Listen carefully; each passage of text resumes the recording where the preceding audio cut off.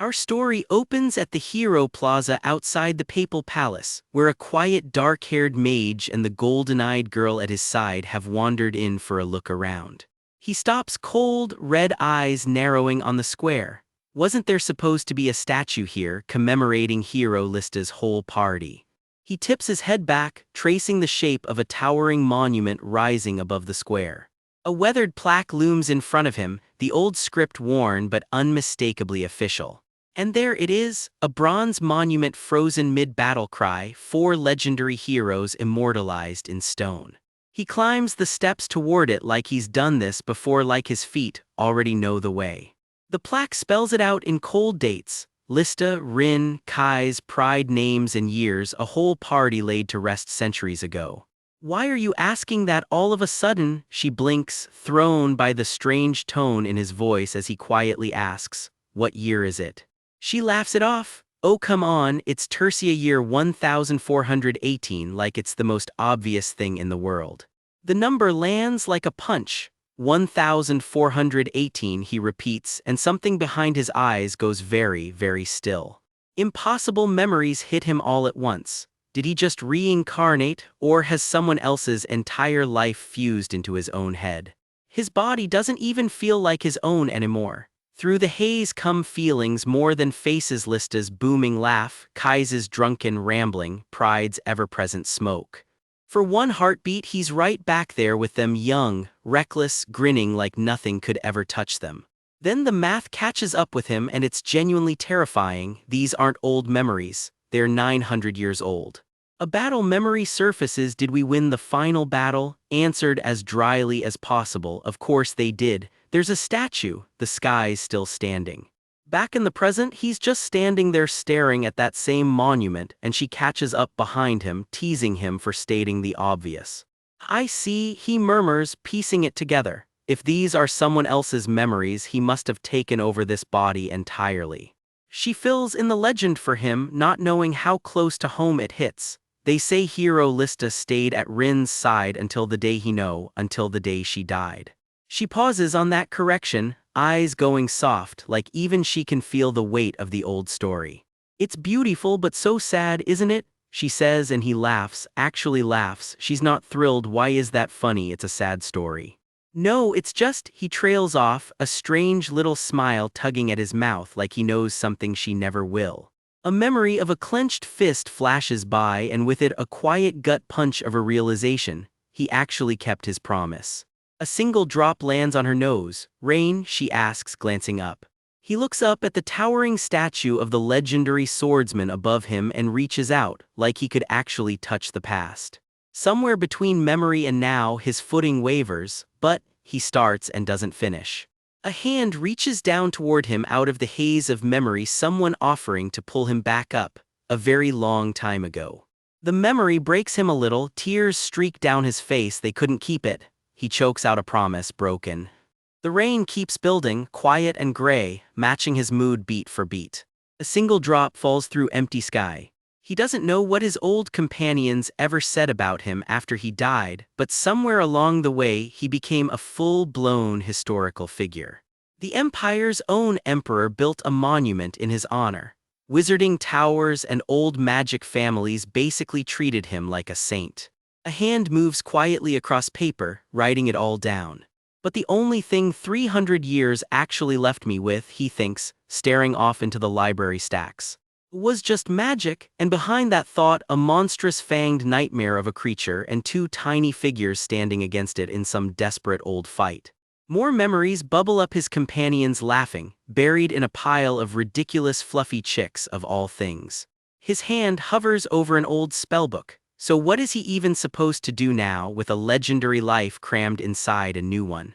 He remembers something Lista used to say: memories only really become memories once you share them with somebody else. Which means his haven't technically, not yet, they're just stuck. He pictures them all again, sitting together on some old wall, laughing at nothing, until he meets them again in death. So for now, he decides, he'll just have to carry these memories alone. Like echoes bouncing off a wall that never answers back. Across from him, his companion sips her tea, unaware of the storm going on behind his eyes. They're gone now, he thinks. He lifts his own cup, eyes rimmed red, but he starts again. So he asks himself, staring into the steam off his tea, what should he actually do? Now that he's got 900 years of magic knowledge rattling around in a body that's barely lived at all. A memory surfaces, Lista giving him a big goofy thumbs up like always. Right, he murmurs to himself, something clicking into place behind those red eyes. There was still something he needed to do. Back in the day, the Empire ranked wizards across 7 brutal tiers. Tier 1 and 2 are basically starter classes, common and intermediate wizards, nothing special. It climbs from their senior, advanced, grand wizard all the way to sage at tier 6 and 7. In his old life, the best he ever managed was tier 5. Only 2 people in the Empire's entire history ever cracked tier 6 or higher and earned the title of sage, people who supposedly saw the ultimate truth of magic itself. He remembers her handing him his travel bag centuries ago. If he hadn't gone on that journey with Lista in the first place, he might have hit sage rank himself. And honestly, even knowing how it all ends, he'd do that whole journey with her again, over and over, without hesitation. But Lista is gone. All he's got left is that huge, bright laugh of hers and a wish she once made that this world stay full of laughter.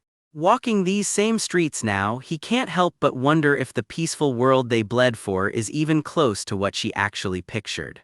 There's an old belief that anyone who reaches the true peak of magic gets to see the world for what it really is. So that's the plan for round 2. Claw his way to tier 7 wizard and maybe finally outrun this hollow, grieving feeling for good. The statue glows gold in the sunset as he and his companion climb the steps toward it, the past staring straight down at him. One more memory surfaces, warm and easy, Lista's voice calling him over through a field of falling flower petals. Pride teases from the flowers, fangs, and all a romantic field like this, wasted on a cold little guy like Rin. Kind of hilarious, honestly. And there's Kai's too, blonde hair catching the light as petals drift around the whole ridiculous, happy scene. They were a chaotic, cheerful, stupidly optimistic bunch, but traveling with all of them was genuinely the best part of his old life. He says their names out loud now, one at a time, like a goodbye finally being spoken after 900 years. Lista. Kai's pride, a small, steady smile settles on his face. It's time to actually say goodbye. The dead only get to stay in the past. They can't walk beside the living, no matter how much he wishes they could. So the living have to keep moving, whether they're ready or not, forward toward whatever comes next. And just like that, standing in the light of a brand new city, his second run at everything officially begins.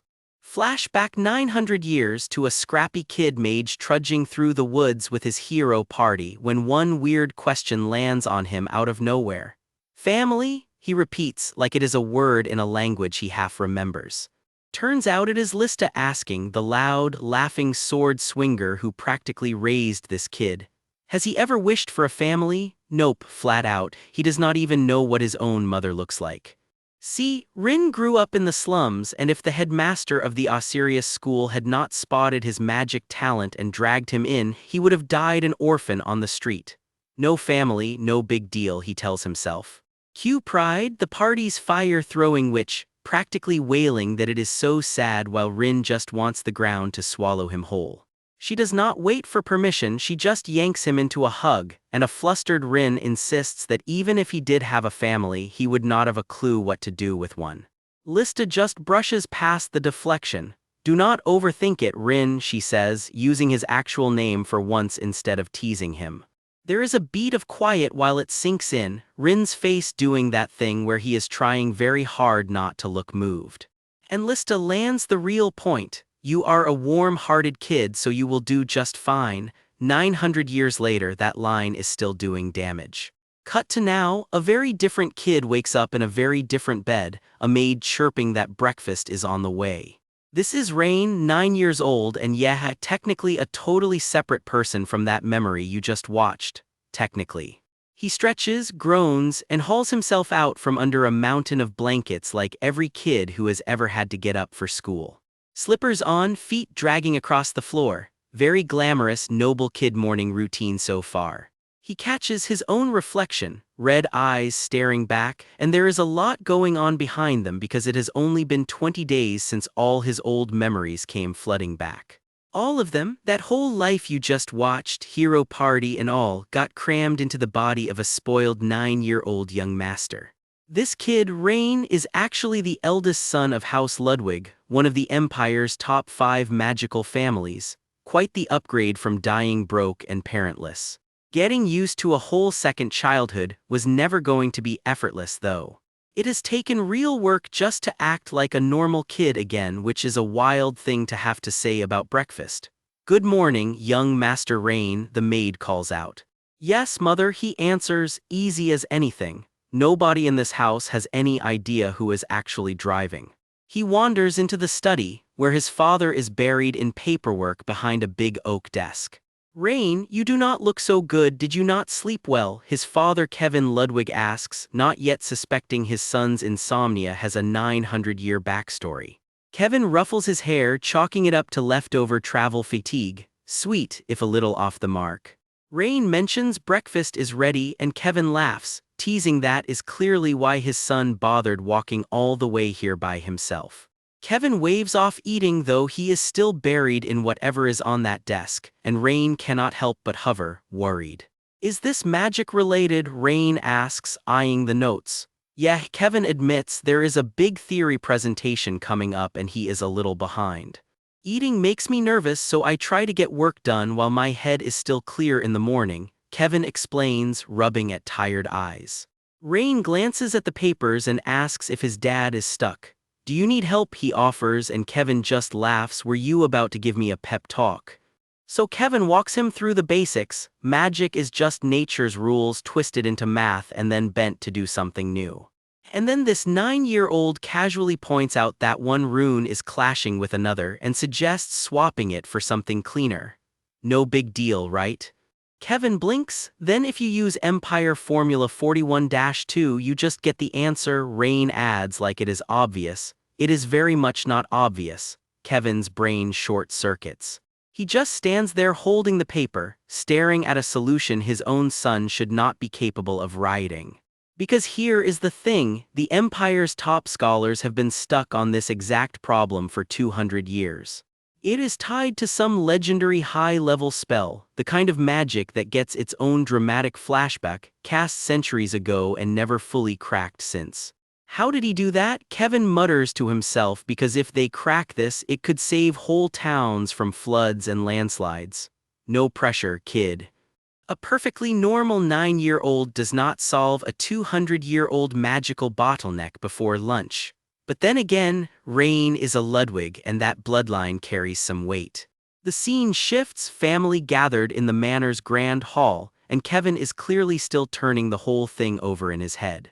Later, Rain pokes his head back in and asks his dad to actually come eat with them this time. Kevin's whole face softens at that. "Sure, let's eat together," he says, scooping Rain up piggyback style like the dorky, doting dad he apparently is underneath all that scholar stress. Small family, this one, just 2 parents and a 6-year-old sister rounding it out. Kevin is nose deep in a book when a tiny figure peeks around the doorframe. That is Sari, Rain's little sister. She ducks behind the door the second anyone might notice her looking. Silky black hair, red eyes, unmistakably a Ludwig and painfully shy about it. She has inherited the exact same physical traits as her brother, right down to the eyes, and she is absolutely not ready for eye contact. Busted, she bolts the instant Rain actually looks her way. Except in the memories Rain is quietly sitting with, he was never actually kind to this kid. Not cruel exactly, just numb, completely checked out from everything and everyone around him. Old Rain would just sit there reading, ignoring the entire world with a flat little ... Business as usual. And that old memory decides to resurface right now, Lista mid-lecture, telling him to show some affection. "Rin, you cannot just keep running from people. Nobody in this world is not busy," she reminds him. "Everyone has a reason to keep their distance. Rin included, especially Rin." But then there is the other half of what she used to say: "You are warm-hearted, kid. I know you will do great. I believe in you." That one apparently stuck. Present-day Rain snaps the book shut, decision made. He heads for Sari's room, and she is already bracing for impact behind a chair like he is some kind of home invader. "Come here," he says, "I will teach you some magic, or we could just play, whichever works." She sprints off anyway, footsteps echoing down the hall, rejected immediately. "Kids are so hard to understand," Rain mutters, sitting there alone with his big emotional gesture going nowhere. More running footsteps, Sari still very much fleeing the scene. Then a maid hands over the book Sari has actually been reading, the basic formulas of holy magic. She is 6 and reading that. Rain and Sari both stare at the book like it just called them out. Sari cracks a shy little smile, and something about it drags Rain straight back into memory again, Lista's voice calling Rin this way. "Flower petals falling," Lista pointing one out. "Rin, do you know what this flower means?" Classic Lista, turning every walk into a pop quiz. Another memory, a cliff this time. Rin sprawled out lazy while Lista insists on telling him the whole legend behind the place. She always complained he treated her like a kid. Honestly, he loved every second of it. Back to the lesson, Rain asks Sari if she has ever played with building blocks. Straw houses, brick houses, that kind of thing. "Different houses need different materials, right?" he says. "Magic circles work the same way, the shape decides what you are even building. Draw a triangle, that is fire, draw a fan shape, that is wind." Sari's tiny mind is already blown. "Wind," she gasps, delighted. Next up, Rain says runes, the part that decides what the spell actually does. He gets visibly cocky explaining it. Runes are basically the words that give magic its power, binding versus scattering, all that. Stack a binding rune on a fire circle and boom, you have got a fire binding spell, then you just run the math to fine-tune it. "Matt?" Sari asks, completely lost. "No, math," Rain corrects. "What is math?" Sari fires back, an honestly fair question from a 6-year-old. Rain pauses, tries to explain quadratic equations to a 6-year-old, watches her face go completely blank and wisely reroutes. "Let's just start with addition and subtraction," he says. Meanwhile, the household staff are absolutely gossiping. "Young Master Rain has completely changed," one whispers. "He used to not care at all, not even when Miss Sari was crying." The parents catch the whole sibling moment and just about melt. "Honey, I want to paint this," Rain's mother says, already emotionally invested. Rain has got a sleepy Sari leaning on him, and Kevin points out the very real risk that the kids will just wake up before any painter shows. Also, Sari is shy enough that a formal portrait sitting might just backfire entirely, Mom admits. But Rain teaches Sari magic now, that is just the norm these days, and honestly he has been a completely different person since it started. He came back from the plaza and even his speech got more mature, Kevin notes, watching his son with a mix of pride and confusion. "You do not think he is possessed by the abyss, do you?" Mom asks, only half joking. "I do not think so," Kevin says, only half convincing.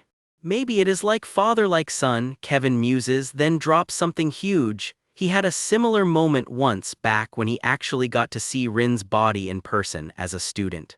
Back then he was proud just to hit 3-star wizard. Rin, in that same turbulent era, had already hit 5-star, no comparison, and Kevin knows it. "Is Rin's body really frozen?" Mom asks, and yes, apparently, frozen solid by magic so precise he still looks exactly 18 forever. "Tell me more," she says, and the two of them walk this grand hallway like it is the world's most morbid history lesson. "I wish I could share more, but that is genuinely everything I know," Kevin admits. Then, oh wait, actually. There is magic Lista supposedly left behind, sealed right in that ice. Word is only Rin and Lista could ever wake that spell back up. Just the two of them, and one of them is, well, currently walking around as a 9-year-old down the hall. "It might be a letter," Kevin figures. "I will leave a letter for you, knowing you will definitely come back one day," Lista's voice echoes, addressed to whoever whenever Rin eventually returned as.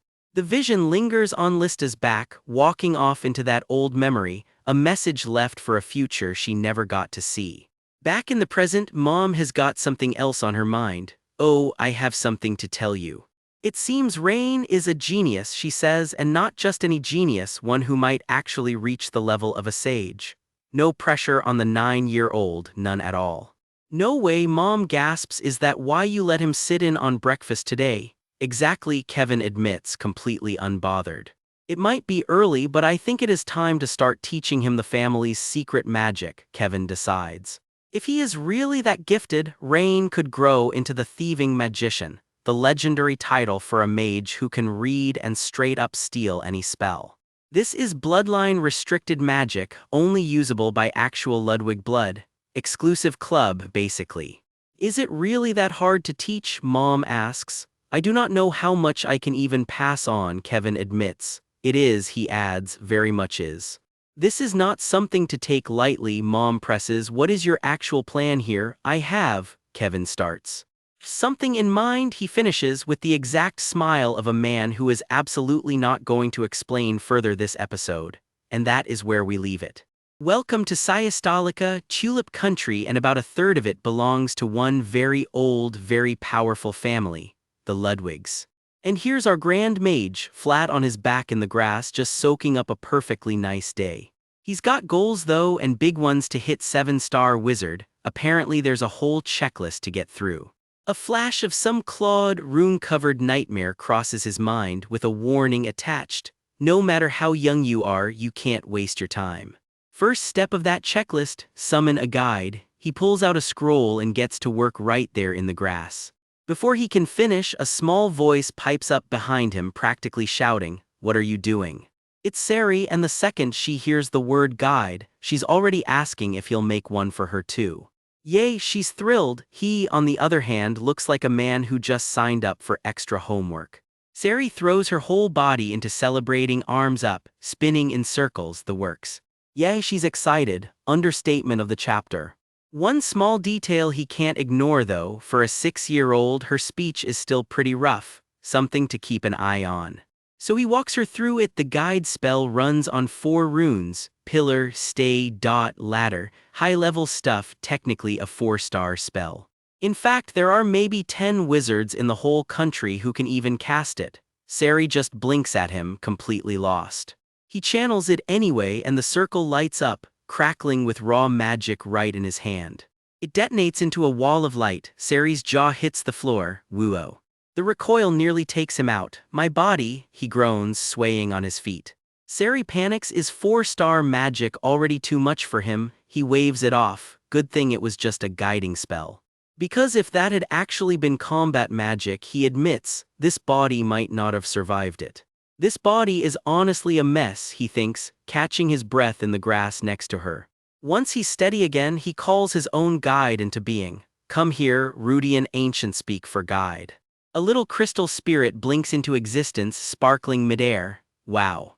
It's basically a living stat checker. It reads your ability and sniffs out any hidden magical potential. This is what Rudian does, he explains, watching the little familiar hover between them. It lays everything out. The pillar rune shows your raw magical capacity, the stay rune shows how skilled you actually are with it. Simple as it looks, this is still 4-star magic. He holds Sari's finished guide out to her. Do you like it? Yes, she snatches it up without a second of hesitation. All right, go over there and study, he tells her, already sending her off toward the windmill with fresh homework. Time to check himself. First though, he needs to recover his mana before he can summon a second Rudian. The readout comes back cold and simple, mana 3024. His own reaction says it all. That's actually worse than a beginner wizard. Rough start. Next up, arithmetic and stamina. Magical arithmetic 77, stamina 64, not exactly legendary numbers. I've got a long way to go, he admits. Then the guide flags something unexpected. A bloodline-restricted magic manual he's actually eligible to learn, called Bel Queries and Bel Sidious. He stares off, turning that over in his head. Bloodline-restricted magic, huh? That phrase drags up an old memory, one that pulls him straight back into his past life, and a mage he really didn't want to think about again. Back then, this guy wanted one thing, to prove he was the Empire's single greatest wizard. So he made his move, announcing he'd be taking Rin's spot in the hero party instead of him.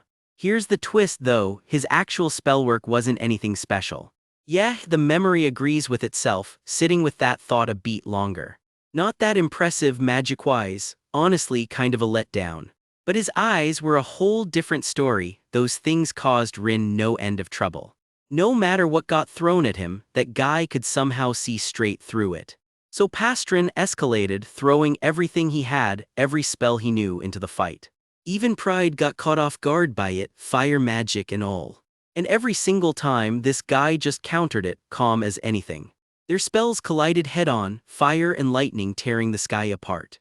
Present-day Rin finally connects the dots. That was the Ludwig family's bloodline limit magic, Bel Sidious. Just by reading the flow of mana, it tells you exactly what spell you're up against. When two wizards are otherwise evenly matched, whoever counters best wins, and then there's the second piece of it, Bel queries. A legendary eye unlocked by only 3 people in the Empire's entire history. If Bel Sidious lets you read an opponent's magic, Bel Queries lets you steal it outright. It's exactly why the Ludwig bloodline earned the nickname the Thieving Wizards. All because of that one eye. Standing back in the present with his own little guide fluttering beside him, it clicks. He's just found his goal for this childhood too. Cue an actual childhood memory. Young Rain, called out of the library stacks by his father's voice. Rain. Are you starting to take an interest in our family's bloodline limit magic? His father asks. Rain freezes. Wait, was he being watched this whole time? It's still a bit early, his father admits, but are you interested in learning it? Learning the theory ahead of time should be fine, his father decides. Rain nods. Yes, father. Then comes the catch. Starting today, his Aunt Hélène will tutor him instead, at least until his father gets back from his conference. When I get back, I'll teach you myself, his father promises. Rain just blinks. Hélène, his father explains. She's his aunt, a professor at Delayton, wildly talented and allegedly a great personality to match. And most importantly, his father adds, she loves her nephew more than anyone else in the world. You two actually met when you were 6. Heels click closer down the hallway. Young Rain barely gets out an ah before she's already there. And in she sweeps, all black hair, sharp eyes, and zero patience. Eek. She saunters closer, sizing up her supposedly precious nephew with a look that says this is about to be fun, for her at least. Does the great genius Professor Hélène Ludwig really have to come all this way, she gripes, just to teach this uncute little brat? Before he can even answer, she grabs him. Are you ready? And that's where we leave it, Aunt Hélène locked onto her new student with zero chill whatsoever. To be continued. Enter Ellen Ludwig, the family's self-proclaimed genius mage, and she is not here for a quiet introduction. Forget Aunt, she wants Professor Ellen Ludwig, the great genius, and she's already annoyed nobody's said it yet. Rule number 1 lands within seconds, never ask her to repeat herself twice. Got it. So begins Rain's crash course in the Ludwig family's forbidden eye magic, called Limit, a bloodline secret so guarded it's never even been written down, to keep rival mages from stealing it. Ellen explains the method. A family mage has to pass the knowledge straight into his head, but first, she says, watch her do it herself. Rain settles into the study, and you can already see the nerves flicker behind those red eyes of his. Then it hits a burst of raw magic crashing straight into his mind, crystal shards of light exploding around him. Something about that sensation stops him cold. This feeling, he mutters, it's just like those eyes back then. A streak of color rips across the sky, and Rain can't help it. Wow, slips right out of him. Ellen just cackles and fishes for the compliment. Pretty cool, huh? Here's the catch, she says. You have to juggle 3 spells at once just to cast this thing, something a rookie like you could never dream of. Rain doesn't even blink. I can do it, he says flat out. Ellen just smirks. How cocky. Satisfied she's rattled him, Ellen scribbles down the formulas like she's dropping the mic. Turns out it's less spellbook, more textbook, way more theory packed in here than Rain expected. A flash of memory reminds him why this magic never spread past his own bloodline. The Ludwig founder sealed it to the family line centuries ago, or his old hero party self could have used it too. Ellen reads his silence as defeat. Too hard for you, right? Can't make any sense of it, huh? No, he says, I just need a bit of time to work through it. Ugh, you're hopeless, Ellen sighs. Guess I'll just have to teach you specially. And Rain does not love the sound of that. Thank you for your guidance, Rain says politely, already trying to take the paperwork and run. Ellen is not letting go that easily. Wait A is all he manages before she plants herself right back down at his desk. Dead silence, just the scratch of two pencils and Rain very pointedly not looking up. Fine, do it your way, though I doubt it'll work. Ellen sings songs. And don't come crying to me for help, I won't teach you. Threat aside, she doesn't actually leave, she just settles in across the room with a book, quietly keeping watch over him. The study montage rolls on page after page, formula after formula, Rain grinding through it alone. He's stuck on something and it shows. Before he can even ask for help, a hand yanks the curtain back and catches him mid-struggle. Ellen keeps sneaking glances his way over the top of her book, pretending she isn't checking on him. Turns out she's already marked up his mistakes without saying a word. So much for I won't teach you. He clocks the correction, she pretends not to notice him noticing, and the quiet standoff continues. Rain lingers outside a door, weighing whether pride is really worth another headache. What lands on his desk next looks less like a spell and more like a cipher, rows of scrambled, coded gibberish. His brain short-circuits on the spot, question marks practically float over his head. What's this? Ellen asks, all wide-eyed innocence, while Rain silently wonders if this is really how tutoring's supposed to work, or if she's just messing with him. Unnoticed by either of them, his mother lingers by the curtain, quietly watching the two of them go at it. Rest, Ellen finally says, about as close to gentle as she gets. His mother's voice calls him from the doorway. Rain. Rain. What's up, mother? He asks. Aunt Ellen's a bit unusual, isn't she? Yes, she laughs, quite. She lets him in on the secret. Ellen's just bad at showing it, but she's dying to teach him everything.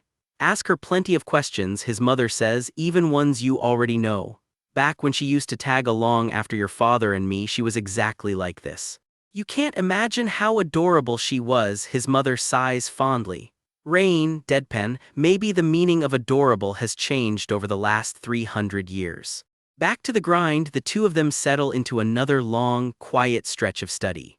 Ellen starts nodding off mid-page, and Rain side-eyes her like he can't believe this is his genius tutor. She's straight up dozed off on his shoulder now. What a nuisance, he mutters, though he doesn't shove her off. In his head, Rain ranks her, somehow more of a handful than his 6-year-old student Sari. Out loud, he just teases Auntie Tilda and gets a flustered, red-faced glare for his trouble. Eventually, he swallows his pride outright. I just can't seem to understand this part, could you explain it to me? Something about the question catches Ellen completely off guard, her eyes go wide.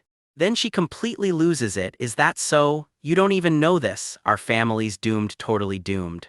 Drama aside, she snatches the page right out of his hands. Let me see, where exactly? Here, this is how you solve it. Do it this way and it clicks right away. Ah, I see. Rain follows along. Use this formula and you can solve it several times faster, don't you know that? She adds smugly. My apologies, he deadpans. He pushes his luck. And what about this one? Ellen's patience finally snaps. Oh my, this is really the last one. Okay, ask one more question and I will knock some sense into you. He asks anyway, and whatever answer he gives back leaves her stunned. Unbelievable, this kid.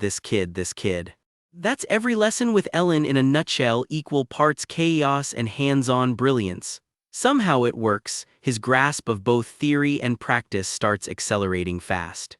Then, on the 10th day of training, it happens without warning. A searing pain rips through his eyes. Eye pain? No, it feels like my head's about to burst.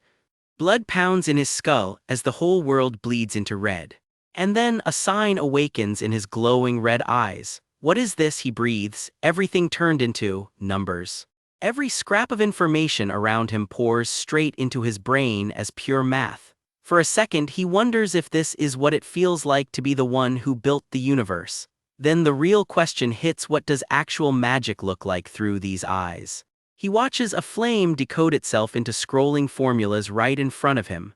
Ah, I see, he breathes, this is it. So this is how his past life eyes actually read magic, every spell in existence, broken down into numbers and formulas he can study at will. Isn't that just amazing? He conjures a small flame of his own, and for once, even Ellen is the one staring in disbelief. Ellen can barely get the words out in just 10 days, and that's exactly where this chapter leaves us hanging. Somewhere in the academy, an older mage is still sore about her own training. It took her 7 grueling years just to crack open a spell called Bel Sidious. And the official record says fully mastering Bel Queries takes 70 years. 70? She's still catching her breath just thinking about it. So when word gets out that some kid cracked it in 10 days flat, jaws hit the floor. One witness swears it's like casting a dozen basic spells blind all at once, without breaking a sweat. Rumor even has it he might rival Rin, a legendary god of multivariate magic from a century back. As if a 10-year-old could just waltz in and match a legend. Funny story about that, actually. Even the family's stuffiest tutors are starting to wonder if this so-called prodigy is hiding something a lot bigger than talent. Back home, the family patriarch can barely process it either. 10 days to open Bel Sidious still doesn't add up in his head. Elen's already grinning about it. If the kid keeps this up, the Ludwig family might finally become the Empire's top mage house. He's really something, someone murmurs, right as a knock raps at the door. Impeccable timing for what's coming next. Cut to the family's steward, Yuta, snapping to attention the second his name gets called. "Please give me your orders," he says, ever the picture of loyalty. The order that comes back is simple enough: draft a letter to father. Yuta blinks. Wait, the father, the retired head of the family? Yes, that father, the master confirms flatly. Any objections? None at all, Yuta insists, already dreading exactly how formal this letter is going to need to be. The letter itself is a masterpiece of humility, a request for the grandfather's personal guidance, because his grandson, it says, has real natural talent. Yuta's told in no uncertain terms to send it with the utmost respect, like the whole family's reputation is riding on this one envelope.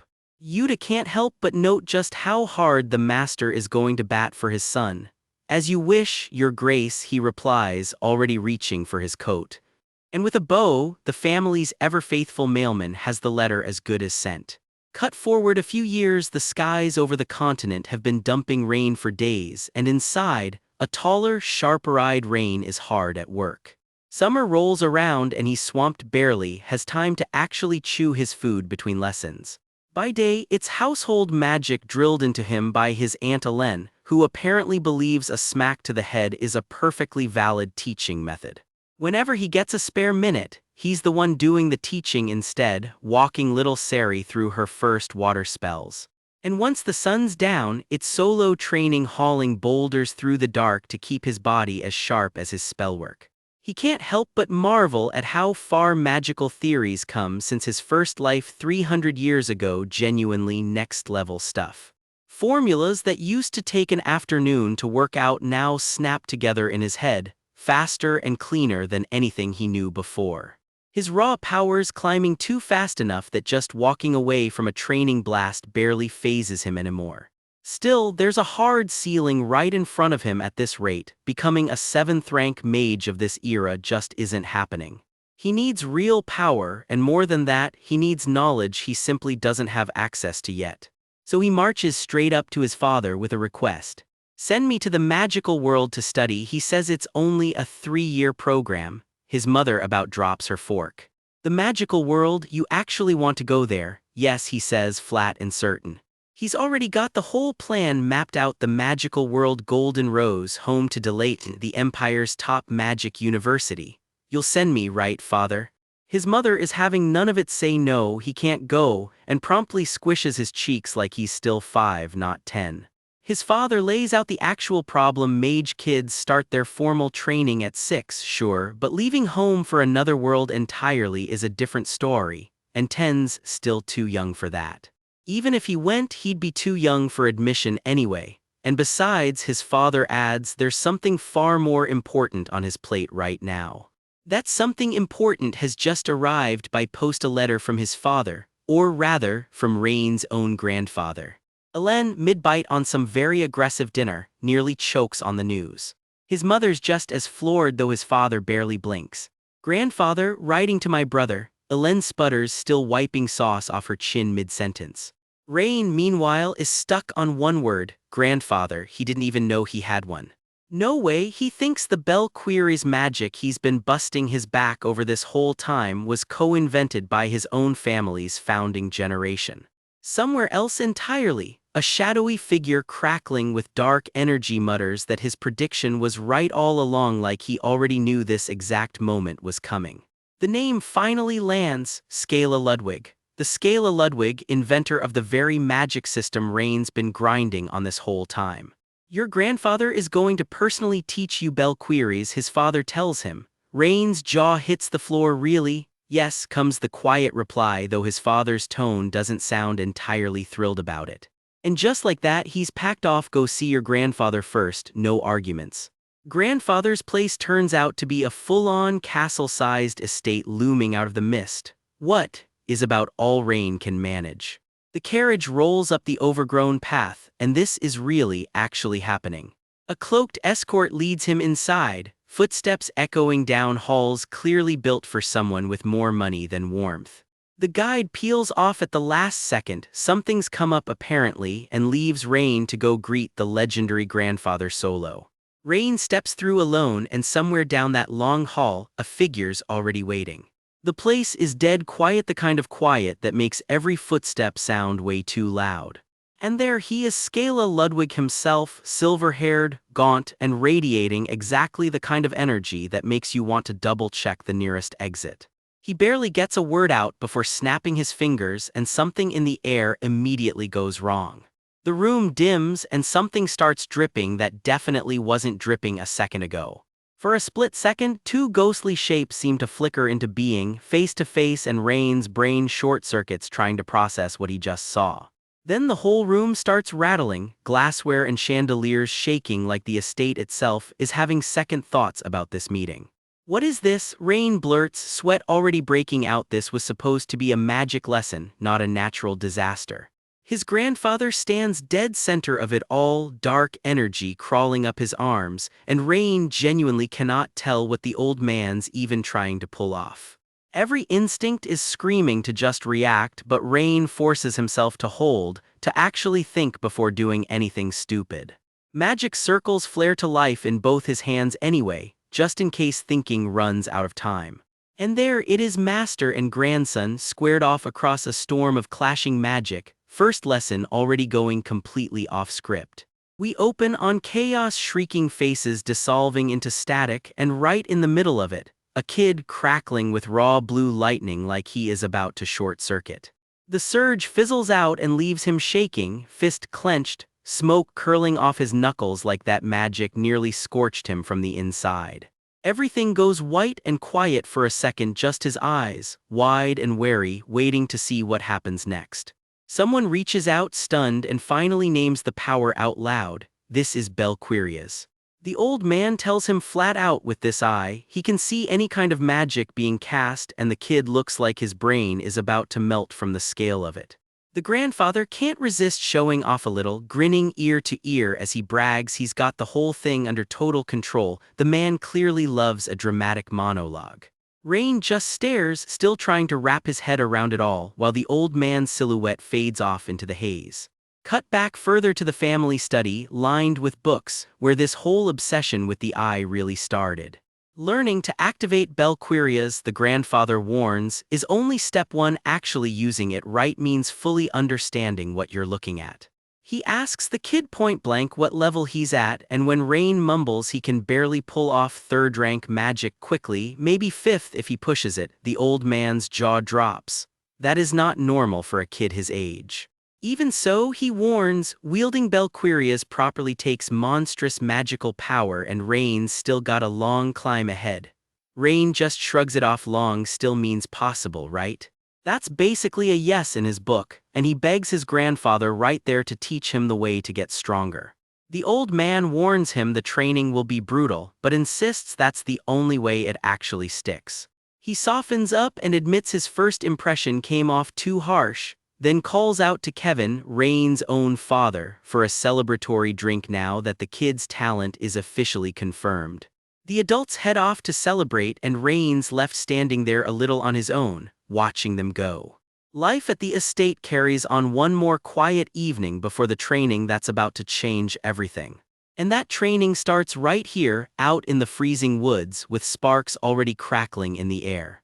The grandfather doesn't ease him in gently, he just fires straight at him, shouting that Rain needs to use Belquirias on instinct, no hesitation.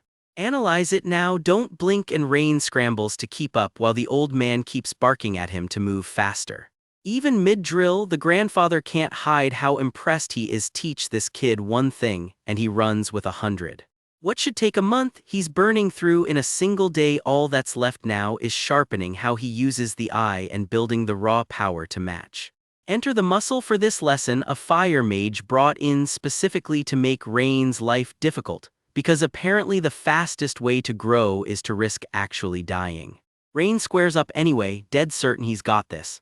Fair warning or not, the fire mage tells him a fireball is coming his way right now. And the stakes get spelled out in the bluntest way possible: dodge it or die. This is it. Rain's eyes flare gold as he snaps his own eye magic online. The fire mage answers by naming his own spell and hurling an absolutely massive fireball straight at him. Rain skids across the ice with the fireball roaring in behind him, someone screaming at him to hurry up.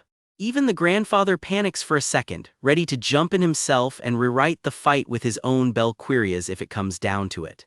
The flames swallow the whole scene, and the shouting only gets louder. For a second, all you can make out is his silhouette standing right in the heart of the fire. Then it's just his eye, blown wide, glowing with the full pattern of the spell etched right into it. A six-pointed magic circle detonates outward, the spell itself laid bare. And just like that, the fireball stops looking like fire and starts looking like raw code, numbers and symbols scrolling through the air. Rain stands there staring down what used to be a fireball, now hanging in front of him as one giant glowing equation. Belquirias is fully online now, blood trickling from his eye with the strain of it. He narrates it himself, everything gets converted into equations and beamed straight into his brain, and now he can just edit them however he wants. He reaches straight into the spell, calm as anything, like he's about to correct someone else's math homework. He breaks the spell down piece by piece, starting with the array itself built from two overlapping triangles. Rune symbol, size, range. He's reading off the spell's entire structure like a technical spec sheet, working his way toward the answer. The strain shows all over his face, magic circuitry crawling across his skin as he pushes the calculation through. He slots in the fix, imaginary roots, and the fireball just falls apart harmlessly instead of hitting him. The danger's gone as fast as it came, and everyone's left staring at what this kid just pulled off. It costs him, though. The grandfather ends up carrying him out of the woods, worn out and bleeding. Rain comes to just long enough to ask, still catching his breath, whether he actually pulled it off. The old man lights up. He did it, and did it well. All that's left now is building raw power, because honestly, even having watched it happen, he can barely believe it. A 14-year-old just mastered Belquirias, a level the grandfather himself didn't reach until he was 39. In his head, the old man's already convinced this kid could rewrite the Empire's entire history. That evening, walking home together, the grandfather calls his name. There's clearly something on his mind. He says he won't tell Rain how to live his life, but there's an obvious however coming. However, once Rain turns 16, the old man wants him enrolled at the Magic Academy de Layton, no excuses. Rain isn't exactly sold on the idea until his grandfather dangles the real hook: graduate at the top of your class there, and you'll earn an audience with someone very important. Looking back on it now, present-day Rain admits he felt exactly the same skepticism back then. Then his grandfather drops the actual hook. There's a letter the hero Lista left behind, and doesn't he want to know what's inside it? Just hearing her name stops him cold, and for a second he wonders if that letter is somehow about him. No one's ever unlocked Belquirias this young, his grandfather points out, which might mean Rain can actually read whatever's sealed inside that letter. Looking back, Rain admits he was too stunned to even respond in the moment, but that was where all of this really started. And here, in the present, it all circles back around to her. So now he's picking up that old letters trail, chasing down exactly what Lista left behind. 6 months before his big entrance exam, Rain packs a bag and heads out alone. A hug from Mom, a nod from Dad, and one very reluctant goodbye to his little sister Sari. Dad asks if he's sticking with the magical world for good after the exam. Rain doesn't hesitate, that's where all the knowledge is after all. That's the plan, ace the notorious Delaton entrance exam at the end of the year and start classes come spring. No pressure, just the hardest test in the Empire.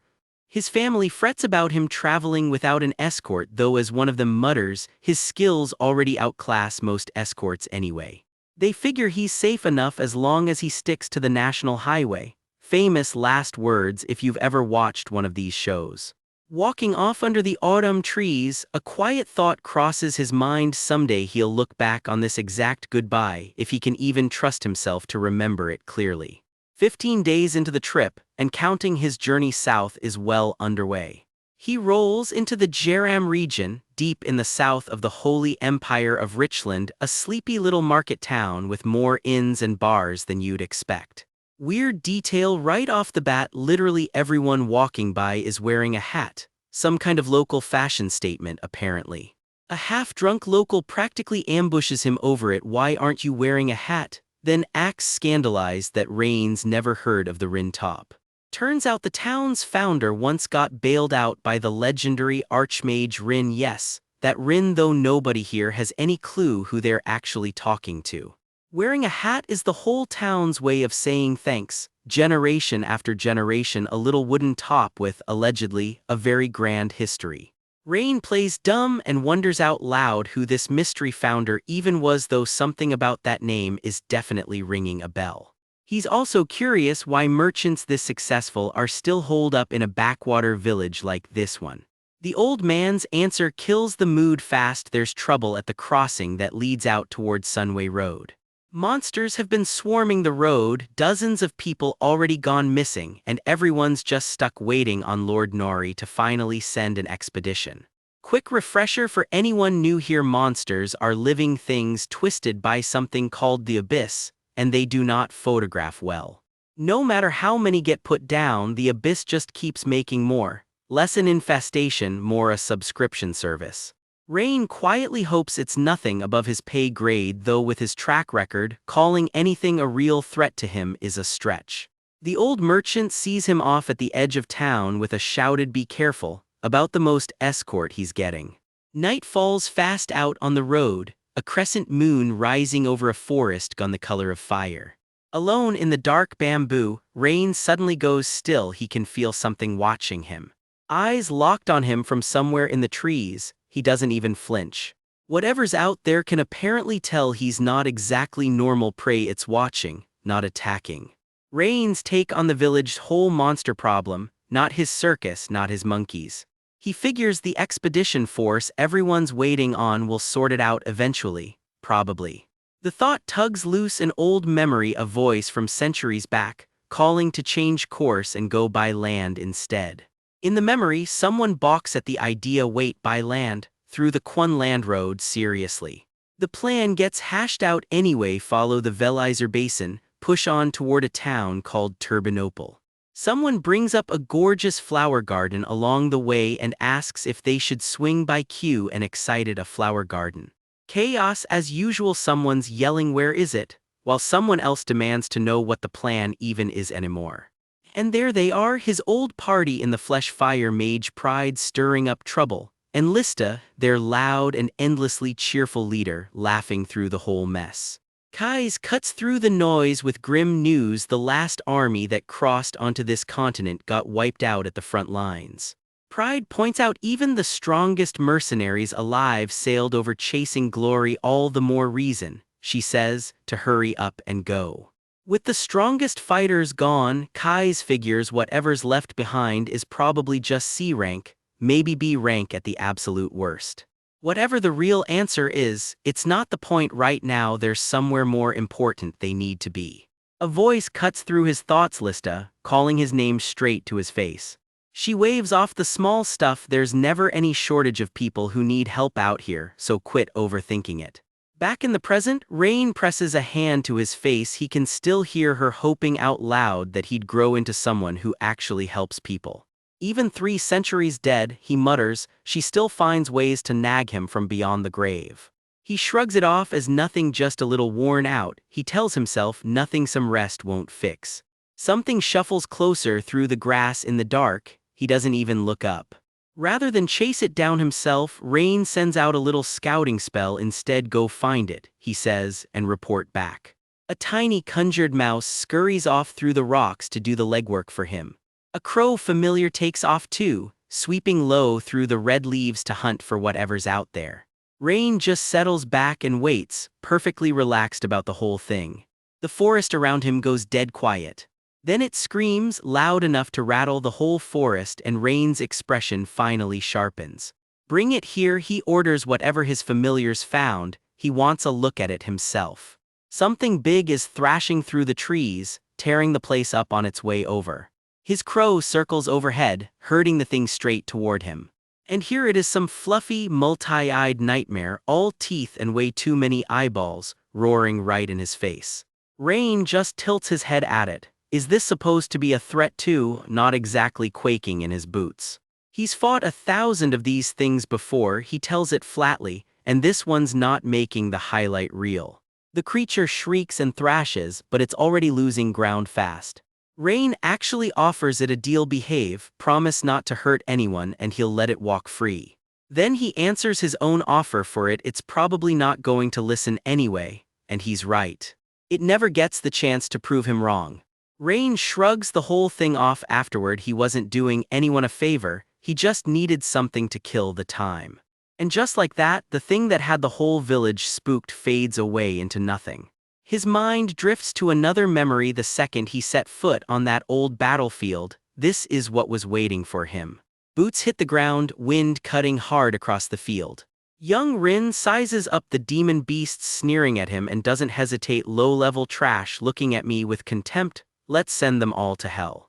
The memory plays out in full, arrows and magic tearing through the beasts, while present-day Rain just watches it unfold in his own head.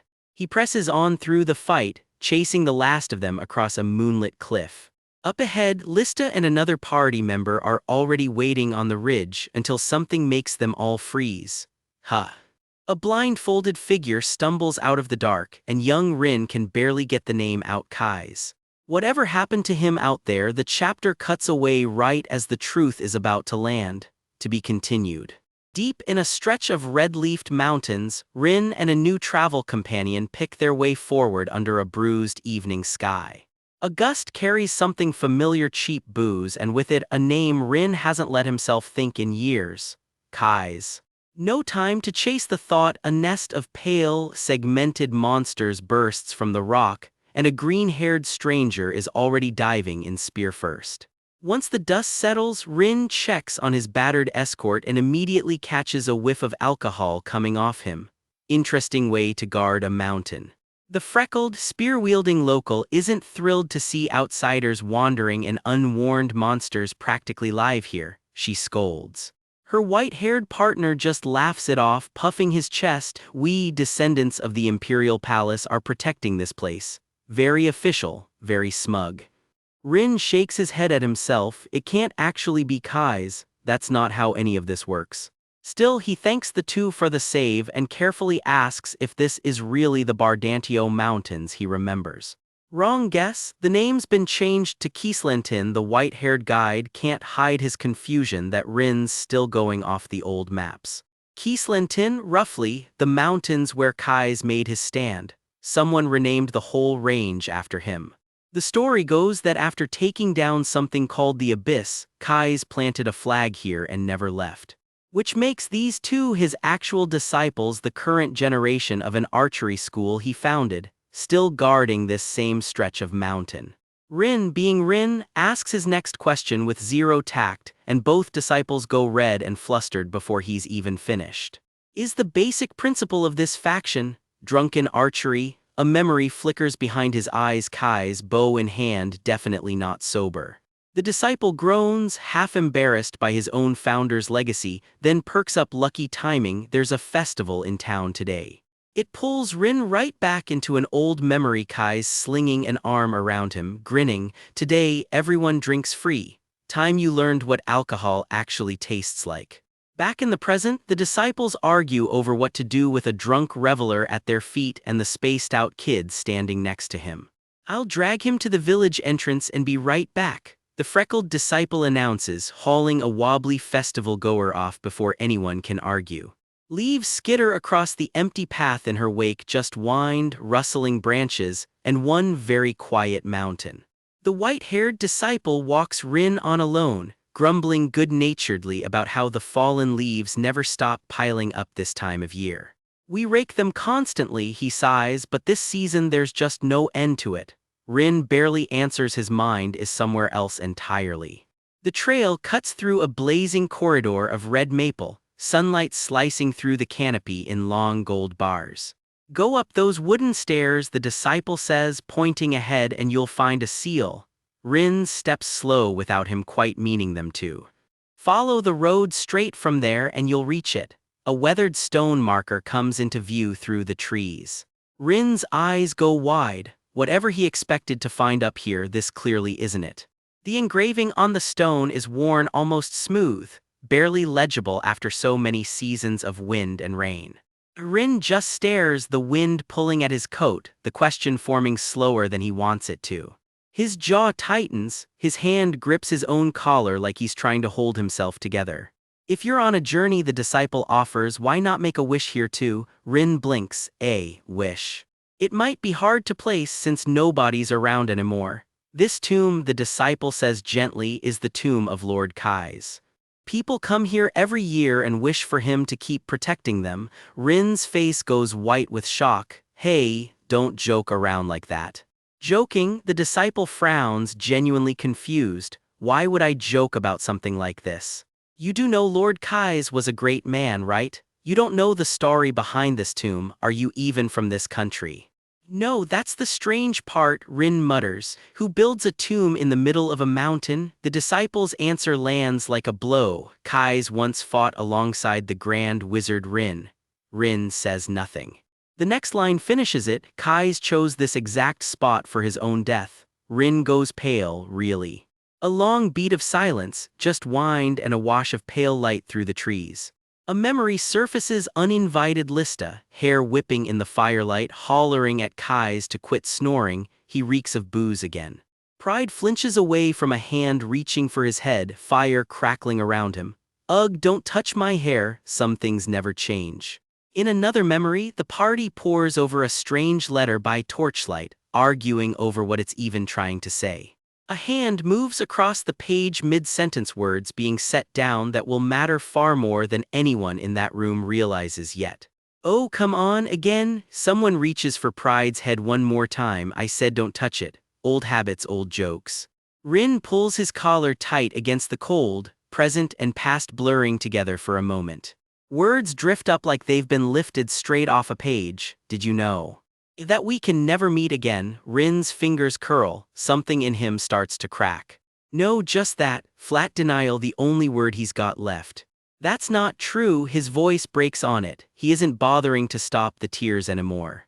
A memory of the whole old party walking away from him, Pride in that ridiculous witch hat, Lista beside him, and a green-haired friend he hasn't let himself picture in a long time. "I definitely promised to come back." That same friend, alone now, smiling back at him through the leaves. "I promised to come and see you again." The smile rots as Rin watches, flesh peeling, eye bulging, teeth bared. "You promised," it snarls. Everything goes dark red at the edges. Rin can't tell anymore what's memory and what's just fear.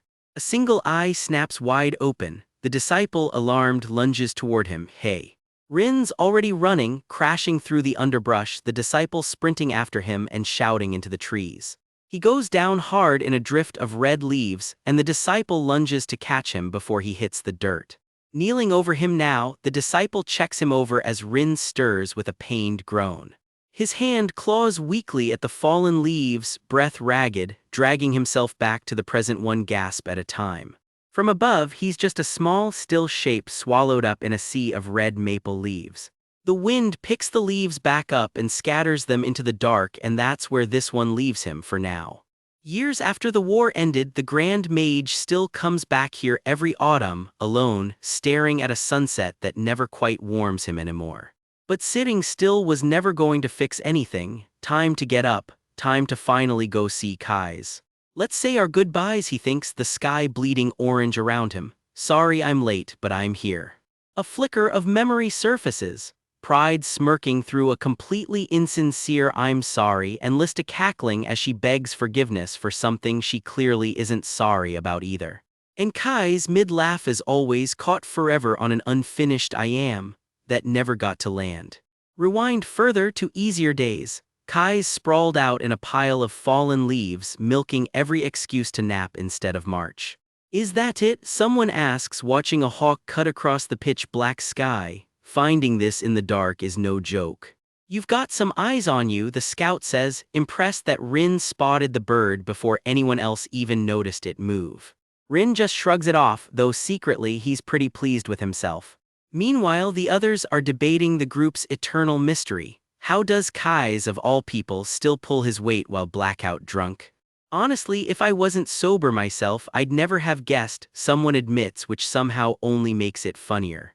Kai's never gave me permission to talk about it, Lista deadpans, straight-faced, to absolutely nobody's satisfaction.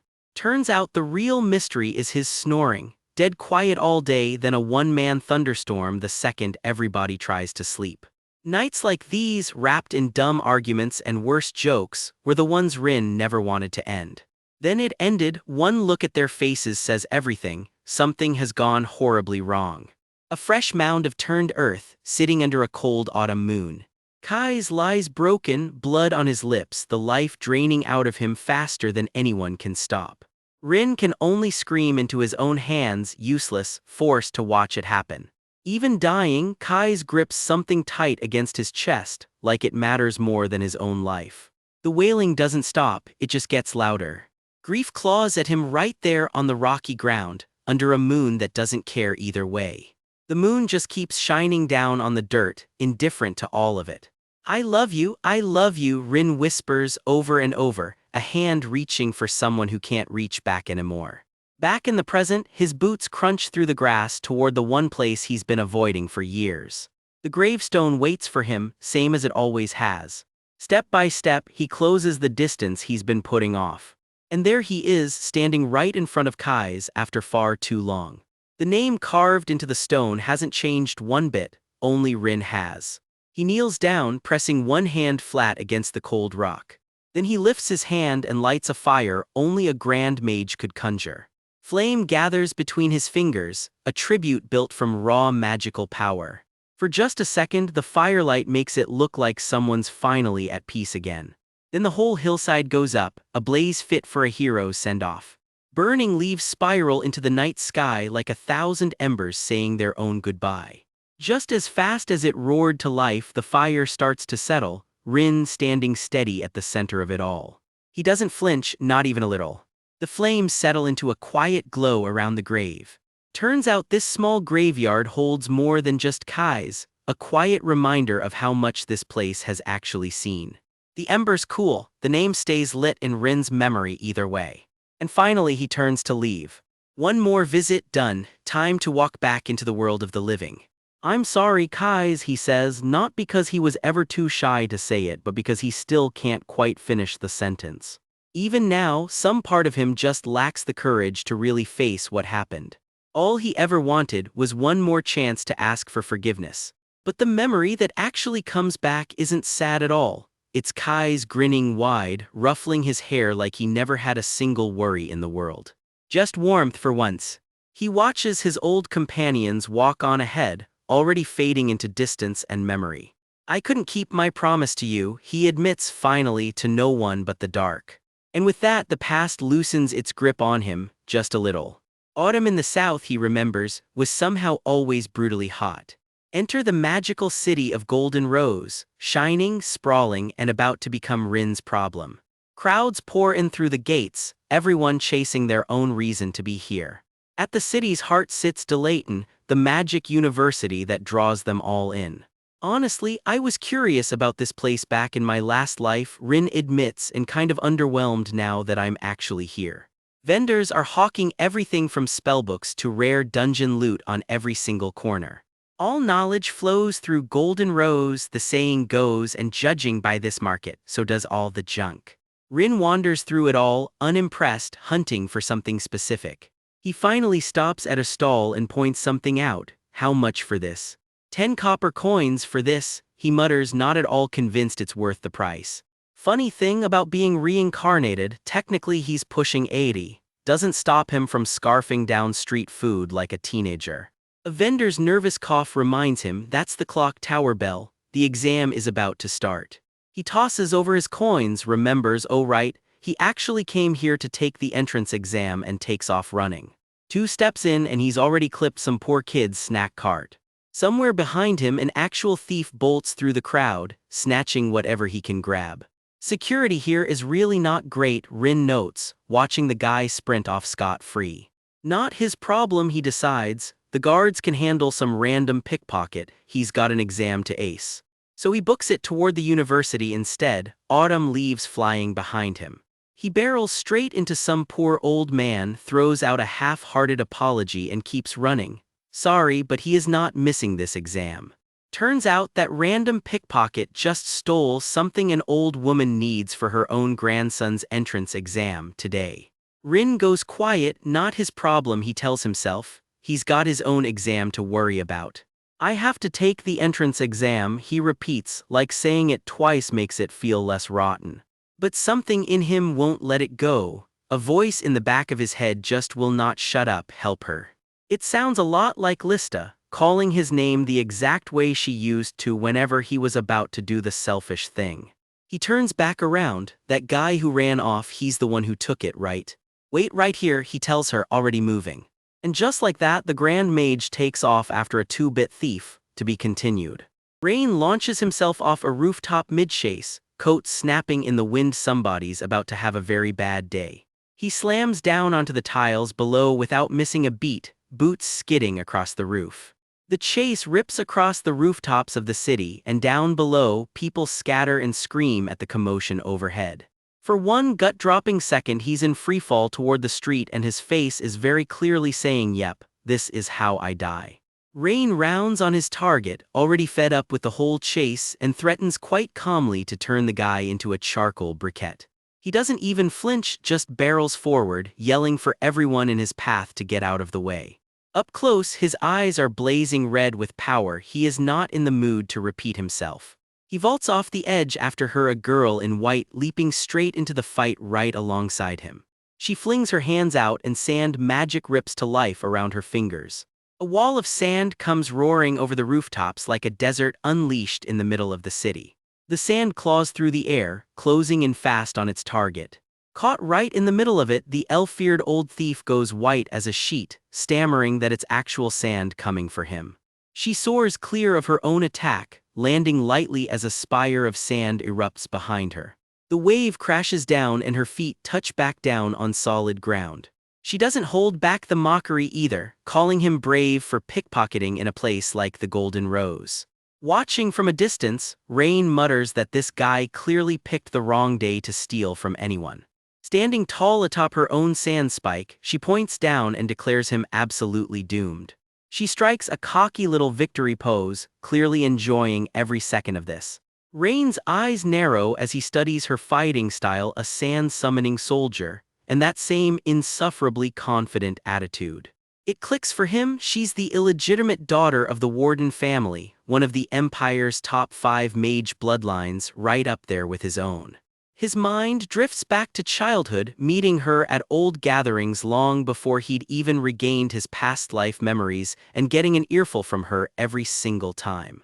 Back then she'd get right in his face, asking if he liked living like such a hopeless fool, reminding him he was the eldest son of a mage family and needed to act like it. He remembers feeling thoroughly ashamed every time, which is exactly why little Rain started calling her the nerd behind her back. He can't help but wonder, off topic entirely, how she's still stuck in a school uniform at their age while the thief grins smugly over whatever he's just swiped. She's not done with him yet. Crackling energy builds as she winds up for another strike. A howling vortex of wind rips through the rooftops, tearing the street apart. Buildings groan and debris scatters as the shockwave rolls through below. A mother and her child get caught in the chaos, screaming for each other as the wind tears at them. The kid is flung around helplessly in the swirling gale. They make it out safe just as the thief scrambles onto a nearby roof, already scratching out a spell circle of his own. Rain's eyes flare. He's clocked it instantly. This thief is a mage too, not just some common pickpocket. He sizes the guy up in silence. Whoever he is, he's packing a surprising amount of mana for a thief. What really catches Rain's eye is the strange bracelet glittering on the man's left wrist, not something a street thief just happens to own. She clocks it too, taunting him that it's pretty solid gear for a common thief and daring him to block what's coming next. The thief's face goes slack with shock as the spell builds. Even Rain's impressed, calling it real 2-star magic, an insane surge of mana. She grins wide as golden magic circles blaze to life around her clenched fists. Light detonates outward in a blinding pillar. The explosion keeps tearing upward, swallowing the rooftops in golden fire. It's the kind of family reputation everyone in the Empire knows. The Ludwigs are called the thieving mages, while the wardens have earned their own title, the wielding mages. Rock and rubble fly in every direction as her spell reshapes the battlefield. And her family's signature bloodline magic makes that painfully clear, pure earth attribute summoning. A massive sandstone golem rises from the wreckage, towering and glowing. But the thief isn't done either. A crimson barrier flares to life around him, some kind of last-ditch defense. She raises her hand, confident this one attack alone should finish it. He thrusts his bracelet arm skyward, screaming that he is the one who can't be touched. Sure enough, a dark X-shaped shield swallows the golem's strike whole, and even she looks rattled watching him declare himself invincible. The shield cracks and shatters under the impact, spraying shards of light everywhere. He lunges for her through the wreckage, laughing like he's already won. Rubble rains down from the ruined rooftops above. And right through the settling dust, Rain strolls out completely unbothered, like he's just here for the show. His eyes ignite with power just as the thief turns on him too, sneering that no attack of his could possibly work either. She can only watch stunned as the thief closes in with total confidence. He throws up that same dark barrier again, grinning like the fight's already decided. But something darker is gathering behind Rain's eyes, a warning this thief is about to seriously regret ignoring. The counterattack detonates in a blast of gold light, and this time there's no shield left to save him. Rain doesn't even raise his voice, showing off your ultimate move that early was the mistake, and now here's the counterattack that earns. His eyes narrow further, and a whole ring of crimson spell circles blooms into existence around him. Chain lightning tears through the golem's remains as Rain casually finishes the job from below. The thief, terrified now, tries to bargain, stammering that he'll give him a tip if it means getting out of this alive.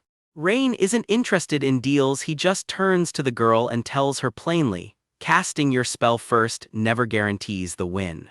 Some hooded nobody squares up like he's already won, tossing out a cocky little tip before the real fight even starts. Casting first doesn't win you anything, he sneers like he's the one calling the shots here. Across from him, a girl's whole face goes slack with shock. Whatever just happened, she clearly wasn't ready for it. Rain just watches it all unfold, calm as the winter sky behind him, like this is barely worth breaking a sweat over. He raises a hand and a spell starts spinning to life above the rooftops. This is about to get loud. And there it is, someone screams the one word everyone in town was dreading, golem. Rain doesn't flinch, he just reads the thing like a textbook, clocking its magic square as a clean circle pattern. Then the rune etched into it, fierce. He's not fighting a monster here, he's debugging one. Water sprays up around his boots as the golem's assault crashes in close. He slams a fresh magic circle to life in his palm, eyes blazing red. Whatever he's about to throw, it's big. His footing skids across the flooded ground, bracing for what comes next. Water detonates upward in a wall taller than the buildings around it. The whole street turns into a geyser. This is not the response the thief was expecting. Rain and the girl beside him ride it out together, both hands glowing as the spell rips straight into the golem. "You're a water attribute wizard," the thief shrieks, completely blindsided. Water sluices off the wreckage as the dust starts to settle. Something cracks under the surface. This golem isn't done yet. The two of them huddle low, another circle already spinning up in Rain's grip. The thief mutters to himself that water beats earth by nature, but insists his golem is way past getting taken down by some one-star spell. That golem is a small mountain of jagged rock with a pair of furious red eyes, and it is still very much standing. One arm's already been blown clean off, but the thief just laughs it off like he's still got this in the bag. Acting all high and mighty, huh? Is that seriously all you've got? He cackles, way too pleased with himself for a guy down an arm's worth of golem. The golem lurches back up, groaning and grinding as it winds up for another swing. It comes in fast, and Rain and the girl scatter to dodge the follow-up. Everyone's shouting over each other as the two of them scramble clear of the wreckage. Die, the thief screams, hurling everything he's got behind the golem's next strike. Those red eyes flare even angrier under the rain. This thing is not backing down. Rain answers with a burst of his own, blue energy tearing straight through the downpour. Both hands up, he drives a massive magic circle right into the golem's core. The impact blooms out in a flash of pink and white, direct hit. Cracks spiderweb across the golem's whole body, that one red eye splitting right down the middle. A wall of water erupts through the wreckage, and the thief goes flying right along with it. He's sent tumbling clean off his feet, whatever he tries to say lost in the noise. I told you it wouldn't work, Rain calls back, to which the thief just spits, cut the crap. He's screaming now, way past the point of playing it cool. Just die quietly, he roars, throwing everything he's got left into one last push. The golem's eye burns brighter as the attack builds up behind it. Rain meets it head-on, another circle already blooming to life in his hands. The golem groans under the pressure, barely holding its shape together. His face is all focus now, red eyes locked, not backing down an inch. Blue light bursts straight through the golem's cracking frame. He pushes harder, jaw clenched, energy crackling off him in waves. The spell howls through the air, closing in on the last of the golem's resistance. For a second, a quick look at the culprit's likeness flashes to mind, not exactly a face you'd trust on sight. Trust me, Rain says, steady as ever, eyes locked and sure of himself. The golem's shell groans and starts giving way for real this time. The whole structure shudders under the strain, cracks racing up its frame.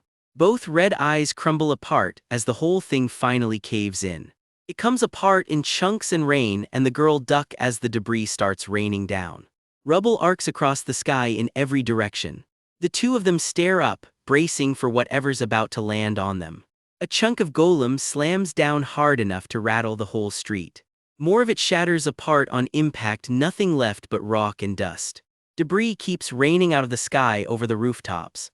What's left of the golem finally goes still, both eyes gone dark. For a second, everything just goes quiet. Then one last surge whips through the air before it all settles. The last of the rubble comes down over the rooftops. A final impact cracks through the street below.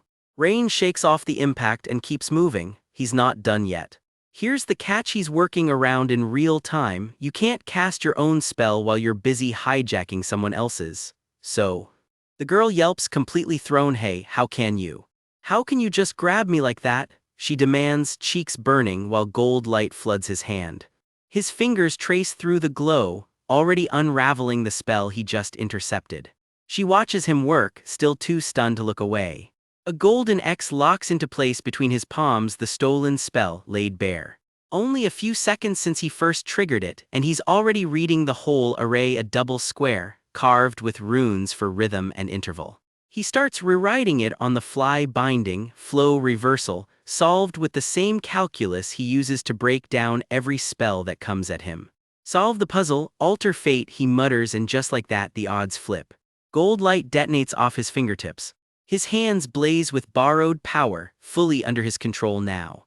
He drops back into the fight, cloak snapping in the wind and snow. Something huge gets thrown clean off the golem's frame. A whipping shape cuts across the sky above the ruins. One of the golem's limbs goes flying clean over the rooftops. Cracks spread through its eyes again as water floods back in. Another limb shears clean off in a burst of red light. The golem keeps getting torn apart piece by piece, and there's nothing its master can do about it. Vines, actual living vines, come snaking up out of nowhere and lash around what's left of the golem. Somebody up above shouts golem, all over again like the danger's not already handled. The vines drag the wreckage through the streets, roots tearing straight through stone. Rain wades through the flooded street, watching it all play out. The thief barely gets out GOL before a vine yanks him clean off his feet. Roots punch straight up through the ground right where he's standing. His eyes go huge, completely blindsided by the plant life fighting back. "Aya!" he screams, dragged through the air over the rooftops. The girl just stares, stunned into a flat. What is happening? Rain snatches something right off the thief's wrist mid-struggle. "Is this an artifact?" he murmurs, turning it over. "Interesting." A little jeweled charm glints in his hand, red stone catching the light. "Hey, give it back, that's mine," the thief whines. Rain doesn't even blink. "You're kidding, right? You stole it." The thief thrashes in his grip, robes tangled up around them both. Rain clocks exactly what this thing does. It strips away someone else's control over their own magic, something close to the family's own Bel Sidious. Two magic squares carved into the jewel, which means this thing can hijack spells up to 2-star. No wonder that golem got so out of hand. "Interesting," Rain says flatly, while the thief backs away, demanding to know exactly who he's dealing with.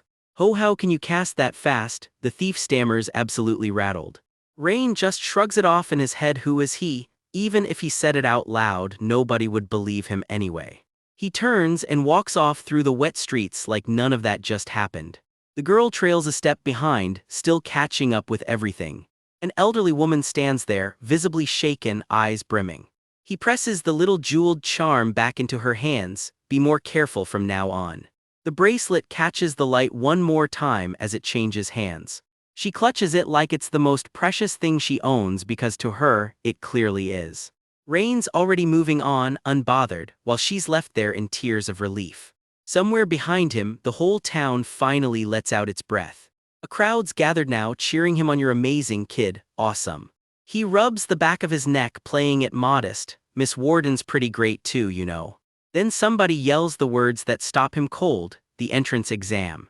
His whole face drains. Right, that thing he was supposed to be at. Meanwhile, the thief's already bolting through the back streets, trying to make a break for it. The old woman's head snaps up, catching sight of him running. A scream rips through the square as he barrels past. Someone finally gets a hand and a blade on him before he gets any further. The chase ends there, in a tangle of cloaks and struggling limbs. Elsewhere, the girl who lost control of that golem in the first place is getting an earful. "You made a mistake, didn't you?" comes the question, and she can only sweat and nod. Standing over her is Professor Caroline, calm, composed, clearly the one in charge here. She folds her hands, waiting for the girl to actually own up to it. "It's good to be confident," Caroline says, "but you shouldn't have pushed that golem so recklessly." "I know, I'll be more careful next time," the girl admits, and Caroline tells her that owning her mistakes is exactly her strength. Nearby, students are already gossiping about the whole thing. "That guy was unbelievable. His casting speed rivaled yours, Professor." The girl heads off, a little lighter on her feet now that the lecture's over. He, I saw it too. Honestly, I think he might be even faster than me," Caroline admits. "Oh, that's not true," someone protests. "Is that so?" comes the reply, mulling it over. Then someone puts the obvious question out loud. If he was really here for the entrance exam, why was he out fighting a golem in the middle of town? "What do you mean?" the girl asks, not following yet. The answer lands like a brick. "The entrance exam started a long, long time ago." "What?" she shrieks, the realization finally catching up to her. And judging by the look on Rain's face, he just realized the exact same thing. Word still going around campus about that guy who cut it insanely close on exam day, and just hearing the story again gets one girl yelping across half the city. Cut back to that morning itself. A lone figure dashing through the fog like his life depends on it, because apparently this whole saga started way earlier than anyone thought. Turns out it's campus gossip time.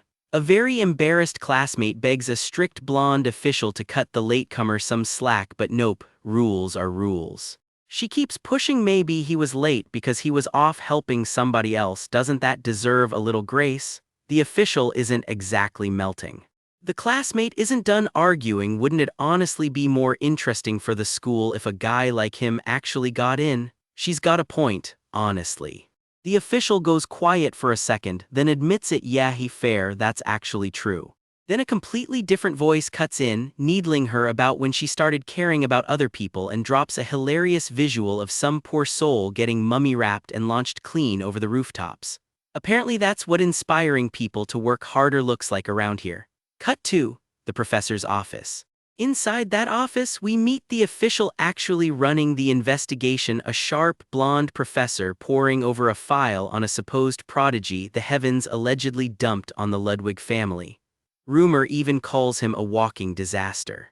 A single sharp red eye, ancient runic script nobody in that office can casually read. Whoever this file's about, he's not exactly ordinary.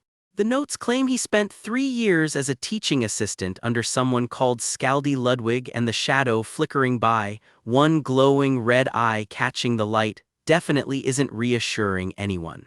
Scaldy Ludwig, for the record, is apparently a master of elemental magic who practically runs the Magic City himself. Not exactly a guy who hands out easy passes. And he's not the type to play favorites with family either. If this kid can't perform, he's getting cut loose, no exceptions. Word is, the professor and her assistant are already sizing up the situation in the hallway, quietly figuring out how this whole mess is going to be handled. Still, something doesn't add up for her. If he was really just a teaching assistant, why is he whispered about as a prodigy across all 8 great schools? She calls over her assistant Baden, all business. He answers right away, yes, Professor Caroline. Caroline's already moving. She wants a meeting with the Chancellor herself, because this particular admission case needs to be discussed in person. Elsewhere on campus, someone else is mulling it over too, not sure why exactly, but talent always seems to show up in clusters like this. Sure enough, she starts rattling off names: Hubert from the Rowenham School, Lillian from Rivendell, Cadden from Harrymoon. Add Nora from Meleb and Logan from Chehak to the list, and you've got a small army of prodigies walking these halls. That's Madelia Page, by the way, strolling into the light like she owns the place, because she basically does. 5 prodigies from the 8 great schools, all enrolling at once. And on top of that, the Warden family just sent in their own exceptional student to the mix. Caroline worries that girl might end up struggling all alone in this pressure cooker, because the rivalry between the old magical noble families and the 8 great schools runs a lot deeper than anyone likes to admit.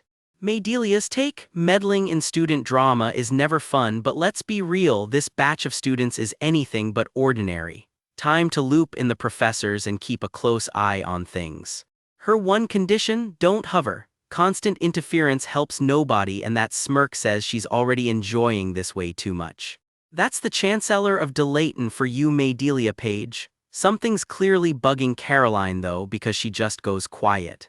Caroline pushes back. Isn't it a little early to be making judgment calls? She wants the full story, because apparently their star recruit Krista isn't the only prodigy the noble families slipped into this year's batch. Wait, is Caroline talking about the one she wants to admit through a special extra exam? She insists nobody would believe her even if she explained, not after what happened at the Sega Council. Madelia teases her for dodging the question as usual, but Caroline's dead serious. Her honest recommendation is to let Rain Ludwig in through the noble family channel and then just leave him completely alone. Madelia's intrigued. Now she's dying to see how these 2 very different prodigies end up handling each other. Well, they won't have to wait long to find out. Owen, their notoriously strict homeroom teacher, is about to get dropped right into the middle of it. One more thing bugs Caroline: did this Rain kid seriously ask for 0 reward for what he did? Apparently yes, he specifically didn't want anyone finding out it was him, because that kind of attention was the last thing he wanted. Madelia just laughs it off. What a strange one. Then again, strange people tend to make the best wizards, or so her old master used to say. Caroline agrees with that old saying completely, but there's clearly a but coming. Madelia notices it too. Caroline's way more serious than usual today, still as sharp as ever though. As Madelia walks off, one detail is clearly eating at her. That detail: rumors this mystery student might have ties to the Dark Church. No way, Caroline says, but Madelia doesn't say things without evidence, and apparently the Special Operations Division reached out to her about it first. Backups on the way, they warn, and Caroline's getting a genuinely bad feeling about where all this is headed. Maydelia's advice is simple: be prepared. Whatever's coming, they're not walking into it blind. Rewind to how this all started. Rain gets his acceptance notice despite missing the actual test entirely, thanks to being late the morning after a certain commotion, no less. Sitting outside with a hooded companion, he remembers the professor who tracked him down that day. That's Caroline, introducing herself and offering him a shortcut: take a quick extra exam, and she'll personally add his name to the list of successful candidates. She worried the whole extra exam thing might look bad for a prestigious family, like it's only for people who flunked the real test. Rain couldn't care less about optics, he was just relieved not to be starting from zero. Too worried about failing to say no, he took her offer on the spot, and that's the whole story of how he ended up walking through the gates of Delayton, the top magic university in the entire empire. And now here he is, a guy who's never had a single real connection to any school in his life, suddenly surrounded by actual classmates. Funny thing is, this isn't new territory. In his past life he learned magic straight from the head of the Osirius school. This time around it was all family training instead. Even now he doesn't feel like he needs a teacher, not really. But this life's got one thing his last one didn't: something Lista left behind that he still needs to find. And he's convinced she's waiting for him at the end of this road, whatever that road turns out to be. Which means by the time he gets there, his magic needs to be back up to at least where it was in his old life. No pressure, right? He looks weirdly happy about it, honestly. A shout snaps him out of it: someone's calling him out from behind. He turns around, already half recognizing her. He knows exactly who this is. Awkward hellos all around. She's trying to thank him for helping her out the other day, but immediately backpedals mid-sentence, insisting she totally could have handled it herself. Thank you very much, before the moment gets hijacked by a crowd losing it over who she actually is. And there's the reveal: Krista Warden, campus celebrity, officially declaring Rain her rival and telling him to feel lucky about it. Rain's completely unbothered. He's not exactly a fan of annoying, and this whole scene is giving him some serious deja vu. Cue the flashback: 900 years ago, some kid at the Magic Tower pulled the exact same move on him, announcing herself as his sworn rival on day one. That was Gisela, a kid he met at the tower who demanded respect just for joining first. Full of herself, doesn't even begin to cover it. He still remembers her snapping at him for laughing, convinced he was mocking her. Some things apparently never change. Back in the present, Krista's not about to let him underestimate her twice. She warns him he'll regret assuming he's already got her figured out, and lights up a spell to prove it. The spell crackles to life in her palm, sparks flying. Wind and raw magic tear through the space between them as Rain finally reacts. The blast rips through, sending Krista and the students around her tumbling. Turns out underestimating this guy was a mistake. Krista, dead serious now, asks if he's finally ready to put in some real effort. Rain's already wondering if she's even aware there are other people around. This kid really is just like Gisela. He thinks it's honestly gotta be her reincarnated, personality flaws and all. Maybe it's time to show her a little bit of fire of his own, he decides, magic sparking to life around his hand. Krista just grins. Now this is putting on a show. Light floods the courtyard as two very different kinds of prodigy square off: one everyone's been hyping up, and one who barely scraped in through a backdoor exam. From the sidelines, somebody can't help but comment on the sheer contrast: talk about extreme opposites headlining the same match. That somebody turns out to be Hubert, smirking as he watches the so-called nobody go toe-to-toe with the school's golden girl. Something tells him this year just got a lot more interesting, and that's where this chapter leaves us, to be continued. Rain freezes mid-thought, eyes locked on someone across the room, and mutters just one name under his breath: Hubert. Meet Hubert, star student of the Rowenham School, blonde, gorgeous, and fully aware of both. Word around the academy is Hubert's got a longtime rival, a sharp-eyed, brown-haired girl who, in this flashback, is very much mid-spell and very much not done with him. Hubert plays it cool, sighing that the crowd's too lame to really get him going, and hey, maybe a little gratitude for not blasting her into next week. She thanks him, so touched she could cry, right before pointing out it's pretty sad to talk this big with nothing to show for it. Hubert snaps back that a mere runner-up should know her place. He doubles down, daring her to actually show everyone what she's got before she embarrasses her whole family name further. Same old Hubert, apparently. Back in the present, Hubert clocks Rain standing there and can't resist a jab. Barely noticed him, what with him being the mystery genius who snuck in through the extra exam. Rain doesn't even blink, just calmly asks who exactly Hubert thinks he is, acting like this. Not offended, just genuinely unbothered. Hubert was not ready for that. As the crowd files toward the ceremony hall, Hubert can't let it go, needling him with a snide "Can you even use magic?" Warns him he'd better bring some actual skill if he's picking a fight with the school's golden boy. Bold talk for a guy about to get humbled. Something in Hubert's face shifts, that easy smugness cracking just a little. "You little brat, what did you just say?" he snaps, and that's the exact moment the whole hallway loses it laughing. His rival piles right on, cackling that getting put in your place by a total stranger is peak embarrassing, the kind you don't recover from. Hubert, thoroughly deflated, admits it himself. Yeah, this is quite the spectacle. Rain hasn't even broken a sweat.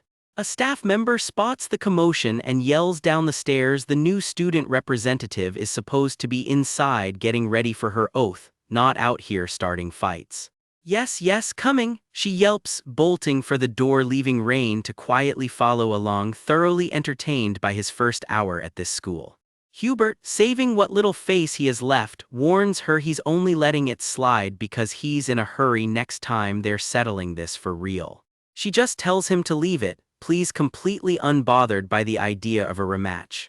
Nearby students gossip about pairing her against the mystery genius extra exam, admit surely that wouldn't even be a fair fight, they figure. Except the next pair of students reads it completely opposite, she'd be the one struggling against him, they whisper, not the other way around. Turns out the rumor mill's already spinning about Rain. Word is he once assisted the principal himself, and anyone who's seen what that means won't be doubting him twice. Up on stage, an official steps up to the packed hall and greets everyone. The 388th Delayton University entrance ceremony is officially underway, a packed house of hopeful new mages. The whole hall settles into an anxious hush, everyone leaning in for whatever comes next. One pink-haired girl can't contain herself, pumping her fists like she's already won something. Rain, meanwhile, is already checked out, silently wondering when this whole thing is going to be over. Then comes the announcement that actually gets his attention, a welcoming speech, straight from the chancellor. And she does not disappoint, a towering witch's hat, a cascade of purple hair, and an entrance that has the entire hall gasping wow. Whispers ripple through the crowd, that's the greatest wizard in the empire, Madelia Page. The whole auditorium buzzes at the sight of her. This is clearly not a name anyone here takes lightly. Leader of the Magic Guild and a direct descendant of Emitsa Page, the founder of magic itself. Rain leans in, genuinely intrigued now. But it's not her title that stops him cold, it's that hair color. Something about it hits way too close to a memory he shouldn't still have. A flash of lightning-bright memory sparks behind his eyes, and one thought lands hard, that purple must run in the family. This isn't the first time he's seen it. "New students," she booms, "welcome to Delayton." And the warm welcome takes a sharp turn. "Shape up here," she warns, "or you'll be expelled." Of the 117 students in this room, only about 60 make it to their third year, and only half of those actually graduate. Do the math, and fewer than 30 people walk out of here with a diploma each year. Rough odds for a room full of hopefuls. Madelia spreads her arms wide, owning the whole stage like she was born on it. "This is just what Delayton is," she says plainly, "a place built to refine raw talent, whether you like the process or not. Endless trials disguised as refinement, all under one ruthless policy, unlimited competition. Fall behind and you don't even qualify for a diploma. You'll feel exactly what that means soon enough," she promises, punctuating it with a sharp snap of her fingers. So she says, letting the pause hang. Then it's simple, hone your skills. Fire flares to life around her as she shouts it, the whole hall bathed in the glow of raw magic on full display. Until these ordinary raw stones shine with their own brilliance, she declares, and Rain's classmate from the hallway spat listens in, dead serious now. Her tone softens just slightly. Let's meet again here, she says, in 3 years. By then, she adds, she won't be speaking as Chancellor, just as a fellow senior wizard, welcoming them properly. Rain catches that line and can't help a small, knowing smile. I wish you all the best of luck, she finishes. The hall breaks into applause, hundreds of new students clapping her off the stage. Even the ones who looked terrified 2 minutes ago are clapping along now. The cheering swells into a full roar across the auditorium. Madelia takes it in with an easy, confident smile, clearly not her first entrance ceremony, and clearly enjoying it anyway. And with that, the ceremony winds down, a new class of mages officially welcomed in. Rain pumps a fist along with the crowd, quietly admitting to himself that he's actually looking forward to this. Up on a balcony overlooking it all, 2 professors watch the celebration in silence. Quite a commotion, one remarks, the other shrugs. Honestly, he likes the energy.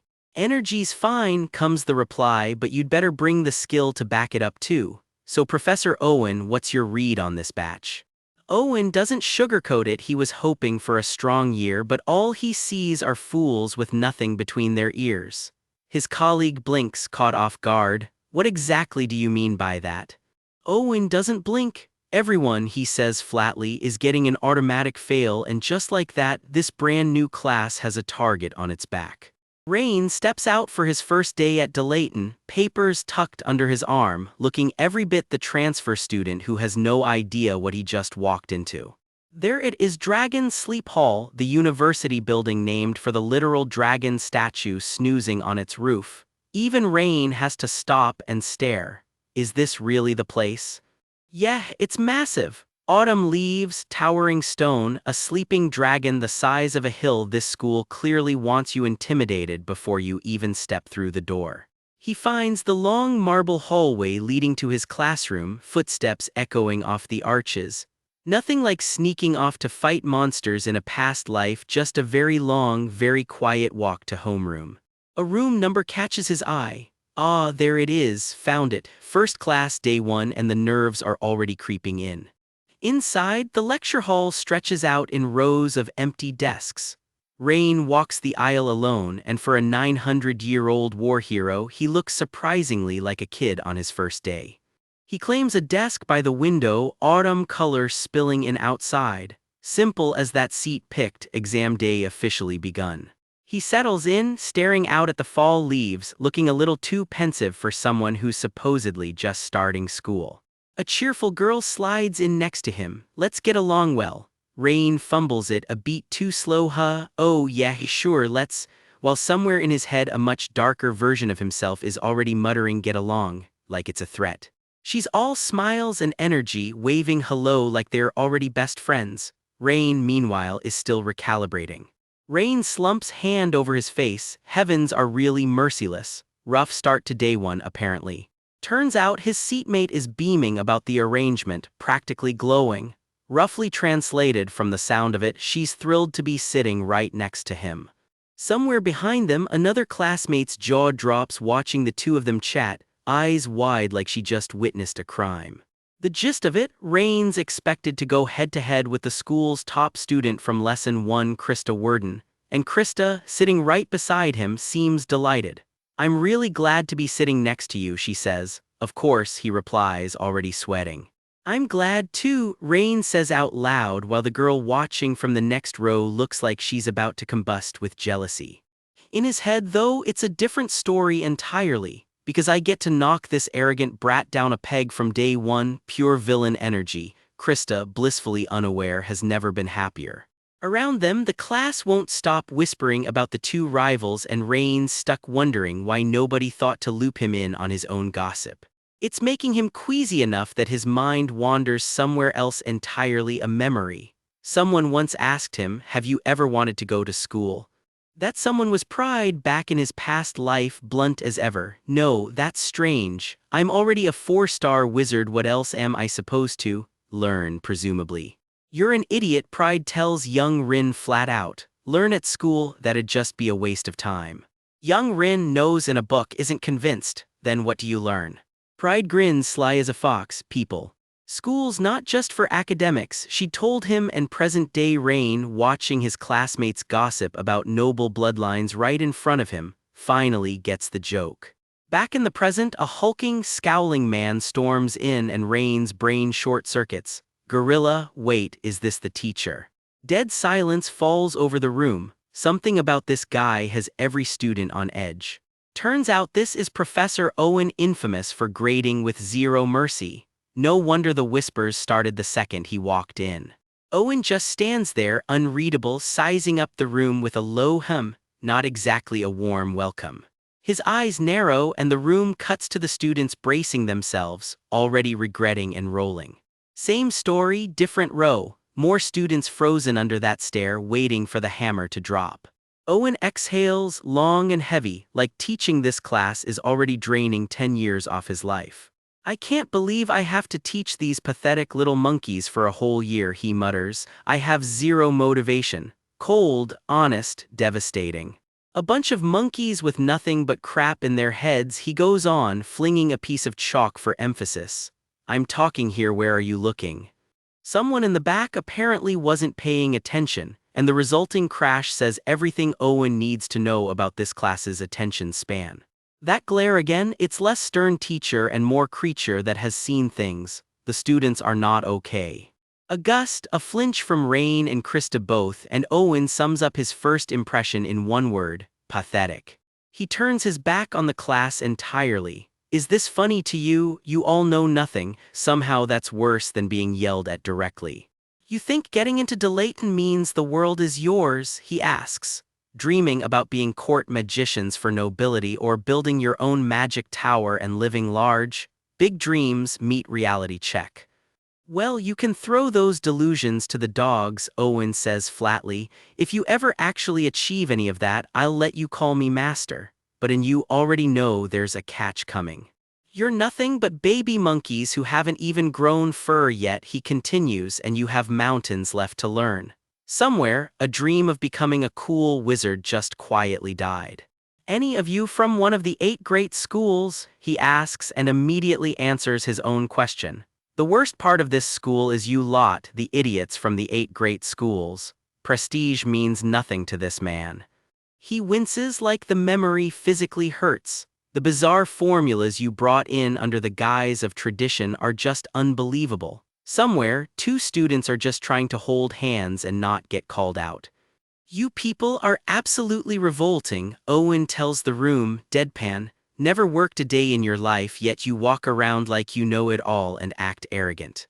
Go home and figure out how to dress yourselves, then come back, he adds, and this one lands so well someone actually admires the technique. This one has a real talent for insults. Rain, eyes narrowed, has his own private verdict. This guy's probably more suited to being a cult leader who talks a lot than an actual wizard.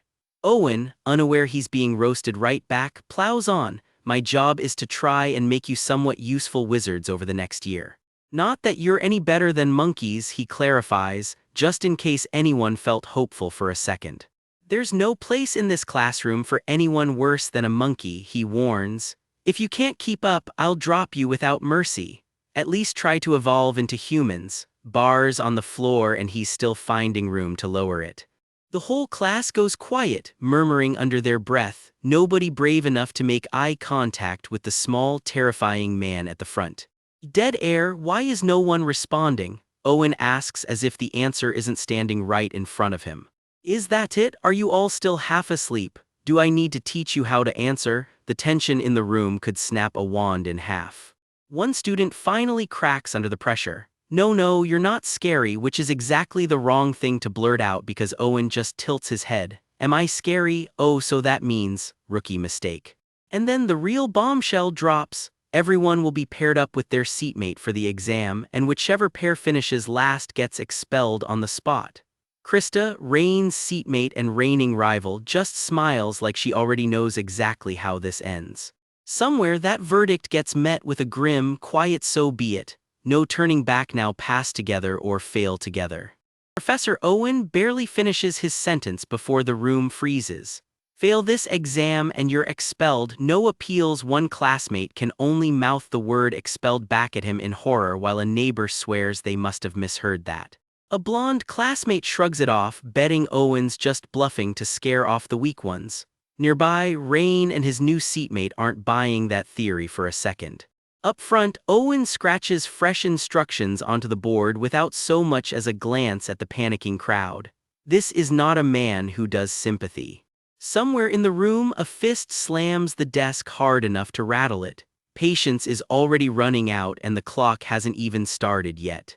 Solve the problem on your desk and hand it to me. Owen's instructions are simple enough. Surviving them is going to be the hard part. He lets the threat hang in the air. Whoever doesn't finish in time and whoever finishes dead last both get cut. No exceptions. The test has already begun. Owen barks at anyone still gawking instead of writing. So much for a warm-up round. Panic spreads fast when word goes around that it's 2 students per problem. Suddenly everyone's scrambling to grab a partner before they are left solving it solo. Somewhere behind them, Owen needles another struggling pair with his favorite insult. Even monkeys can put their heads together to solve a 2-star spell, right? Rain ends up paired with Krista, who's already muttering the problem under her breath, riding pure nerves before the clock even starts. She works the theory out loud in her head, a double-layer fan circle, runes for Zin and Zu, a formula she's clearly recited 100 times before. Hurry up, she snaps, more at herself than at him, pencil already scratching hard across the page. Rain suggests building the formula off a matrix and a third function. Krista fires back that of course he'd rather buy the shortcut than earn it, then tells him to quit talking and start writing. A memory creeps in uninvited. The Worden family name, finished, done, over. Whatever happened to it clearly still cuts deep. In the memory, a younger Krista stands small and alone in a circle of hooded elders, dismissed with a sneer that eldest and youngest daughters are always the same kind of disappointment. Then comes the weight nobody her age should have to carry. I believe in you, you're the only one who can raise our house again. She grew into that pressure instead of breaking under it, grinding herself down to one single goal: be the best, no matter what it costs. Rain glances at her mid-thought and it clicks. This isn't just competitiveness. She's carrying a weight none of the other students in this room even know about. Did you find the answer to the function? Krista demands. Rain, cool as ever, just says yep. He hands it over, and for 1 second Krista actually believes they've got this locked in. Then the spell itself kicks in, and the whole desk gets swallowed in a gust of wind magic neither of them ordered. Why now, of all times? The timing could not be worse, and it's about to get a lot messier. Whatever they triggered isn't finished yet. It's still building, and it's headed straight for their paperwork. Their hard-earned answer sheet gets ripped clean off the desk in the chaos. No, all that work gone in one gust, and there's no time left to redo it properly. The desk itself takes the hit, papers shredding apart as the spell tears through, and half the room turns to stare at the wreckage. Owen isn't interested in excuses. Too loud, can't even solve a formula quietly. He snaps, and Rain barely gets out "no, it's" before getting cut off entirely. Krista is already spiraling, apologizing, muttering that she's screwed and has to start the whole thing over. Rain watches her and quietly clocks exactly what kind of pressure he's dealing with. So he does something about it. The Ludwig bloodline eyes flare red as he activates a ring of silence around them both. The spellwork takes shape fast under his hand, clean and precise even with the clock bearing down on them. A wall of quiet folds in around their corner of the exam hall, sealing them off from all the noise and panic around them. Whatever chaos is still happening on the other side of that barrier, it's officially someone else's problem now. Rain's mind clicks into old, practiced grooves, the 8 major lines of thought laid out like he's done this 1,000 times, because in his past life he has. He recognizes the trick behind their little magical disaster immediately. A spell built to be silent and invisible, triggering with 0 warning. A wind spell, plain and simple, and now there's no time to waste. Hurry up and give me your paper, Rain orders. Krista panics, insisting she has to rewrite it herself, demanding to know exactly what he thinks he's doing. Rain doesn't argue, he just resets the clock in her head. 8 minutes left and the answer's already up there, she just has to trust it. She grits her teeth and goes for it, convincing herself in real time that 8 minutes is actually enough. But Rain is already rewriting her approach on the fly and Krista is not thrilled about it. It's too much, she protests.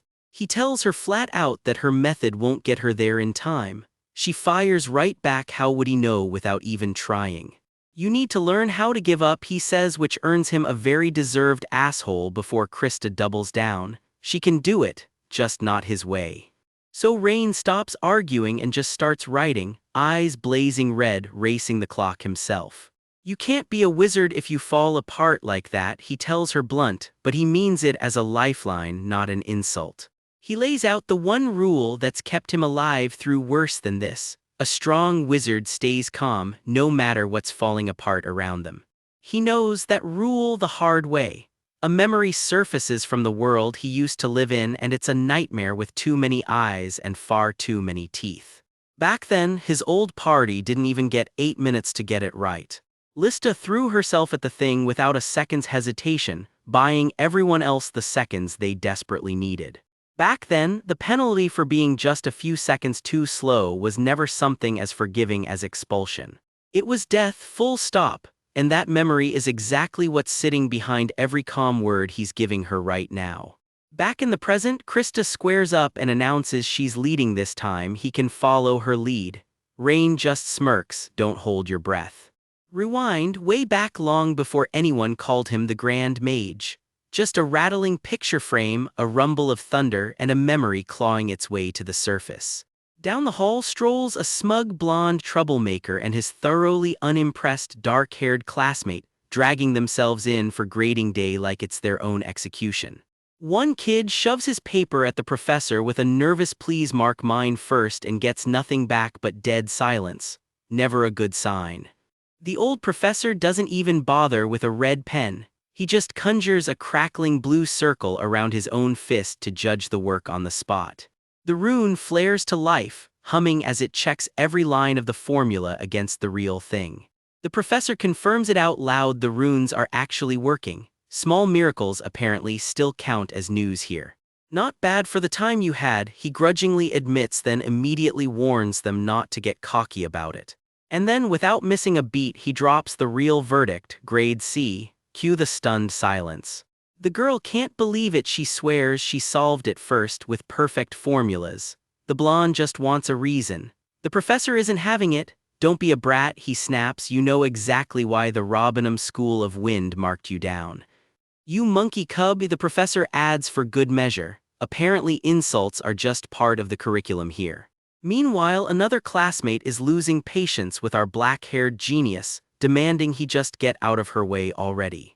Turns out somebody already tore up all the official answer sheets in a fit of rage, and yeah, everyone already knows about it. Wait, they're already finished, the blonde blurts out, and judging by the professor's face, that is exactly the problem. Enter our two overachievers, marching straight up to the professor with their own answers in hand, demanding he grade theirs too. The professor answers with a spark and a hum of conjured water magic. Showtime. You actually finished? How repulsive, the professor deadpans, though he admits he was kind of looking forward to failing them both out of the program. First verdict, not as good as his own mother's snot, apparently. Brutal, but at least it's memorable. Then he flips to the other paper and just freezes. That's not what I meant at all, he mutters. Yes, comes the calm reply, one symbol's a leaf, the other's a circle. Why, the professor demands, staring down two very different little magic circles. Because the circle rune plays nice with water magic, he explains. They used it to shortcut the whole equation. That's not even secondary school material, and you know it, the professor gripes while his partner just looks like her brain short-circuited on the spot. He mutters to himself that you can't really cast anything properly without mastering the runes first, and that he's already reshaped the spell to account for it. Clever answer, sure, but whether it actually works is a whole different story, the professor warns. Our genius just wipes his brow and admits, yeah, fair point.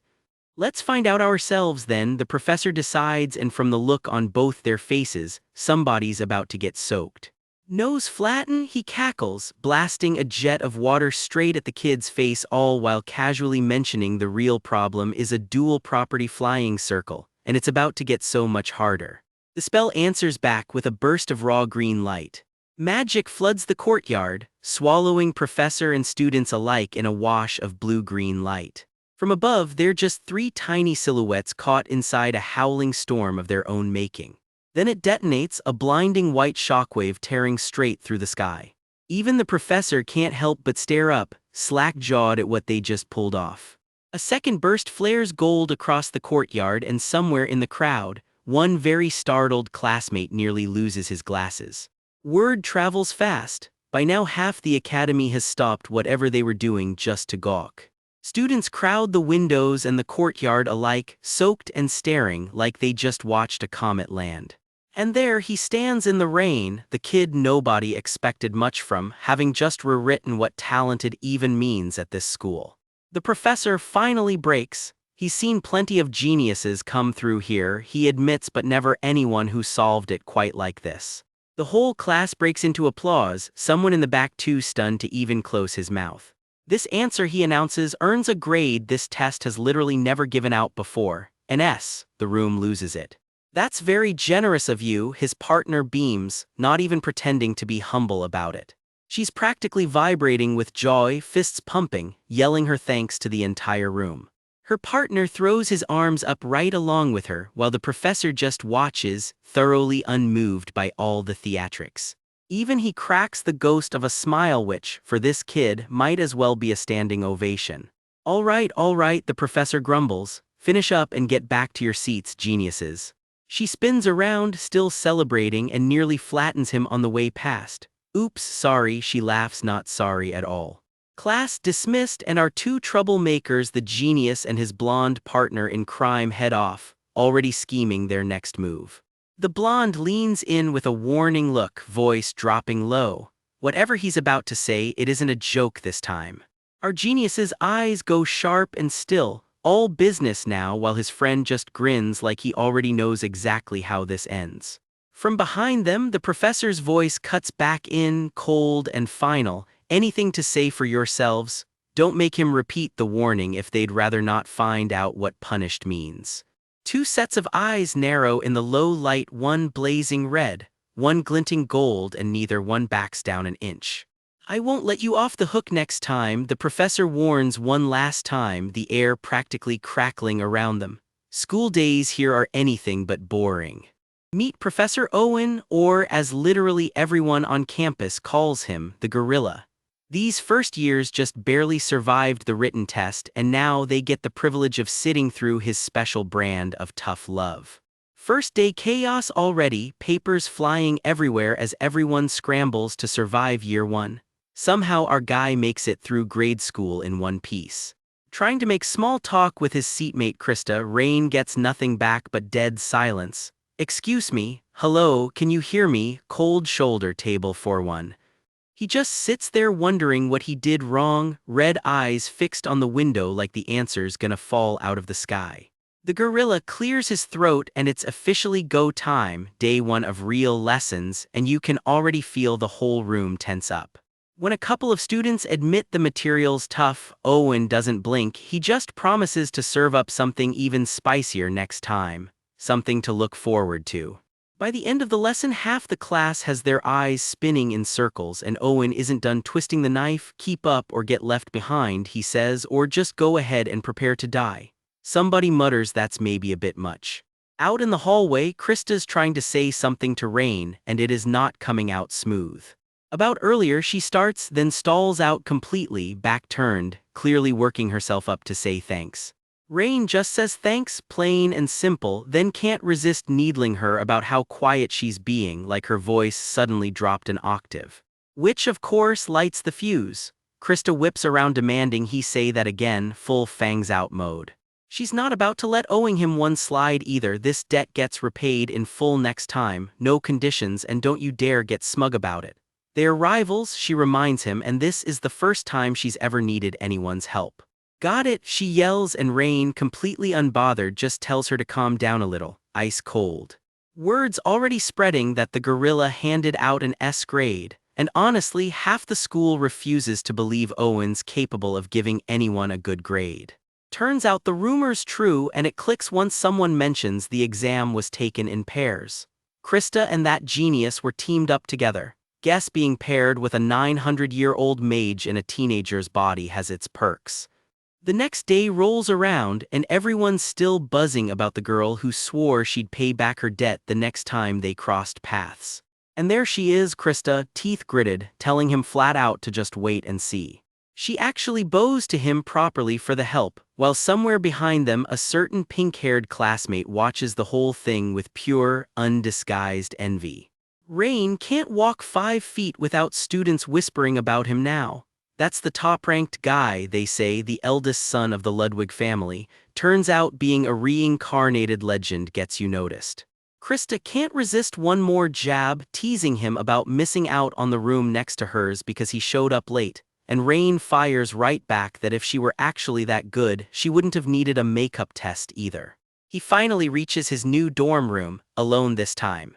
A little burst of magic from his key, and the door swings open in a flash of light. A single room all to himself, the reward for finishing at the top. Shelves of books lining every wall, not bad for a first year. He slumps face first onto the desk and it hits him, this setup is way too close to his old tower back in his first life. Even back then, he thinks, he spent all his time locked away in a room just like this one, buried in magic and nothing else. Guess some habits carry over lifetimes.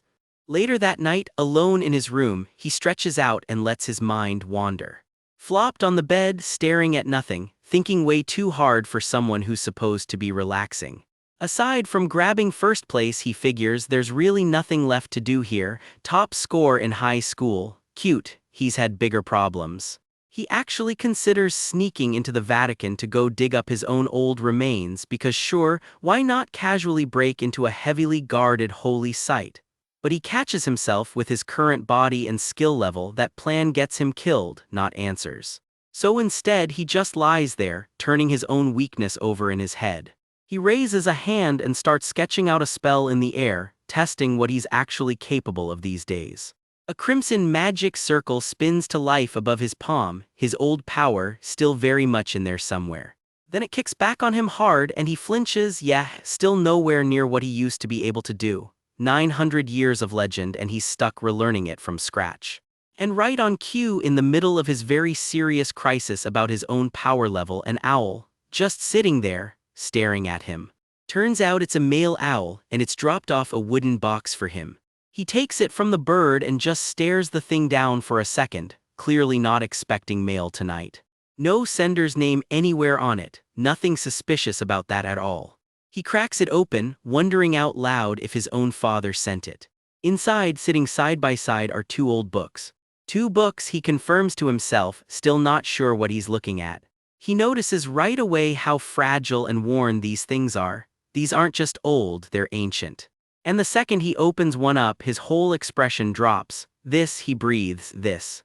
The pages pull him straight into a memory, a woman in armor, long blonde hair catching the sunset, speaking what she doesn't know are her final words, that these diaries are hers and she's entrusting them to Lista. And then something claws its way right out of the book itself, a ghostly figure with pale hair and glowing eyes, demanding to know who the hell is holding her pages. Rain freezes completely. Same question honestly.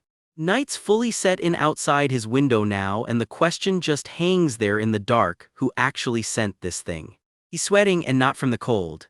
Then the figure asks the one question nobody in the room can answer. Does anyone even know who I am? And that is exactly where this chapter decides to leave us hanging. We are back at DeLayton's War Dragonfield, the school's magical training grounds, and something ugly is already clawing its way out of the sky. 30 seconds on the clock, and a trio of students is watching their own conjured monster start to spiral out of control. 25 seconds, 10 seconds, the thing is practically frothing at the mouth now, and the countdown is not exactly slowing it down. 15 seconds left, and somebody picks this exact moment to ask the world's most inconveniently timed question: did anything good happen to you today?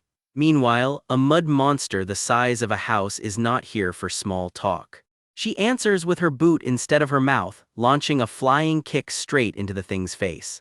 10 seconds, you seem more excited than usual. Someone needles her and she nearly chokes on whatever she is eating because oh no, they have noticed. Is it because you met Mr. Rain? Her friend presses, absolutely not letting this go, demanding to know exactly what happened between the two of them. There is absolutely nothing between us, she screams and unloads every ounce of that denial straight into the monster, which frankly did not deserve this. Still red in the face, she tries to play it off, just practicing, totally fine, nothing to see here. Nobody is buying it. Then the real gossip drops. Rumor has it she got help acing her exams from a guy named Lane Rudwick. Her eyes go sharp. Now that is interesting. Rain Ludwig, the same boy she met once years ago at a small church meeting as a kid. Before she can dwell on it, time is up, put the golem away, the proctor calls, and the exam is over. Cut to the student dormitory's common room where a new face strolls in, golden hair, easy swagger, clearly not from around here. Oh welcome, someone greets him, casual as anything. Welcome back, grade C loser, someone else shouts, way less polite. Don't push it, Logan, a voice warns, you'll get caught out. Meet Hubert, star representative of the 8th school, Rowenham, and he is completely unbothered. Calm down, man, you're scaring the shit out of me, he deadpans. I almost peed myself hearing someone got a C today. And that is Logan, Chehak's top dog, all muscle and zero patience for being laughed at. And get this, Hubert adds, lounging back, word is Krista still pulled an S rank, even with a sandbag strapped to her. Logan just glowers, silent. Logan growls that he is still better than her. Hubert does not even blink. That's not exactly what a brainless, all-muscle bastard would say. The air starts crackling. You want to try it right now? Logan snarls, sparks jumping off him. Hubert just smiles, if you want. Before it goes further, someone else cuts in through the rain, sharp-eyed and thoroughly unimpressed. Why don't you stop? She asks, and the tension deflates on the spot. Meet Lillian, Rivendell's own, nose in a book, completely unmoved by Logan's "I was just joking around" Lily. Turns out Logan is not just posturing, he is cooking up an actual plan to take down the genius noble by teaming up against Krista, and he wants Lily in on it too. She is already unimpressed.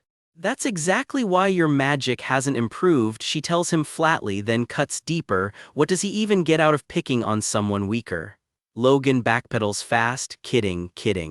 He shrugs her off anyway, says he will handle it himself and gets one last warning for his trouble. Mess with this carelessly and he will be the one who ends up in trouble. The lamps sway, footsteps fade down the hall, and whatever Logan is planning is already in motion.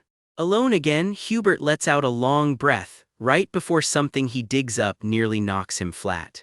Rain Ludwig? He mutters, stunned.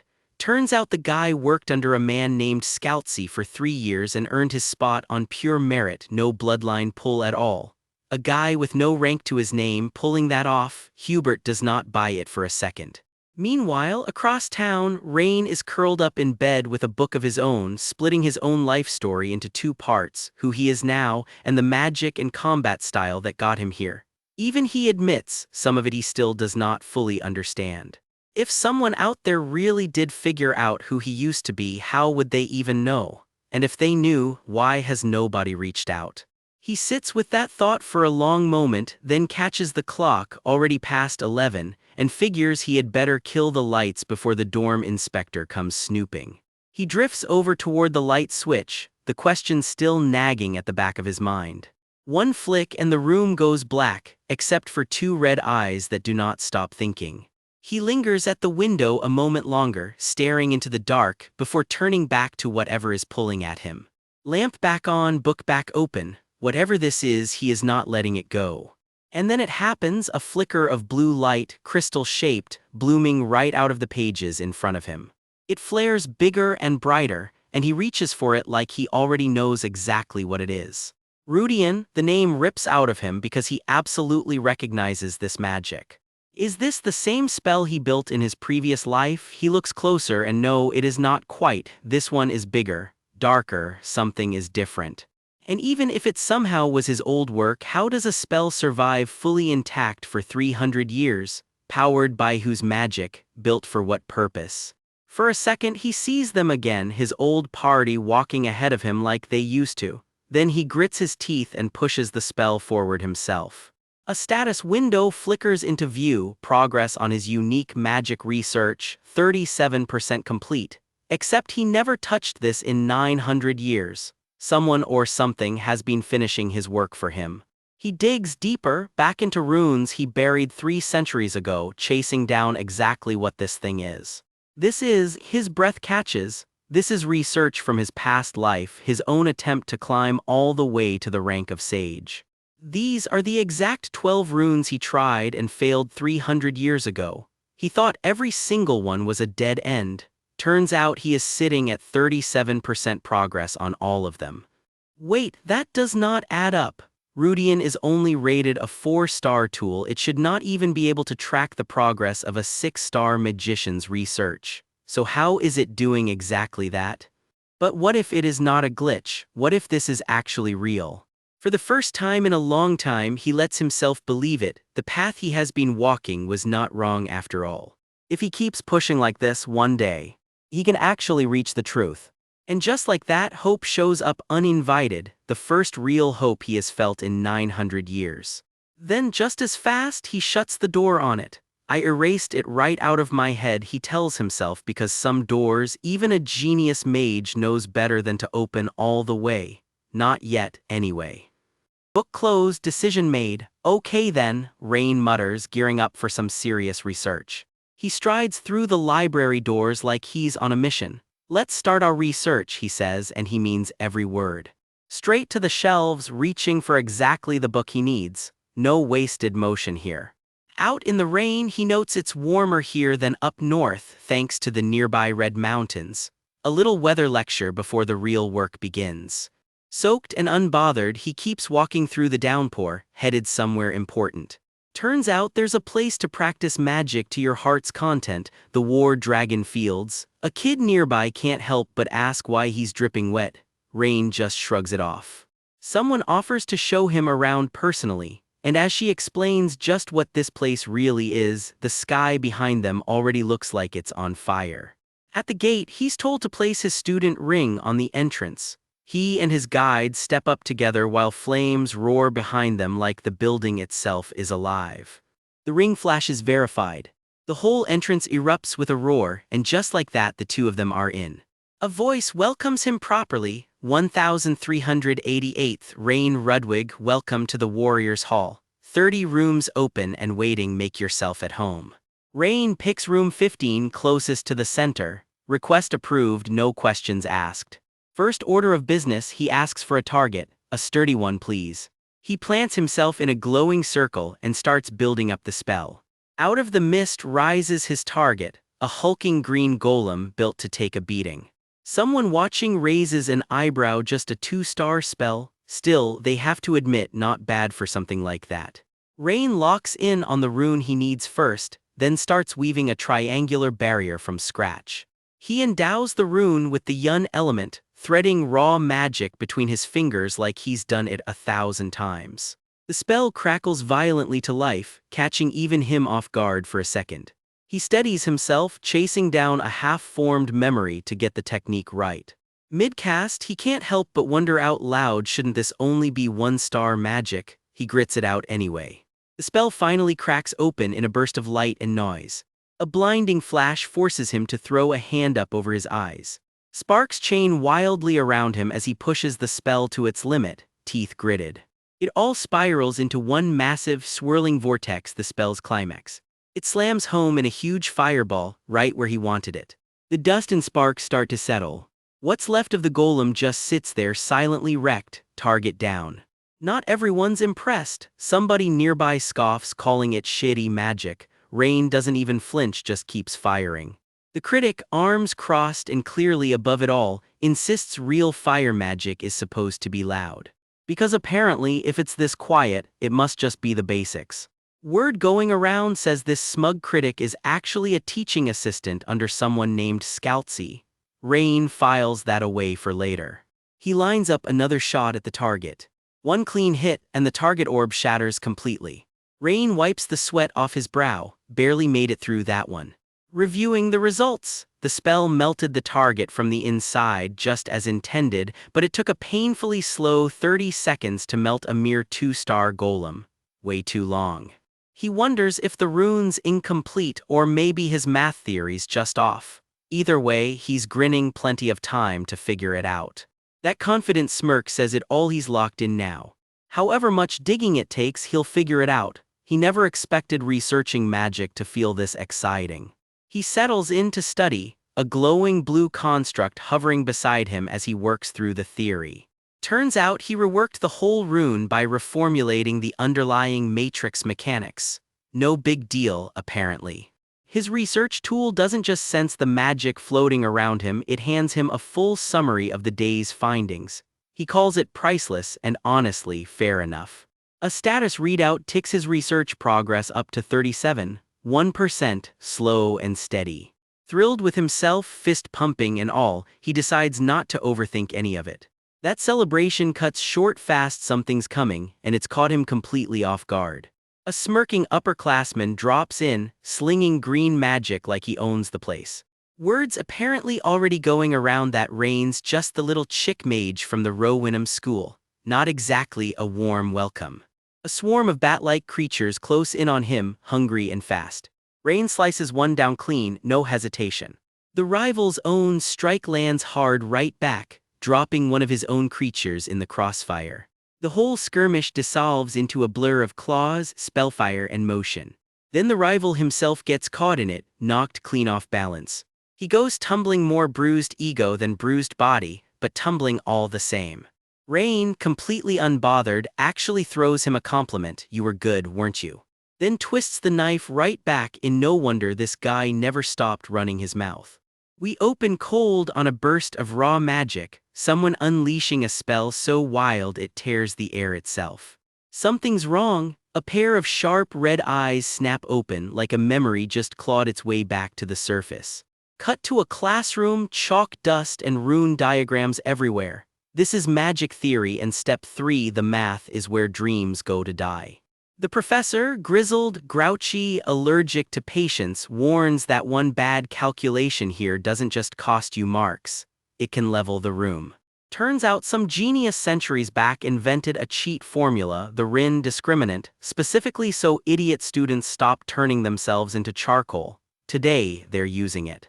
He sets the clock for a generous 10 minutes and can't resist a jab about brains smaller than a monkey's skull. Charming guy. No excuses left, he says, snapping his pocket watch shut. Time to see who's actually been paying attention. His mind drifts somewhere else entirely, to 3 kids, decades gone, who could barely add 2 numbers, let alone crack his formula. But there was a 4th one too, he remembers. A pesky kid who tagged along and declared himself his disciple whether the old man liked it or not. Somewhere else entirely, a cloaked stranger stares down a mysterious notebook, and the sender's identity does not add up. Whoever sent it should be 3 centuries dead, so who or what is really behind this? Back in the present, Rain taps his pen against the desk, utterly unbothered by the 10-minute countdown ticking over everyone else's heads. His classmate is panicking over the problem set, grabbing at him for answers he clearly isn't in a hurry to hand over. His mind flickers to another loudmouth entirely, a self-declared genius named Krista Warden, and a much scarier memory involving something with way too many teeth. Then she shoves something at him instead, and suddenly she looks a lot more nervous than she did a second ago. It's a fancy box of homemade cookies, an apology for some old favor, and she is absolutely mortified about the whole thing. One look inside and Rain goes silent. Those are not cookies, those are crime scenes. He can't even manage a full sentence, just a defeated cookies, while visibly recalculating every life choice that led here. "Are these really cookies?" he asks. "Did you swap the flour for actual mud? Romance is not dead here, just charred beyond recognition." Word gets around fast, and suddenly the whole class is whispering about the 2 of them like it's the story of the semester. Meanwhile, the class can't stop gushing about the legendary Rin, the guy whose formula they're all leaning on, with zero clue he might be sitting 3 rows over. One kid jokes he was probably an angel. Another scoffs maybe just some sage reincarnated. Rain, very wisely, says absolutely nothing. The class spirals into full-blown hero worship for a guy who's been dead for centuries, and Rain just sinks lower into his own collar. His classmate teases him about going red in the face, and he tries hard and fails to hide behind a sheet of paper. Embarrassed over one cookie, she needles him, completely missing that his blush has nothing to do with baked goods and everything to do with her. The professor can't resist one more insult before the bell saves everyone, calling him a monkey who somehow still aces defense. Class dismissed, pens down, sheets in, on to whatever chaos is next on today's schedule. Next up, Club Fair Day. The whole school spills outside to scout which extracurricular disaster to sign up for. His classmate announces with total confidence that noble mage families are basically obligated to play magic volleyball. He was not aware dignity worked that way. Before she can actually explain the logic, something in the crowd yanks her attention away completely. Priorities. Rain, sensing his opening, quietly bails to go explore on his own. She is, predictably, not having it. Delane Academy, it turns out, throws its students at each other in the name of friendly competition. Case in point, the Combat Magic Club going full contact. One booth over, the Fire Club is already terrifying bystanders, one very unimpressed pink-haired girl included. Somebody is definitely violating a safety code, but hey, it's festival season, nobody's stopping them. Turns out clubs even come with funding if you charm the right professor. Rain clocks that immediately and starts making a mental list. His classmate, meanwhile, is somehow lecturing him and losing her own train of thought at the exact same time. She invokes Lord Ludwig's orders like it settles the argument. Rain shrugs it off completely, which only makes her more annoyed. "I'll join whatever club I want. My father's not going to interfere," he says flatly, and the girls around him look genuinely scandalized. She insists it's basically royal law. He points out correctly that not mandatory is right there in the rulebook.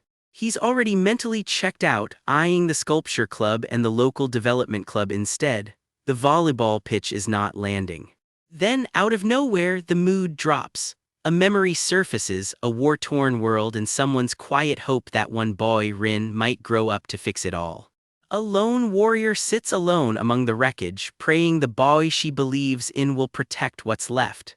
The name on her lips blurs into something else entirely, Rain. And just like that, we're snapped back to the present. Someone's actually calling his name now. Turns out he's not just Rain, he's Prince Rain. The pink-haired girl catches up to him with a very pointed opinion. Apparently magic volleyball is basically required etiquette for high society mages now. Under her breath, her tone shifts though. She's actually thinking about the century-old rivalry between the Ludwig and Page families, and whether it ends with Rain's generation. She recalls that the Page family's eldest daughter vanished after some unnamed incident, and Rain's hand quietly curls into a fist at the mention. And if the Ludwig family falls too, she wonders. It's a heavier question than a school festival really calls for.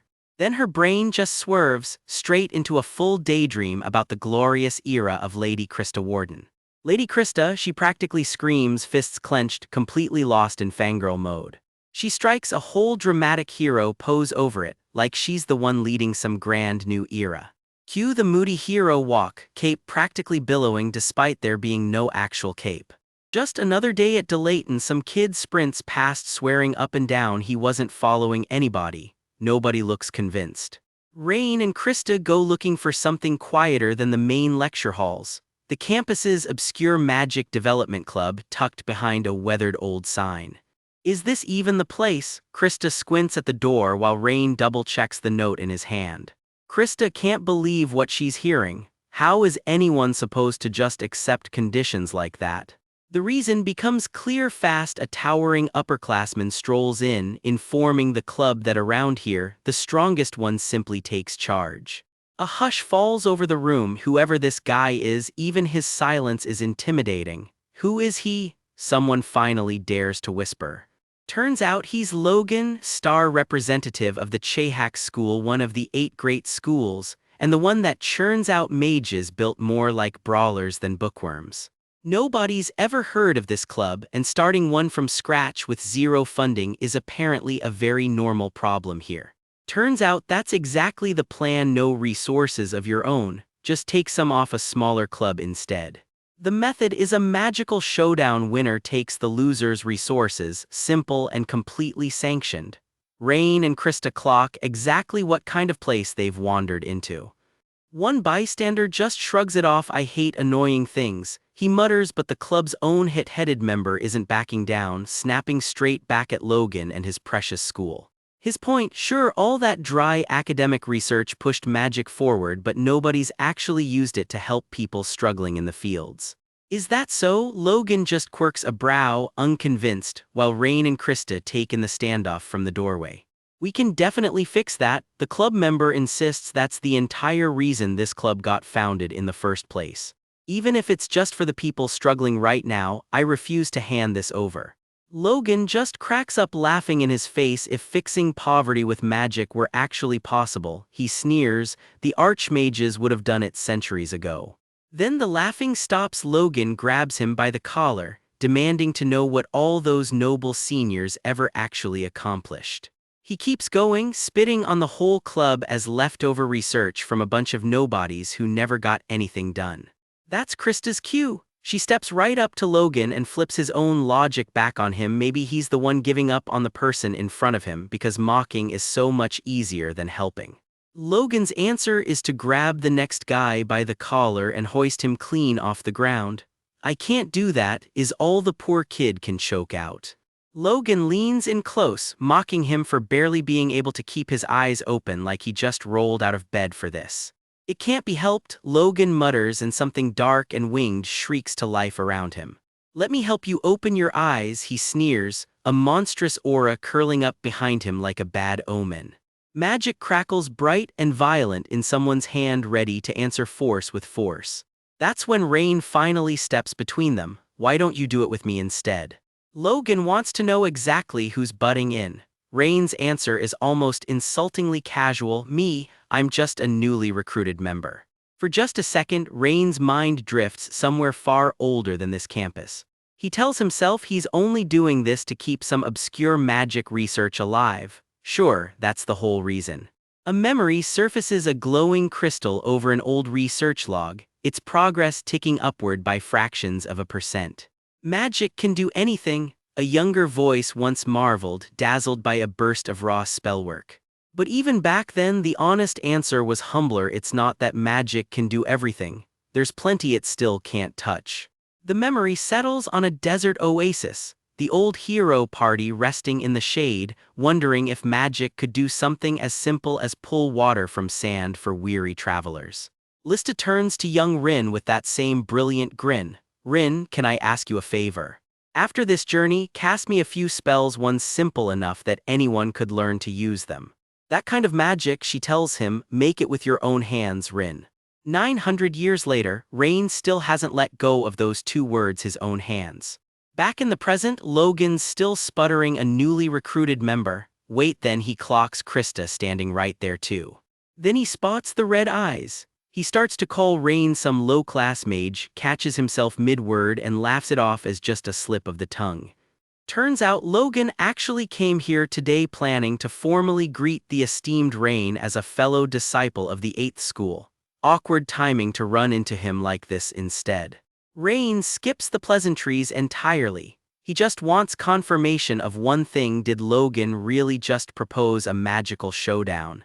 You heard right, Logan says, meeting his stare. Since you seem so eager to try this, I'll be your opponent myself.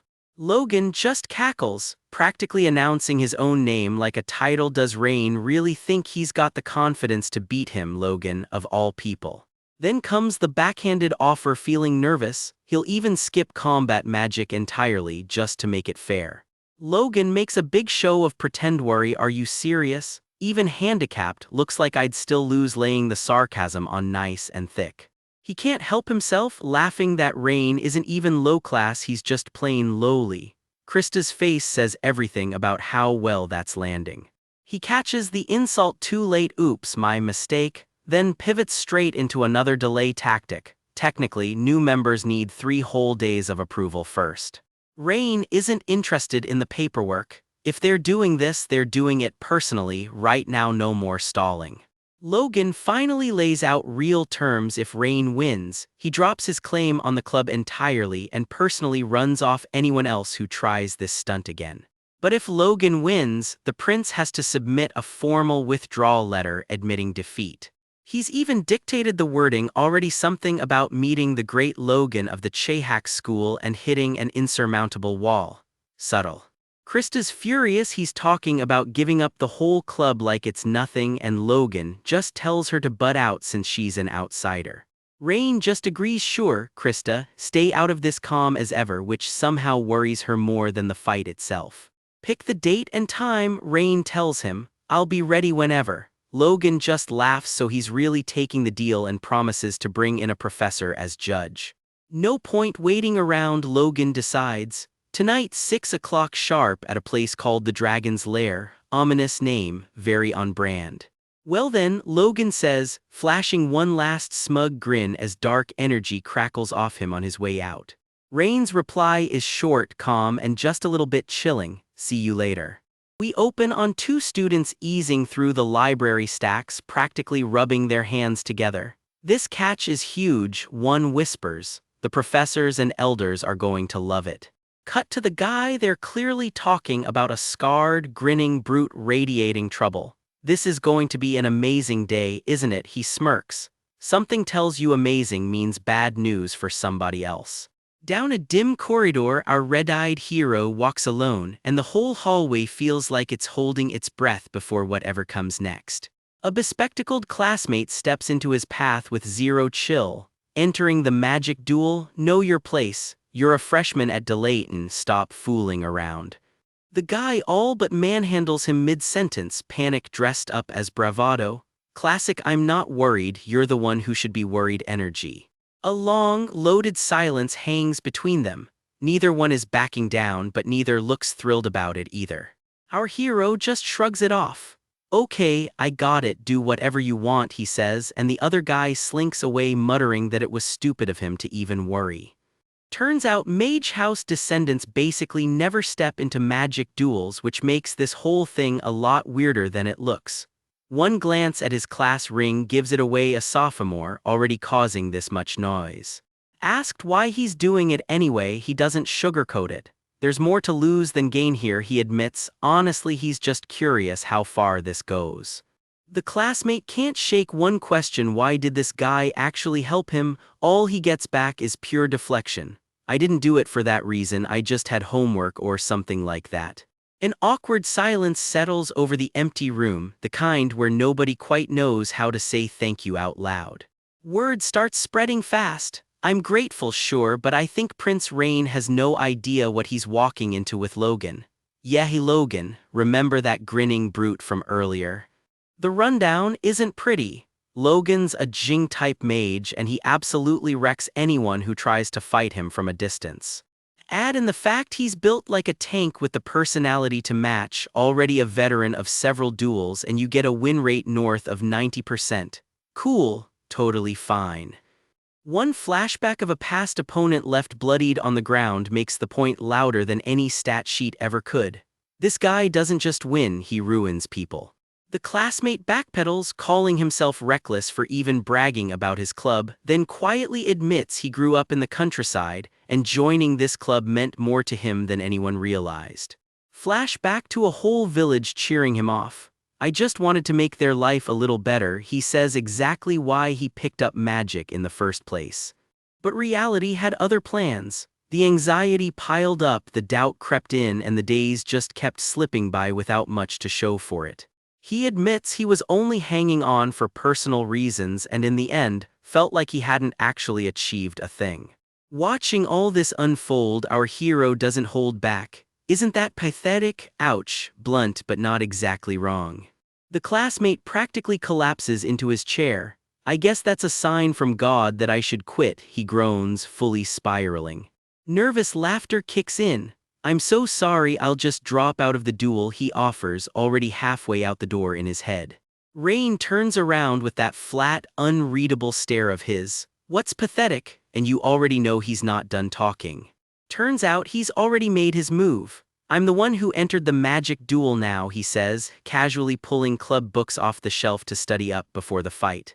As he walks off with an armful of borrowed books, the stunned classmate can only blurt out no. Prince? Behind him, Rain drops one last line. The old Grand Mage Rin didn't start magic for glory, he started it to survive. Everyone starts somewhere for their own personal reasons. Cut to the Delayton campus in full autumn color, all warm light and quiet right before everything gets a lot less quiet. Rain moves through a crowd of hushed, staring students. Has the word already gotten out, he wonders. Yeah, obviously it has. Whispers ripple through the hallway around him. This is shaping up to be a much bigger deal than he expected. Someone yells his name out of nowhere and yanks him off guard. Rain, and just like that, chaos finds him again. Enter Aunt Ellen, dramatic as ever, popping up with a grin sharp enough to cut glass. You little brat, have you been well? Auntie, he stammers, getting immediately manhandled while she needles him about whether he's actually been taking care of himself. Am I doing well? He yelps mid-noogie before landing his own jab right back. I've been sleep-deprived lately, but thanks to you I'm wide awake now, you rascal. Ellen drops the real reason she's here. Word is the Ludwig family's golden boy is fighting Logan of the 8 great schools. Did I hear that wrong? Nope, she heard just fine. The whole school's buzzing about it and Rain doesn't even try to deny it. It's true, he says, plain and simple. Ellen's teasing turns into a real warning fast. If Logan actually hits you, it's going to hurt way more than this, so stop whining, you idiot, she scolds, still roughing him up for good measure. He rubs his head, quiet for a second, actually taking it in. He turns the question around on her instead. Did you come here because you were worried about me? She immediately gets flustered and defensive. Worried? Do I look like some pathetic aunt who runs around grabbing kids and asking if they're okay? A kind of yeah. Wrong, he says simply before adding that whatever happens, he's not about to bring shame to the family name. He follows her down the hall with a small apology. Sorry, Auntie. He didn't realize how serious this had already gotten. She lays it out plainly, the family's honor is already on the line, and if this goes badly, expulsion is a real possibility. He brushes the risk right off. Honestly, he was already sick of people writing him off as some useless prince anyway. That's all the encouragement Ellen needs. Since it's come to this, let's go all the way, she grins, jabbing a finger at him. He's carrying the Ludwig name now and he'd better not let it down. Jump ahead to duel day. The crowd's roar rattles the towers and it looks like the entire campus turned out for the show. Rain stands with his back to us, cloak snapping in the wind, facing down a stadium packed with people who all showed up expecting a bloodbath. Across the field, Logan just grins, cocky and completely unbothered, the picture of a guy who's never once worried about losing. Rain stays perfectly calm, and that's honestly the scariest part of all this. Of course, Aunt Ellen, he murmurs to himself, one last private promise before the real fight starts. Words ripping through the academy halls and every student sprinting the same direction. Something's about to go down, and nobody wants to miss it. Turns out the whole school's buzzing about one thing. They're calling it the useless prince versus the muscle-brained idiot, and yeah, one of those nicknames is aimed straight at our boy Rain. About to throw down right in front of the whole student body, no pressure. Down in the stands, Professor Owen's got a front row seat and somebody's already needling him about picking a side. The question's blunt: is he backing Logan, the rival school's golden boy, or Rain, his own student? Owen doesn't even blink. Owen's answer is classic Owen. Forget titles, forget bloodlines, forget report cards, he's cheering for whoever actually crushes it out there.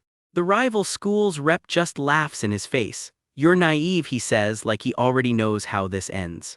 And this isn't just bragging rights. Whoever wins gets to set terms the loser has to fulfill. Official academy business. Rain's taking it all in, dead serious. Showtime. Both fighters are called out onto the floor. Rain steps out in front of the entire packed stadium like it's just another Tuesday. And here's his opponent, Logan, all muscle and bandages, flexing for the cheap seats like he's already won. The crowd's losing its mind, screaming for blood. Rain just stands there, unreadable. Somebody in the crowd yells it outright, mocking Rain as the useless prince, figuring this fight's already over before it starts. Even the guy secretly rooting for Rain admits it looks grim. No way he beats that, he mutters into his hood. Turns out he's not alone. A pink-haired classmate spots him hiding in the crowd and calls him out on the spot.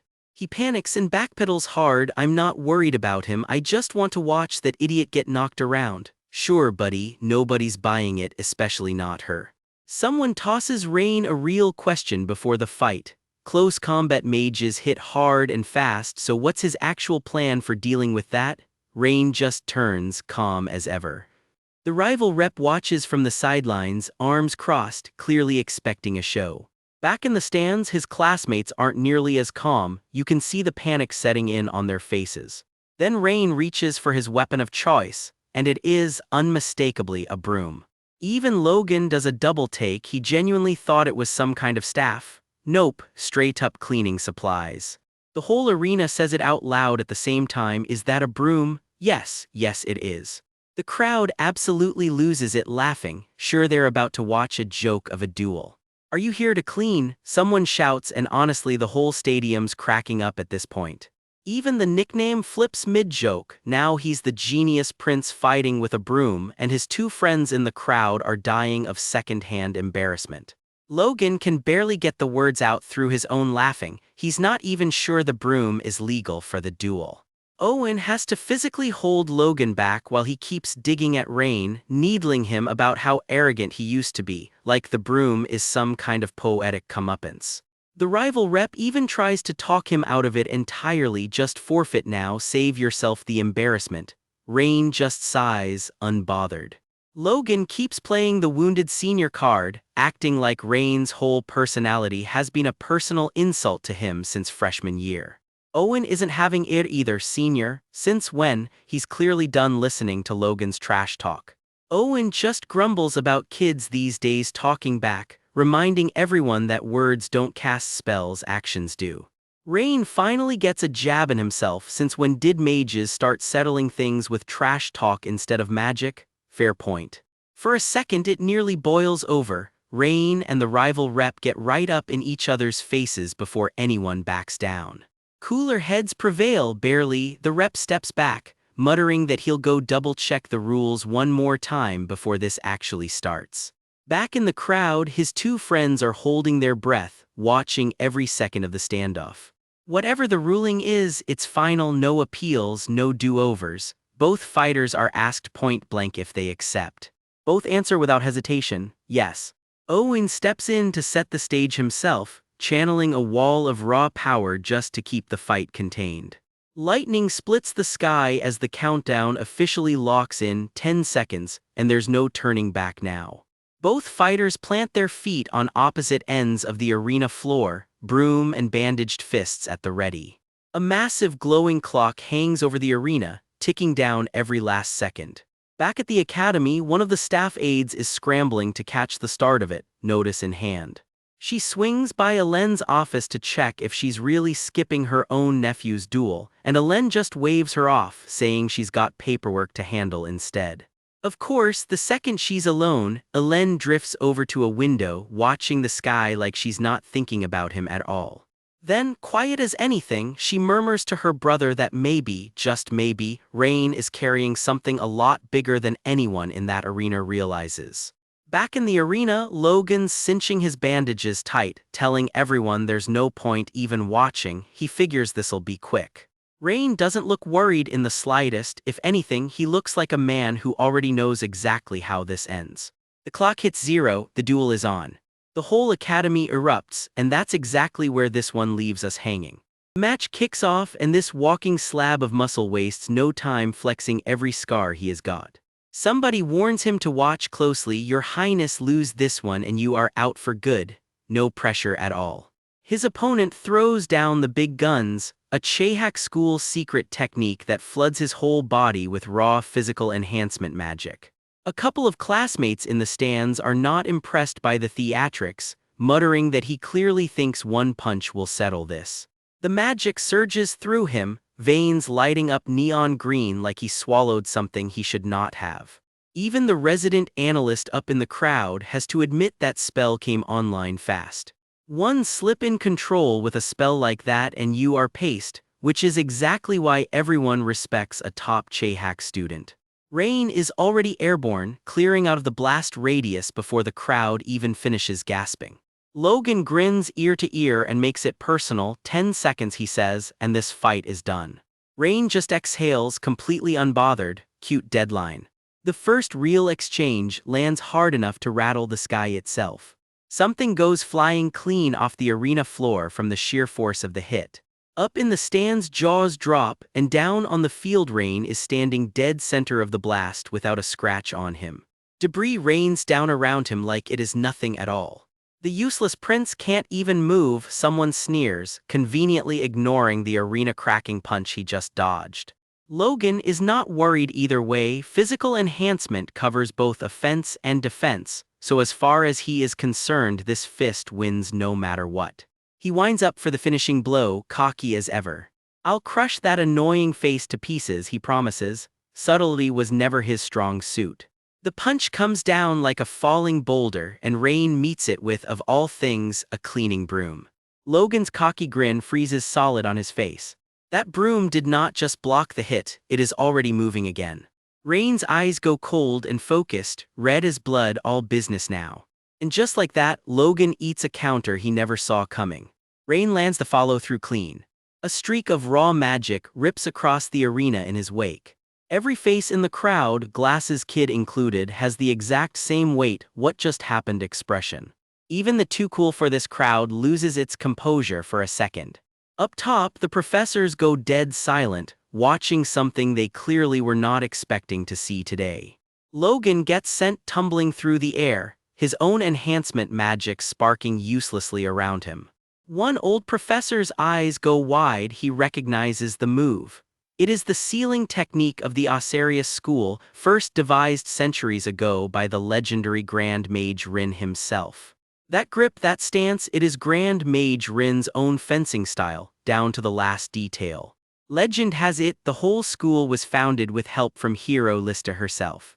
She always insisted mages needed to know how to throw a punch too, not just cast a spell, and apparently she taught that lesson personally. Which begs the question buzzing through the whole crowd: how does the Ludwig heir know a dead legend's private fighting style? We, of course, already know exactly why. The commentator up in the stands has, for once, absolutely nothing left to say.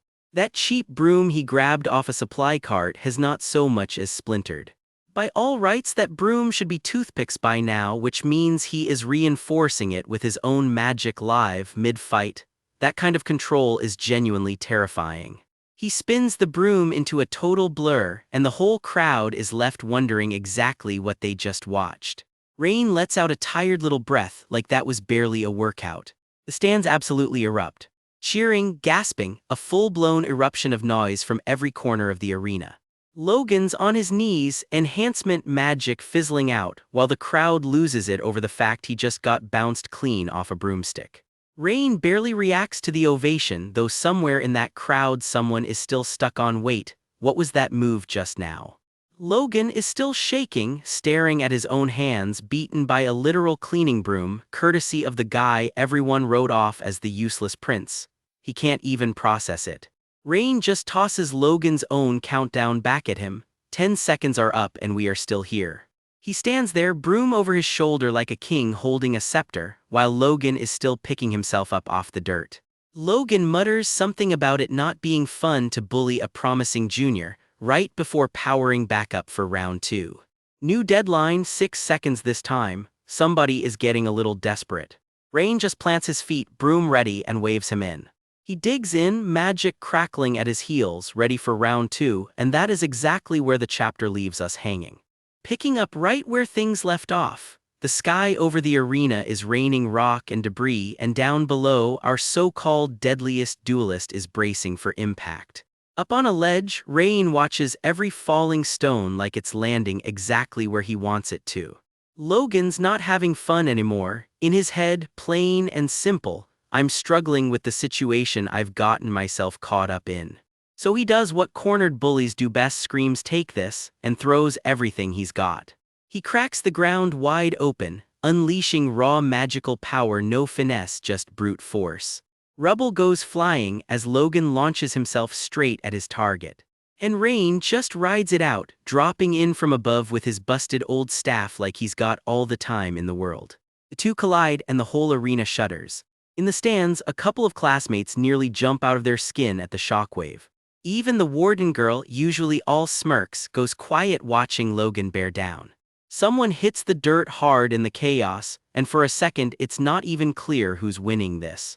Logan stomps down again, still trying to muscle his way through. Rain just tightens his grip on the staff and waits for his opening. Another impact lights up the whole battlefield. Logan keeps swinging like sheer force is going to be the answer here. It isn't. Rain's eyes flare red, never a good sign for whoever's on the other end of them. The dust finally starts to settle over the wreckage. And there he is, standing on top of the rubble, looking way too comfortable for a guy in a life-or-death duel. He plants his staff and quietly sets something up right underneath Logan's feet. Light flares around a small conjured stone, and even Rain looks a little impressed with himself. He swings and the crack of impact says the trap just sprang. Logan lunges anyway, still trying to force his way out of it. Rain just watches him struggle in dead silence. Then he lets loose and a wall of light rips clean across the field. Smoke and dust roll off the impact site. When it clears, Logan's still standing, dripping sweat, refusing to quit. What? He chokes out as the ground itself turns against him. My feet, he mutters, sinking straight into what should be solid ground. Rain casually explains himself. Before Logan ever tried digging in, he'd already turned the whole field to magic-laced mud underneath him. Curious what it's called? He grins. Don't get too excited, it's just a 1-star spell. Then he name drops the second one too, a little trick for holding back floodwater, a whole 2-star spell. How's it feel? He smirks. Pretty useful, right? The whole crowd watching just goes dead silent, murmuring in disbelief. Someone up in the stands can't help but admit it out loud. Turning the ground into a mud trap before the attack even lands is genuinely impressive work. And he timed 2 separate spells to trigger at almost the exact same instant, the commentator mutters, stunned. Who does that kind of math in the middle of a fight? Rain just shrugs it off. Looks like this is almost over. That's right, the commentator agrees, eyes glued to Logan's failing footing. Rain's staff whips through the air, right back into his hand. Back in the stands, even the faculty watching the broadcast can't hide how tense they've gotten. Screen after screen across campus is locked on the same fight. Nobody can look away. What are you doing, you idiot? Someone yells at the screen like Logan can actually hear them. Just throw a long-range spell already and it's over, one classmate shouts while Logan grits his teeth trying to fight his way free. Logan winds up one last desperate haymaker, glowing fist and all. Rain barely reacts, his staff already spinning back into position. For a split second, all you can see is the raw desperation in Logan's eyes. Then the punch lands and the whole cliffside erupts. Down in the crowd, jaws drop, and up close, Rain's face just glows in the blast light, completely unbothered. Smoke curls off the impact into the night sky. Logan's fist actually connects this time, a real hit finally landing. But Rain barely flinches, already coaxing a tiny green sprout to life out of thin air. The glow spreads down his arm, and a dead branch starts twisting back to life in his grip. Roots and vines come surging out of it, alive again after who knows how long. In seconds, a whole gnarled tree bursts straight out of the cliffside. One of the watching classmates puts it together for his friends. It's magic that breathes life back into dead plants. The tree towers over the whole battlefield, roots twisting like they've got a mind of their own. And this, Rain adds, like he's only just getting started. Only lasts about 10 seconds, he admits, but you can also use it like this, and the roots clamp straight down on Logan. A broomstick, someone gasps, realizing that gnarled tree used to be Rain's beat-up old staff. Logan roars and bleeds trying to break loose, while Rain reminds him almost politely that he's only used 3 spells exactly as promised. Fresh off that last cliffhanger, our grand mage snaps a stray branch off a tree like he's picking a toothpick, not gearing up for a duel. So, he says, cool as ever, and you just know something wild is about to happen. Standing on a jagged rock above his opponent, who's now half buried in a wall of twisted wood, he asks, almost politely, "Shall we end it now?" Turns out our useless prince brought some serious homework to this fight. Inside that wood cocoon, Logan, the undefeated Logan, is losing it. All you can hear is a muffled "damn it. Damn it," this is not the flex he was expecting to be on the receiving end of. He's screaming louder now, "It can't end like this," while a row of spectators watch from the shadows, eyes wide, completely speechless. Nobody saw this coming, least of all Logan. His actual face is finally showing through the cracks, sweaty and wild-eyed. "I can't lose like this." Nobody but the wood casing that used to be your whole game plan says otherwise. With one last crunch and crack, the whole wooden shell blows apart into splinters and dust. Logan's signature defense gone in seconds. Our hero just stands there afterward, looking mildly confused at his own hand. Did I put in too much magic power, sir? You just leveled the school's scariest duelist and you're asking that question. Because apparently this is a lab now, not a duel, he's muttering to himself about improving the plant's design and ease of control, then leans down and asks, "Dead serious, do you feel pain?" "Don't worry, that's not comforting, my guy. You'll be comfortable soon," he adds with an unsettlingly gentle smile. Somewhere between mad scientist and overly polite dentist, and honestly terrifying either way. He grabs hold of the last standing branch of his creation, magic humming under his grip, ready for round 2 of improvements. Light floods out from where his hand meets the wood, and you can practically feel Logan bracing for whatever's coming next. A crack splits open and Logan lets out a raw og. Pretty sure that's the sound of a reputation breaking, not just bark. One clean punch to the face, crunch, and just like that, the guy with a 90% win rate is eating dirt. Logan's face twists into pure fury and disbelief, sweat and cracked bark everywhere. This was supposed to be his beatdown to hand out. He sputters out a shaky "Hey, you said you'll end it." Bro is out here negotiating mid-loss, which is a bold strategy. Our grand mage doesn't even look back. "What nonsense. It's already over," he says, already walking away like he's leaving a mildly annoying meeting. Then comes the lecture nobody asked for. "You know it hurts when you're hit, right? From now on, stop doing bad things and live a better life." Somehow the scariest part of this fight is the parenting. The last of the wooden shell shatters around him as he drifts back down, completely unbothered, like he didn't just end a Legends win streak on a whim. Debris rains down around Logan's battered, furious face. The undefeated golden boy of the 8 great schools just got embarrassed by the useless prince. Something cracks in Logan beyond just his pride. This is the first time I've ever felt this way, he thinks, completely rattled by the mage who just wrecked him. His mind drags him back to his old training days, getting screamed at by a shadowy figure from his past. "You can't even deal with this? Such immaturity, get up now." Turns out even Logan had someone breathing down his neck once. The world of magic is a place where only the fittest survive, he'd always told himself. Funny how that philosophy hits different when you're the one on the ground. Logan drops, completely spent, tumbling through the air with nothing left to fight back with. Floating above the wreckage, our hero just nods to himself. He's hung on quite a while. "It's a fairly practical magic," he says, reviewing the fight like it's a homework assignment, not a duel that just made campus history. Then it hits him, "Oh right, I think magic duels only end when one side surrenders or is completely stretched out." Casually realizing the rules after flattening the guy, peek him. One last hit sends Logan flying across the arena in a flash of blue light, just in case anyone still had doubts about who won. "Since the match was decided earlier, let's not count this as an attack," he says, all innocent like he didn't just get one more hit in for the road. The crowd absolutely loses it, screaming, gasping, pointing, because nobody, and we mean nobody, expected this outcome today.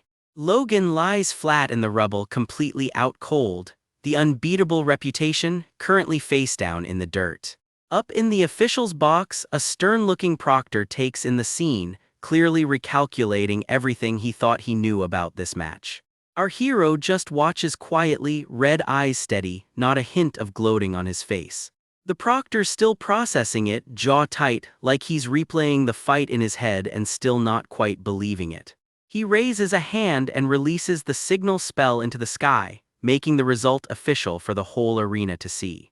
The winner is, the announcement booms out and the whole stadium holds its breath for that one beat before the name drops. Rain Ludwig, the crowd erupts and our hero just blinks up at the sky, looking almost surprised by his own hype. A familiar bespectacled classmate comes jogging up through the gate, practically glowing. "Sir Rain," he calls out, clearly starstruck. "Thank you," the kid says, practically vibrating with gratitude for the guy who quietly took his duel off his hands. "How can I ever repay this kindness?" He starts and our hero just deadpans back. "What kindness?" Humble to the point of confusion, this one. The kid stammers, flustered, but the 3 spells I wrote," clearly assuming his homemade magic was a joke to begin with. "No, the other spells too," our hero corrects him. "The completion level is low, but I sensed it." A single stubborn green sprout pokes up through cracked, dead ground, a nice little metaphor for what he's talking about. "I think my senior's efforts were not in vain," the kid says, visibly moved. Turns out someone finally saw the potential he'd almost given up on. He hesitates, "But can I ask you one favor?" then immediately backpedals. "Oh, I'm sorry, I was talking nonsense. Buddy, just ask, he clearly likes you.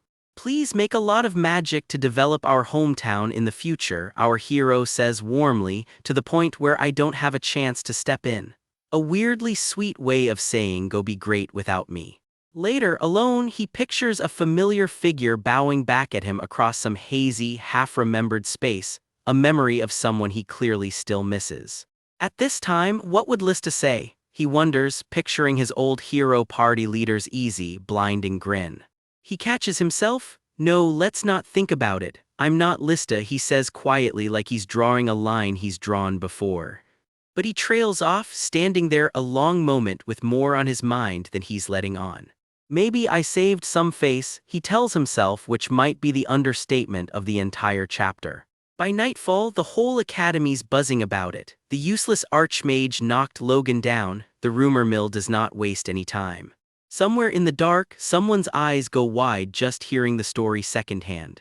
"I saw it clearly with my own eyes," one student swears. His skills were no joke. In the end, he even preached to Logan and blew him away. Nothing spreads faster on campus than a good underdog story. From a dorm bed by the window, someone catches the gossip drifting by outside. Was he not the useless prince but the temperamental prince? What? Does that even make sense? Honestly, campus nicknames are getting worse by the hour. Back home, Logan sits bandaged and sore, groaning through what has to be the worst night of his undefeated career. An older man steps into the room, arms crossed, unimpressed. "How do you feel about tarnishing your school's name?" Turns out getting clowned by the useless prince has consequences beyond just the bruises. "Logan," the man says, voice flat, and Logan's whole posture changes at the sound of it. He looks about as thrilled as anyone about to get chewed out by their own master. This lecture is clearly not going to be a short one. Somewhere, someone's getting grilled about a duel that just wrecked their school's good name. The one-word answer says it all: Logan.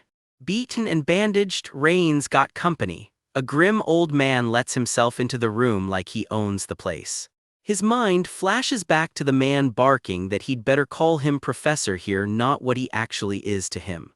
Back then, one look from his so-called professor was basically a threat. "Did you forget already?" Never meant anything good. One wrong move and the kid's stammering apologies, shirt off, sweat everywhere, trying to catch his breath. Even the old man's version of mercy, "take a break," lands like an order, and young Rain looks like he's run himself straight into the ground getting there. Rain doesn't sugarcoat it. Looking back, the man nearly beat him to death in training. And his response to actual raw talent: "Stop pretending to be a genius. Tough love doesn't even cover it. Do you think you can do anything just because you're famous?" Even now, laid up in bed, that question still gets under his skin. Rain's answer is quiet and honest: "No." The old man leans in with a loaded question. Does he know about a certain Scoutsy Ludwig? Turns out students over at Levarden have been running their mouths. Word is some old man worked Rain like an unpaid assistant for 3 whole years. Rain's reaction to hearing brutal secret training reduced to office boy gossip: a flat, unbothered, "Oh." Cut to a very different memory, a much younger, hot-headed Logan swearing he'll never acknowledge some golden boy heir, completely oblivious that the kid he's dismissing is about to become a legend. Now it's Logan's own headmaster doing the lecturing, telling him to actually get to know the guy who just wrecked him. Logan, still nursing his bruises and his pride, mutters that next time he'll make sure that low-level scoundrel knows his place. His headmaster isn't buying the bravado for a second. Looks like it's not just your brain that doesn't work, your eyes can't see straight either. Denial doesn't rewrite the scoreboard, the old man reminds him, refusing to admit he lost changes exactly nothing. Logan snaps back, demanding to know what that's supposed to mean. The answer lands hard. Standing in front of him right now is a guy who got hurt in a fight he was supposed to win easily and who got spared on top of it. Nobody at that school has actually felt what Rain can do up close. Logan has, he just still can't admit it. If Logan still can't wrap his head around it, fine, the headmaster shrugs, do as he wishes. But there's a catch, he lost the bet and he'd better keep his end of it. With a curt "that's all," the old man turns and slides the door shut behind him. Left alone, Logan just stands there, bare-backed and bruised, staring at nothing. The loss is finally starting to sink in. Logan tells himself he was never scared of Rain, he was just protecting his own reputation. Sure, buddy. Let's rewind the clock a bit, back to where this whole mess actually started. 15 minutes before that showdown even kicked off, things were a lot quieter inside the Delayton Central Library. The biggest library in the Empire, packed floor to ceiling with history books and personal records, and Rain's walking right through it. He can't quite shake how strange it feels, carrying around the actual memoirs of the legend whose life he inherited. So he just asks the librarian outright, where can he find records like that?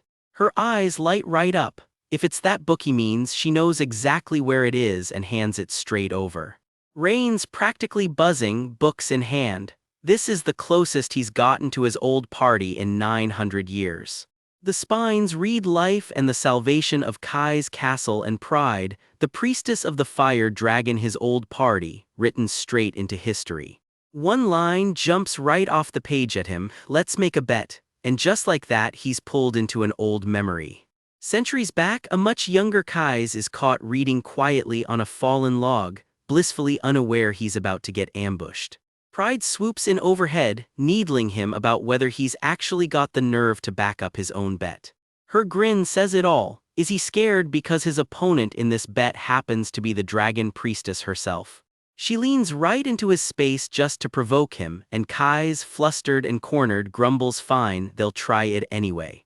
Across the clearing, Lista overhears and does a full double take. Then without missing a beat she throws her chips in, I'll bet on Rin.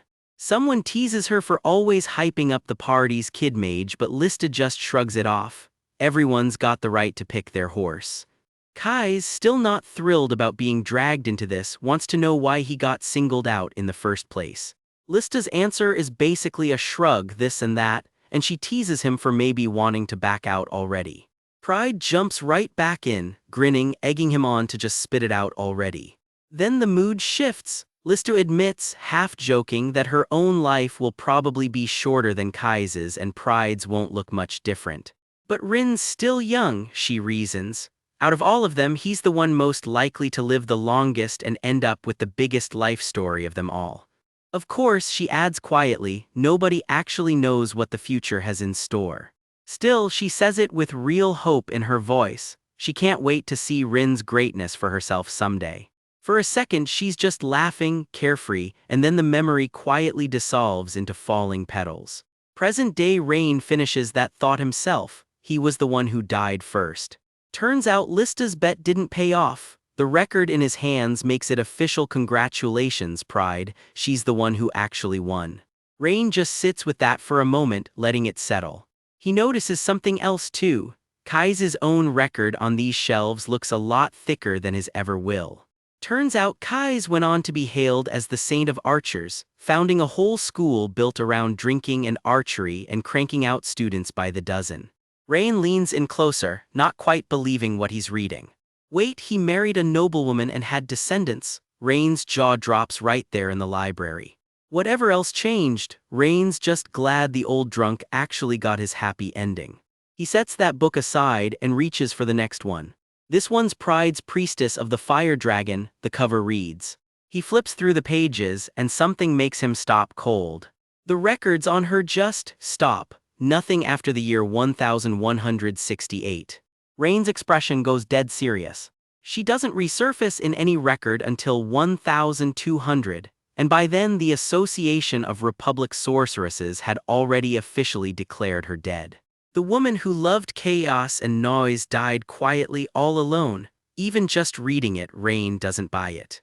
Somewhere across the library, someone else is watching him puzzle it over. He tries to talk himself into it. People change, right? It could happen. But the second he pictures her grinning, loud, wand raised, and very much alive, the whole idea falls apart. Something snaps into focus, and Rain nearly drops the book in his hands.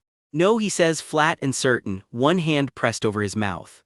It just doesn't add up. He knew Pride better than anyone, and there's no version of her that quietly dies alone. So what actually happened to her? A darker thought starts creeping in when he can't quite finish. Whatever conclusion he's landing on, it hits him like a lightning strike, and that's exactly where this one leaves us hanging. What if she didn't just disappear? What if someone made her disappear? His hand flies to his mouth. That one thought alone rattles him. They still call her the mage who saved the world. A robed figure from his old life, one more ghost from the party he lost. And somehow she vanished without a single soul noticing. Back in the library, Rain sucks in a sharp breath. His hands won't stop shaking over the open book. This is all he manages to get out. One book clearly isn't going to cut it. Maybe the Republic's archives have something the Academy's library doesn't. A librarian catches him hunting through the stacks and points him toward a book on Lista's history instead. She's grinning ear to ear, practically shoving the book into his hands.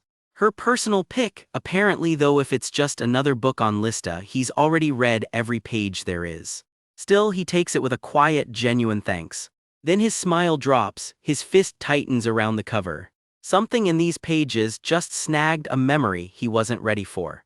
The title glows right back at him, Taurina, the Virgin of Ash. The name drags him straight into a memory, wind whipping, a hat flying loose. A basket goes tumbling right after it. A bright, breathless thank you rings out behind him. In the memory, a laughing, sharp-eyed girl with pale hair wrestles her hat back from the wind, young Taurina, loud and very much alive. Sir, a voice yanks him straight back to the present. The librarian's still hovering, asking if he needs anything else. Oh no, nothing, he mumbles, still half caught up in the memory. He thanks her properly for the recommendation before she heads off. Later that night, alone again, he keeps flipping page after page. Wait, that reckless girl from his memory actually became a priestess. He can't quite line up the two versions of her in his head. The book spells it out plainly: the shaman who leads the spirits holds the highest rank any sorcerer can reach. And it's not a title anyone can just stumble into. Was she Pride's successor? Is that how she climbed that high? A plaque nearby lists her dates 1094 to 1413. 300 years, can people even live that long? Does that number mean something? He can't shake the feeling it does. The records on Pride herself don't check out. Looks like he'll need a book from the Republic next. He's already on the move. Then it hits him, he's out of time. The duel starts now. Do I just need to shut this guy up? He wonders, grip tightening. A small, confident smirk creeps across his face. Honestly, I don't much care about any of that, he tells his opponent flatly, squaring up. With a grunt, he snatches the book off the table on his way out. I said I'd go, so I'm going, he tells the librarian, handing the book over for safekeeping. If anyone tries to borrow this, don't let them, he warns her, broom already in hand. His weapon of choice for this duel is, once again, a plain old broom. It'll be hard to hold onto for long, but I'll manage for now, she promises. Don't worry, Rain says right as his opponent comes flying at him, fists first. I'll be back in 15 minutes, he promises on his way out. Word of what's about to happen in the library spreads fast. One regular can't stop grinning about the drama. Another looks like he's about to cry just hearing about it. Karen bolts back to the library the second she realizes something's wrong. This is a big problem, Rain blurts, eyes going wide. Karen's pacing the shelves, visibly rattled, searching for something that plainly isn't there anymore. They comb through the aisles together and come up empty. Shelf after shelf, still nothing. "You didn't take it with you when you left, did you?" she asks, nervous. "I didn't," Rain says slowly. "Why?" Her answer comes out as a full-on panic shout. "Could someone else have grabbed it?" he asks. "That's impossible," Karen insists, not without checking it out first. Any book pulled without being checked out trips a magical alarm. No alarm ever went off. The two of them just stare at each other, stumped. How could this happen exactly like this right now of all times? He watches her face carefully. She's not lying, he's sure of that much.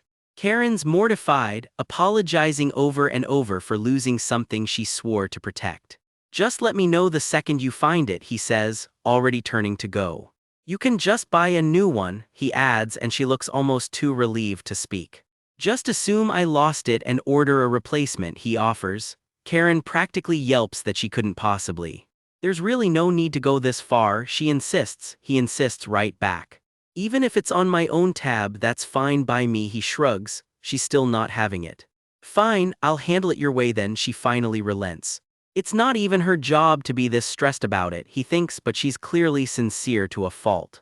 "Honestly, I wasn't expecting to find someone like you here," he tells her. She just about melts, thanking him.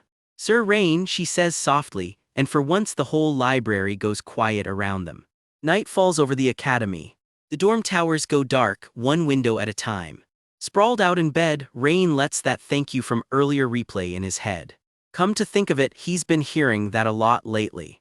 An old woman he barely remembers helping still comes to mind, hands clasped, practically in tears over it. "And because of that, I'm just wasting my time," some grinning acquaintance jokes at his expense. And yet, surprisingly, none of it actually bothers him. Is that because this body of his changed too, somewhere along the way? Anyway, back to the actual problem. There's a lot here that just doesn't add up. His expression goes cold and focused. He left those memories with Lista long ago, but they came flooding back the moment he went digging and the instant he tried to trace his old classmates' pasts. Torina's biography vanished too. Could Torina herself be behind this somehow? No, that's impossible. He turns the thought over anyway. Because she's already dead. The mage who saved the world, gone for centuries now, broom, hat and all. Kai's Lista pride too. His whole old party, all of them gone now. The people he knew back when he was still just Rin. He reaches for the thought and comes up empty. Every single one of them is long dead. They're already dead. All of them. So then who is doing this? He doesn't have an answer, and that's exactly what scares him. He turns back to his own research instead. A burst of blue magic crackles to life in his hands. Sitting cross-legged, he pushes to see just how much of his old power he can still call up. His eyes narrow, locked in. A readout flickers into view, progress toward recovering his unique magic, sitting at 37.9%. Wait, why did that number just jump? He sits with the question, genuinely stumped. Did fighting another person actually boost his progress? His mind flashes straight back to the duel. Has beating people up been the shortcut this whole time? Maybe the truth just needed a little forceful persuasion to come out. No, wait, how would that even work? Okay, let's not get ahead of himself here, think this through properly. He settles back into his practice, more deliberate this time. Power rules the world after all, that much he's always known. It's logical enough on paper, he just never expected raw force to actually be the key. He goes quiet, turning it over in his head. Otherwise I wouldn't have anything left to do, he mutters, only half joking. It's confirmed after the fight with Logan, his progress climbed a full 0.8%. Not much to go on yet, but it's something. Worth testing further, he decides, pumping a fist. Problem is, throwing magic around at classmates tends to get you expelled. He needs somewhere else to test this theory. Why not just become an adventurer? Adventurers. Why though? Oh right, because he still owes Karen a replacement book. That wouldn't be such a bad plan, right? He grins, book in hand, already sold on the idea. It's morning at the academy, and Rain, the guy everyone started calling Lord Rudian, is already getting swarmed. A student he's never spoken to is fishing for a good morning and casually mentioning she lives right next to his dorm. More of them pile in on the stairs, one girl working up the nerve to tell him she literally dreamed about him last night. The crowd's only getting bigger. Rain's answer is ice cold. He has zero intention of ever learning their names or being friends with any of them. Not exactly subtle. He doesn't even look up from his book, just tells them flatly to get out of his way. Somehow that lands as charming. The girls just giggle, insisting he's too much, convinced the whole thing was one big joke. It was not a joke. Word spreads down the hallway fast. Rudian's deceiving those girls again. The gossip goes like heartbreak's just part of his morning routine. Somebody else piles on, wondering if the guy even bothers going to class between all the flirting. Somehow he's now the most charismatic student in school. Rain looks thrilled about it. He is not. Evening rolls around and it happens again. Another group corners him, this time with a familiar face in the crowd. The eavesdropper can't resist digging up an old one. Wasn't his real nickname the Casanova? Rain's expression says he's heard that one plenty of times before. Cut to the packed stands from that duel. Everyone's still buzzing about the crowds, still riding the high of it. Krista tries a simple hey. Rain shuts her down just as fast as he shuts down everyone else. Please don't talk to me. She swats his attitude away without even trying, sending him staggering back. Typical morning for these two. Krista rounds on him, grabbing his collar, insisting she's not angry and doesn't care anymore. She very clearly still cares. Rain puts it together. This is still about their duel and just bluntly reminds her they're not even friends, let alone anything more. And then, almost embarrassed, she admits it. Losing to him actually felt kind of satisfying. Didn't see that twist coming. Flashback to the line that's clearly still rattling around her head. Rain calling out how ugly it looked, her pretending to be weaker than she really is. Told her straight up, a strong person shows their strength, so stand up straight and own it. Coming from the guy who just beat both her and Logan, that lesson stuck hard. Krista's back to her fighting spirit fast, vowing that next time she won't just beat him, she'll grind him into powder. The hallway gossip mill's already cranking again, slapping yet another nickname on him, Rudian, the Prince of Charisma. Rumor is the school's top 2 students are about to clash again, and suddenly everybody wants a front row seat. Krista yanks him back to reality. First periods with the gorilla himself, Professor Owen, and neither of them can afford docked points. A quick right, that's true, and they are already moving, no time to keep arguing. They make it just in time. Classmates razz Krista with a nickname of her own, our sweet lady witch, given her last threat is a bit of a stretch. The eavesdropper isn't buying Krista's big rematch speech either, muttering that if she practiced it all night she could have at least delivered it properly. New scene, new problem. It's the weekend and something's already gone wrong at the Academy's central library. Every single book about someone named Tirana has sold out, not just here but across every publisher in the entire empire. Nobody can explain why. Nobody's got a straight answer yet, just a lot of nervous, not sure of the details, but turns out it's the church's own heresy hunters, the so-called golden children, who quietly slapped every book on Tirana onto the censorship list this year.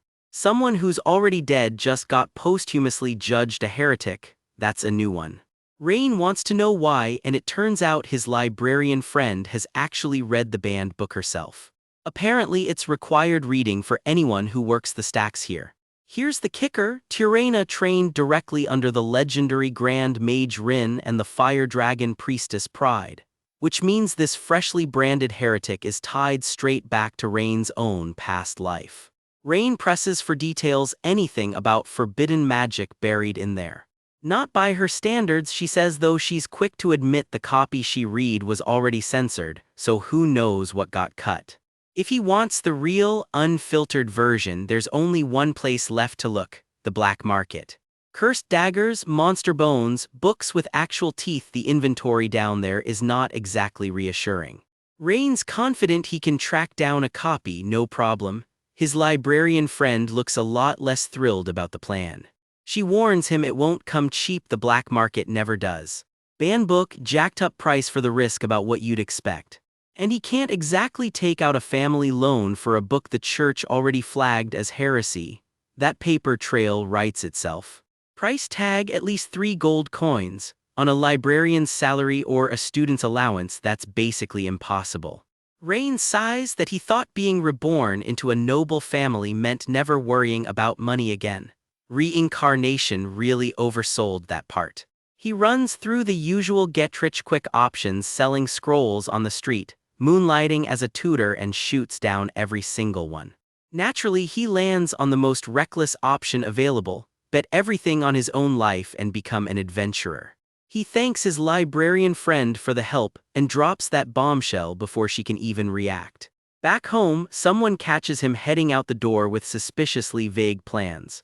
He announces it like it's nothing. He's going to become an adventurer and earn the money himself.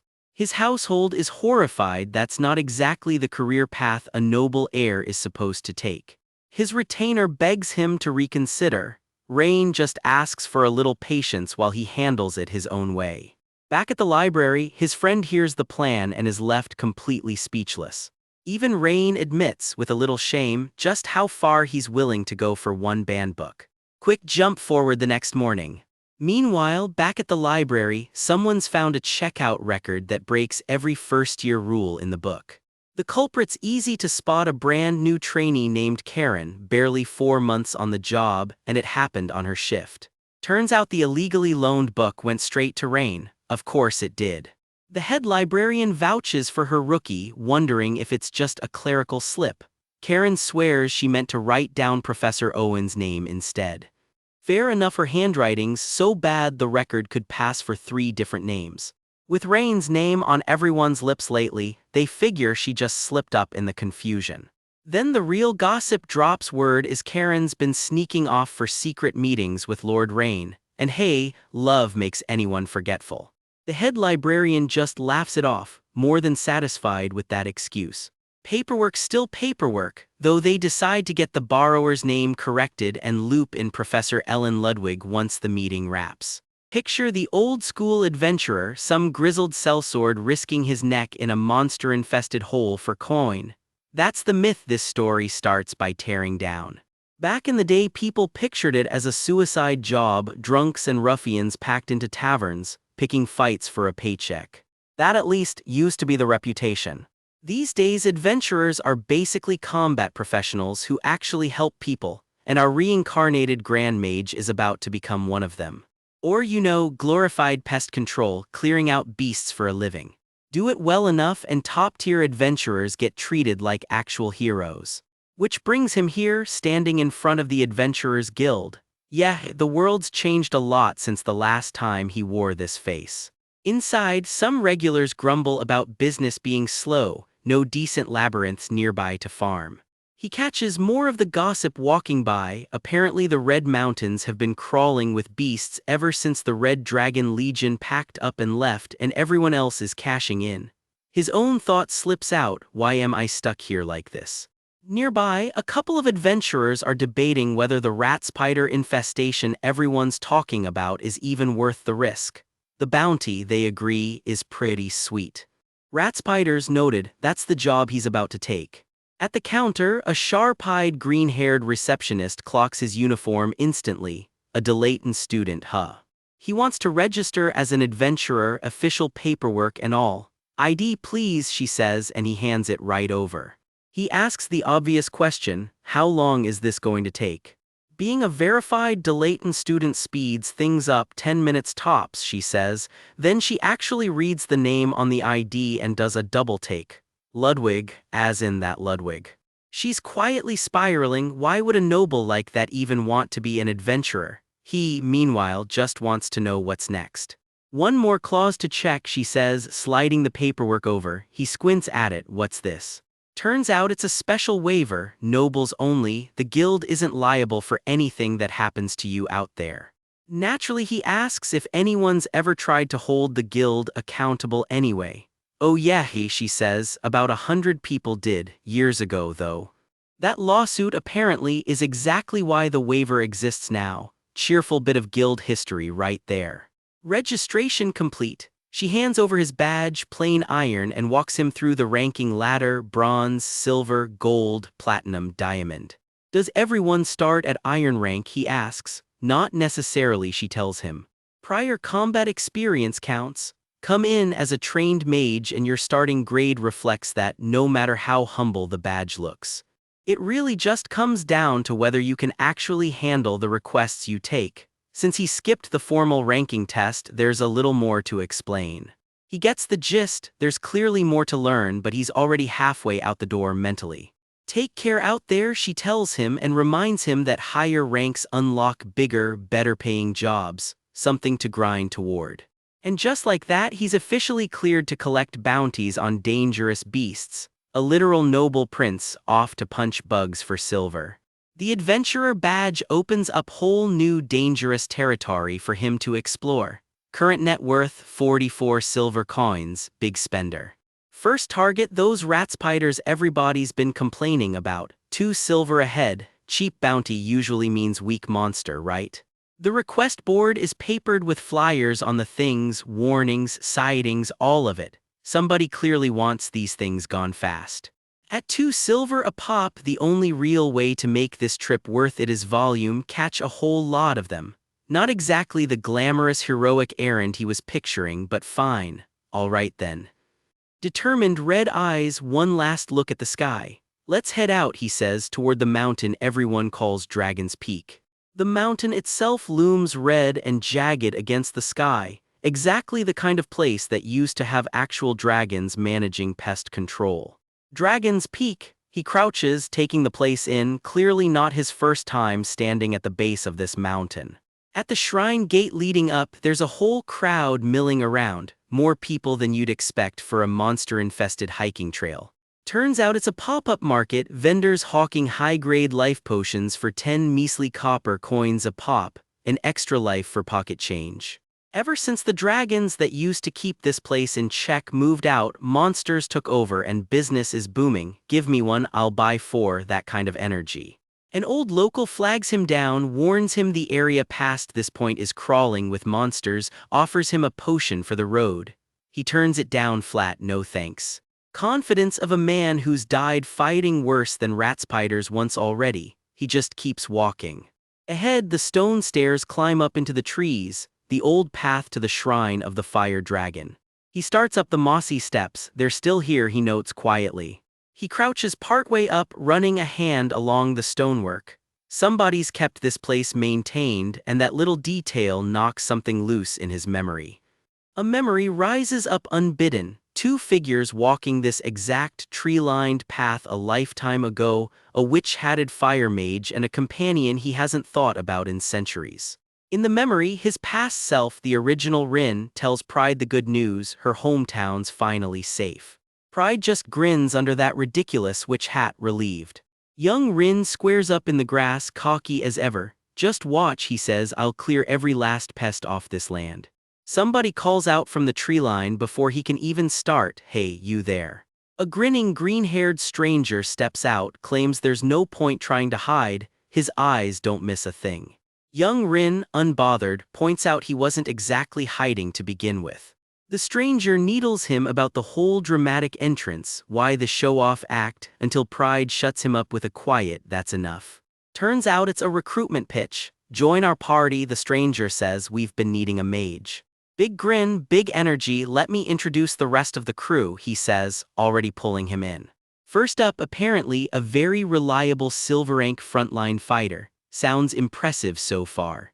Then the guy actually steps into frame, hulking, dark-armored, built like an actual monster, and young Rin's first reaction is basically, how is this thing even human? That's harsh, the green-haired archer protests, insisting the giant's actually a huge softy under all that armor. Then, quick pivot, and this is Sammy, our cleric. Sammy greets him warmly, says he handles the healing. The archer isn't done bragging either, and I'm Renlum, the genius archer, thank you very much. Let's do our best, the new crew cheers. Young Rin, meanwhile, is quietly running a very different calculation in his head. He just straight up asks them if they are secretly a criminal gang preying on rookie adventurers, maybe even running some kind of kidnapping racket dressed up as recruitment. Bold opener. The gentle giant's eyes well up on the spot. Nobody expected that reaction. Wait, are you picking a fight with me? The big guy chokes out through actual tears. Fine, let's settle this. Somehow the tears make it scarier, not less. The others scramble to calm him down. Hey, don't cry, Bart, come on, stop it already. Young Rin, still skeptical, presses the real question: why would they even want a nobody iron rank like him? Ranks don't matter to Renlam at all. He claims he can just tell people apart by scent alone.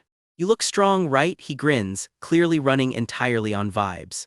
Someone else chimes in too, a bright, familiar voice, that the big guy genuinely couldn't stand the idea of him walking that monster-infested mountain path alone. The cleric adds that plenty of young students come out here chasing quick coin and end up in real trouble. Nobody's forcing him to join, though, they're clear on that.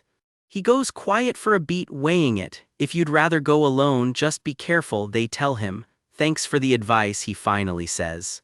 He still insists he's more comfortable working solo. Renlam takes the rejection in stride, a little disappointed but understanding. Ah well, that's a shame. He'll be fine, Renlam shrugs to the others. Don't worry so much, Bart.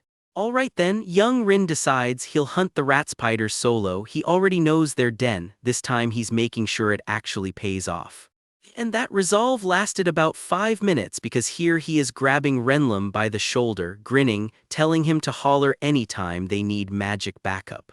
And so, just like that, he's in. Sammy smiles warmly, and even big scary Bart tears up all over again, this time out of pure joy.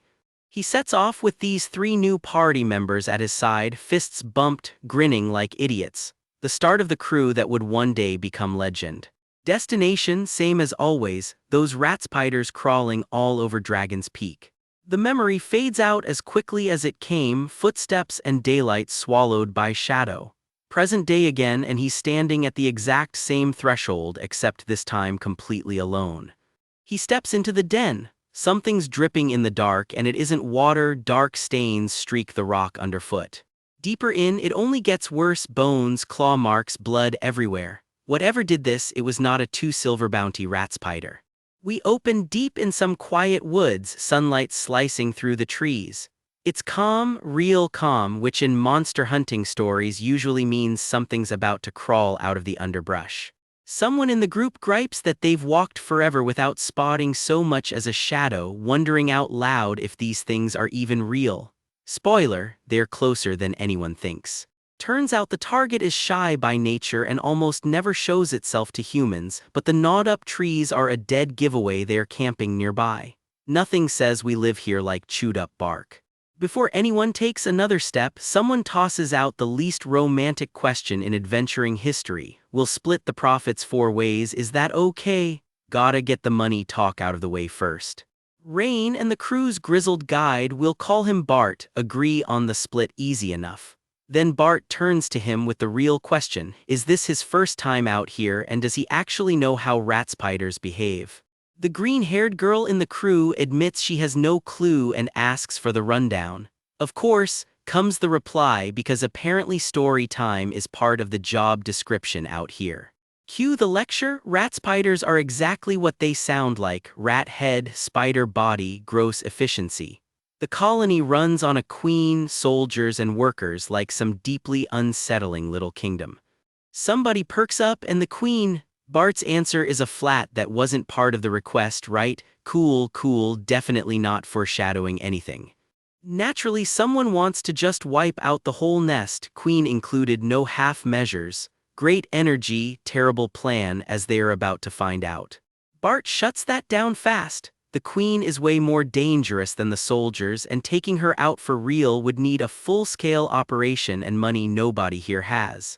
Today's job is soldier cleanup, nothing more. Rain, ever the pragmatist, quietly does the math out loud. A monster that dangerous has got to have a decent bounty on its head. There it is, the wheels are already turning. Bart catches the green-haired girl eyeing the queen's territory a little too closely and shuts that idea down too.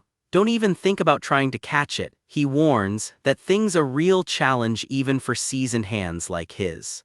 She freezes mid-reach into the grass with a startled "oh, found something," and it's definitely not what she was hoping for.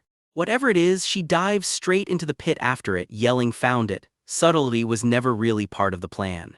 They've landed right in the thick of it, a full-blown rat spider hunting ground. Nothing screams turn back now, quite like a den full of teeth marks. Inside, the nest is exactly as charming as advertised, half-eaten carcasses and all. This one's definitely not making the travel brochure. Bart wastes zero time, driving a bare-knuckle punch straight into the nearest rat spider before it even knows what hit it. One more hit and it's over, messy and immediate. Bart clearly didn't get this scarred up by playing gentle. The green-haired girl spots another one bolting and takes off after it, yelling it went that way. Okay, someone calls back and the chase is on. Feet pound through the brush as the hunt turns into a full sprint. Rat spiders, turns out, do not go quietly. The rain's picking up and visibility's garbage, but that's not slowing anybody down, chasing or fleeing. Up on a ridge, she spots the real problem. It's not just them chasing the rat spiders anymore. The rat spiders have picked up their trail and are doubling back on the party. Bart's face says it all, wide-eyed and sweating, because a hunting party turning into the hunted is nobody's favorite plot twist. Hurry up, they're swarming over here, someone shouts, and suddenly this cushy bounty job has a real deadline. Bart, let's finish them off before the others get in our way, the girl calls out. Got it. Bart fires back and the two of them go to work clearing the swarm before it clears them. Once the dust settles, Rain has a quiet moment with the blonde one of the group who's clearly still hung up on why he was even invited along since he barely fights. Rain's answer is simple, they genuinely just wanted to help him. Turns out Bart got the exact same treatment once upon a time, taken in and kept around long after anyone needed him there. The blonde one remembers it clearly. The second he mentioned needing money for his priesthood exam, this odd little crew invited him in on the spot, no audition required. In the flashback, a much younger Bart throws himself between a rat spider and a small green-haired kid without a second thought. Even after he'd more than earned his keep, they kept him around anyway, and it felt, in his words, like God's own love. Is that unconditional love? Sounds like something God would be pretty happy about, the blonde one muses. Exactly, Rain answers, not even glancing back. Rain sits with that thought a beat longer than usual. He can't quite explain why, but the bond with this ragtag crew feels like something no religion or God ever fully covers. It's more like just wanting to stick together as fellow people or something like that, the blonde one figures out loud. It was enjoyable, he adds, and he means it. Flashback further and there's Bart, hand in hand with two small kids, a blonde boy and a green-haired girl, just walking. No bounty, no monster, just a found family taking its first steps together. Traveling with those two all those days together, the blonde one reflects, it was honestly overwhelming. Turns out found family hits different when you've actually lived it. Back in the present, the blonde one admits it again, simple as that, it's really nice. Rain just nods, traveling with someone. He says it again to himself, arms crossed, staring off into the gold-lit trees like the thought is still settling in. For a guy who's lived 2 lifetimes and already buried one hero party, this kind of easy camaraderie clearly still catches him off guard. Somewhere in his memory, a hazy figure glows softly under a wide hat, long pale hair catching light that isn't really there, a small huddled group nearby. One name slips out under his breath, Sammy. The blonde one asks if he knows anything about someone called Tirana. Rain pauses. Tirana? You mean, he starts, already putting it together, the priestess of ashes. Meanwhile, the new guy with the dagger and the purple bandana is mid-chase on another rat spider, yelling for it to stop, while somehow still keeping up the Tirana conversation in his head. How could I not know? He blurts, then wonders out loud if she was ever officially branded a heretic by the church. A heretic, he repeats, landing another kick mid-sentence like multitasking is just part of the job now. I think so, but I'm not sure, he admits, clearly having a rough time of it between the fighting and the gossip. Right, he grunts, finishing the job. Then his face goes still against the firelit sky. Now that I think about it, he starts, and whatever he's about to say, it does not look good.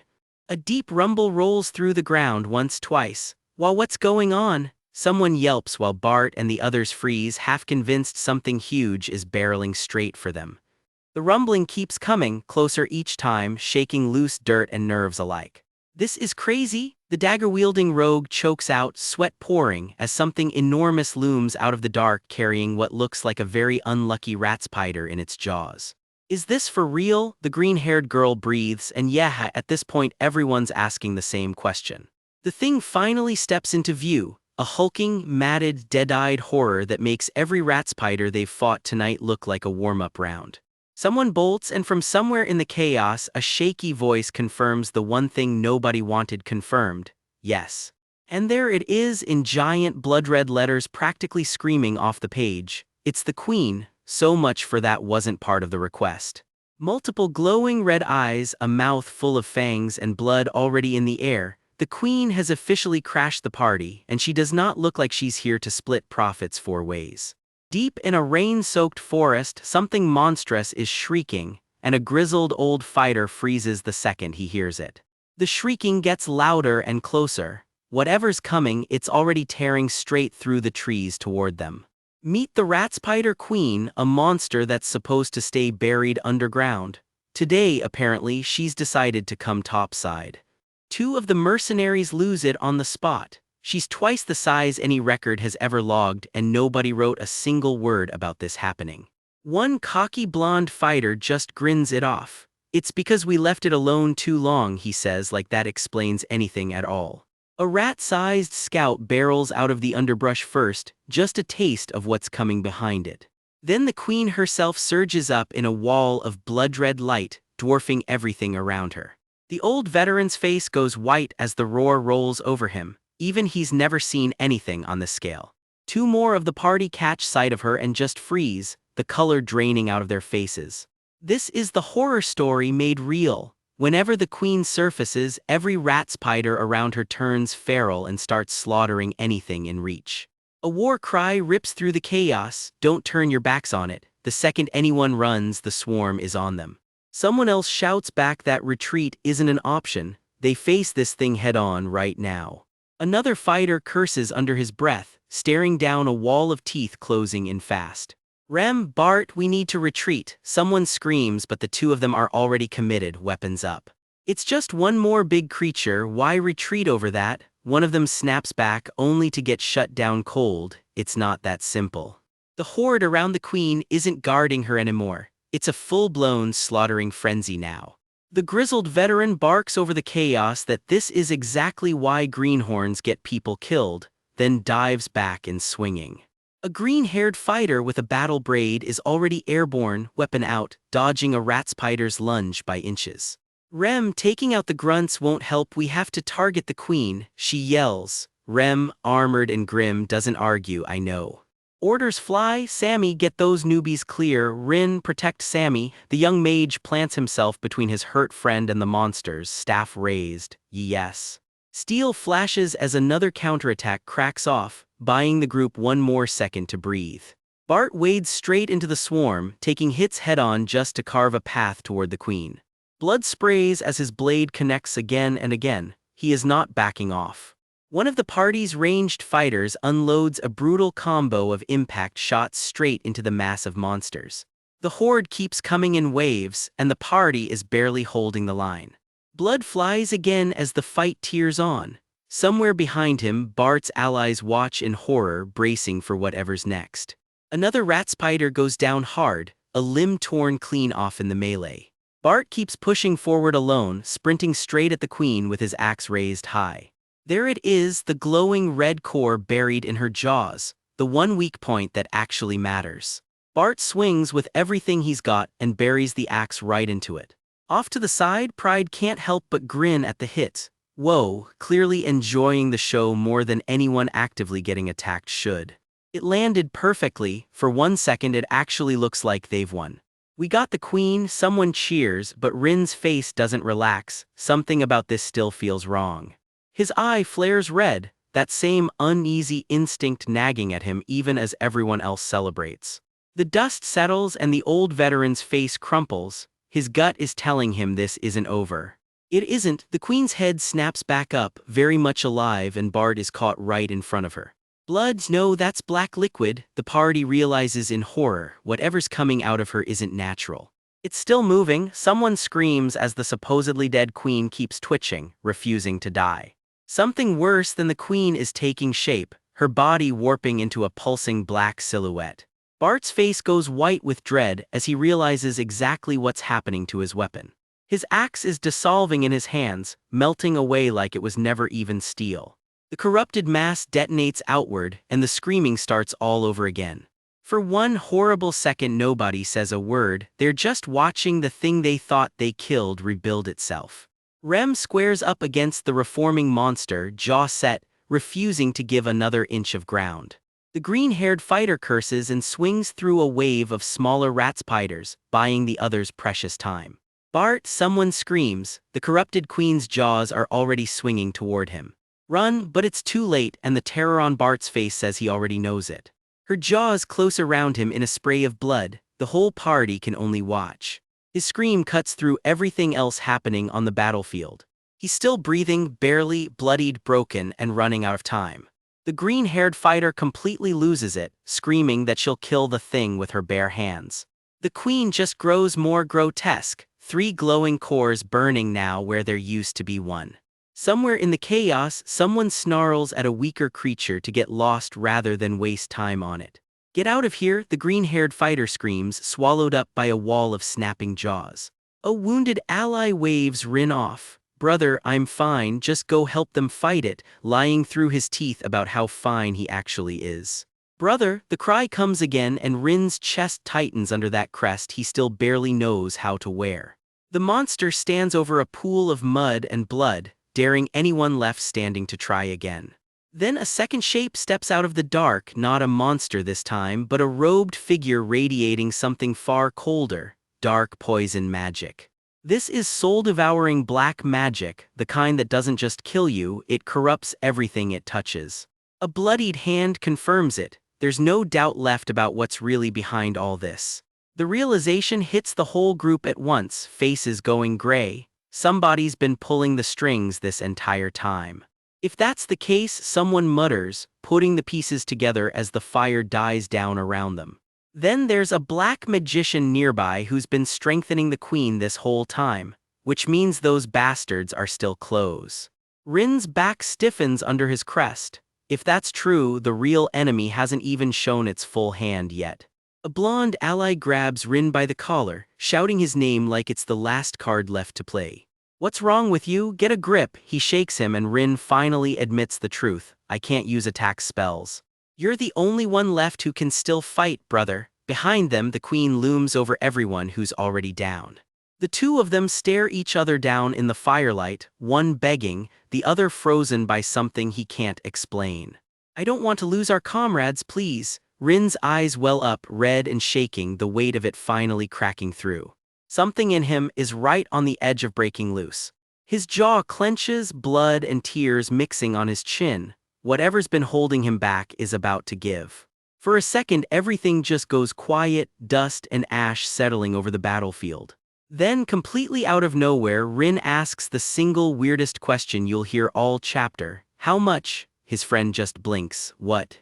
How much do we get for taking that thing down? He demands, dead serious mid-apocalypse like this is a totally normal time to ask.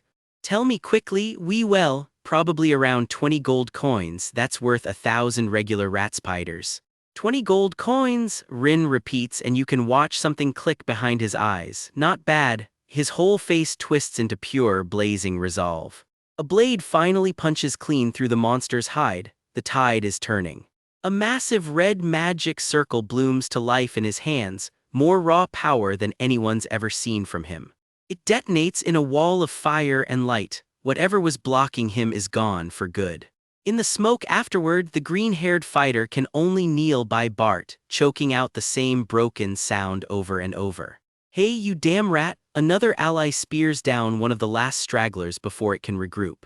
One last monster snarls its defiance, refusing to back down even now.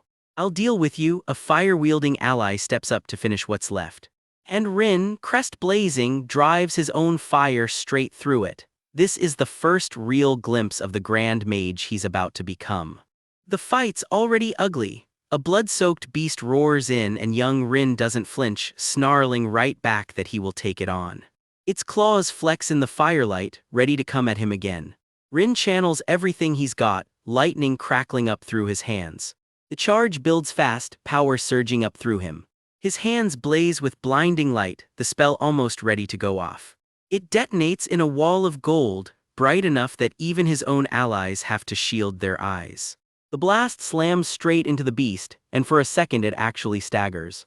But the payoff isn't free. A green-haired scout gets caught in the shockwave and goes down hard, blood everywhere. Rin barks orders through the chaos, telling Sammy to get Bart and Renlam clear of the fight. A healer's hands glow gold, already working, a nervous yes, the only reply he gets. They need that priest alive to patch everyone up. If the team wants out of this alive, they circle up and protect him now. Oh okay, someone squeaks back, snapping into defensive formation like their life depends on it because, well, it does. Rin's face twists with fury. He's done playing defense, he's finishing this thing himself. The beast staggers, bleeding and snarling, wounded but nowhere near done. It looms back into view, massive, chest soaked in blood, eyes burning red. This one isn't going down quietly. Rin surges forward again, throwing himself right back into the fray. The monster snaps and hisses, and Rin's fist connects square with it. The impact detonates like a small sun going off between them. As the blast washes over him, a memory flickers through his mind, a much younger version of himself sprinting under a makeshift magic shield while monstrous claws rake at him from every side. In that memory, someone's screaming his name in warning as a snarling creature swings an axe straight at him. Back in the present fight, more of his party lie bloodied on the ground and Rin reaches out, refusing to let it end like that. A fireball builds right in the beast's throat, jaws wide, ready to unleash it. It gets rocked back hard instead, blood spraying from the hit. Rin starts weaving a magic circle in his palms. He's going for a 3-star spell. He gets thrown clean into a tree for his trouble, cursing under his breath. There's no guarantee this spell even works. He forces himself to breathe, to think straight. First, he has to actually understand what he's fighting. His eyes flare as he activates his family's forbidden inheritance, calling out the spell by name, Belsidious. Through that sight, the monster's true, corrupted form snaps into focus, wreathed in something unnatural. It's crawling with dark energy, red eyes glowing like it's being puppeted from somewhere else. His eye locks on, counting the layers of the curse, and his stomach drops. This isn't just any dark spell, it's 3-star black magic. The poison it's leaking is way too concentrated for him to just tough out. Right now, taking this curse head-on with his own body just isn't an option. Desperate times, desperate measures, he decides it's time for 4-star magic.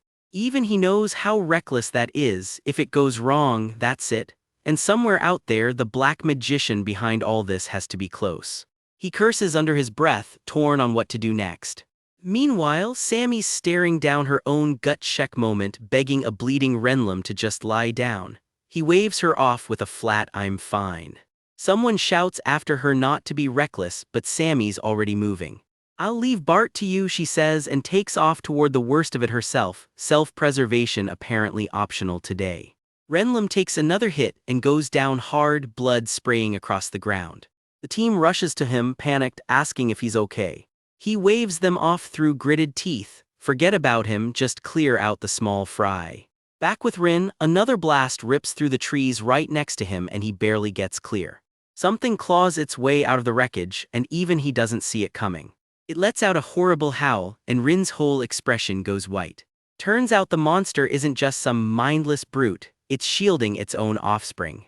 The hesitation costs him. He gets sent flying clean through the forest canopy. Fire rips through the underbrush all around where he's headed. He slams into the ground hard enough to send debris flying everywhere. For a second he just lies there, barely moving. His face twitches, bloodied and pushed right to his limit. Then something catches his eye. A strange marking on the beast, 3 red orbs glowing like a target. It pulses, dripping, almost daring someone to hit it. Rin's bloodshot eyes lock onto it. If there's a weak point, that's it. Out of nowhere, an arrow streaks in on a blaze of light. It buries itself dead center in that glowing mark, and the beast shrieks, blood spraying everywhere. Rin looks up, stunned, sweat and relief hitting him all at once. "I told you," a voice calls out, cutting clean through the chaos. "Not to ignore me," she finishes, another arrow already flying in to close the deal. Deep in Rin's memories, a monster looms out of the trees, a mountain of matted fur with wild red eyes already streaked in blood. This hunt is not going to be clean. One of the party keeps low on a ridge, watching an armored comrade stalk forward through the sunset. Whatever they're walking into, it's already ugly. The beast snarls right in someone's face, and Sammy, green hair, bow in hand, completely unbothered, snaps right back at it. I told you not to ignore me. Blood on her face and grinning like a maniac, she spits out her go-to line, "Damn rat bastard." The impact rocks the whole clearing, the beast rearing back as one of the armored fighters closes in for another hit. Somebody screams Renlam's name, panic tears through Kai's and the others as the warning goes up, "Run." Sammy grits through the sweat and blood, telling herself and everyone else the same thing, they just have to hold on. The beast's jaws snap shut with a bone-rattling thud, already hunting for its next shot at them. Rin's hands are shaking, gripping something glowing gold with everything he's got. "Damn it," he hisses through his teeth. Someone screams his name, Rain, as claws come down fast and another voice barks at him to get a grip. Sammy launches herself at the beast midair, blade flashing, throwing everything she has into the strike. Somewhere in the chaos, a small red gem cracks and flares, almost like it's answering the fight around it. It doesn't go her way. The beast catches her mid-swing and sends her flying, blood spraying through the air. Rin freezes, stunned, as Sammy screams over the noise, demanding to know if he's actually going to take this thing down or not. He tells himself to stay calm, even as sweat pours down his face. Falling apart right now is not an option. He drags every last scrap of magic he has left into his hands. A crimson circle burns to life between his palms, humming with barely contained power. Eyes shut, jaw clenched, he pours himself completely into the spell. Sparks scatter off him like embers caught in the wind. This level of mental exhaustion, the strain is written all over his face. Holding this spell is close to breaking him. The beast's jaws crash down again, splintering wood like it's nothing. Sammy's barely keeping ahead of it now, dodging by inches. Keeping on dodging is exhausting, she admits, begging for just a little more time. The alarm goes up again, Renlam, and someone's screaming for everyone to fall back, that it's too dangerous. Rin answers the call the only way he knows how, throwing himself deeper into the spell, fire and light crackling around his fists. All Kai's and the others can do is watch, helpless, as the fight rages on ahead of them. Renlam goes down hard, Rin's face turns to stone. There's no room left to hesitate now. The beast towers over him, eyes glowing a furious red, ready to finish what it started. Someone's already sprinting through the flames to reach him. The beast lunges again, sending fighters sprawling in every direction, Renlam's name ringing out across the chaos one more time. A dark rune flickers to life in the smoke, like the fight is far from over. Renlam hauls his bleeding comrade in close, breath ragged with relief. "Hey, you," is all he can get out. "You need to return back alive," he begs her, gripping tighter like she might slip away right there. The words break out of him raw, tears cutting through the sweat and blood on his face. Sammy, refusing to stay down, rallies what's left of the group instead, "Everyone, all of us, so that we can smile together again." Even Rin, wrung out and shaking, can't help but be moved by it. Renlam isn't having it though, hand out, voice hard, "Stop doing reckless things." Sammy's composure finally cracks. "Please stop," she begs him back, tears cutting through the grime. He softens, guilt washing over him. "Sorry," he mutters. Sammy just shakes her head, already teasing that he's going to owe the whole party a written apology once they're home. Behind them, the beast is still standing, an absolute mountain of muscle and fury against the burning sky. Pride steps up beside Sammy, and together they turn to face it down one more time. Something crackles through the night air, and even Sammy and Kai's flinch at it. A rune ignites in the dark angle, meaning like a horn, the first piece of a spell that's about to get very complicated very fast. Pride's fireball curls to life between her palms, gathering density with every second. The heat rolls out in a wave, forcing the others to shield themselves just to stay standing. The magic circle is formed by 4 triangles, the spellwork explains, like even Smoke Breath herself needs a geometry lesson to light this thing. Pride lets it loose and the beast vanishes behind a wall of flame, roaring in pain. A second rune locks into place, Yul for bind, stacking right on top of the first. Turns out Pride's spell runs on 4 separate runes, Angle, Yul, Jayan, and Explosion. She really committed to the bit. The flames keep climbing, swallowing the beast whole.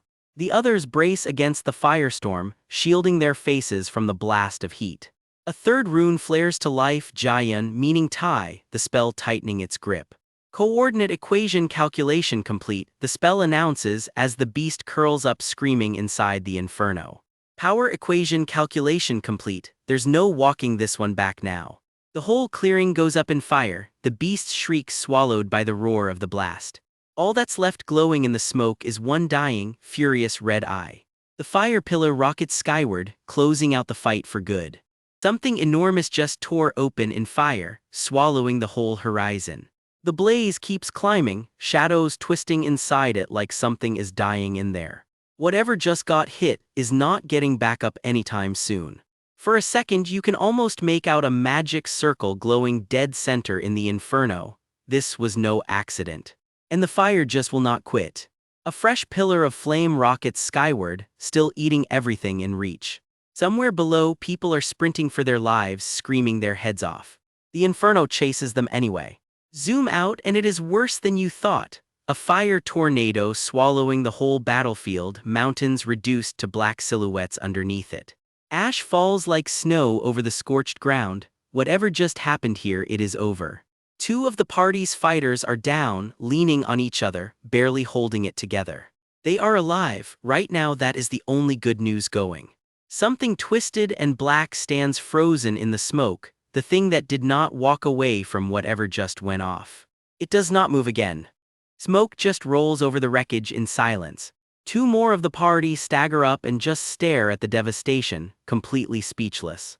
And there is the guy responsible, sitting alone by a massive crystal shard, thoroughly unimpressed with his own handiwork. Pathetic, he mutters, like flattening a monster solo is nothing to write home about.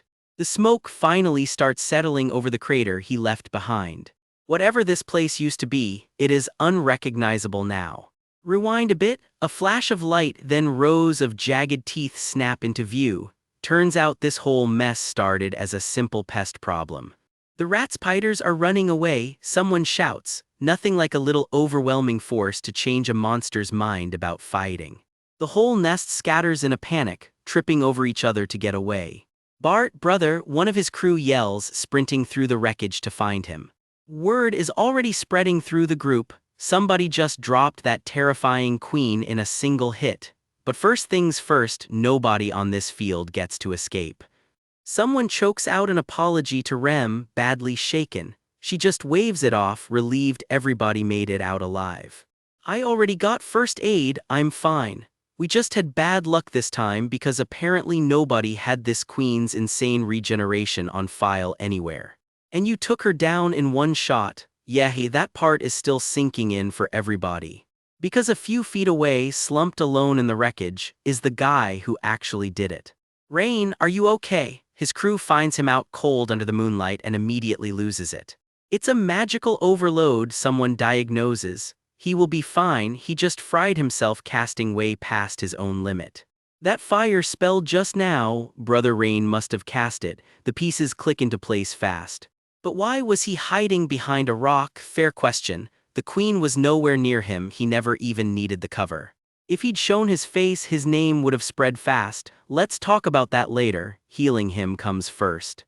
Cut to 900 years earlier. A royal messenger is trying to formally induct a young mage into the hero party's official records, and the kid wants absolutely none of it. Why do you dislike us? Somebody jokes and gets told in no uncertain terms to knock it off. That night it comes out for real, it's not like that. I'm different from you guys, he finally admits, and the whole party goes quiet. What are you talking about? Nobody is buying the modesty act, not yet anyway. I'm not carrying a destiny like Kai's or Pride, and I don't have a mission to complete like Lista does.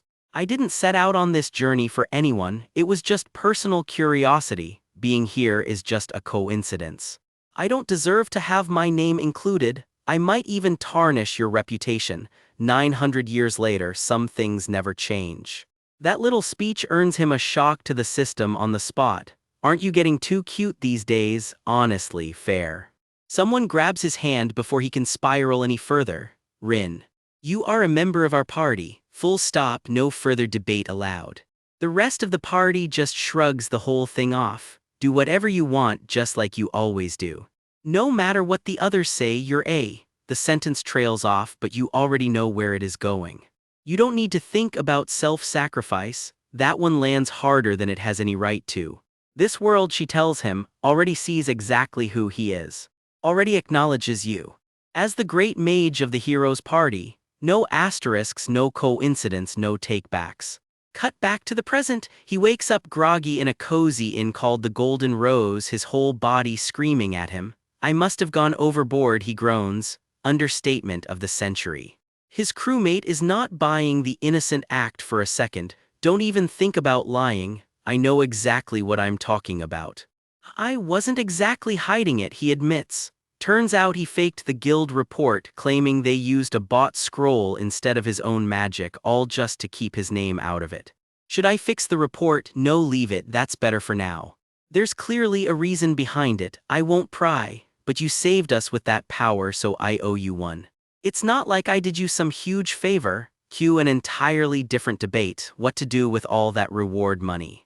Let's just give it all to Rain, brother. Sure, why not? Wow, what's with that face? It's my rightful share. I kind of expected you to say something noble like dedicating it to everyone who worked hard. Keep dreaming. Cue a full laughing fit. Turns out he was just messing with them the whole time. 5 gold coins is plenty for me, split the rest. No, this is the reward you actually earned. We owe you our lives, just take it. No, you're the one who got us all the way out here, then let's just split it evenly. Big plans are already brewing too. Bart and I are going to become the best adventurers out there. Not exactly subtle about angling for a useful connection either. Not a bad idea, right? Honestly, could be worse investments. That's true, he admits, half smiling despite himself. Then the mood shifts. You asked about Tirana earlier, right? Yeah, but why? It's not confirmed, I only heard it by chance while I was at the parish. By the way, Brother Rain, whatever is coming next, it is not good news. Rain sees off his makeshift adventuring crew for the night, Bart, his fierce adopted daughter, and the gentle priest in training with a casual wave under the city lights. The 3 of them head off into the dark together, the old veteran and the 2 kids he raised like his own, while Rain watches them go. Alone now, Rain lingers on the rooftops a moment, turning something the priest trainee said back at camp over in his head. Back at his desk that night, he digs through old texts, chasing down a name that's been nagging at him, Tirana. One book after another turns up nothing. Still nothing here about Tirana messing with black magic, he mutters, shutting it with a sigh. He keeps searching anyway, jaw tight, unwilling to let the question drop. Then his hand lands on a strange, older tome, its cover scrawled in a script that isn't quite any language he recognizes.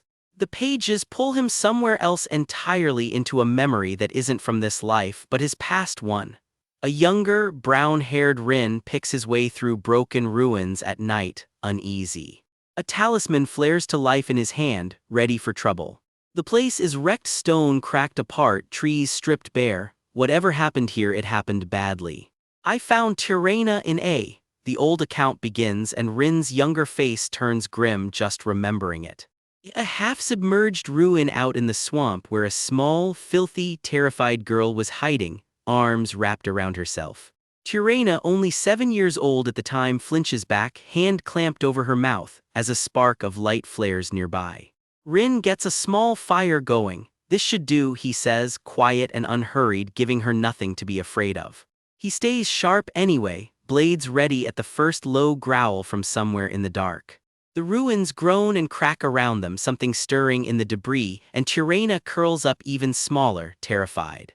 She doesn't say a word. Night settles fully over the broken village, and still she won't move. Rin crouches down and holds out a piece of bread. She just stares at it like it might bite back. Hey, want some? He offers. Don't worry, it's not poisoned or anything. She keeps her hand pressed to her mouth, still too scared to trust it. She doesn't budge an inch.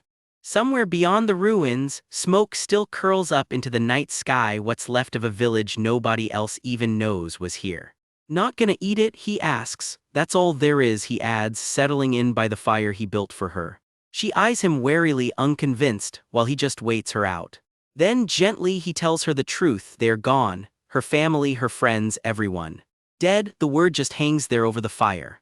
Did your village have no contact with the outside world? He asks, half to himself. I don't know, she manages. I see, is all he says back, staring out at the ruins under a thin crescent moon. I didn't even know a village like this existed. He admits it's tucked away that remotely. No wonder nobody ever came looking. Right now, he tells her, she might be the only person alive who even remembers this place and its people. It's really lonely, isn't it? He says quietly, looking out at what's left. The thought hits her like a blow, a life where no one remembers you. Tears well up in her eyes. But are you okay with that? He asks her gently but directly. If you die, he tells her, this place disappears without a trace, for good. I don't want that, she cries out, the first real thing she's said all night. Then eat, he says simply, holding the bread out again.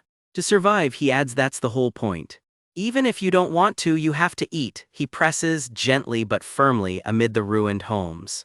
And remember, he tells her, and her eyes go wide. Remember the people who once lived here, he says, because now only she can do that. It finally breaks her and she sobs as she eats. The tears don't stop, but she keeps eating anyway, gripping the bread with both hands. She cries herself out through the night. After that day, everything between them changes. Tyrrhena starts following him everywhere, the two of them quietly inseparable by the time dawn breaks over the ruins. Cut to happier days. A beaming Tyrrhena holds up her first real achievement like a trophy, and Rin can't help but be proud of her. Training doesn't stop for whether she gets soaked to the bone in the rain, while Rin just laughs and keeps coaching her through it. Eventually, he brings her to meet the rest of the crew. A beaming, big-hearted Lista and a grinning Pride welcome her right in. Training continues under the stars, and looking back, Rin admits what he really taught Tyrrhena was survival, plain and simple, and eventually the party makes a hard call. Leave her at the next village church they pass.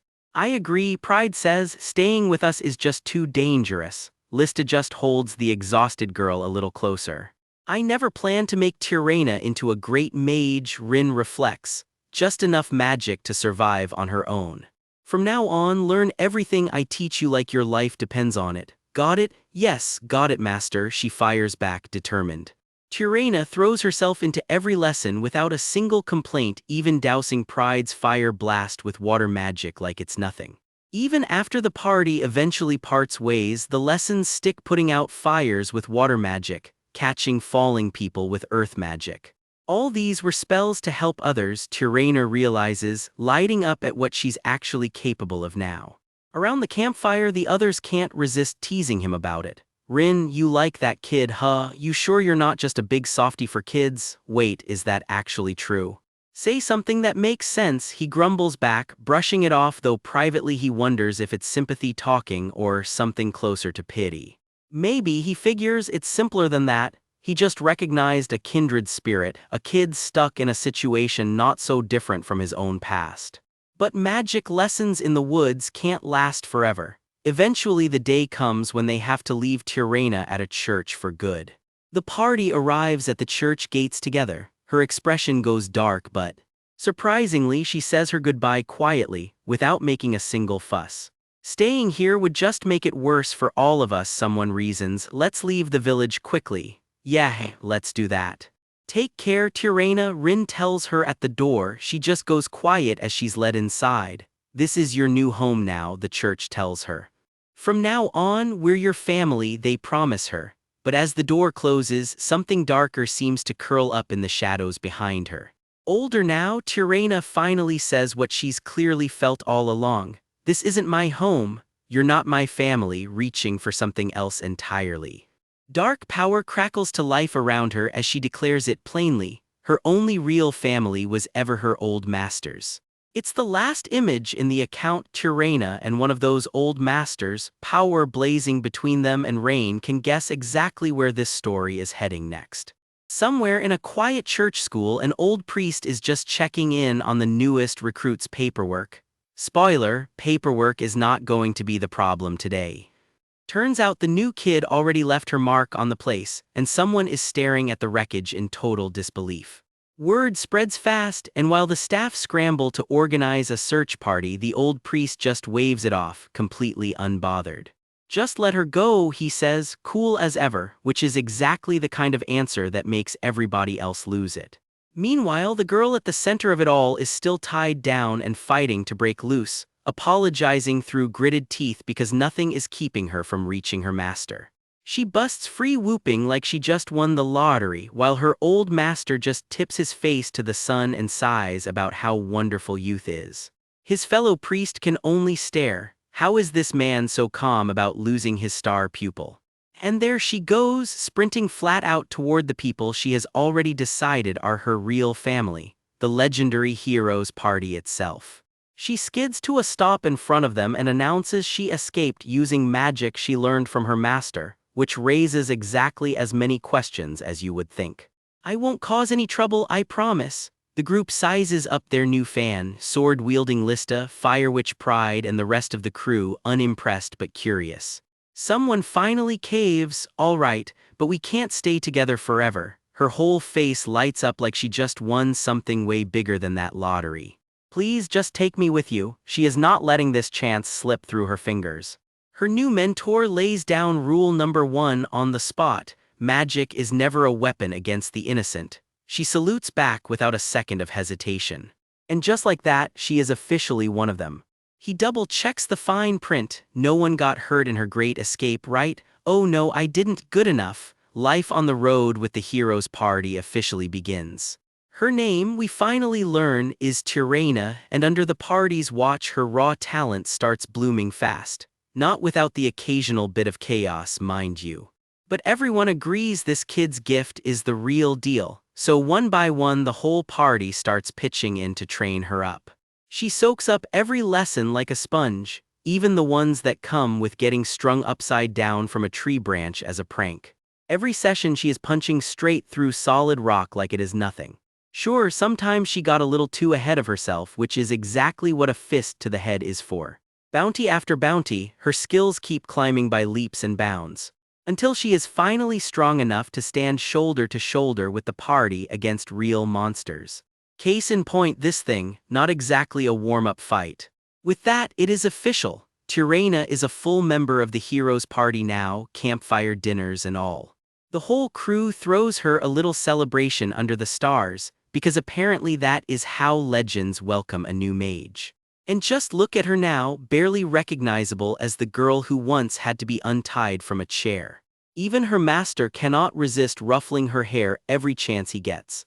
And he has got his own weird party tricks too, proudly showing off some kind of enchanted paper crane like a proud dad. But as their journey together creeps closer to its end, the tone starts to shift. Fights start getting rougher, even for the party's veterans.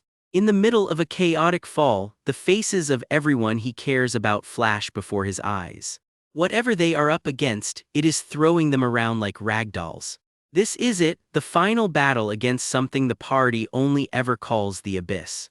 By now, Tirana has grown powerful enough to actually make a difference in a fight like this. Which makes what happens next hit even harder. "No way you're staying here." She freezes. They are leaving her behind too. Lista does not sugarcoat it. "We can't take you with us." Desperate, she turns to Pride for backup, but nobody is budging. "You know what I can do? I can handle this, Rin, and I already agreed." Lista cuts in. Final answer. She tries one more name, Kai's silence. The reasoning is simple and it stings anyway. This enemy is too dangerous. "We've been together this whole time and now you're just leaving me behind. That's not fair." A hand settles gently on her head. "Don't worry, we'll definitely come back." "You're still a rookie," he says, blunt as ever, then softens it with a promise. "I'll teach you more magic when I get back." This journey started with just the 4 of us. We're the ones who have to finish it. All she can do is watch, eyes brimming. Through the tears, she still finds it in her to shout after them, "I'll keep waiting for you." And with that, the 4 of them walk off toward whatever is waiting for them. She just stands there, watching four tiny silhouettes shrink into the mountains.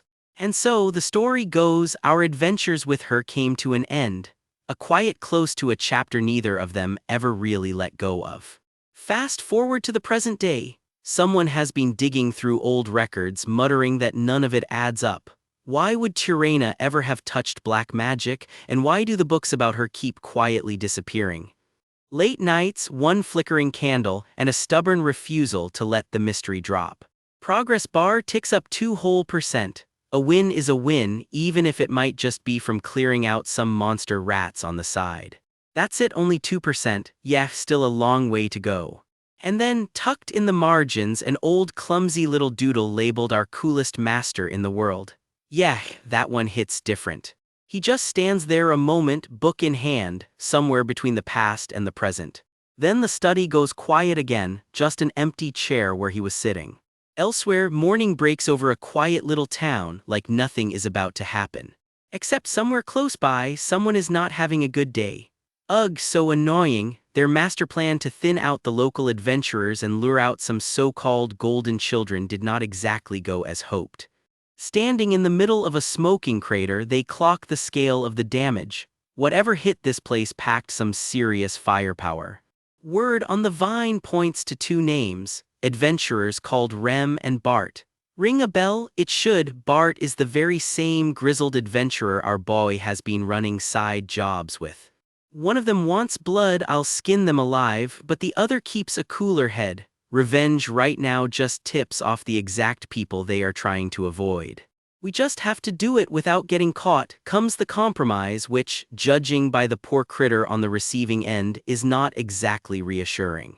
And then, out of nowhere, a name drops that changes everything. Shouldn't we report to Tirana first? Wait, that Tirana, to be continued. Rain strolls into a new club meeting, and the moment he walks in, people are already fussing over him, asking if he's okay because he looks so tired. I'm fine, don't worry, he waves off, standing right under the freshly hung banner for the local development magic club. The room fills with chatter as more members file in for the meeting.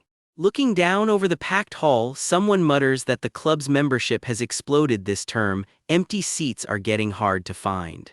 Up front, a bespectacled, endlessly earnest guy introduces himself. Joan, president of the local development magic club, thrilled to have everyone here. He admits he wasn't expecting this big a turnout, it caught him off guard, but he's clearly over the moon about it. The crowd claps him on with easy smiles, the club's off to a good start. Now then, Joan announces, let me walk you through what this club is actually about, and dives straight into his pitch. A new face steps up too. A grizzled-looking guy calling himself a freshman, and Joan practically jumps out of his skin at the sight of him. Flustered, Joan tells everyone to grab a seat since they are about to start, and points this intimidating newcomer toward the one open chair left. That seat, of course, happens to be right next to Rain. Well then, Joan grins, papers in hand, let's kick this off with a fresh mindset. Next to Rain, the newcomer mutters that he's just here to follow the rules, then needles Rain about whether he actually keeps his promises. Later, alone, Rain covers a board in spell formula scratch, clearly with half his mind somewhere else. He keeps sketching out a hand-drawn magic circle, chasing an idea he can't quite let go of. Because here's what's gnawing at him. Dark mages are still out there in this era, and if he ever runs into one again, he's honestly not sure he'd win. He pulls up his own status window to check, and there it is staring right back at him, over 12,000 in magic power against a pathetic 311 in stamina. His body is the real problem. He needs to bulk up fast, but random workouts won't cut it. What he needs is someone to actually guide him through it. So off he goes, trailing behind an unlikely new training partner. Welcome to the training ground where his new coach is already barking corrections. Wrong, bend those arms until your chest hits the floor. Good, hold that for 10 seconds, right before Rain's arms give out completely and he collapses flat. Do you think this is a joke? The coach snaps and Rain, quietly seething, grits it out. He wants to rip the guy's mouth off, but stamina doesn't build itself. Somewhere between the pain and the pride, Rain commits. Whatever this guy says, he'll do it.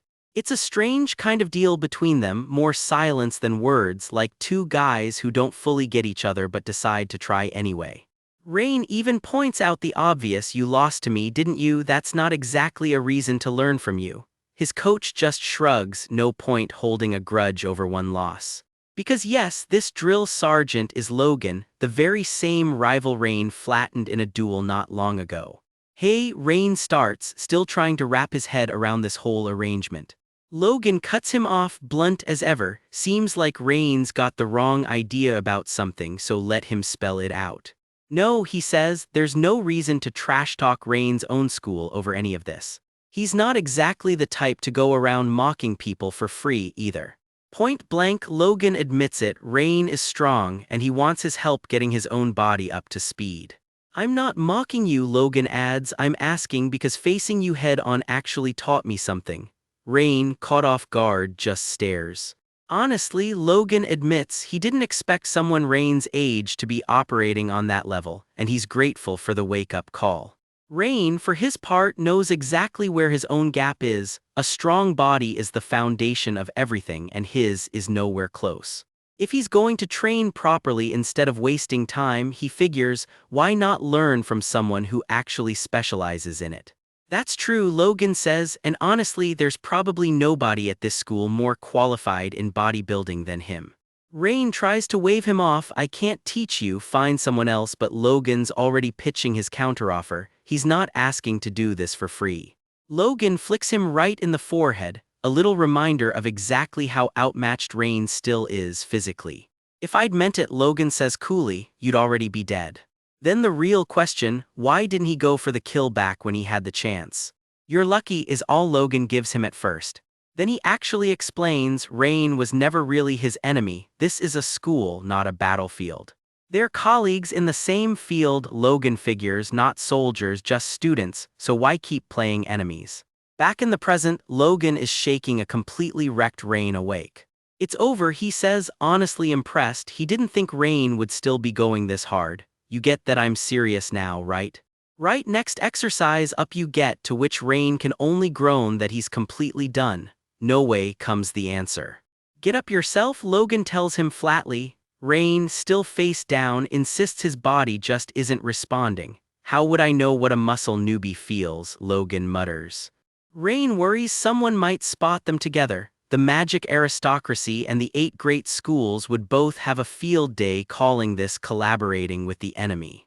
Logan's not having it. Is Rain still on about that nonsense? What are those muscles even for if not to shut down anyone who complains? A cheerful thumbs up, right over a completely flattened Rain. Rain grabs the barbell anyway, you're right, he admits. For a second, even Logan looks almost at peace with how this whole arrangement turned out. Then both of them freeze, because it turns out they're not alone anymore. Enter Krista, hands on hips, absolutely done with the two of them. What are you even doing here? Are you two fighting again? No, then why are you both drenched in sweat like this? Working out, Logan deadpans. Working out? Krista repeats, stunned, right as somebody hands Rain a bottle of what's apparently purified magic water and magic protein. Protein? She rounds on Rain. Is he even in his right mind? Has this guy gaslit him into all this? Oh, shut it, Logan snaps, we're having a moment here. Krista just can't get over it. Since when are these two acting friendly? Before it can go further, someone else muscles in, literally grabbing Krista mid-argument. I was here first. You're always this loud. Krista freezes the second she hears that voice, Professor Owen. What brings you here? Logan asks. The professor shrugs, saw a bunch of monkeys gathered and figured he'd stop by, and he's got an announcement to make. Another ordinary day at Delayton, or so it seems, right up until the professor clears his throat. Exams in 3 weeks. Isn't it good, he says, since you can finally measure your achievements. Cold comfort, and the room goes dead quiet. Krista leans in, dead serious. This is not some ordinary exam. Professor Owen backs her up. Around here, midterms are practically a rite of passage. Delayton's whole education philosophy boils down to one brutal phrase: infinite competition. And the fine print is worse. Fall behind on these exams and you're cut loose immediately. No do-overs. That night, alone in his room, Rain flips open a book, quietly wondering what he actually needs to study before the exam hits. Something flickers behind his eye, a pressure building that has nothing to do with homework. Light detonates out of nowhere and he doesn't even get time to brace for it. What's happening? He's yanked clean off his feet, thrown backward into a blaze of blue light he can't explain. He lands hard, dazed, in what looks like an endless white void, not a place he remembers walking into. A glowing blue light hovers above him like a tiny star. What is this? He breathes. He staggers upright, spooked. What's going on? A cold, mechanical voice answers instead. A brand new mana circuit has just opened, and his unique magic proficiency has ticked over to exactly 40%. Blood trickles from his nose as raw power floods in his mind. Just unlocked something called Mental Barrier, Flowing World Lord, and it supercharges every spell he casts within 20 meters. Still half inside his own head, he runs through the motions on instinct, testing what this new gift can actually do. Back in the real world, standing in his own library, his body's already caught up, mirroring the exact same stance. He just stares up at nothing, completely speechless. A mental barrier, that's the technique his own proficiency just handed him unprompted. He reaches toward the light like he still doesn't quite believe it's real. And here's the kicker, out of every sage in recorded history, only 2 people ever managed to pull this technique off. Rain just laughs under his breath. This is amazing. Morning comes and Delayton's rooftops catch the first light of a brand new day. Rain heads out with an actual spring in his step. Off we go, he grins. Destination, the black market, and the biography he's been hunting down for weeks. The streets are busy, the weather's clear for once, nothing's on fire. After a few brutal days that fried his brain, he's actually whistling, just soaking up a little peace. Naturally, that lasts about 10 seconds before he plows straight into somebody. He waves it off before he's even fully turned around. It's okay, honestly, between us it's nothing, smooth as ever.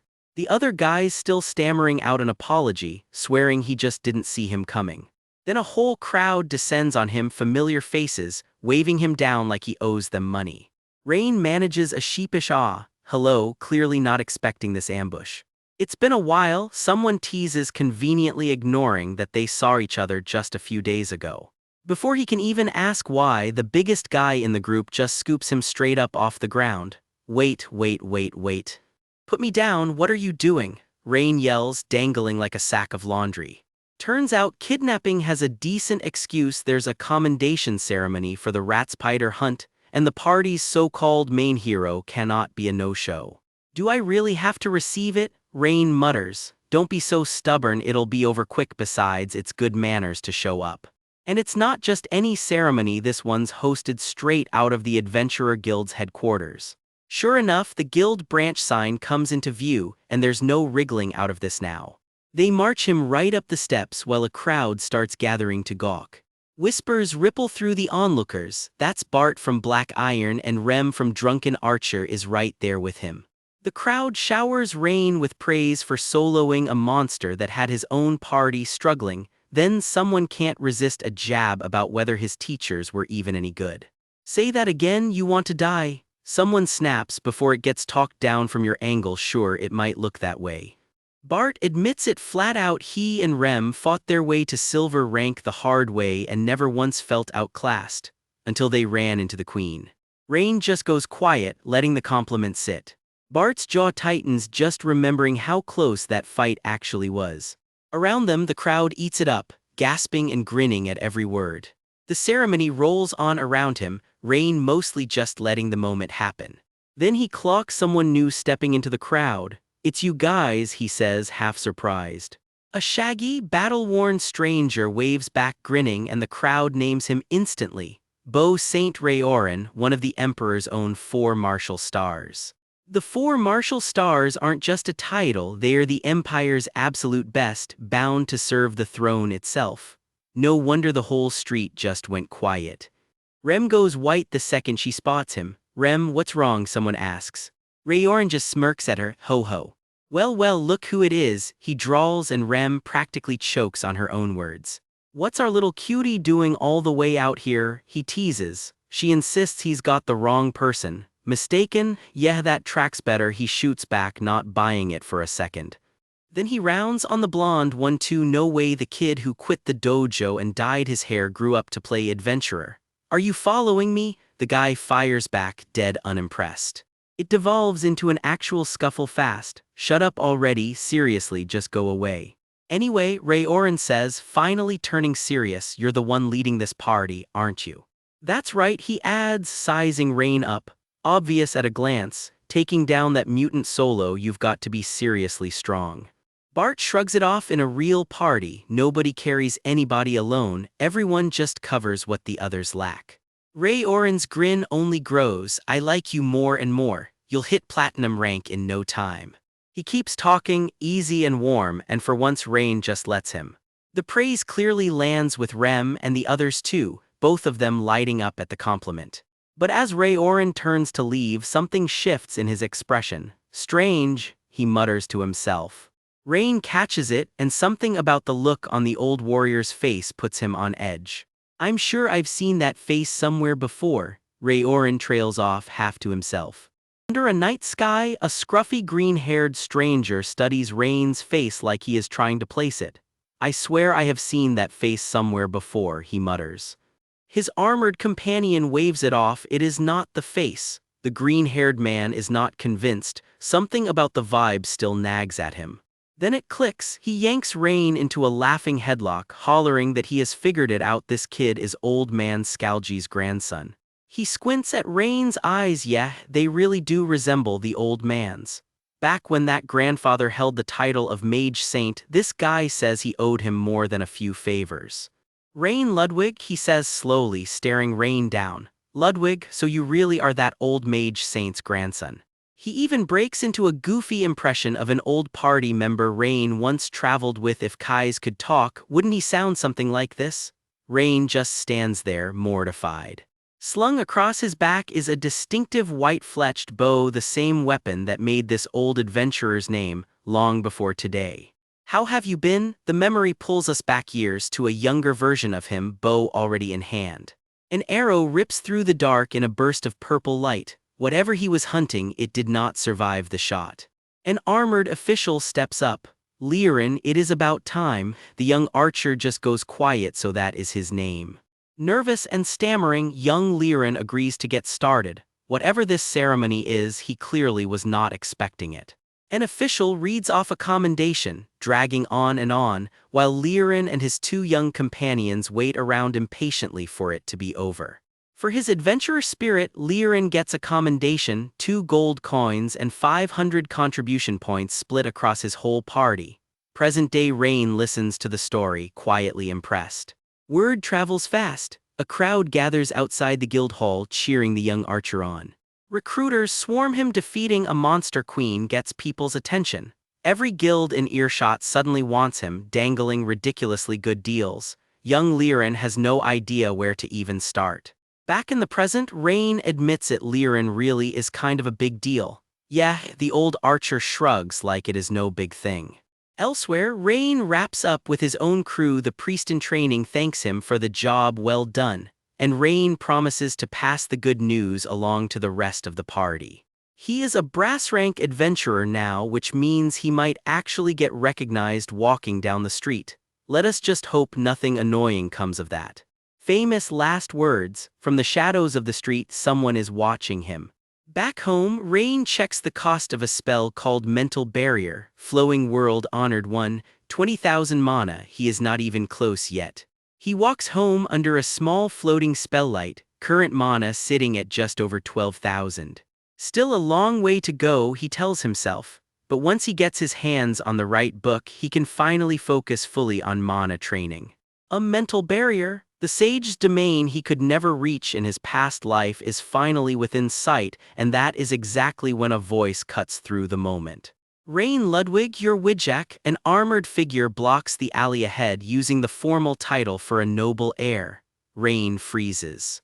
The black market. Rain's stomach drops. He has definitely been caught doing something he should not be. Relax, the guard tells him he did not take a wrong turn. The black market is just temporarily shut down, its merchants having fled for various reasons. And with that, he moves right along. A cheerful, violet-haired woman steps up next, all smiles. Nice to meet you, I am from the Magic Alliance. Could I borrow a moment of your time? Rain's guard immediately goes up. She drags him to a cafe and orders like she owns the place: chicken skewers, milk coffee, then turns to ask what your honor would like. Rain cuts to the chase. He is busy. She waves him off. Relax, she is not here to grill him about why he was heading to the black market, which of course only makes him more nervous. How does she already know that? The black market can wait, she says. What is really on her mind is this kid's mana. It is unusually strong and she has clearly noticed. She finally introduces herself properly: Doran Slade, Special Affairs Department of the Magic Alliance, and flashes a rune-marked pocket watch as her ID. For what it is worth, she adds, she used to be student council secretary back when Rain's father was president. Good times, apparently. Rain just wants her to get to the point. She gets there fast. The spell that took down the mutant queen, was that really him? She produces a burnt fire magic scroll fragment. Even if his party had bought one in advance, nobody is selling magic like this. No 4-star mage has made a fire scroll this powerful in 10 years, she says. She even checked whether Rain's grandfather made it for him. Nope, which leaves her with only one conclusion. There is no record of it anywhere, and she admits she was not exactly hiding that she noticed. Rain deflects fast. Is she talking about the black magician instead? Is she just fishing for information, he wonders, or does she already know more than she is letting on? Perfect timing, the skewers arrive, and just like that the tension melts into "oh, nice tilde." Is this for 2 people? Wait, did you only order for 1? Classic miscommunication, live at the worst possible moment. Rain announces he can eat it all himself and proceeds to do exactly that while Doran watches, resigned. With the food sorted, she finally gets down to the actual reason she dragged him here. Rain Ludwig, Your Honor, how about working with us in special affairs? His senior Kevin is still around, she points out, so inheriting the family estate is not exactly urgent. Instead, why not help fight magical crime with full authority to investigate black magic cases on his own? Special affairs is the best place to build a career, she insists. Rain is not buying it, not interested. He is done here and walks off. Alone, Doran's smile drops. The Black Church is getting more active lately, and the higher-ups in the Alliance are too busy enjoying the peace to notice. She would like to believe that preparing now could stop whatever is coming, but honestly, who really knows? Thank you, she says quietly to no one in particular and digs back into her skewer.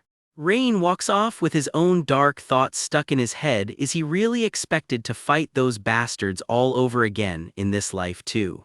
One last shout follows him down the street: if he ever needs something from the black market, try the VIP escort missions at the guild after midterms, during the holiday break. Doran happily finishes her skewer. Rain just keeps walking, lost in thought. Cut to a very different pair. A pink-haired special affairs agent gets smacked by her partner. Got rejected, huh? This year's first years are being called the golden generation, so of course she gets stuck tailing the one everyone calls the disaster prodigy instead. Talk about bad luck.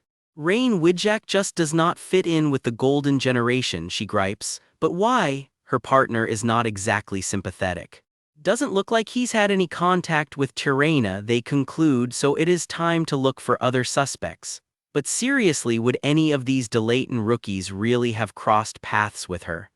Her partner has a hunch maybe the connection goes back further before any of them even enrolled. Maybe they need to dig up the past. You want us to do what?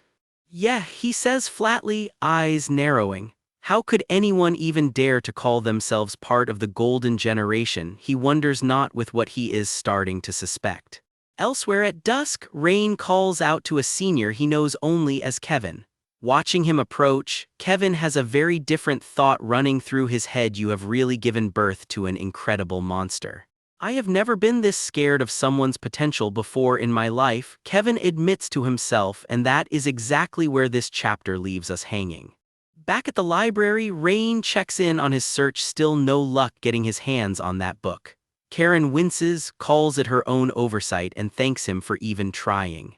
She's just relieved he made it back safe. Then, out of nowhere, he asks it, has any strange guy been showing up around here lately?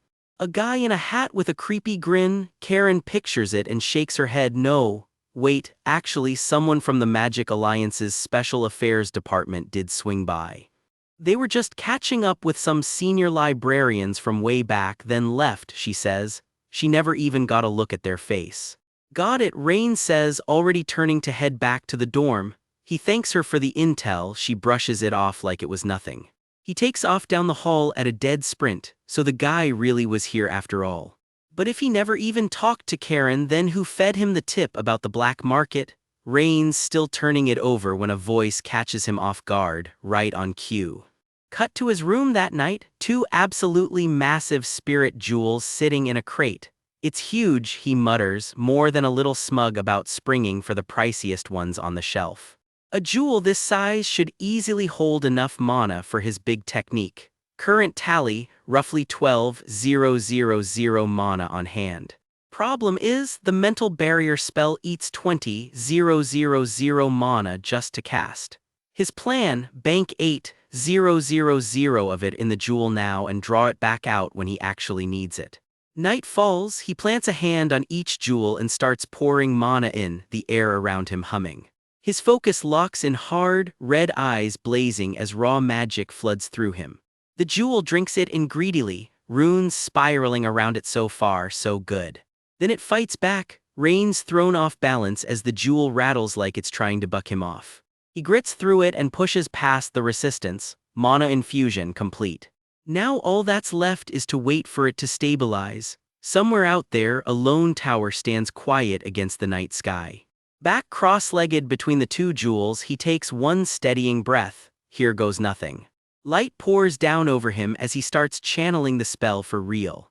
Hands clasped, he speaks the activation words, mind formation, flowing world honored one. A blinding flash rips out of both jewels at once, the technique roars fully to life. A pillar of raw energy swallows him whole, glyphs screaming skyward around him.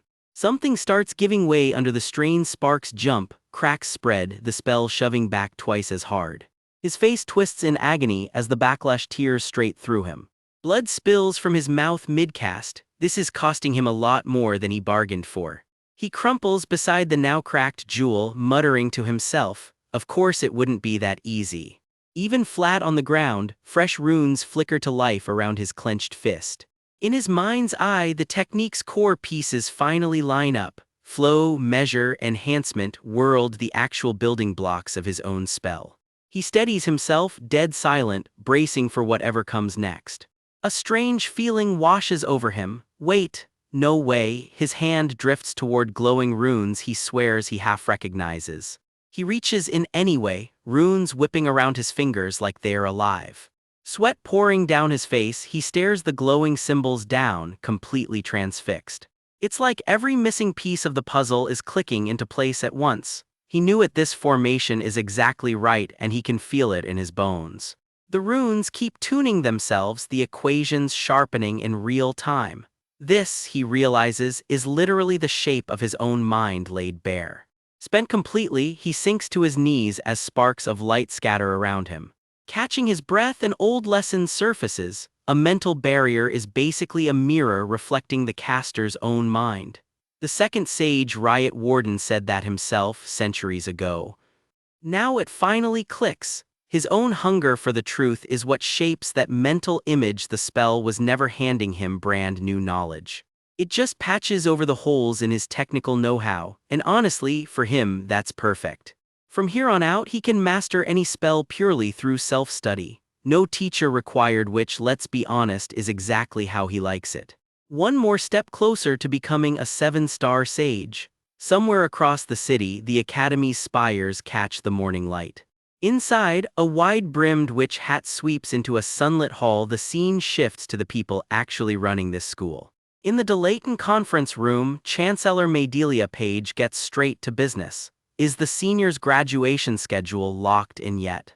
Deputy Professor Kyle confirms it. With field practice underway, staff can shift their full attention to the first years starting next week, same as always. Someone wonders aloud if this year's freshman class is really stacked with talent. Professor Owen, arms crossed as ever, allows that it sure looks that way. Elsewhere, Professor Ellen Rain's own aunt grumbles at her desk about a pile of missed calls she's letting stack up. Professor Caroline waves it off. Calm down, she says. I'm sure they meant no harm, though the heap that follows says she's not entirely convinced herself. Someone needles her about that confidence, wondering if the next student flattened after Logan might just be the genius girl she's mentoring.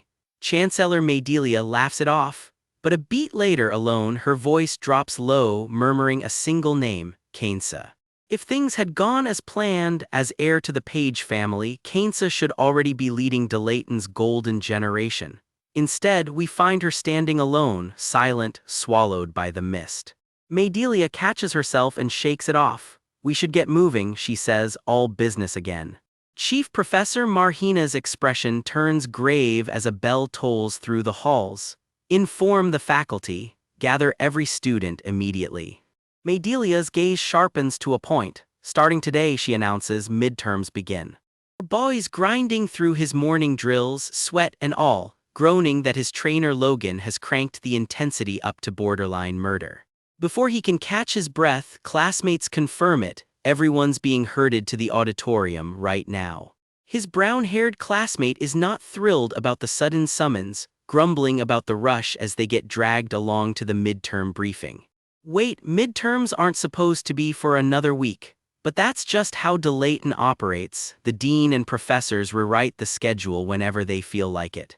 The logic, apparently, is to stop slackers from cramming at the last second. Last year they announced the exam and started it the very next day. His pink-haired disciple thinks it's hilarious, calling the professors a bunch of pranksters and admitting she kind of loves the chaos.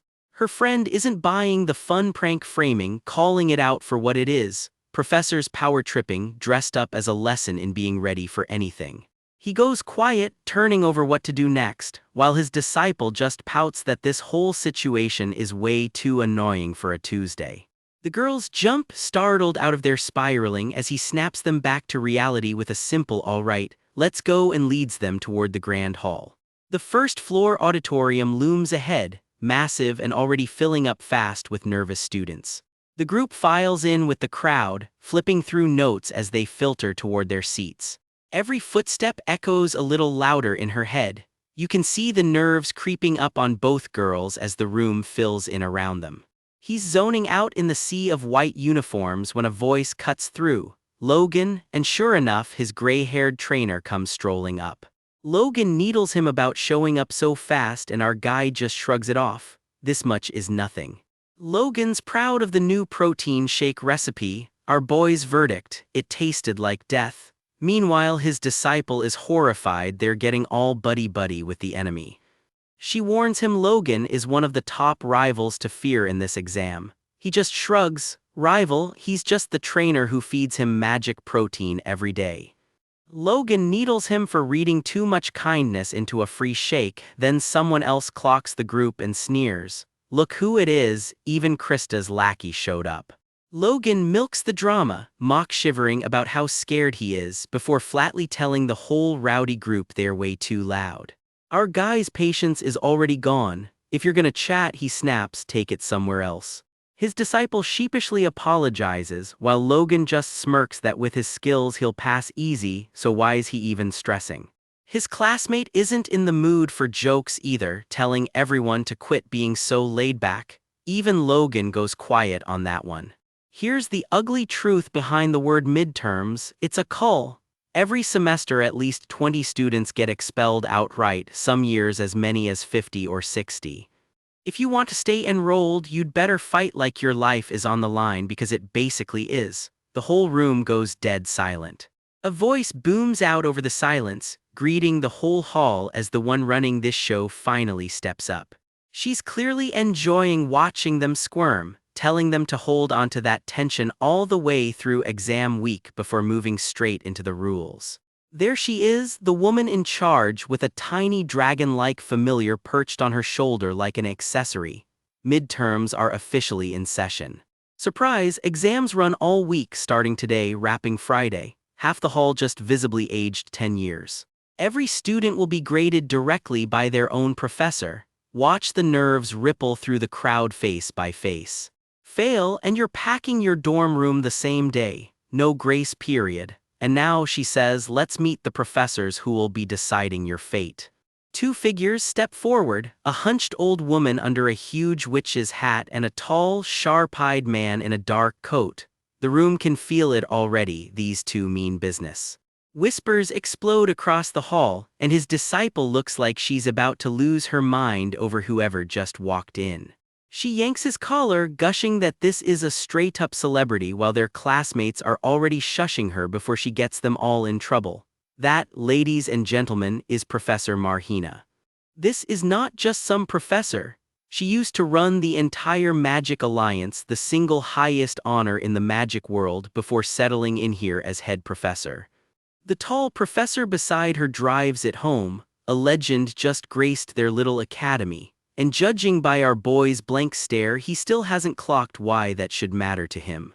Then it lands. Marhina succeeded his own grandfather, Scarlsy Ludwig, as head of the Alliance. His jaw practically hits the floor. Now do you get it? Before anyone can process that bombshell, the crowd's already buzzing about the next professor stepping into view. Meet Professor Kyle, the sharp, bespectacled genius who topped his entire graduating class of over 1,000. No pressure or anything. And there's Professor Jaren, who built his own magic tower at 20, plus Professor Ellen, who writes the biggest magic column in the business. This faculty is stacked. These are usually the professors reserved for second and third years. The students can barely believe the lineup standing in front of a room of first years. The murmuring keeps building, something's clearly winding up in the air, and the room's tension is climbing by the second. For one long beat, the whole hall goes eerily quiet, like the calm right before something snaps. And then someone just roars, "Shut up," loud enough to slam the entire room into silence. A wave of raw magic detonates through the hall, a flat-out show of force just to make the point stick. As the dust settles, sparks of leftover magic still crackle across the floor while every student stares in stunned silence. One professor looks absolutely shell-shocked by the display, and his disciple can't hold back a laugh at his face. "Coddled us," Logan mutters, clearly stung. That insult's about to land a lot harder than he expects. Nobody says a word, the whole group just lets that one sink in. Marhina drops the smile. "These aren't the soft first-year professors who went easy on you until now," she warns. "This crew will cut you loose the second they decide you're not worth the effort," and honestly, she can't wait to see how many of them make it out the other side. With a wicked little grin, she tells them they finally look ready for a real exam. "Not bad," one professor admits before laying out the format. The exam will be scattered across multiple locations, each site handpicked to match a student's own strengths. Exact locations drop soon, so everyone better stick close to their assigned professor. Standing together, the group locks in. This is Delayton, where the strong rise and the weak get discarded. Marhina just smiles, tells them to remember that principle well, and drops the mic. Class dismissed. The exam proctor marches a pack of first years to a hidden cave carved into the Red Ridge Mountains and skips the pleasantries. From here on, this cave is their labyrinth trial. He tells them to throw everything they have ever learned at it, while a cluster of students whisper the question everyone is thinking: will they even make it out of here alive? Rain, unbothered as always, mutters that he does not remember any caves being out this way, and wonders out loud why that is. Turns out the whole labyrinth is fake, built just for this exam, smack in the middle of what is supposed to be sacred ground for the Red Dragon Legion. Bold choice. The proctor promises he is in full control inside the maze. They might get banged up, but their lives are not at risk. Probably. Real reassuring. Before anyone can panic over that probably, he pivots, telling them to worry less about dying and more about failing outright. Here is the scoring. First place walks away with an S rank, second and third get an A, and it slides down the alphabet from there. Land in F rank, 39th place or lower, and you are either retaking the whole exam or getting expelled outright. No pressure. The trial runs in pairs, he adds, while Assistant Gimmer, the exam's armed field escort, stands ready to keep everyone in line. Teams get locked in based on everyone's entrance exam scores, the pairings flashing up on a glowing magic board for the whole class to see. Rain scans the crowd, genuinely curious who fate just stuck him with. Something small and clay-shaped plops down out of nowhere and startles him, a little clay doll of all things. Before he can even process it, someone's boot comes down and flattens the poor thing. Enter Krista Warden, cackling that the heavens are just cruel for making everyone compete against her on the very first day. She squares up right at Rain. "Prepare yourself, Rain Ludwig," she says, while he gives her the flattest look imaginable. She vows to crush his pride exactly like that doll, right as a new face wanders up asking if he can just join in on the trash talk. Turns out that is Rain's actual assigned partner, grinning ear to ear as he breaks the news. They are on the same team. He introduces himself, thrilled to be working with his master. Rain plays along completely deadpan and Krista nearly chokes at the whole exchange. Krista immediately smells a conspiracy, complaining the assignments make no sense and it is unfair pairing up the school's best students, though it sounds suspiciously like she's about to compliment someone. She backpedals into recognizing my skills, generously calls Rain pretty decent, then instantly regrets bringing up how he actually got into this school. A supplementary exam, apparently, and it is such a sore subject that just saying it out loud makes her want to disappear. Word spreads through the crowd fast. Rain's group also includes Logan, the very guy he flattened in a duel not long ago.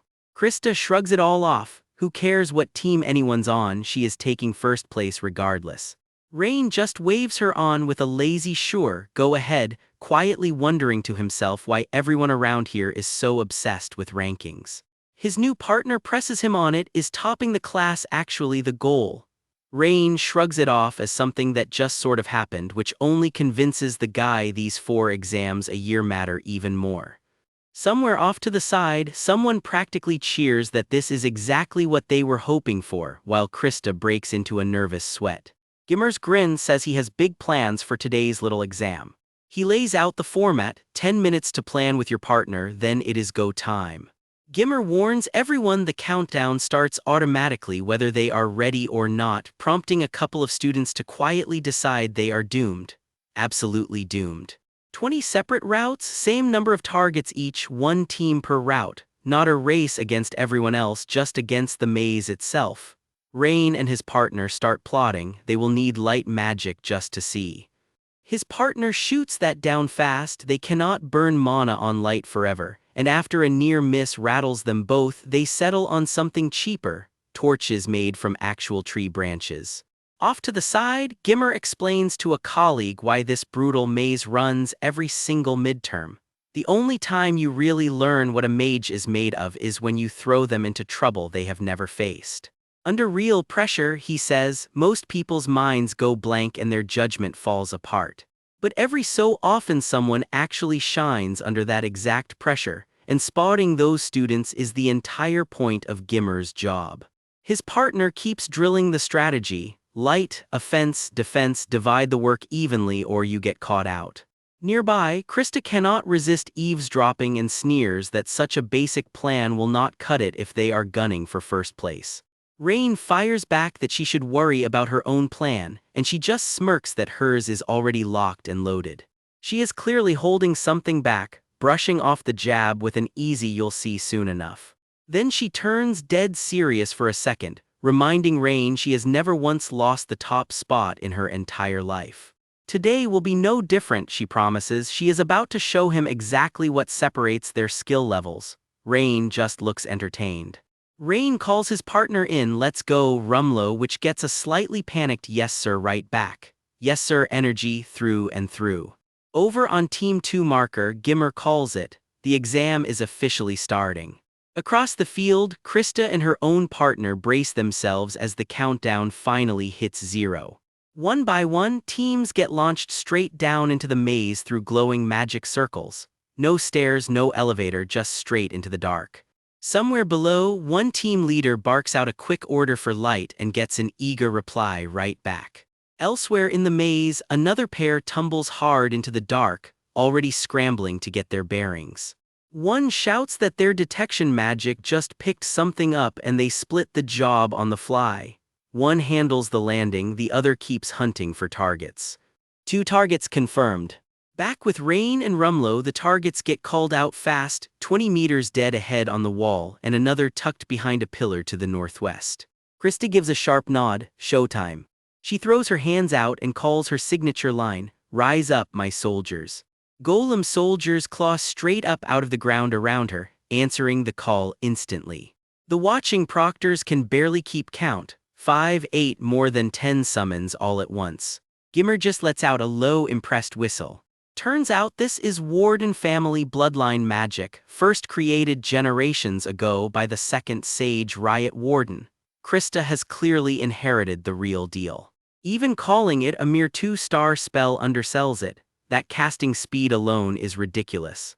Controlling 12 summons at once, flawlessly at her age, that is the kind of thing that gets you noticed. Krista just grins and calls out for the next target. She is only getting started. Team 2 drops straight into the exam maze through a glowing portal, plummeting into pitch darkness with barely a second to brace. Krista Warden's face says it all before her feet even hit the ground. She is not here to take this slow. Her partner throws up a floating detection screen and immediately clocks 3 targets buried in a hole to the left. Krista does not even wait for the rest of the briefing. "Great, I'm going in," she calls, already moving. Her partner yells for her to hold up. There is a target wedged in a rock crack at 3 o'clock, a spidery red thing bearing itself right at them. And there is another one clinging to the ceiling dead ahead at 8 o'clock. This maze is stuffed wall to wall. Krista does not bother with finesse. One word, "okay," and she blasts the whole cluster at once. The cave lights up and the monsters go down in one clean sweep. 3 targets gone before her partner even finishes talking. She barely slows down, cracking off another strike before the dust even settles. Her partner can barely keep up, gawking that she just took out 3 targets in one go, while somewhere nearby a totally different team is still arguing about finding nothing at all. That other team just shrugs it off and keeps moving, while far above, Krista's glowing summoning circle flares to life. Up on the surface, the crowd watching through the viewing crystal cannot believe how naturally her summons move. They look almost alive. "Of course it's impressive," someone mutters back like that was ever in question. Word spreads fast through the watching staff. Krista Warden, they say, is the most promising genius their generation has produced. Everybody already knows it. Even the school's own elders have quietly warned students for years to watch themselves around her. But none of that praise reaches her. Mid-fight, all Krista can think is that this still is not enough, not nearly enough. Someone in the crowd murmurs that the Warden family's founder was a sage once, wasn't he? The question hangs there, loaded with everything Krista is about to relive.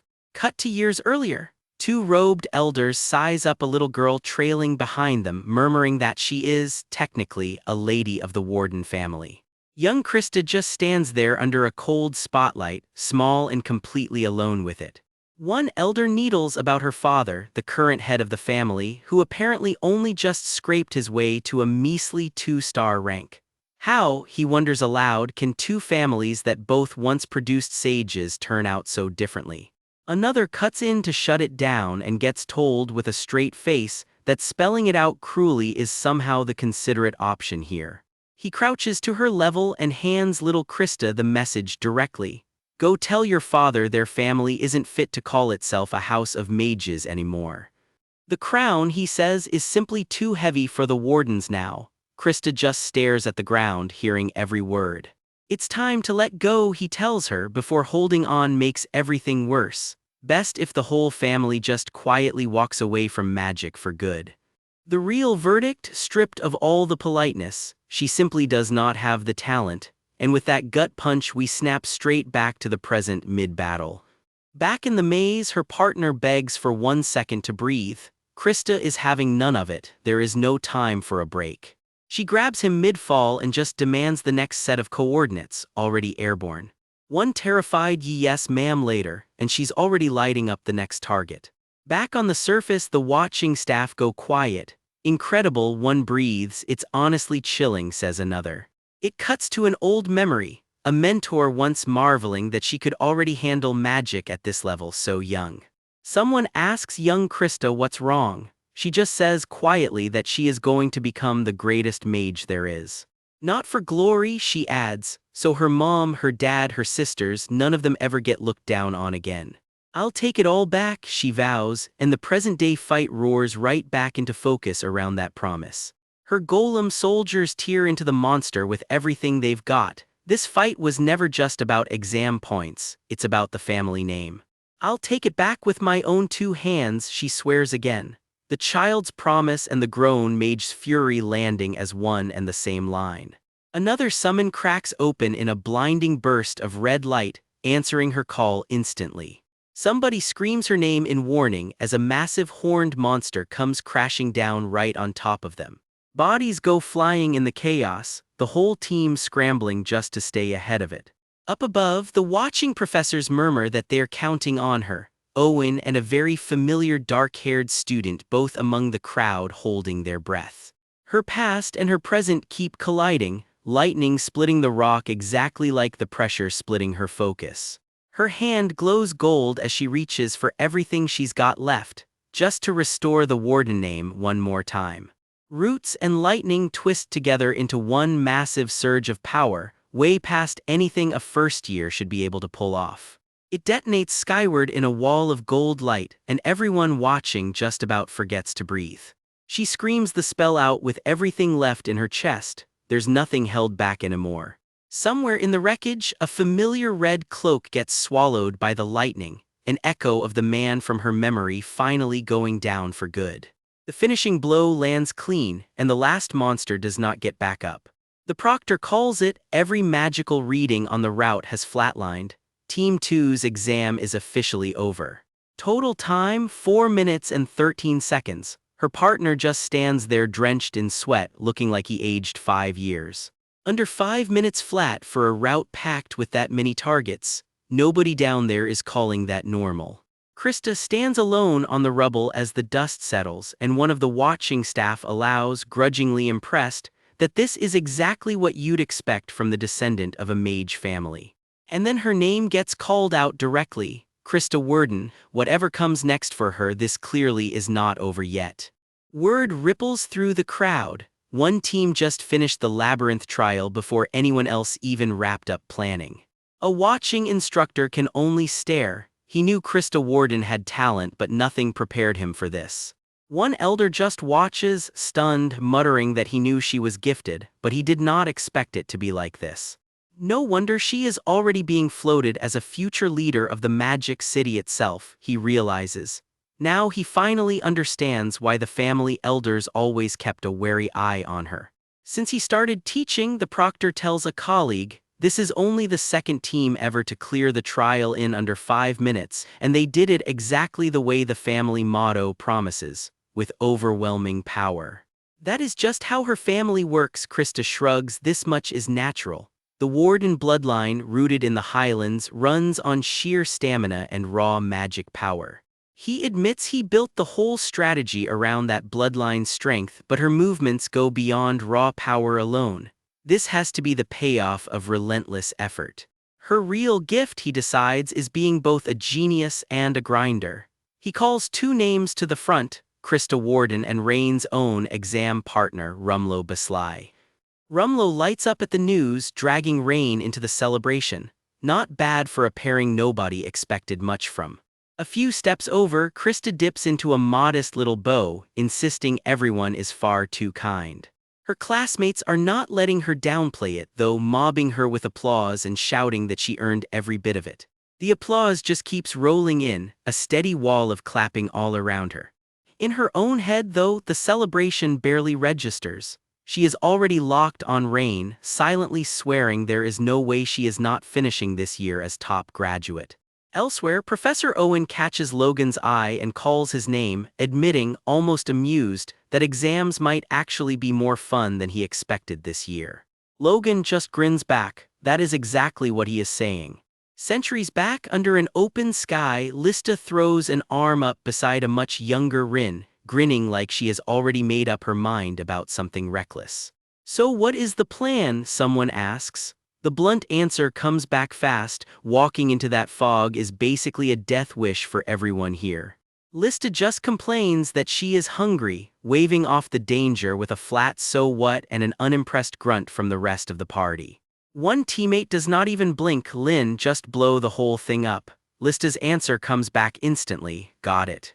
Young Rin can only manage a stunned what at how casually they just agreed to level the place.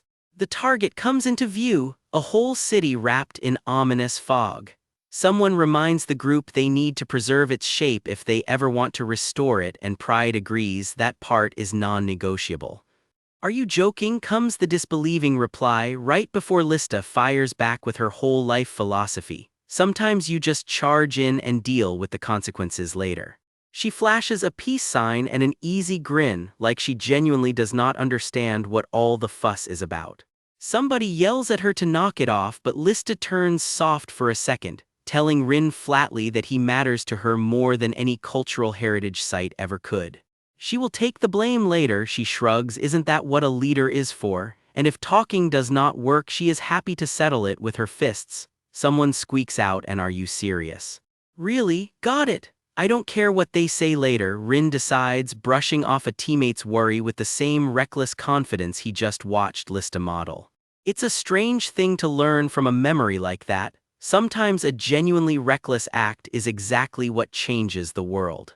Back in the present, Rain stands beside Rumlow with that old memory still fresh in his head and finally says it out loud. His mind is made up. He leans in with "I've got a great idea, lend me your ear," and whatever he whispers next has his partner recoiling, half convinced this has to be a joke. "Wouldn't that just get them disqualified?" Rain waves it off completely. If anything goes wrong, he will take full responsibility, no hesitation. His partner can only breathe out a stunned wow. Truth is, they could probably clear this the normal, safe way, Rain admits to himself with a small smirk. It just would not be any fun. "Right," he says, all confidence, while his partner presses him harder. Exactly what is he planning that risks getting them disqualified? "Are you worried?" Rain just tells him to wait and see, which is, understandably, not the reassurance anyone wanted. Nearby students overhear enough to be scandalized. "Disqualified? Fun? This is an exam. There is a time and place for messing around, and this is not it." Even Krista catches wind of it, giving Rain a look that says she is not sure she wants to know what he is planning either. The countdown lands anyway, 10 minutes of prep time left, all teams told to get ready to enter. Guess there is no backing out now, everyone scrambles to hurry up. Rumlow tracks down Professor Owen in the cave first, gets his attention with a simple "professor," and Owen, never one to waste words, just tells him to speak. Deeper in the dark, rows of armored constructs wait in the gloom, exactly the kind of hazard Rumlow needs Owen's blessing before provoking. Rain's answer is calm as ever. Since they are controlling everything with magic anyway, nobody's life is actually on the line. Then, almost to himself, he adds, "Did you hear that? Green light for the plan." As the group locks in, the clock keeps ticking, 9 minutes gone, 1 minute left. Rain turns to Logan for the real test. Is he ready? Logan, arms crackling with green energy, promises he will be done in 7 seconds flat on his end. "All right, I'm counting on you," comes the signal from the sidelines, and with a sharp "let's go," the countdown finally runs out. Massive stone feet shift in the dark as the whole plan kicks into gear, one line echoing through the group. Then, with a single blow, Rain's hands ignite with crackling gold and violet light the instant the exam officially begins. Rumlow can only stammer, "Wait, aren't they supposed to be entering the labyrinth?" Whatever that flash of light is, it was clearly not part of the briefing. The truth surfaces in Rain's own thoughts. The Ludwig family's signature magic, the one said to see through every other kind of spell there is, Belsidious. Watching remotely, one of the family's own can barely process it. Using that at 16, he is already outpacing the family's own prodigies. Rain's hands blaze brighter as onlookers scramble to figure out what he is even trying to do, while Logan powers up in parallel, muscles wrapped in humming green light. From the outside, it looks like he is just standing there doing nothing. What exactly can he possibly do like this? Someone scoffs, missing the storm building behind his glowing eyes. Glowing marks flare through the darkness of the maze one after another, like a map lighting itself up from the inside. More of those light markers rain down around him in the black, each one another piece of the labyrinth folding into his sight all at once. Analysis complete. Connecting, Rain drops to one knee as a magic circle blooms beneath him, the whole maze now laid bare in his mind. Logan's fist slams home first, a wall of green force detonating against a hulking stone golem twice his size. Now, Rain roars back, and the two of them let loose together in one raw, unified war cry, fists and magic hitting as one. Cracks of green light race across the golem's whole body, splitting it open from the inside out. The exam kicks off with a war cry as Rain and Logan tear into a labyrinth crawling with monsters, and their teammate can only watch wide-eyed. One hit cracks the ground wide open in a wall of green light. This crew clearly does not believe in subtlety. His teammate is already chewing him out for sealing off their only way out like an idiot, snapping at him to use his brain for once. Compared to the monster he just leveled, this next blast looks almost unimpressive, almost. Someone starts to say his attack looks way too small this time, and never finishes the sentence, because the flash that follows swallows the words whole. Rain slumps down in the wreckage outside, soaked and battered, muttering that there is no way what just happened is real. Cracks spiderweb across the ground as raw green energy claws its way to the surface. Lightning rips through the dark, the labyrinth answering back with everything it has got. Rain does not waste time, sealing monster after monster inside crackling blue binding circles like he is checking boxes off a list. A bigger, angrier target gets the exact same treatment, swallowed whole by his magic seal. Even the massive beast roaring over the wreckage cannot shake loose what is already trapped beneath it. And there it is, that grin. Rain is not just winning this fight, he is enjoying it. Every seal detonates at once, and the whole chamber goes up in green fire. Debris and light rain down as the shockwave keeps on rolling. The dust barely settles before the next wave hits. Another burst of green fury tears through what little is left of the walls. Orange and green energy collide in one last violent crash, and by the time it clears there is not much labyrinth left to speak of. Outside, other exam takers scramble for cover as chunks of the collapsing labyrinth rain down around them. Something huge and dark drops out of the sky, and everyone nearby scatters. The blast throws people clean off their feet, and for a second all anyone can do is stare in shock. Back at the monitoring post, one examiner's face twists in disbelief while another throws up a hand as if that could somehow stop it from here. Someone grits through the pain as green energy crackles violently across their skin, refusing to let go. And through it all, Rain just smirks, bloodied but completely unbothered. Elsewhere, a rattled examiner clutches their chest, insisting that felt like an earthquake and demanding someone check the magic readings. Pardon, comes the stunned reply before he scrambles to check the labyrinth's magic readings for himself. An assistant holds up the labyrinth map and asks the professor point blank, what was the time? 59 seconds, comes the answer. The professor has already finished inspecting the wreckage inside. Less than a minute, the assistant can barely process it. One anxious examiner, Gimmer, is not having it. This cannot be right and there is no way he is accepting it. The assistant backs him up. The exam is supposed to test their skill inside the labyrinth, not reward them for leveling the whole thing. Cut back to Rain and Logan themselves, slumped and spent on the ground while the debate rages on.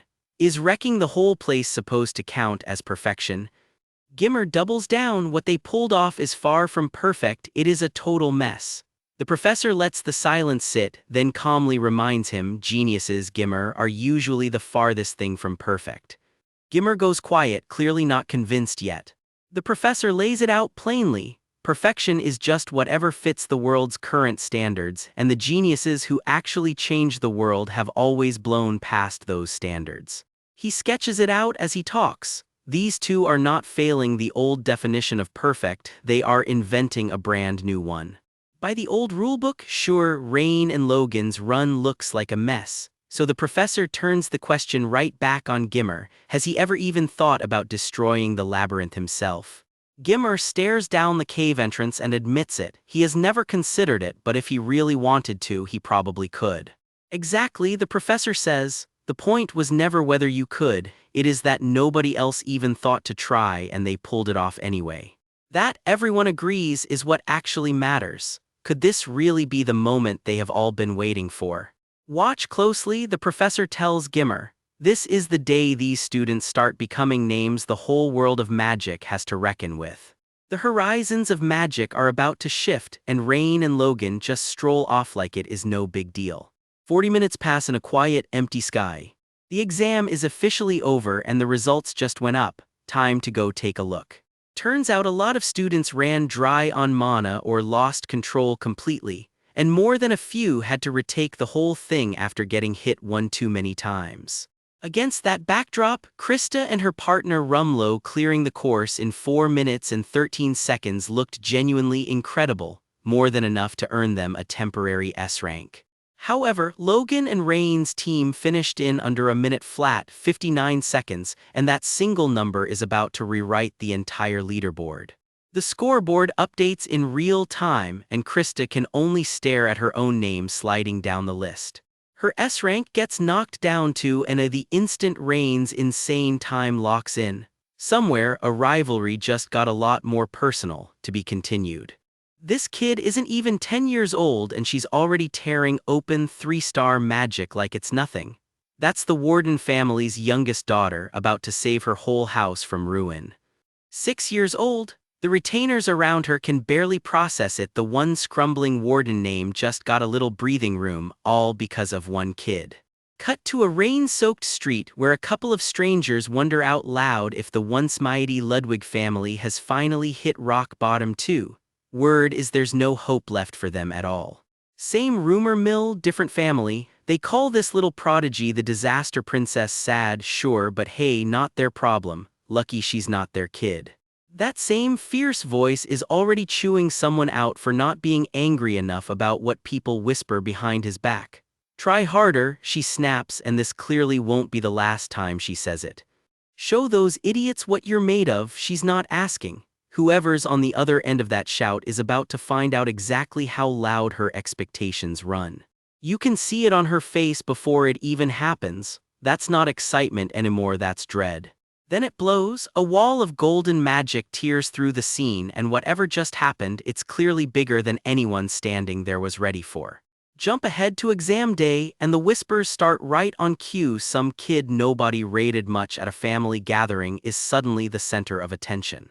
A proctor and a hooded figure square off over whether to just let this latecomer sit his test. Rules are rules, the proctor says flatly, not budging an inch. Then a familiar voice cuts in to defend him. Since when did the rulebook care this much about fairness? Having someone unpredictable around, she argues, is exactly what this stiff school needs. Turns out he showed up late to his own entrance exam because he stopped to help somebody first. That's the kind of detail that changes how you look at a guy. Cloak flying, he sprints for it anyway, giving this exam everything he's got despite the rocky start. Somebody grabs him hard by the collar the second he arrives for a beat. It looks like this exam might be over before it even starts. But she's grinning ear to ear. Finally, she says, pointing right at him, officially declaring him her rival. High praise, weirdly delivered. Later, alone at night, someone pores over an old document by lamplight. The past isn't finished catching up with anyone here. Fast forward again, and that same fire in her has curdled into something darker. I lost. Again, the words barely make it out. Losing to someone who treats magic like it's just fun stings in a way she can't quite shake off. Her mind spirals, replaying every move she could have made differently, even though, deep down, she already knows none of it would have mattered. Classmates just shrug it off as competitive spirit. That's a good attitude, someone says, completely missing how much this is actually eating at her. One bespectacled teammate mutters that following in this guy's footsteps was never going to be easy. True, but exactly the wrong thing to say right now. Then the results drop. The board admits they were only going to hand out one S rank, but this round earned 2. The seeding was designed to keep the 2 strongest students apart from the start. Putting him and his rival on the same side would have been overkill. So both his team and hers walk away with the top grade. On paper, that's a tie. In her head, it doesn't feel like one. The crowd eats it up, praising how well her side did against the odds. Nobody around her notices she isn't celebrating. Someone tries to pay her a compliment, tell her they are seeing her differently now. She shuts it down instantly. Don't come any closer. Meanwhile, the actual winners are just out here high-fiving like it's nothing, blissfully unaware of the storm brewing nearby. She rounds on him in the open forest, shaking. Accept this result, not a chance. He points out reasonably that she got an S rank too. Wrong move, she explodes, insisting it was just a pity grade, nothing she actually earned. Something darker surfaces behind her eyes, shadowy figures crowding in, a voice she can barely control begging it all to just stop.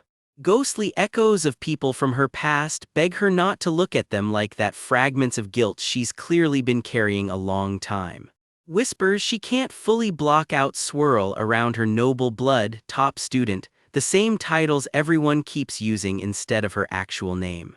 He gets pulled back by an older companion, both of them staring after her, completely thrown by what they just witnessed. His companion isn't even sure what he said wrong, just an outsider from a different kind of school, genuinely lost on how noble mage families work. So he lays it out plainly: the Warden family's glory days were basically a myth until she came along. Before her, this house had nothing. She's the one who single-handedly dragged it back from the brink. Every scrap of respect this family gets now, she earned alone, and she's still the only thing holding it up. That's not a small weight for anyone, let alone at her age.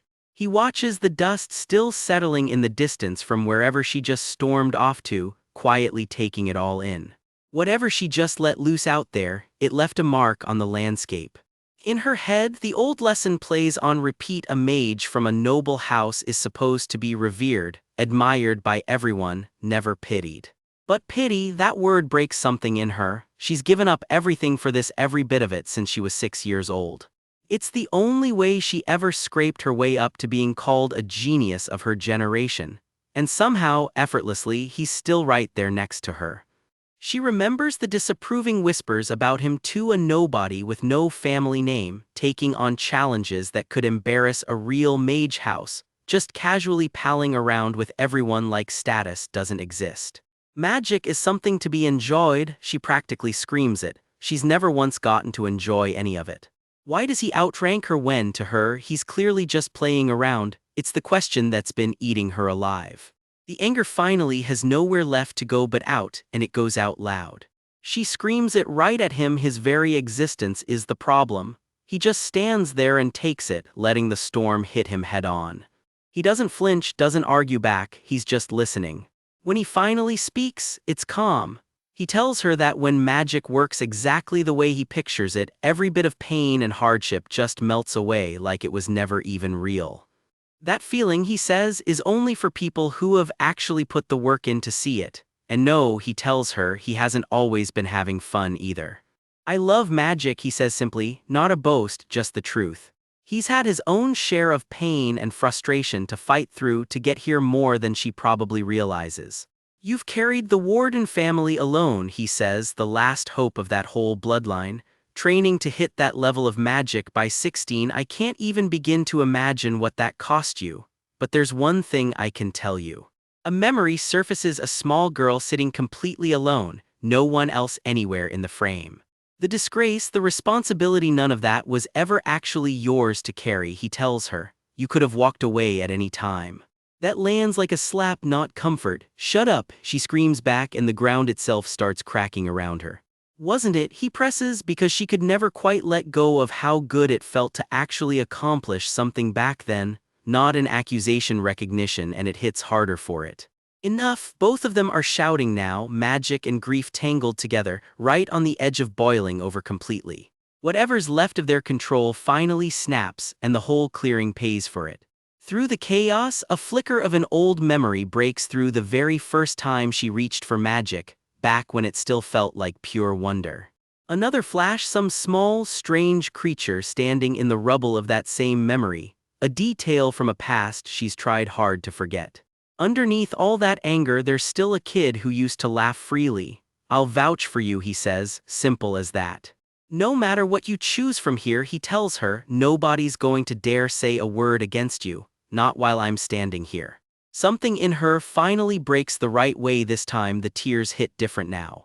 That's why, he says, walking off, just try to feel the joy of magic again. That's all, no grand promise, just an open door. Fresh off a brutal round of exam trials, Rain tells a wiped-out Krista flatly that he'll vouch for her. She's strong, and no matter what she decides next, nobody's going to dare say a word against it. Behind him, a massive rock monster crumbles to rubble mid-collapse, its red eyes still glowing in the wreckage, while Krista kneels in the dirt, catching her breath from whatever just went down. Rain nudges her to try again, try to enjoy magic, he says, once more. Classic mentor energy from a guy who apparently just leveled up his rival's whole outlook. Krista goes quiet for a beat, then snaps at him to stop acting so cocky. It's seriously annoying, she says, though she's not exactly denying he won. I've earned the right to be cocky, he shoots back with a grin. I won this time, didn't I? It's been a while since I felt this fired up, Krista admits quietly, cheeks still red. Turns out losing to this guy might actually be growing on her. Rain flashes a genuine grin and offers his hand. You really are a worthy rival, he tells her. Thanks, I had fun, she says, blushing hard. Let's do this again for the next exam. From sworn enemies to actual rivals with respect. Character development, folks. Beat later, Krista wallops him for gloating. Don't get too full of yourself just because you won once, she warns. Next time I'll knock you down a peg. Rain's whole face just goes. She storms off dramatically and Rain just stands there rubbing his face. That girl, she really packs a punch, he mutters, equal parts impressed and in pain. Cut to somewhere else entirely. A young stranger hangs his head, quietly telling his father he's sorry as thunder cracks behind him. We don't get the full story here, just the guilt on his face. Back with Krista, she works up the nerve to insist, but whatever she's trying to prove to herself, she's not backing down from it. The story pulls back for a beat. Talent, it turns out, shows itself in a lot of different ways.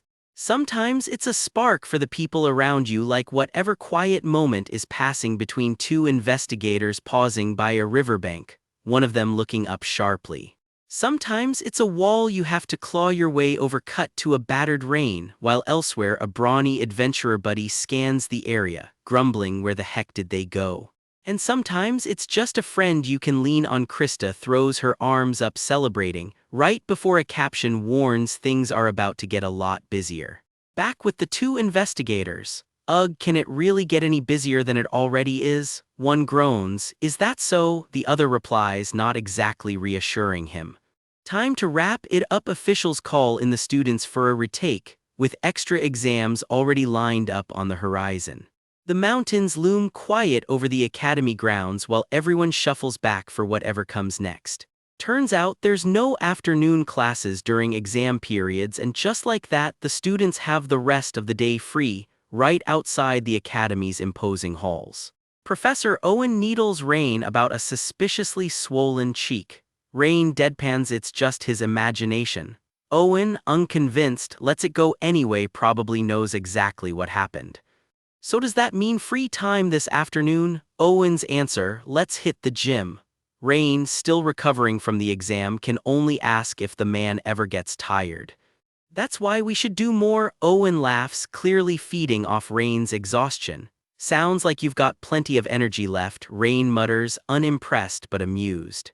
Owen just grins to himself, looking entirely too pleased about something, never a good sign for whoever's about to be on the receiving end. Turns out that something is 150 fresh questions for both math and magic, conveniently prepped and ready.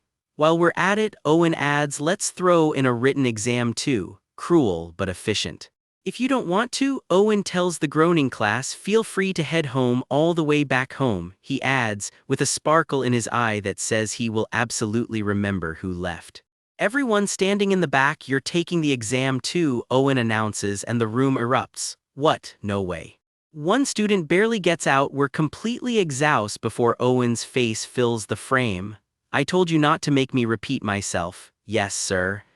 Elsewhere, Rain notices Krista sprinted back after apparently already leaving. Guess she wasn't about to skip the extra torment after all. At the chalkboard, Owen mutters to himself that Krista clearly had plenty of energy left, so he added a few more questions than originally planned. Rain and Owen just trade a flat, silent look. "Hey, are you laughing right now?" Krista demands, flustered. "I'm not laughing," Rain lies badly. "Don't even think about half-assing your answers," Owen warns the room. "These written exam scores go straight into your evaluation." The class collectively freezes. "Ugh, my brain isn't working," someone groans, hunched over their desk, still trying to power through every last question. "Shut up, you monkeys," Owen bellows. "One more bit of chit-chat and you're getting expelled on the spot." Rain quietly wonders if this whole thing is really just a test of how well they solve problems while running on empty. Rain stares down the pile of questions, unimpressed. These are problems he's solved 1,000 times before. This isn't an exam anymore, it's just hard labor. "Maybe I'll use a shortcut," he thinks, and his eye flares crimson, a flicker of that old bloodline magic. 10 minutes later, he's already finished. "Professor, I'm done with everything," Rain announces. Owen, mid-read, just about drops his book. "With your monkey-brained answers, you sure finished quick," Owen jabs. "If you're that confident, go ahead and turn it in, head back to the dorm." "Krista isn't buying it. Are you really sure about that?" She cuts in. "After rushing through it like that, you really think you'll beat my accuracy, Krista Warden?" She strikes a smug little pose. "You must be out of your mind." Confidence, it seems, is contagious in this classroom. Owen isn't having it. "Do you not even know how to be quiet during an exam?" Krista immediately caves, "I'm sorry," while Rain quietly files away a stray thought about Logan. "You're really something else," Owen mutters to himself, grating away at his desk, half amused and half genuinely impressed. Rain finally slips out the door, exam and extra punishment homework officially behind him for now. Walking the halls afterward, something catches Rain's eye, and he glances over mid-step. A girl with striking, fiery red hair walks off down the corridor ahead of him, and he can't help but watch her go. Her eyes seem to pierce right through the space around her, and whatever's behind that stare, it's carrying some serious, deep-seated darkness. Word is she's rated the best among the newer students across all 8 great schools. Rain's eyes narrow, clearly filing that away. This, we're told, was Rain's first encounter with a girl named Lillian Carrain, and something tells you that name is going to matter. The two of them stand apart, framed together in the same shot for just a second before the chapter cuts away, and that is exactly the kind of loaded silence that ends an episode. Mid-workout at the gym, Rain casually fishes for intel, asking his training partner Kevin if he knows anything about that red-haired transfer student Lillian. Of course Kevin knows her, he just wants to know why Rain's suddenly so curious. No reason, really. Rain lies badly. He admits there was something strange about bumping into her yesterday after his written exam, a heavy vibe he can't quite explain. So Kevin turns it back on him. What kind of person is she exactly? Cut to the answer: Lillian Carrain, the Rivendell School's so-called secret weapon, wreathed head to toe in raging fire. Word is she was casting 2-star fire magic at age 5, and by 7 she'd already struck a contract with one of the 4. Rivendell, Kevin explains, the academy that lives and breathes fire magic. Red hair, he adds, marks the blessing of the flame, meaning her natural affinity for fire magic runs several times stronger than anyone else's. No wonder rumors started swirling the second she enrolled. She's got the talent to become a great mage, Kevin says flatly. Rain figures that's an exaggeration. It isn't, Kevin insists. Lillian, he repeats, simply she's strong. Rain thanks him, genuinely helpful stuff. Kevin just grins and chugs his water, thrilled to play the wise elder for once. Naturally, he can't resist needling him, grabbing Rain's cheek and asking if he's got a thing for Lillian or something. He even jokes the two of them would make a good match and promises to cheer his master on, leaving Rain wondering, silently, if they'd actually look that good together. Seriously, is all Rain can manage. Totally, Kevin fires back without an ounce of shame, sipping his drink like he just won the argument. Rivendell's secret weapon, huh? Rain smirks to himself. DeLayton never seems to run short on surprises. Day 4 of midterms drops the class at the foothills of the Red Ridge Mountains, and someone in the crowd is already gawking, 4 layers of magic circles stacked up ahead. The proctor lays out the setup. Today's test unfolds inside a fully simulated fantasy world. Students split into teams A, B, and C, 60 per team. Rain clocks it immediately. Whatever's about to happen, it's happening inside that barrier looming over the mountains. A battle royale, no less. Treasures scattered across the map and everyone collected banks a point. Illusion monsters roam the field too, and taking one down earns points of its own. The payout scales with difficulty, so everyone has to read their own strength, fight or flee, no hand-holding. Krista isn't buying the battle royale branding, so really it just comes down to who grabs the most loot or racks up the most kills. Doesn't sound like much of a battle royale to her. Seems that way. A classmate shrugs beside her, unbothered. And yes, that includes jumping other students outright. Stealing their hard-earned points is entirely fair game. Interfere with hunts, snatch collected treasure, retaliate however you like. The rules practically dare them to turn on each other and technically even permit killing an opponent, a line that visibly rattles Krista. Small mercy, the whole fantasy world is spun out of pure magic, so anything that happens inside that barrier is just an elaborate illusion. The proctor conjures a flickering illusion mid-explanation, proof of just how convincing this fake world is about to feel. No matter how brutal it looks, nobody actually gets hurt, he promises, then immediately walks it back. The pain, though, you'll feel that part completely. Torn apart, killed outright, doesn't matter, drop the barrier and it all resets like nothing happened. Pretty neat, right? Translation: go completely all out. Rain turns the stakes over in his head. Only the top 2 scorers walk away with an S rank, no other criteria, no partial credit. The crowd murmurs, so it's really just take everyone down then. One student grins, simple, I like it, quoting Magic's own founder for backup. Even inside a made-up world, the proctor insists, a mage's whole duty is making sure people can still dream, and skill is the only key that unlocks it. The world of magic, he bellows, has always worshipped skill above everything else, past and present. Show off everything you've got, he tells them, then finally gets to the part everyone's actually waiting for, the team assignments. First name called, Krista Warden, looking every bit as smug as you'd expect. She marches in, declaring this finally a task worth taking seriously, and Rain can't resist. Wait, weren't you serious during the last exam too? Weren't you the one crying about losing? Krista short-circuits completely. Who said she cried? Why would she cry? What kind of made-up nonsense is that? Her attendant Gertrude can't help laughing at the meltdown, which just turns Krista's fire on her instead. Get it together and bring home that S rank, because Krista Warden is the only one allowed to take it from her.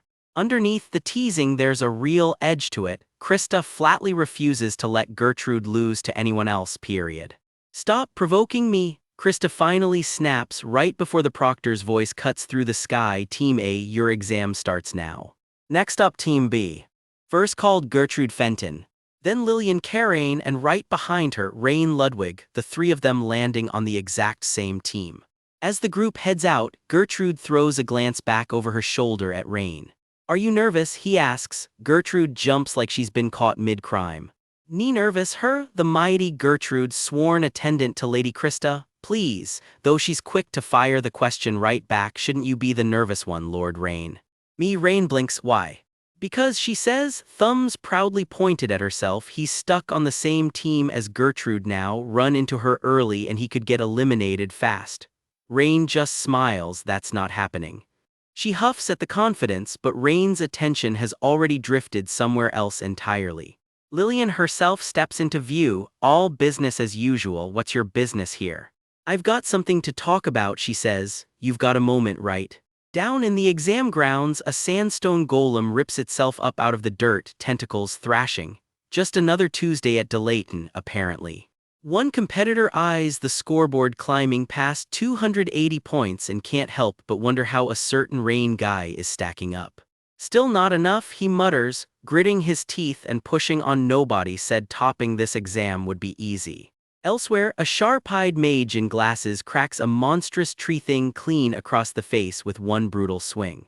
Nearby, a hot-tempered duelist stares down a whole pack of students who just tried to jump her at once and clearly isn't impressed. They squeak out a panicked apology. She just shrugs it off. Killing them wouldn't earn her much anyway, so next time, she says, come at her one at a time. The tree monster finally goes down for good, and the two students who summoned it bolt through the underbrush, still yelping apologies over their shoulders. Up in the gallery, spectators trade notes on the leaderboard, murmuring that a guy named Hubert is putting on quite a show of his own. The commentary keeps rolling. In third place, Logan with 249 points, and a nasty habit of cutting down monsters and rival students with equal enthusiasm. Sure enough, there he is, blasting straight out of the wreckage. Messy technique, sure, but you can't argue with results like that. Watching from the sidelines, the proctors nod along as expected. The same three names keep clawing their way to the top of the pack.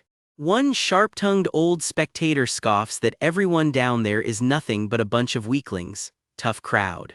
Cut to later, three figures stand together in the dark, and someone finally asks the question that's been hanging in the air: why hide your talent for so long? Rain blinks, caught off guard, as the answer comes back cold and simple. She's never lost a fight in her life, because losing meant getting beaten half to death. She shrugs it off like it's nothing. Wasn't really hiding her talent, there just was never a reason to show it off. I see, is all Rain can manage. Someone calls her young lady and it makes her flinch inside. She doesn't think she deserves the title. An object maybe, not a person. The word just hangs there unanswered as she stares off into the trees. She was raised, she says, for one purpose only, as a tool, and her father is. Her father is Daden Karain, headmaster of the Rivendell school. Since childhood she was locked in a room and forced to study magic, never once allowed to leave. Every failed exam meant punishment by fire, at her own father's hand, a man the world calls the greatest expert in fire magic alive, who knows exactly how to hurt without leaving a mark.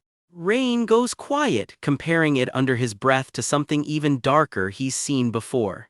Then he asks it straight: if she doesn't top her class, does that old man do it to her again?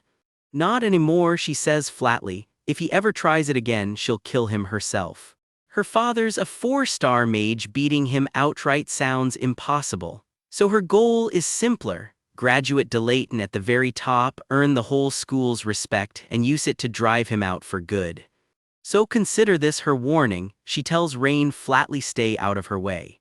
Someone pipes up in Rain's defense: they've got Lady Krista, the century's greatest genius, celebrated across the whole magic world. Lillian isn't impressed. That greenhouse flower, she scoffs, is no match for her.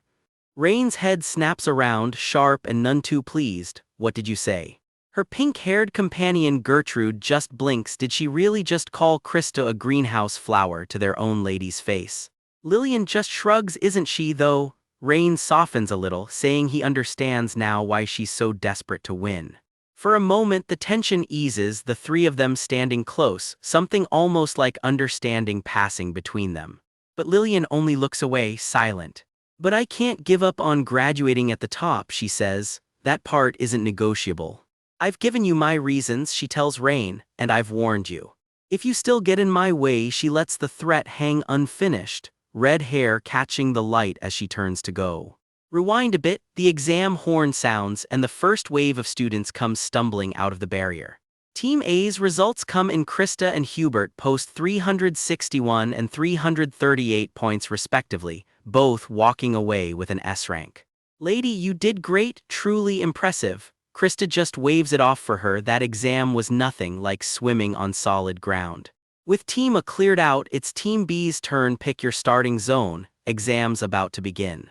A briefing board lays out the options: 8 zones, A through H, each with its own risks and rewards.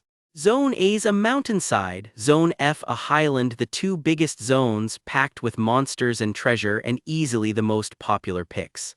Zones B and C sit up on the mountain peaks, great visibility, but you're also a sitting duck for anyone circling in from below. And zones D and E are forest, easy to hide in, brutal for actually racking up points since you can't see a thing coming. Gertrude steps up for her own run, flashing a grin and a promise: I'll be back. Krista calls out her name one more time as she goes. Do well out there, Krista shouts after her, all encouragement. Gertrude doesn't even look back, of course. Team B, dimension transfer complete. The exam will now begin. Then it's Rain's turn to step up, and somewhere in the stands, Elen Ludwig perks right up with a delighted O. The exam, it's explained, is built to measure a mage's raw basics: mobility, information gathering, and combat ability, all in one go. As Lillian strides off into the trees to start her own run, the scope of the challenge becomes clear. This is a full test of what a mage is really made of. Elen can't resist one last jab, grinning as she says she can't wait to see Rain make a certain old battle-axe of an examiner lose her composure. Out in the battle royale, Lillian and Krista both went bold, planting themselves in Zone F right out of the gate. Riskiest patch on the whole map, sure, but it also pays out the most if you can survive it. Starting there also makes it easy to cut across into every other zone, the commentators note, as Lillian strides off looking every bit as confident as advertised. Rain, meanwhile, picked about the most low-key starting spot on the entire map. Subtle, very on-brand. The commentary booth reads it as a cautious point farming strategy. Not exactly flashy, but hey, not a bad plan either. Up in the trees, Rain looks bored out of his skull. Big battle royale energy right there. Somewhere, a commentator sighs that it would have been way more fun if he'd landed in Zone F and thrown down with Lillian directly. Another one isn't buying the caution either, not from a guy who's already taken down top students from all 8 schools. Too careful for his own good, apparently. Isn't he just the most infuriating little kid to watch? One of them grumbles, watching him amble through the woods like he's got all day. The second everyone agrees he's boring, Rain runs smack into someone. Hannah, a genuinely tough mage repping one of the 16 mid-tier schools. Cue the commentary buzz. Is he about to pull out the same S-rank-worthy trick that impressed Senior Kyle? Something crashes fast through the underbrush. Hannah scrambles, throwing up a defensive circle mid-dodge, clearly not planning to go down easy. Both she and the crowd hold their breath waiting to see what he does next. What is he doing? One commentator shrieks, absolutely not expecting what comes next. What comes next is Rain, sprinting flat out through the trees like his life depends on it. Turns out he's not fighting Hannah at all, he's booking it in the other direction entirely. He's running away, truly a battle royale strategy nobody saw coming. Off to the side, Professor Owen just chuckles to a colleague. Well, just like Scarl's crazy grandson, family reputation is apparently a hell of a thing. The old examiner in the wide-brimmed hat just grins wider, guessing the kid's simply saving his strength for something bigger down the line. Alone again in the trees, Rain refocuses. Time to actually start clawing back the points he's been leaving on the table. 40 minutes in, the scoreboard updates. Zone A, the mountainside, is running a little behind the same point in a previous team's run, but the numbers are still plenty solid. Rain grins over a small gem he's just pocketed. So who's in the lead now? He wonders aloud, clearly assuming it's him. It is not him, currently sitting in first place, much to his crown-shaped daydream's disappointment, Gertrude Fenton of the Fenton family. Cut to Gertrude herself, singing and floating down through the trees like she hasn't got a single care in the world. Gertrude Fenton, a commentator repeats, surprised, right as something with a whole lot of teeth looms into frame. She's always lived a little in Krista's shadow, the story notes, standing her ground on a moonlit branch as a monster rears up right above her. Give credit where it's due though, nobody's arguing she isn't a genuinely gifted mage, star magic and all. Elsewhere, a couple of commentators do a double take. Wait, where even is Lillian from the Rivendell school right now? As for her ranking, she's not even cracking the top 20. In fact, she's dead last, sitting on a big fat 0 points. Turns out she's been sitting motionless in a haze of red smoke since the exam began. What exactly is she planning?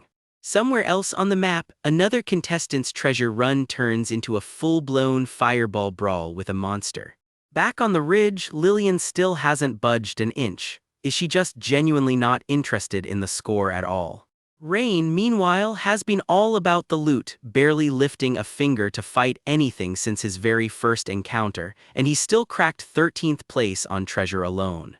Scoreboard check, Rain Ludwig, 13th place, 198 points, now working his way through the mountain zone like he's climbed 1 or 2 before. Maybe he was a monkey in a past life, one commentator jokes, funnier than she knows. But at this rate, cracking the real lead group looks like a stretch until something makes her pause. Rain glances up, rain's coming down over the whole arena. Back at the booth, the commentators clock the shift in weather too. Up in her tree, Gertrude just laughs it off, getting soaked and loving every second of it. Rain, though, calls it perfect weather, ideal for hunting monsters that rely on sharp hearing. Right on cue, a spider-legged monster comes creeping through the downpour, straight into his sights. He drops into a spell mid-leap, grinning the whole way down. Through the mist, a volley of fireballs finds its mark, and the monster goes up in flames. Over on Lillian's mountain, a fresh volley of fireballs rains down out of the sky, and she just stands there watching them fall. By nightfall, she's sitting calm at the center of a ring of small flames she conjured herself, still just waiting. Then all business, she finally speaks, all the top 10 players. Magic floods out of her in a massive surge. All right, she says, time to get started. Lillian stands atop the blast itself, and for the first time all exam, she actually makes her move. The spell sets off a full-blown volcanic eruption warning across the whole zone. Please, evacuate immediately.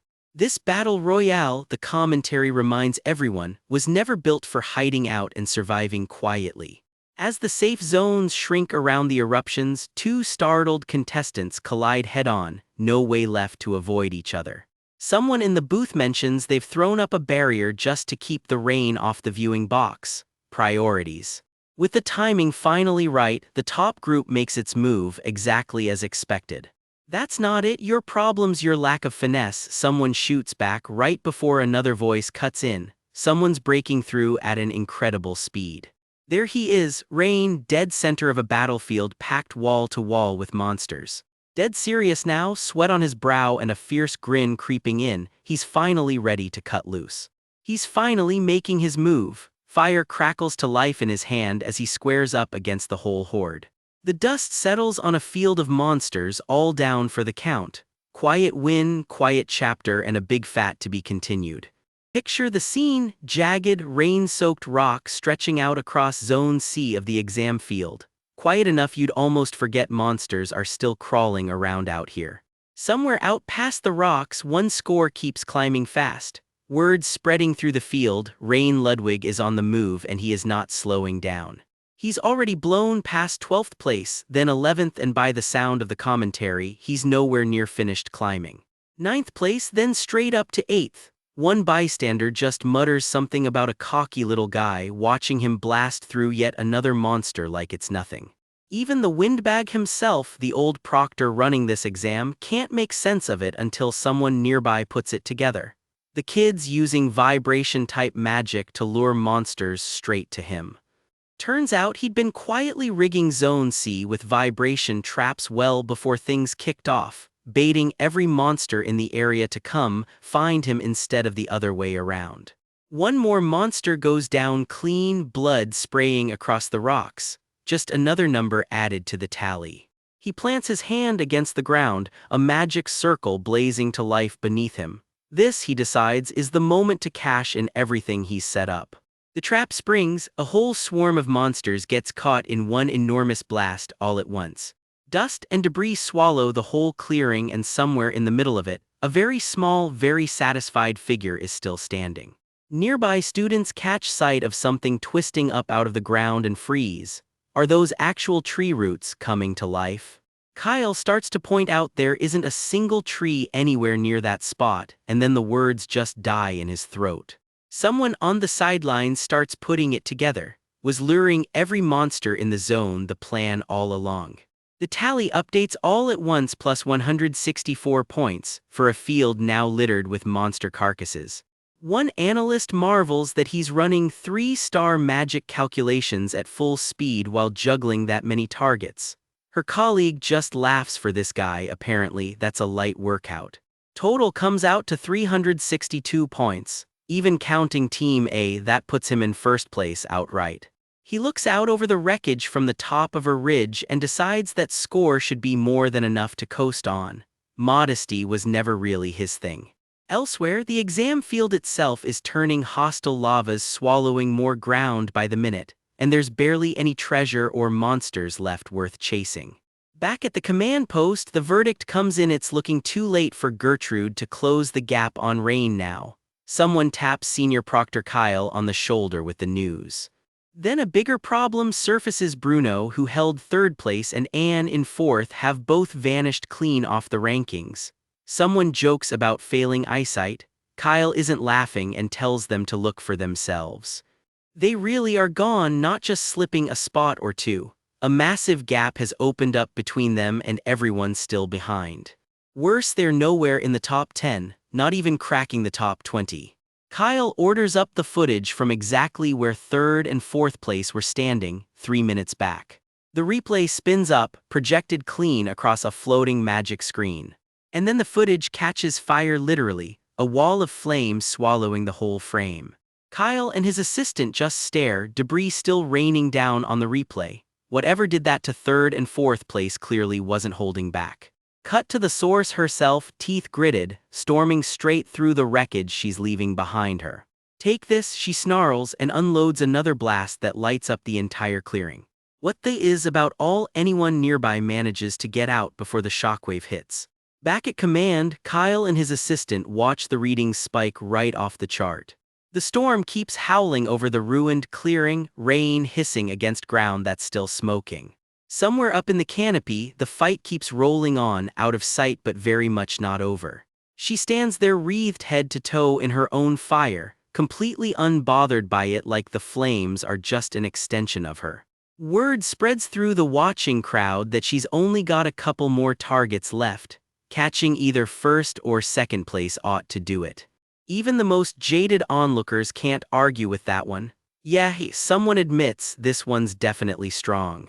Gertrude's own thoughts start racing. When exactly did Lillian slip past her? And wait, where did second and third place even go? They were right behind her a minute ago. Through the burnt-out trees, a lone white-robed figure keeps walking, unhurried, straight toward her. Gertrude, perched up in the branches, can only admit she has absolutely no idea what's happening anymore. Then the blast hits close enough to rattle her right off her perch. She hits the ground hard, staring wide-eyed. Flames, she realizes, actual flames coming right for her. Another wall of fire rips clean through the canopy overhead. Here it comes again, she yelps, scrambling to get clear before the next one lands. The blast swallows the clearing whole, flames climbing higher than the trees themselves. Somewhere close by, someone shouts her name in outright alarm. This fight just found her personally. Lillian just watches the flames lick around her own hand and murmurs something unsettling. The fact that she can't even feel the heat anymore probably means something. But Gertrude isn't done yet. She's already moving, closing the distance fast. Blue magic gathers around her hand, aimed straight back at the girl who's been tearing through the whole field. Fire meets ice head-on in a blinding clash, and for once, Lillian actually has to brace against it. Spectators watching the readout can't believe it. Somehow, impossibly, the two of them look evenly matched. They trade blow after blow, fire and ice tearing the clearing apart between them. Lillian allows herself a rare flicker of doubt. Maybe, she admits, this one deserved a different approach than the others she's already taken down. Gertrude's not interested in regrets either way. Too late for that now, she snaps and throws herself right back into the fight. In the pouring rain, Lillian squares up, coolly deciding the last two opponents she flattened called for something different this time. She snaps a fireball into existence and lets it rip, opening the fight with pure aggression. A wall of flame roars up, but the pink-haired mage she's facing throws up a crackling ice barrier just in time to eat the blast. Lillian clutches at her chest, wincing, while her rival presses the advantage and taunts her to just give up already, though she doesn't get to finish the sentence. Something cuts her off mid-gloat. Lillian's already flicking a string of dark red beads through the air. One bead alone is enough to make her opponent flinch and scramble back. Turns out that necklace dangling from Lillian's fist is actually a string of prayer beads, and every single one is basically a loaded grenade. Her rival clocks it fast. Lillian's a remedier-type mage, the kind who preloads talismans with spell circles so she can crunch the math and fire off magic way faster than casting it live. Translation: less prep time, more damage per second, exactly the build you don't want to be standing across from. The sky fills with what looks like a swarm of burning insects raining down. Lillian calls the move fiery insect line, and it's exactly as nasty as it sounds. She keeps the pressure on, flames licking hungrily around her fingers for the next volley. The whole swarm ignites into a full meteor shower, raining fire down across the battlefield.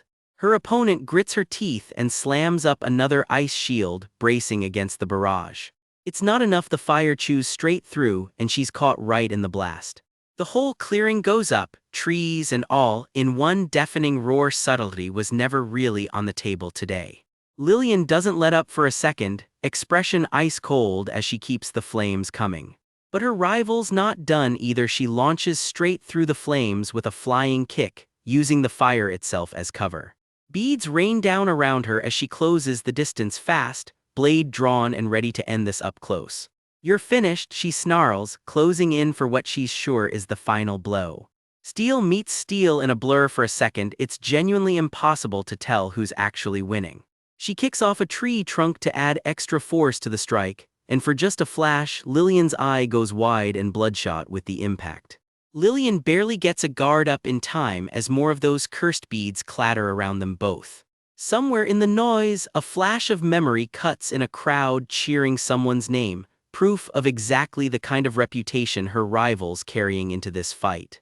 Back in the present, a fresh streak of water-forged energy comes slicing through the rain.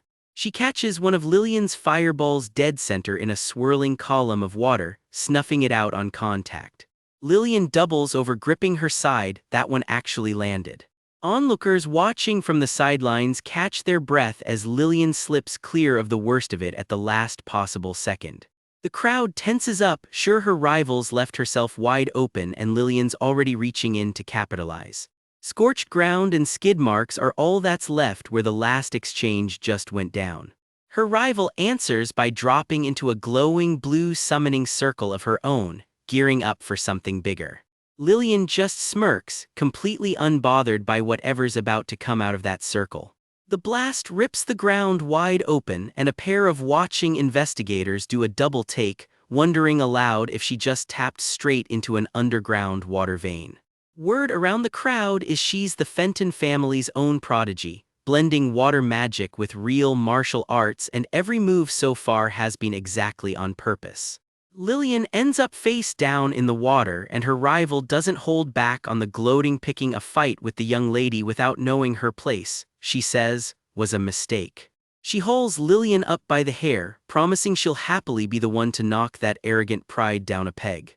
The watching crowd practically lights up, cheering like the fight's already decided. Spoiler, it is very much not. "Your clothes are soaked and your talismans are useless now, aren't they?" she taunts, standing over a dripping wet Lillian. "Last chance, surrender now or I break your arm," she warns. Lillian just mutters one word back, naive. "If it were me, I'd have just killed you," Lillian says flatly, then adds that her rival's clearly asking to see something a whole lot uglier. The ground starts trembling, and even the girl who was gloating a second ago goes rigid. "The reason I use talismans," Lillian says, rising up with a slow, dangerous smile, "was never because I'm too slow to cast without them." She surges up out of the water and grabs her rival by the collar before the girl can even process what's happening. A hexagram-marked charm flares to life in her grip. Whatever Lillian's been holding back this whole time, it's coming out now.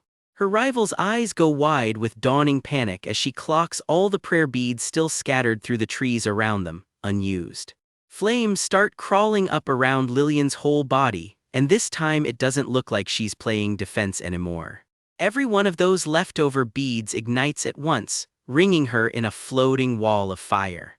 "The remaining prayer beads," her rival gasps right as Lillian tears open a swirling vortex of flame and orders something inside it to come forth. Flaming Serpent, she names it, and the light pouring off the summon is blinding. Her rival throws an arm up against the glare, completely caught off guard by the scale of what Lillian just called. Her expression cracks from confident to genuinely rattled in about half a second. A massive serpent made entirely of fire rises up out of the smoke, towering over both of them, fangs bared. Rattled and dripping wet, her rival scrambles for whatever counter she can throw together, one hand already glowing. Embers drift down through the dark like the whole clearing's holding its breath for what happens next. Lillian points straight at her rival, cold as anything, and gives her serpent one simple order: devour her. And that's exactly where the chapter cuts out. Rain or no rain, this forest just turned into a furnace, and whatever's underneath that fire has everyone in the stands losing their minds. Somebody screams that they can't believe it's already at this level. Yeah, join the club. Meet the Flaming Serpent, Rivendell Academy's crown jewel summon, first tamed centuries ago by the school's own founder, and not exactly known for playing nice with strangers. And get this, what's coiling up in front of everyone is barely a third of what this thing can actually do. It hasn't even finished forming yet. Cute, real cute, that barely formed still looks like the end of the world. Up in the observation post, one of the proctors can't wrap her head around it either. A 16-year-old rookie just pulled even a fraction of this monster out of thin air. Her colleague doesn't even have words for it, just silence. That's usually the tell that things are worse than they look. Is there even a way to beat that? One of them finally blurts out, and nobody around her has an answer. Down in the arena, the girl who actually has to survive this thing sums it up better than anyone. This, she says, is a real dilemma, understatement of the year. And right on cue, the serpent answers back with a wall of flame that swallows half the clearing whole. She barely gets clear of it, dropping and scrambling through the mud with the heat still licking at her heels. One more dive, one more gasp, one more inch of daylight between her and getting turned to ash. She's shaking, insisting the flame barely grazed her, but the look on her face says it did a lot more than that. Behind her, the serpent's heat twists the whole forest into a spinning column of fire and smoke. This isn't a fight anymore, it's a natural disaster with fangs. A boulder that took the hit for her doesn't even get the dignity of melting, it just turns straight to ash. Take a second to think about what that means for a person. So this, everyone finally realizes, is the actual flaming serpent. Not rumors, not folklore, the real deal, live and furious. It roars again, and the clearing lights up like the sun decided to drop by early. Another burst, another wave of heat rolling out. The serpent isn't slowing down, and neither is the danger. She bolts, weaving under a shadow of wings and claws that are just along for the ride, because apparently one monster wasn't dramatic enough. Somewhere close by, someone's watching this entire mess unfold without lifting a finger to stop it. Word is, Lillian intends to see this through to the very end. Not everyone's on board with that. One of the officials turns on his senior, flat out asking if this whole exercise hasn't already crossed a line. Even if nobody dies, he says, the pain alone would be unimaginable. Nice of somebody to finally say the quiet part out loud. If those flames actually connect, he warns, she won't be walking away with just a scare. We're talking real, lasting damage. Shouldn't we just stop the test? Somebody finally demands, while off in the rain Lillian just watches, soaked and unreadable, waiting on a single word: Professor. The proctor in charge lets out a long silence, then finally caves. I suppose we should, he admits, and reaches for whatever's about to call this whole thing off. But before anyone can pull the plug, something else is already moving into position. Unnoticed, unbothered, and very much not planning to wait for permission. A sharp pair of eyes locks onto the flames like they're reading a page, instead of watching a disaster. And there he is, standing right on a burning branch like it's the most normal place in the world to take a breather. His mind drifts back to an old lesson from a lifetime ago. With your current mana, you get 3 tries at this. That's your ceiling, no exceptions. Of course, his old teacher added, the higher the rank of the magic you're trying to interfere with, the faster you'll burn through that ceiling. Hit your limit and push past it anyway, and you're not a hero, you're just incapacitated. The whole trick is picking the exact right moment to swing. Back in the present, he reminds himself he's already banked plenty of points today. Smart move now would be finding a safe corner, hunkering down, and just riding this out. Especially since that last group hunt left his mana running on fumes. Every instinct is telling him to sit this one out. There's no need to take any risks right now, he tells himself. But then Lista's name crosses his mind and the whole argument falls apart. If it were you down there, he thinks, you wouldn't have hesitated for a second. So much for playing it safe, he's already jumping. One clean leap through the smoke, straight toward a girl who's about to become collateral damage. He scoops her clean out of the air a half second before the flames close the gap. Dramatic timing included at no extra charge. Mid-fall, his mind's already tearing the serpent's spell apart piece by piece, the runes, the ratios, all of it, while somewhere in the back of his head, a certain red-haired transfer student flickers into view. Total length, formula shape, every last variable. He's reading this monster's magic like an open book. Replication range confirmed, analysis complete, calibration underway, and it clearly costs him because that grunt of pain is not for show. He thinks back to his fights with Logan and that monstrous rat spider queen. Both times, one thing became obvious. Every barrier he powers through makes him sharper. The tougher the enemy, the faster he closes in on true 6-star magic. So really, when you think about it, this overgrown fire snake just volunteered to be his next stepping stone. So Gertrude, he says, because sure, why not name the ancient death monster? Time we had a little chat, and by chat he means detonating a counterspell in its face. Through the scrapes and the smoke, he's grinning like this is the most fun he's had all week. Classic him. Don't get it twisted, he warns the flames. This fight is already over, they just haven't noticed yet. He grits through the last bit of strain as his own magic finally snaps into place around him. Then it goes off, a burst that swallows the serpent's firehole and turns the entire clearing white. Every proctor watching goes completely still. Nobody in that stand was expecting that. What's left of the serpent's flame just keeps climbing and thinning out like it's being unraveled thread by thread. And the girl who thought she was seconds from being cooked alive just stands there, soaked, singed, and very much alive.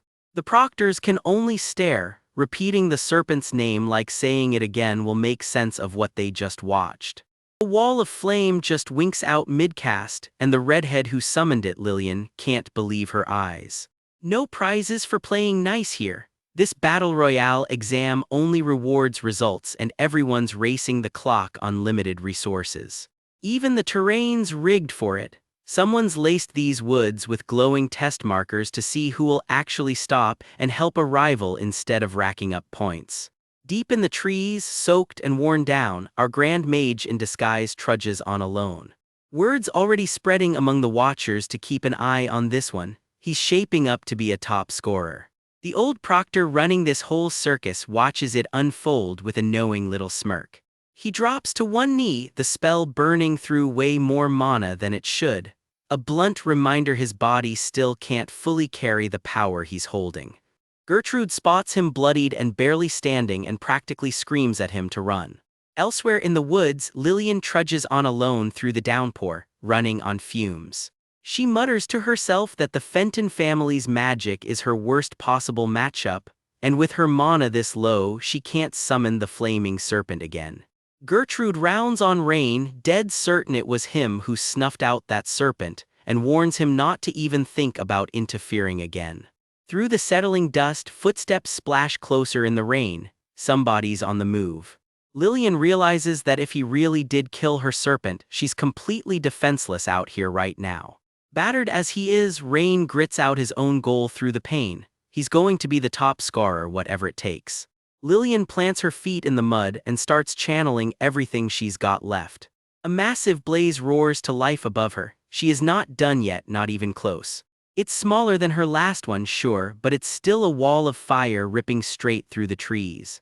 Even scaled down, the firepower alone is enough to make onlookers' blood run cold. Rain gets caught right in the blast, dropping to his knees as the flames tear past him. Someone screams for him to watch out, but it's too late. He's already down and somebody's shrieking his name in a panic. Lillian's grin twists into something unhinged, high on her own firepower. She turns that firepower loose on Gertrude next, sending her flying. Then Lillian's smug look drops. Something blue and freezing is powering up right in front of her. It slams into her before she can even brace for it. Ice and fire collide head-on, and suddenly this fight is a whole lot more even. Rain shouts her name in shock as Gertrude squares up, an icy fist crackling in her hand. She snaps that Lillian is her opponent, no arguments, and besides, there's more going on here than he realizes. Cut to the gallery where a couple of classmates are already gossiping that if Rain gets expelled, Krista might just die of a broken heart. Krista's head whips around, caught completely off guard. Her friends clock the reaction instantly and she immediately starts backpedaling, insisting it's not like that at all. She fumbles the save hard, rival, enemy, whatever, just something like that, she swears. Nobody in that gallery is buying a single word of it, and they just keep needling her about it. Back in the fight, Lillian snarls that Gertrude is dead the second this exam is over. Gertrude eyes a fellow student already wrapped up and out of the running, a pretty grim preview of what losing here actually looks like. She adds that even veteran mages only pull off this kind of control once they're old and gray. She is not backing down now. She tells Rain flat out to leave this one to her, he's too banged up to argue back with much conviction. Gertrude insists she's fine and honestly he's the one in her way right now. She hasn't finished with Lillian yet. Lillian stands wreathed head to toe in fire, daring anyone to try her. "Don't die," someone murmurs. "Of course not," comes the reply, though nobody out here sounds all that sure. The fire keeps spreading and Lillian just barks one word, "Move." Gertrude isn't going anywhere. Lillian started this and she's the one who's going to finish it. Lillian's done negotiating. Every obstacle in her way is getting removed, full stop. She lets it all go in one massive roaring blast. Gertrude answers with a swirling vortex of ice, teeth gritted, holding the line. Fire and ice tear into each other in a blur of steam and sparks. The two forces detonate together in one blinding, deafening burst. When the smoke clears, someone's left crumpled in the wet grass, completely spent. Someone lunges for Rain and just barely whiffs it, cursing under their breath while a couple of stunned bystanders catch the whole thing. A whole pack of lower-ranked students is watching from the ridge, sizing up their next easy target. Rain clocks exactly what's coming. Looks like they're all planning to jump him at once. He's leaning on his own weapon just to stay upright and he knows it, completely tapped out, body and magic both. This is bad. Rain's holed up on high ground mid-exam when he clocks a pack of lower-ranked students creeping in from every side and they're clearly gunning to jump him all at once. They freeze the second he looks up, and for a beat nobody says a word, just a whole lot of very loud silence. Already bruised and breathing hard, Rain sizes up the newcomers with a flat, unbothered "so lower-ranked guys, huh?" He needles them right back. Does teaming up really help against someone even Logan couldn't put down? Step down now and he'll let them walk. One ambusher scoffs at the idea of negotiating right before his own ally starts second-guessing why someone this strong is even bothering to talk instead of fight. The sky answers for him. Lightning cracks down mid-sentence. Rain plants his feet, grips his staff, and the storm around him only picks up. The clash lights up the whole hillside, staff against spell, sparks flying everywhere. Undeterred, the ambushers double down, needling that he's clearly running on fumes and offering him a deal. Hand over his exam points quietly and live to see tomorrow. Off to the side, a couple of watching faculty judges just sigh. There's always some group of guys trying to gang tackle the strongest kid in the yard. Cheap tactic, sure, but hey, it still counts as strategy. Rain just answers with a dry heap and keeps swinging, the fight tearing through the soaked trees. Even bleeding, he'll give them this much credit. Can't sleep on the lower ranks, these guys aren't half bad. Another exchange detonates across the clearing, staff and spellwork colliding in a wall of light. One of the ambushers charges in yelling "take this," and throws everything he's got behind the hit. Rain answers with a spinning staff kick that folds him in half, and the guy goes down screaming. The last ambusher standing gets caught in a brutal follow-through slash. He crumples with a groan while a couple of stunned onlookers just stare, completely lost for words. One of them finally voices the question that's been nagging everyone. How does Rain even know Osarius-style staff technique in the first place? Word on the sideline is that he looks completely tapped out, like he can't possibly counter again. Someone even throws in an unrelated jab. If we're ranking exam performance, Krista's still got him beat there. Then, almost as an afterthought, oh, and hey, that last guy's down for good. A couple of watching students can't get over it either. He didn't cast a single spell that whole exchange. Looks like he's completely, totally out of mana. Turns out there's a reason for that. Earlier in the exam he burned through his reserves using his family's bell eye magic to stop a flaming serpent dead in its tracks. The remaining ambushers figure that's their opening, team up now while he's running dry. Their leader snaps at one of them to sit this one out after blowing his opening move, then launches into another flying strike, warning the benched one he'll get his turn soon enough. Watching from a distance, one of the exam proctors just shakes his head. Sure, playing hero is noble, but without the strength to back it up, it's nothing more than a wasted gesture. Someone else sizes Rain up with a pointed jab, calling him out by lineage instead of name. So what's the plan now, Skarl's grandson? Whatever the plan is, it lands hard. Another ambusher goes skidding down the muddy slope in defeat. Rain's still crackling with leftover charge, and the storm around him hasn't let up one bit. The watching proctor just narrows his eyes, clearly trying to work out what he's actually looking at. Turns out it was never a spell to begin with. That's Rain's own original lightning attribute swordsmanship, not magic, not mana, just raw technique. He'd been holding the charge in a plasma state the whole time, then let it go the instant wet feet hit wet ground, an electric trap the ambushers walked straight into. Knowing the theory is one thing, the judges agree, actually pulling it off under pressure is another, and this kid's clearly logged some serious hours. One rattled onlooker admits no wonder Rain's a top contender for first place, though he's betting the wells finally run dry. The last ambusher barely gets "if we attack now, we" out of his mouth before lightning cuts him off completely. Rain caps it off with a flat exactly, and just like that the ambush crew is done. But across the exam grounds, someone else is just getting started, cracking his knuckles and muttering that he doesn't need any teammates to win this.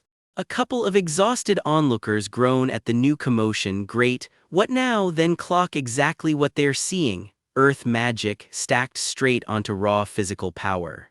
Bad news for whoever's on the other end of that. Staff techniques built on brute force are exactly the wrong matchup for it. And of course, it's Rain who's about to find out the hard way. The new challenger snarls that Rain must think he's a joke and comes in already swinging. Fine then, he growls, fully armored in stone now, I'll smash you to pieces. Rain just resets his stance and waits for it.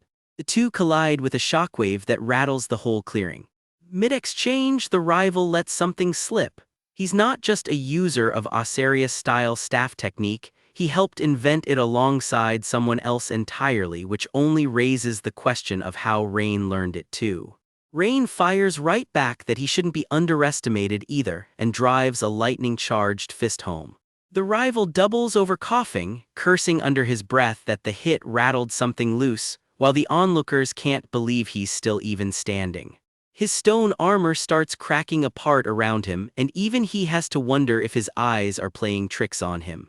Meanwhile, the watching faculty finally explain why they're eyeballing this whole exam so closely start to finish. Grades might need adjusting after, so how you handle the process counts just as much as the result. And the verdict on the ambush crew isn't kind. Not only did they score 0 points, they blew the ambush itself and still lost to a guy running on empty. This isn't just a failing grade anymore, they are warned. Forget being the school's punchline, this could genuinely get someone expelled. Small mercy though, survive the exam and you're guaranteed at least an E rank, maybe even bumped up to C or B depending on how many others wash out. Rain, for his part, just walks it off. Then a massive blast rips through the tree line up ahead, and Rain heads straight toward the noise to see what's going on. Turns out 2 of the exam's top contenders are throwing down for real, and one of them is Lillian, fully wreathed in fire. She squared off against a rival slinging water like a whip, and the 2 of them are trading blows hard enough to reshape the landscape. Word is the exam's almost up, not that either of them seems to be slowing down to notice.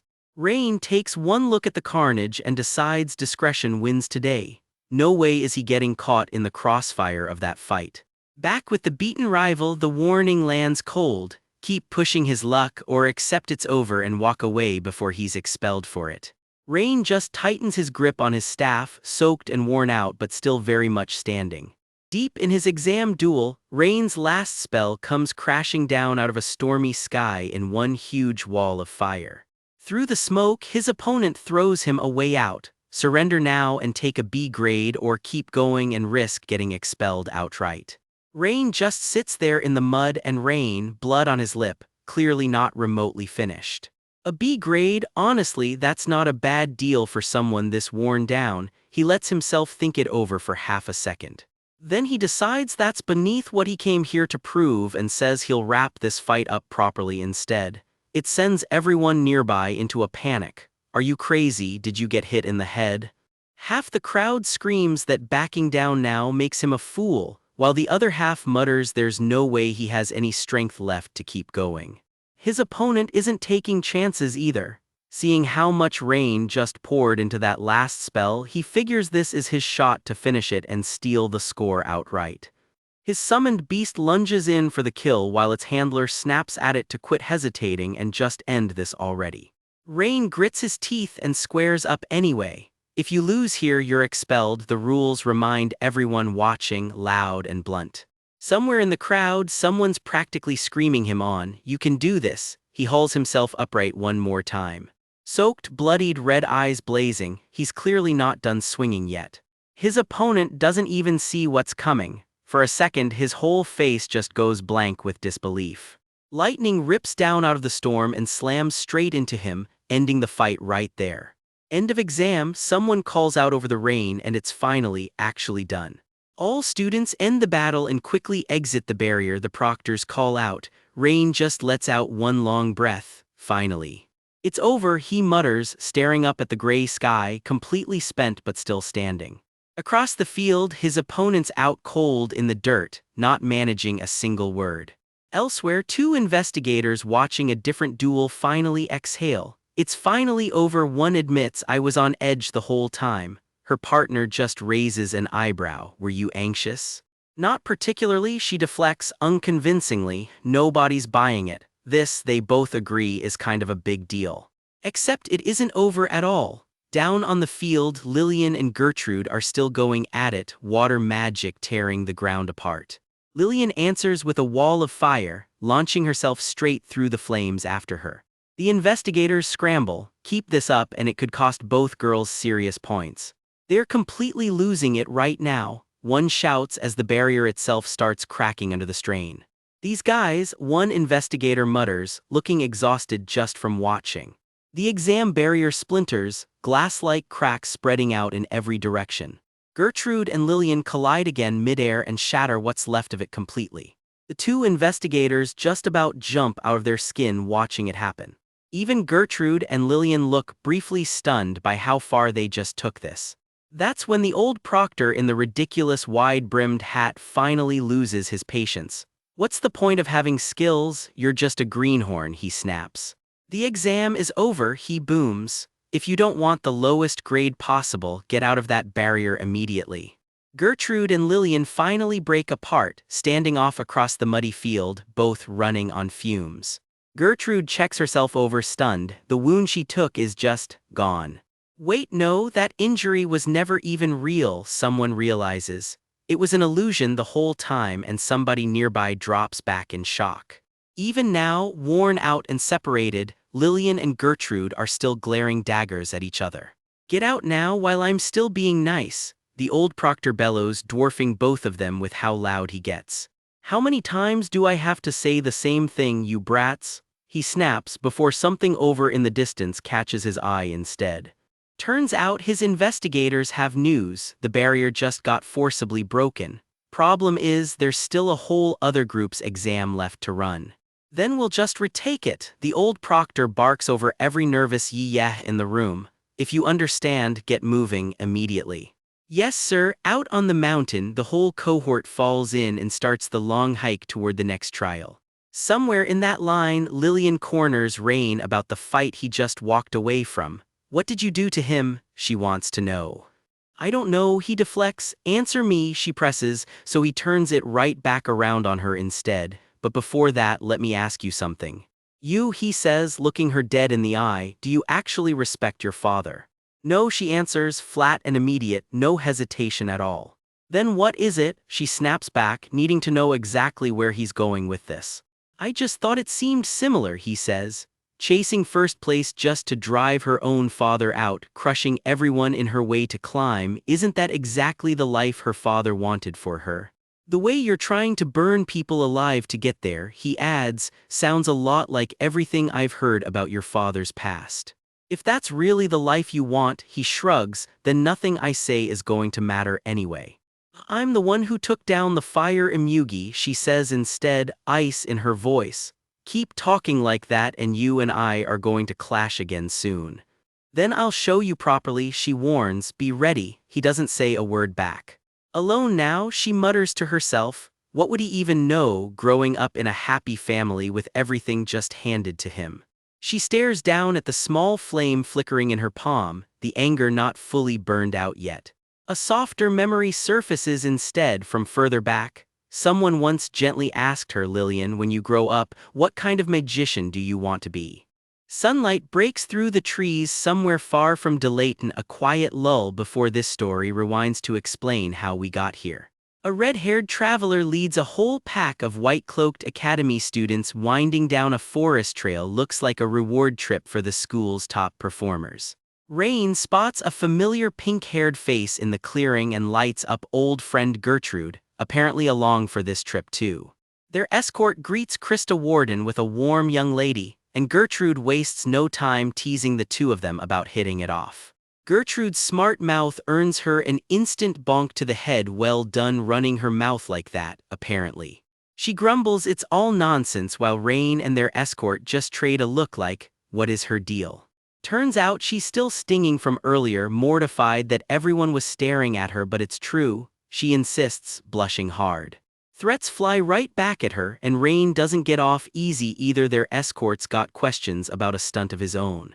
He plays innocent, guessing out loud that Lillian's magic must have simply run dry. Sure, that's exactly what happened. Krista relents with a huffy fine, but Gertrude alone still has a beating coming to her, apparently. The group crests a ridge into open mountain sky, and Rain lets out a startled laugh their escort finds more than a little unsettling. Rain shrugs it off as nothing, just genuinely amused that coming here at all gave him a moment like this. Their escort muses that Delayton really is built different from other schools. Rain agrees, in a way, though something about it clearly still puzzles him. Privately, Rain reflects that without a note someone named Esther left behind, and without the rare privilege only the year's top graduate earns, a chance to meet someone known only as Lynn, none of this would even be happening. Quietly he thanks Esther, wherever she is she was right, the world really is fascinating. The group presses on toward whatever's waiting for them at the end of this trail. They find it a striking blonde stranger with a familiar red-haired companion in tow who purrs that Rain's clearly done something truly entertaining to her cute servant. This trip just got a lot more interesting. Rewind to the academy. Krista Warden squares her shoulders, dead serious she'll repay this debt 100-fold because a warden never leaves one unpaid. Professor Owen surveys his exhausted class, drained to the bone, sure, but the exams don't care and keep coming anyway. Day 4 brings a written exam, Owen prowling the room like he's daring someone to slip up. Gertrude's eyes go sparkly mid-test, while across the room Rain and Krista trade a genuinely warm grin over their own papers. Day 5, though, that's the hellish one. A hulking mechanical monster tears through the arena, sending students flying in every direction. Gertrude throws up a burst of ice to shield a battered Rain mid-fight, slightly gentler than a full battle royale, they promise, though it sure doesn't look like it.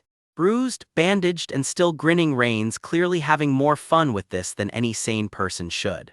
And just like that, the chaos of midterms is over. Results are about to hit the board. 4 names rise to the top of the class: Krista Warden, Nora Redden, and Caden. And Rain Ludwig. Problem is, only one of them can actually claim the year's top spot. So the school calls for a special bonus point evaluation to settle it. Any professor with personal ties to a candidate gets barred from judging, no exceptions. Assistant Professor Kyle can hand out up to 2 points. Senior Professor Marhina, notorious for never awarding a single one, can hand out up to 3. One professor throws his point behind Caden, swearing the numbers speak for themselves. A colleague isn't buying it. Another admits Nora's raw talent is undeniable, then casts his own vote for Krista Warden anyway, gushing to Professor Caroline about how she raised such a prodigy. Caroline plays modest "you flatter me" while someone off to the side looks distinctly unimpressed by all the fawning. Time to tally where things actually stand. Krista Warden's out in front with 6 points, Nora Redden close behind with 4, Caden trailing with 3, and then it's Rain's turn. Kyle mulls it over, weighing Krista's case in his own head before saying a word. The consensus so far: Krista's truly flawless and Nora's magical accuracy is deeply impressive in its own right. Caden gets his own praise for blending musical talent straight into his spellwork, but then comes a however. Kyle declares he's casting his vote for the future of magic itself, a big statement to make before naming a single name. His 2 points land on the last name anyone expected, Rain Ludwig. The room visibly jolts. Caroline concedes Rain's undoubtedly a cut above, but insists Krista still holds the overall lead, for now. Every eye turns to the last vote still on the table. That final vote belongs to Senior Professor Marhina, a woman who has never once in her entire career called a student deserving of a bonus point. Right as the year's top spot is about to be handed to Krista on a silver platter, Marhina cuts the whole room off with a booming, unhinged laugh. Turns out gruff old Marhina is Kyle's own former mentor, and he's quick to credit her for every bit of who he's become. She agrees this particular vote is worth treating as an investment. An investment in the future of magic, she says, finally putting pen to paper. Her hand moves with total certainty, while everyone else in the room braces for whatever she's about to unleash. The glowing verdict lifts off the page and drifts into the air on its own. It settles right in front of the room, and dead silence follows. Caroline reads it off in disbelief: 7 points, the highest score anyone's earned all day. This year's actual top freshman is Rain Ludwig. Nobody, least of all Krista, saw that twist coming. Present day, Rain feels a familiar little pull in his gut, right on schedule, a stat quietly ticking upward again. Alone on a rooftop at night, he watches his unique magic proficiency creep up just from fighting, and can't help wondering if grinding it out in duels is really the right way to grow.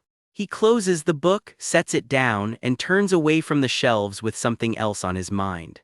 Time to get going, he tells himself, and reaches for the thing he's been avoiding all week. He cracks open one of those mysterious old diaries again, and a memory pulls him under. "Hey, Freed," he hears himself say. A warm little flash of memory, him needling his old friend for more of whatever she's been smoking, and her cackling that she's already gone 4 sleepless days inhaling the whole stash herself. Another flicker, the two of them standing triumphant on top of a monster they'd just taken down together, business as usual.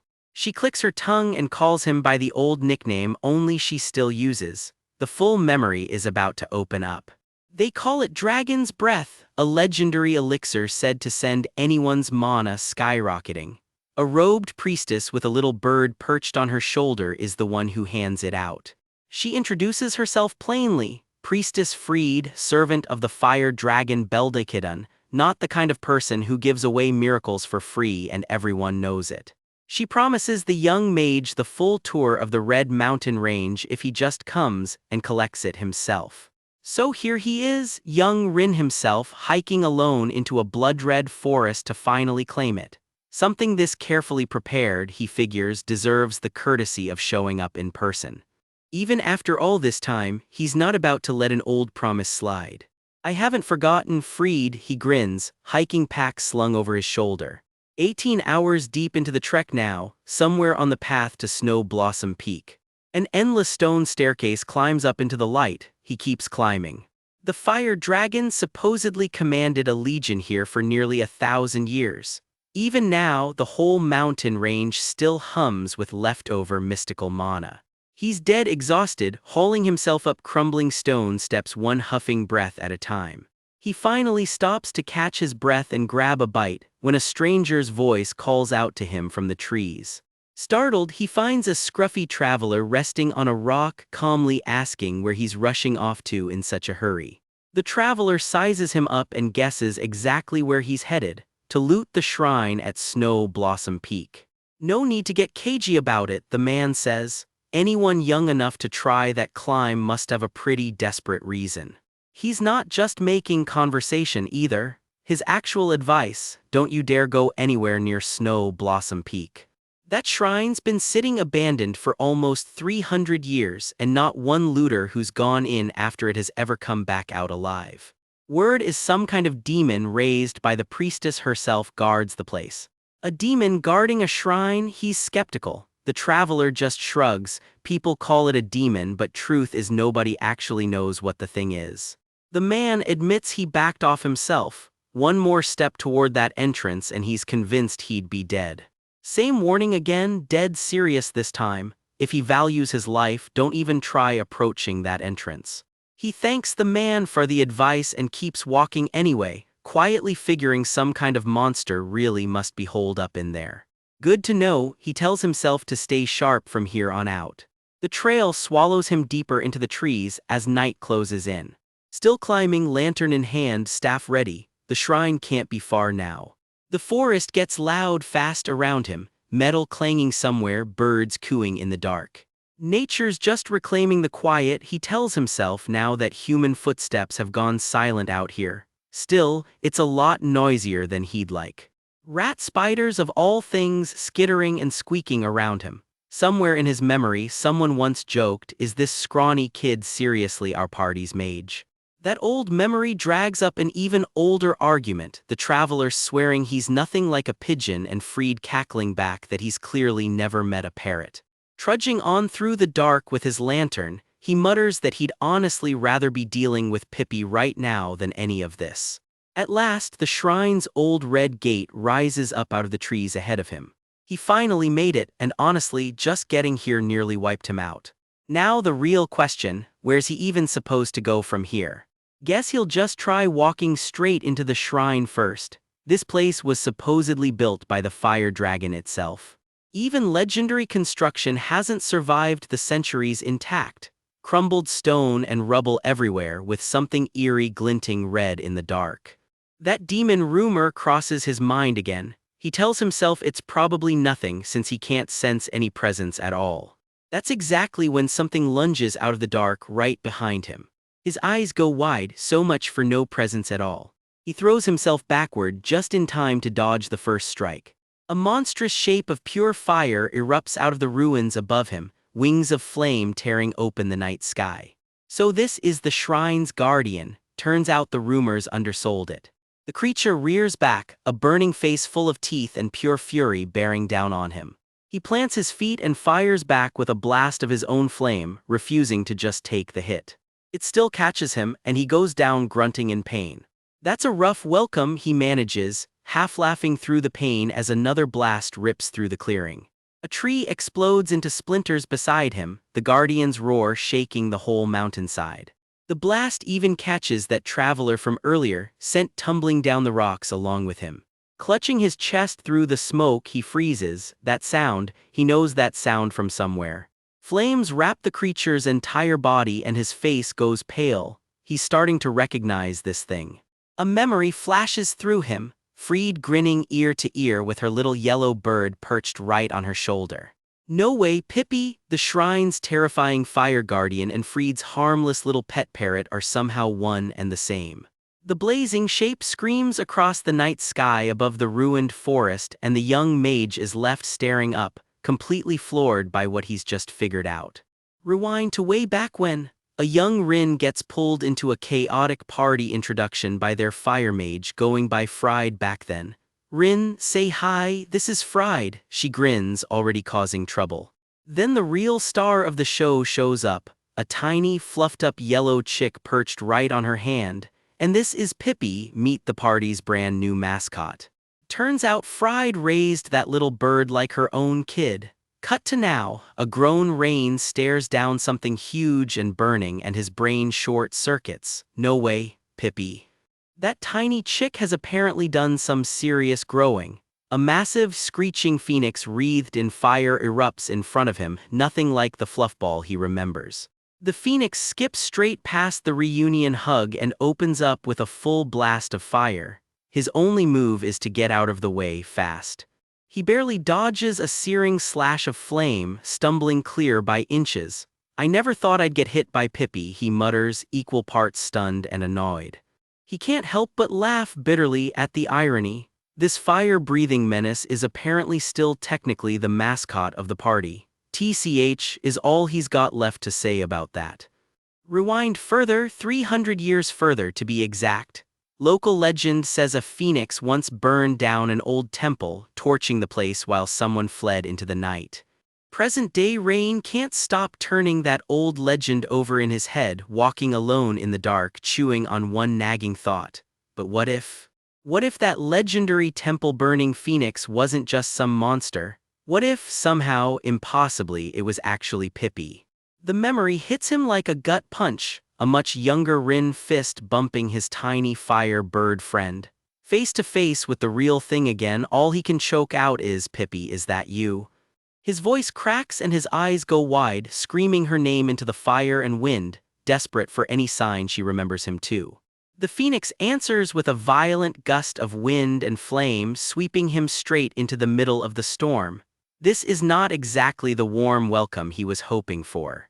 He drops to his knees mid-fight anyway, reaching a hand toward her through the chaos. "Pippi, it's me." She circles him in a blazing spiral, unconvinced, while he keeps shouting the one name he's sure she'll know. "It's me, Rin." His face and her single burning eye flash side by side in his memory, like his own mind is begging her to just make the connection already. The phoenix looms in close heat, rolling off her in waves, and Rain throws an arm up just to keep from getting scorched on the spot. Then faintly, almost like she can't believe it herself, she starts to speak. "Rai, Rai, Rai." One massive eye locks onto him and the question finally comes out whole. "Rai, in." Relief floods his whole face. "Yeah," he breathes out, grinning like an idiot. For 1 second it feels like they're picking right back up where they left off, laughing about how they used to argue over who actually got to be the party's official mascot. And then the mood drops through the floor. "Not Rin," she says, and Rain's smile vanishes instantly. "You look different," she snaps. Pippi doesn't know that face. Turns out 300 years and a brand new body is a pretty hard sell. She doesn't wait for him to explain himself. Another blast of fire comes screaming in and he barely manages to brace for the impact. Scrambling, he throws up a glowing blue barrier just in time, buying himself half a second to think. Behind the shield, he lets himself grin for real. It's actually true, this is Pippi, alive and burning bright after 300 years. "Pippi, the face is different, but it's me," he yells over the roar of the flames. It's Rin. Fire and water collide in a massive burst around them, and under all that noise he's thinking fast. What is actually going to convince her? There has to be some memory only the two of them would share, he figures, something so specific she'd recognize it instantly, face or no face. A delicate blue magic circle spins to life in his palm, glowing softly against all the chaos around him. Fire and water keep tearing into each other, and for a split second something small flickers at the edge of the blast, maybe a glimpse of the Pippi he actually remembers. The phoenix lets out another furious roar, flames flaring high and wild, in no mood to slow down and listen. She screeches and lunges again, and Rain staggers back under the sheer force of it, running out of room to dodge. He plants his feet, both hands crackling with gathered magic, and commits fully to whatever comes next. Water surges up around him in twisting ribbons as he shouts straight into the fire, "You don't recognize me." A full wave of water slams into the phoenix, more a statement than an actual attack. Then he grins and pours everything into one very specific spell. "Do you also not remember this?" Light and bubbles scatter through the air as the spell fully takes hold, unmistakably his from a life 300 years gone. It's a spell that scatters water droplets like falling snow, and it's written in no grimoire because he made it up himself just for the two of them. The phoenix finally goes still, watching it fall. "That's all it is," he says quietly, hoping it's enough. His mind drifts back to where that little spell came from in the first place, a memory of the whole old party together, Pippi included, back when everything was simple. Those easy days on the road, trading jokes with Fried, just a bunch of kids pretending to be heroes. Just one more memory that belonged only to the two of them, laughing together like nothing could ever touch them. Slowly, impossibly, the massive burning form starts to shrink, sparks and light drifting off her like falling snow. Rain watches with a soft, aching smile. You always loved this, didn't you? The huge fiery silhouette keeps collapsing inward, shedding centuries of growth in seconds. Down and down she shrinks, the roar of the flames fading into something a lot smaller and a lot gentler. And there she is, a tiny yellow chick blinking up at him like she can barely believe it. Rin. He reaches a hand down toward her, voice cracking. Yeah, he says, it's me. She settles right into his palm, small and warm, exactly like she used to be. It's me, Rin, 300 years apart, and she still knows him. Out of a haze of golden light, a young mage steps forward and answers plainly, yeah, it's me. I'm Rin. A voice keeps calling into the dark, Rin, Rin, chasing after the boy everyone remembers as the timid wizard Rin. Cut to present day, where Rain's legs have completely given out on some old stone steps and a golden bird is furiously pecking him, screeching coward, the whole time. He just laughs it off, ruffled and grinning. You really haven't changed at all. The bird huffs that it'd be weird if it had changed, and Rain just stares at his old friend, stunned it's somehow still here after all this time. The bird's whole point is simple, really. Rin promised he'd come back one day, and now, finally, he has.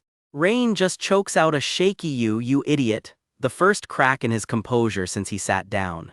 This little golden bird, Pippi, has apparently been waiting on this exact spot the entire time, because in its own words, that's just what friends do. Rain just lets his head drop against the ground for a second, completely overwhelmed that loyalty like that actually exists.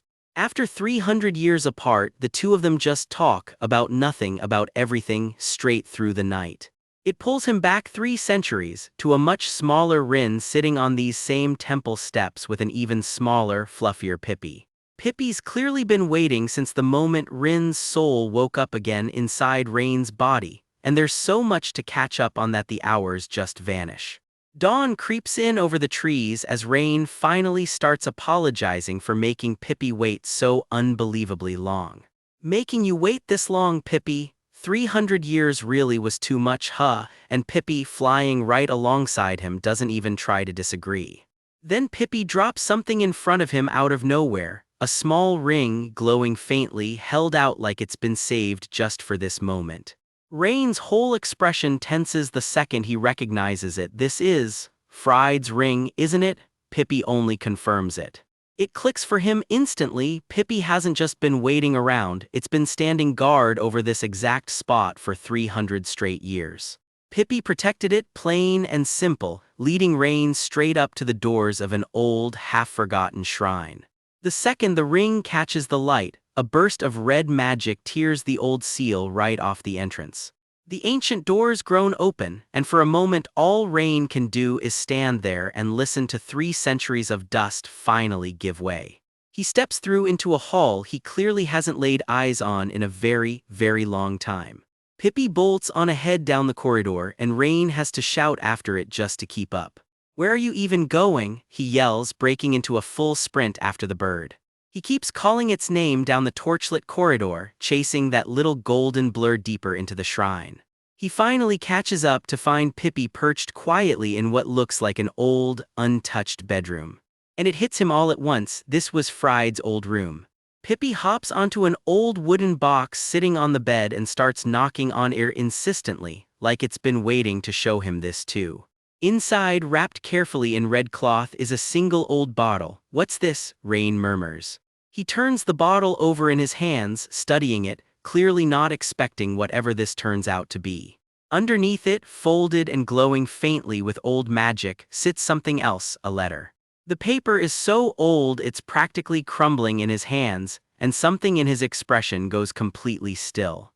The date on it stops him cold. This letter is 250 years old. The ink's faded to almost nothing, but one line still comes through clean to Rin. Once again, I'm writing you this letter this year, it begins. It seems this might be the last one. The letter explains it plainly. A kind-hearted dragon took pity on the two of them and stretched Pippi's lifespan out, just so it could keep waiting for him to come home. It's a shame I won't get to see the look on your face, he writes. We've both grown old, Pippi and I, but wanting to see you again never once faded. Getting older, he admits, just fills his head with memories and tears now, especially all the things he never got to do for Rin. He writes that it's time to finally leave this place behind, heading south to chase down something called the Flames of 10,000 Lie. If my dream comes true, he writes, I might actually still be alive when I see you again. And there, he stops. A framed photo of the old party watches over the desk the whole time. There's more he wants to say, but he jokes Lista and Kais would scold him for rambling.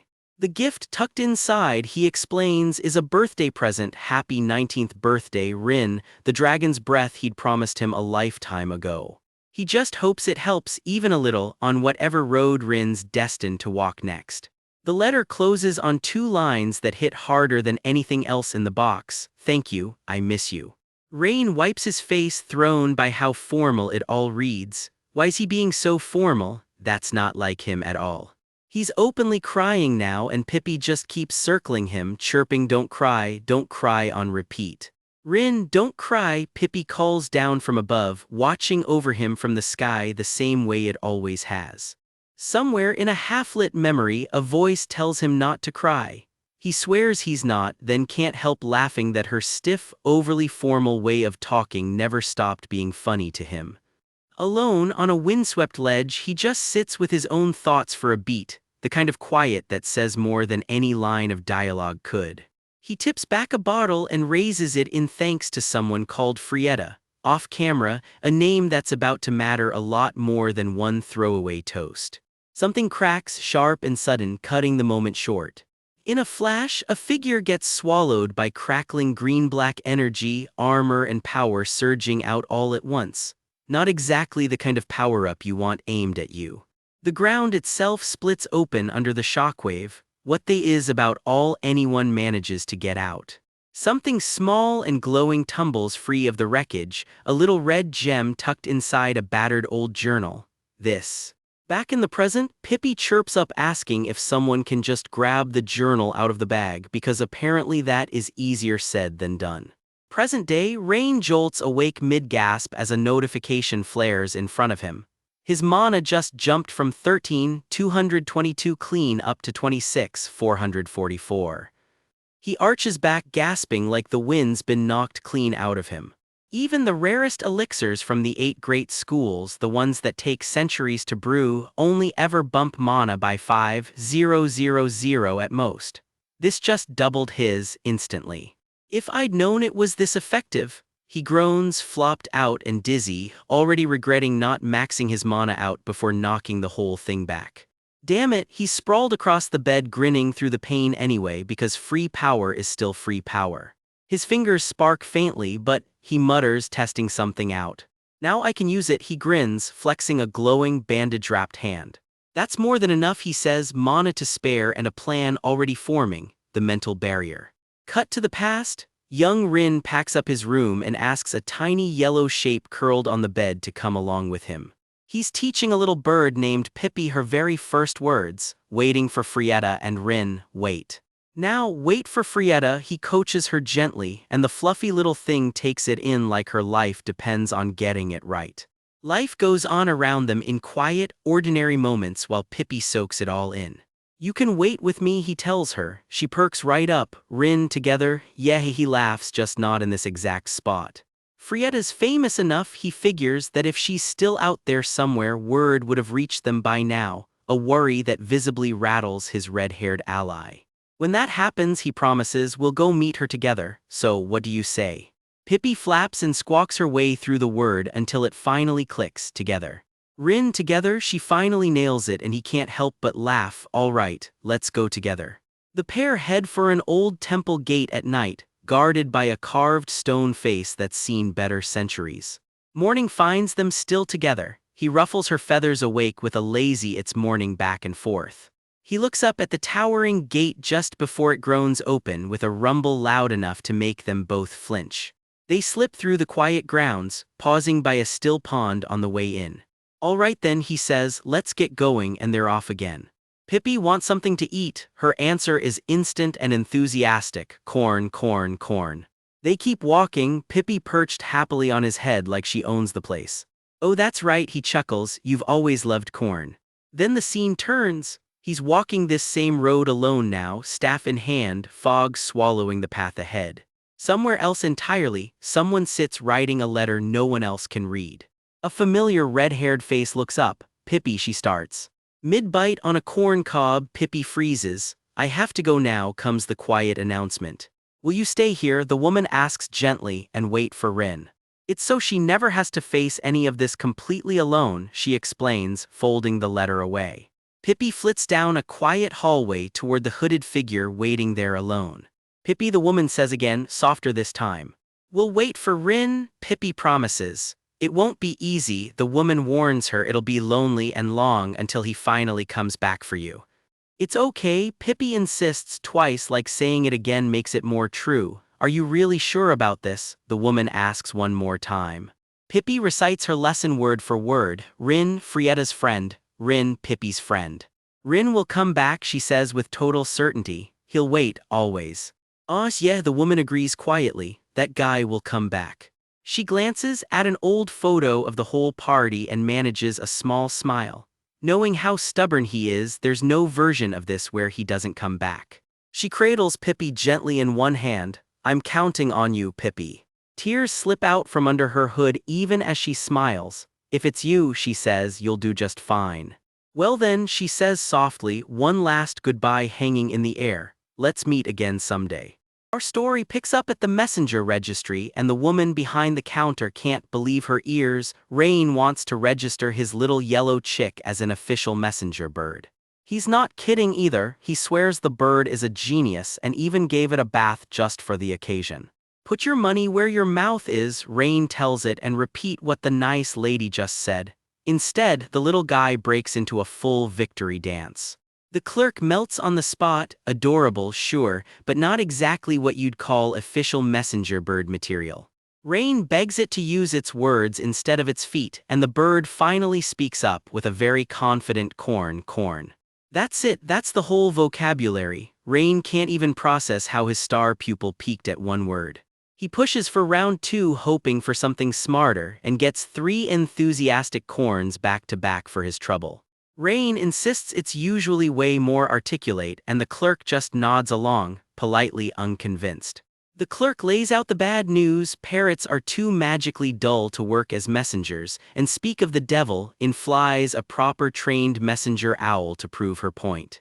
Next to a full-grown messenger owl, Rain's little chick looks laughably outmatched, tiny, fluffy, and completely out of its league. The owl squares up on the counter like it owns the place, and the clerk gently suggests Rain rethink this whole plan. The chick's eyes go wide and wild, something in it just snapped. And then, out of absolutely nowhere, the tiny bird unloads a blast of fire straight at the owl, and everyone in the room loses their mind. The owl bolts for the nearest window while the clerk just stands there, refusing to believe what she watched a parrot just do. Turns out that's not just any parrot glowing in front of them, that's a sun parrot, and the clerk's whole world just tilted sideways. She babbles that you could search the entire continent and not scrape together 100 of these things, and yet here one is, hanging out in a registry office. She demands to know where on earth he found something this rare, and Rain just shrugs, playing it cool like it's no big deal. The clerk is instantly obsessed, fussing over the bird like royalty just walked in, while Rain quietly makes his exit, mission accomplished. Paperwork sorted, Rain scoops up his bird, still not quite sure what to call him, and heads for the door. One long exhale later and they are finally on their way home, the world's rarest pet perched right on top of his head. Back home, Rain gets serious for a second. This is his home now. Starting tomorrow he's coming to school too. And yes, that includes living together with Lynn. The bird immediately starts yanking at his hair for fun, because apparently even a legendary sun parrot still acts like, well, a bird. Rain softens, quietly telling the bird it's earned this, after who knows how long spent standing guard at some shrine with no rest at all. Sleep well, Pippi, he says, dimming the lights for the night. The castle goes quiet under the moonlight, one very strange, very good day finally coming to a close.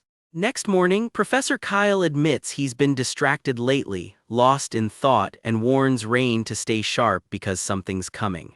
Kyle teases that today could mark the start of something huge, and drops the word student council like they should mean everything to Rain. He nudges Rain to actually look around at the world for once, then, almost under his breath, mutters an apology Rain doesn't quite catch. Kyle's theory is that Rain's just bored, nobody at school can touch his potential, but Rain brushes it off, that's not really it. Still, Kyle says he's relieved. The current student council president is exactly the kind of person who could push Rain even further. He hopes the two of them light a fire under each other, and honestly sounds like Kyle's already planning the pairing. Kyle brags about his eye for talent, and Rain fires back with the driest "I'm so excited you've ever heard." Whatever's about to happen, it's happening at the main auditorium, and the whole school is clearly buzzing about it. Rain gets swept into the crowd pouring toward the doors, a little wide-eyed at just how many people showed up for this. Word's already spread that Rain outdid Lillian for that S grade, and Owen can't get over it, insisting a result like that basically guarantees Rain a council seat. Rain plays dumb, what does any of this have to do with him, and Owen practically shouts back that only the single top student across midterms and finals ever earns that spot. Basically, every student council president in memory climbed that exact ladder, and Rain, predictably, is already looking for the exit. He flat out says it sounds like more work and frankly annoying, which nearly gives poor Owen a heart attack. Owen sputters that half the school would kill for this chance, while somewhere behind them a robed figure quietly makes her way toward the stage. Rain's apology drips with sarcasm. "Oh really, my bad, he definitely didn't mean it," and everyone in earshot knows it.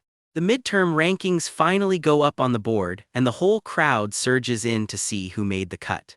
Gertrude lands 8th, looking pretty pleased with herself, while Logan's stuck at 7th and clearly not thrilled about it. 6th place goes to a laid-back guy named Hubert, who barely looks like he cares either way. Then the murmuring turns to confusion, the list just stops, no names posted anywhere from 4th place up. The whole hall snaps silent as the ceremony's host calls for quiet. It's time to announce the actual top 4 of the midterms. First name called is Nara Redden, beaming from ear to ear, and right after her, Rain hears his own name and freezes. Caden's called up next, cool as ever, and finally Krista Warden, looking equal parts proud and completely done with all of it. All 4 of them are called up to the podium, and just like that the school's real top students are officially on display. The scores are in and 4 names just got called up on stage: Nora Ledden, Rain Ludwig, Kaiden, and Krista Warden, the top scorers of the year, waving to a crowd that's already losing it. One of them isn't exactly soaking up the applause. Black hair, red eyes, a look like he's already 3 steps ahead of everyone in the room. Yeah, that's our guy. The whole auditorium is on its feet as he walks the aisle towards center stage, clapping like they're watching history happen. Somewhere in the crowd, someone mutters they can't believe what they are witnessing. Honestly, relatable. As the results get read out, he keeps his face carefully blank, the classic "I am absolutely not nervous" expression. The professors line up first, ready to hand out extra credit for a midterm evaluation that apparently broke the curve completely. Unmatched excellence across the board, they say, but even among these 4 ringers, one student is being called something bigger, the one who might just reshape the future of magic itself. And the professor in the big witch hat doesn't waste another second. That student is officially getting crowned head cadet.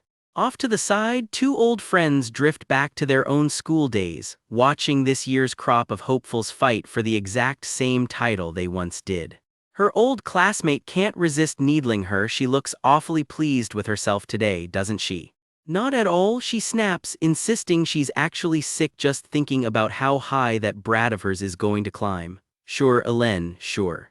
Still as dishonest as ever, he laughs, reminding her they were exactly these kids once. 2 rival disciples clawing for this very same head cadet title back in their own school days.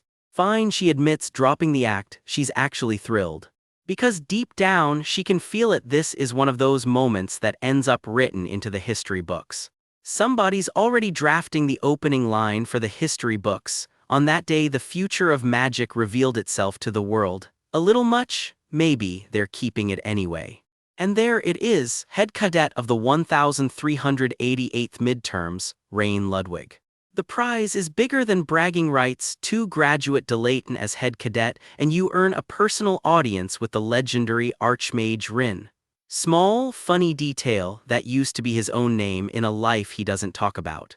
Alone for a second in the falling snow, he actually lets himself feel it, one quiet question circling in his head. Has he finally taken one step closer? So has he, one step closer to whatever it is he's really chasing. When Professor Caroline first told her about him, she admits she wasn't convinced. She definitely didn't expect him to make it this far. The insignia gets pinned on for real now, along with a warning built right in: keep it, or somebody else will happily take it off him. Congratulations again on officially being named head cadet of his year. She tells him she's already looking forward to seeing what he does next. No pressure or anything. Not everyone's thrilled, though. Somewhere in the crowd, someone chokes out that the so-called disaster genius just got crowned head cadet. Reputations are a funny thing. The announcer keeps rolling prodigies of the 8 great schools, runner-up Krista Warden in second, third place going to Nora Ledden. He didn't just win, he beat every single one of them. As head cadet, he grabs the mic for a second, reminding everyone that Delaton is just a stepping stone, so nobody better get comfortable with today's rankings. Then, straight back to business. That concludes the announcements. The witch hat professor steps up to close things out, telling the whole crowd she can't wait to see what they all accomplish. Somewhere in that crowd, a blonde stranger tilts her head with a look that says she's already plotting something. Somebody else is already grinning about how interesting this year just got. Off to the side, one of the other candidates just stands there in silence, forcing himself to actually accept the loss for once. He admits it straight to Rain's back. Fine, he lost the labyrinth exam. But the gap between them isn't nearly as big as everyone thinks. There's still plenty of chances left to turn the tables, he tells himself, so this isn't over, not even close. The gritted teeth say the rest. This is officially personal now. Ceremony over, the new head cadet gets swept off by a crowd of classmates, already back to the noisy business of just being a student again. Cut to an old memory, someone's mother, or maybe just an old mentor, telling a much younger boy that hardship builds perseverance, and perseverance builds resilience. That unyielding spirit, she tells him, will end up being his single most valuable asset above absolutely everything else. Back in the present, the school bell rings out over the academy grounds. Just another ordinary day now that the ceremony's actually over. The dorms are buzzing with chatter, everybody still riding the high of the announcement. The hallways aren't any quieter, packed wall to wall with students still gossiping about the results. Somewhere in the noise, a much louder commotion kicks off, and heads start turning fast. That's when a total stranger comes bounding straight at him like they're already old friends. Wow, so this is where he's been hiding. Doesn't he remember her? Meanwhile, a couple of classmates are still losing their minds off to the side. Their Rain, the guy who used to just stare blankly at the sky, is somehow head cadet now. The betting odds clearly needed some adjusting. That night, alone with his thoughts, it clicks. He's pretty sure he met her once at a family assembly. Her name, if he's remembering right, Sandra Keppel. Hi there, she chirps, way too pleased with herself, while somewhere behind them a guy who bet everything on Krista taking first place is visibly having a moment. What a shame, someone mutters right before spotting exactly who just walked in and choking on the name. Saw Sandra Keppel. Turns out she's not just some overly friendly stranger. Word is she's a certified monster who hasn't lost the top spot since her very first year, the reigning second-year head cadet herself. No wonder his own senses are going haywire around her.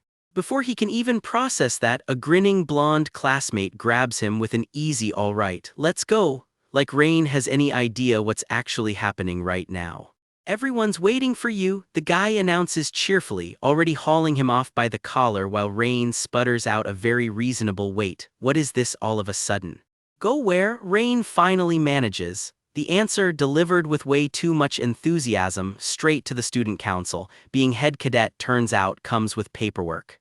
Our boy Rain gets dragged down the hall at a dead sprint. Turns out the student council just found itself a mountain of paperwork, and someone volunteered him for cleanup duty. Rain sizes up the blonde kid dragging him along and asks straight out if he's the student council president. Nope, just the secretary, but oh boy, does he have stories about the real one. The secretary can barely contain himself hyping up his boss, so naturally Rain has to ask what fancy noble house this mystery hotshot comes from. Turns out the answer's a flex all on its own. No noble bloodline, no famous school. This president taught themselves everything from scratch. The secretary swears nobody on campus even comes close to catching up, and for once he's not just running his mouth. He drops the big reveal: the president's actual nickname around school is the absolute ruler of the streets. Yeah, subtle. Rain repeats it back like he's tasting the words absolute ruler of the streets, while some very ominous magic starts humming in the background. Foreshadowing much? Cut to the 4th floor of Yongryun Hall, the student council room, where Rain gets formally announced as this year's first-year head cadet, like it or not. The secretary's already picking out Rain's new job title, gushing that he's about to become the new face of the whole student council. Word from Professor Kyle is that Rain's a legit contender for the next student council presidency. Rain just stands there like he wandered into the wrong meeting. Time for the grand tour. The secretary starts running down the council roster while Rain gives the most unbothered okay in recorded history. First up, Felix Drake, the third-year vice president, buried in paperwork and radiating serious please don't talk to me energy. Then there's Triwes, quietly running general affairs turned finance, the kind of quiet that screams she's seen some things. She doesn't even look up from her stack of forms. Some people just live for the grind, apparently. Even Rain, a guy who's fought fire phoenixes and dual crazy upperclassmen, takes one look at that paperwork mountain and visibly reconsiders his life choices. And just like that, the trap snaps shut. Starting tomorrow, all that paperwork officially becomes Rain's problem too. New house rule: report here after every class, no exceptions, and if there's work you stay until it's done. Rain's face says he already regrets everything. Rain tries the diplomatic exit, insisting he's just not cut out for such an elite crew. He doubles down, politely suggesting he step aside for someone who actually wants to be here. That gets an instant freakout out of the secretary. Apparently there's a whole concept called job suitability Rain's conveniently ignoring. And then a new voice cuts in from the big chair. The president finally speaks, confirming Rain's name like he's double-checking a target list. The secretary scrambles through a proper introduction. This is Rain Ludwig, and This is the student council president, Valen Cities. Valen Cities' face does something Rain really doesn't like the look of. Valen Cities just stares him down from the throne, running some private calculation Rain isn't invited to. Whatever's going on behind those eyes, Valen Cities brushes it off as nothing but a gut feeling.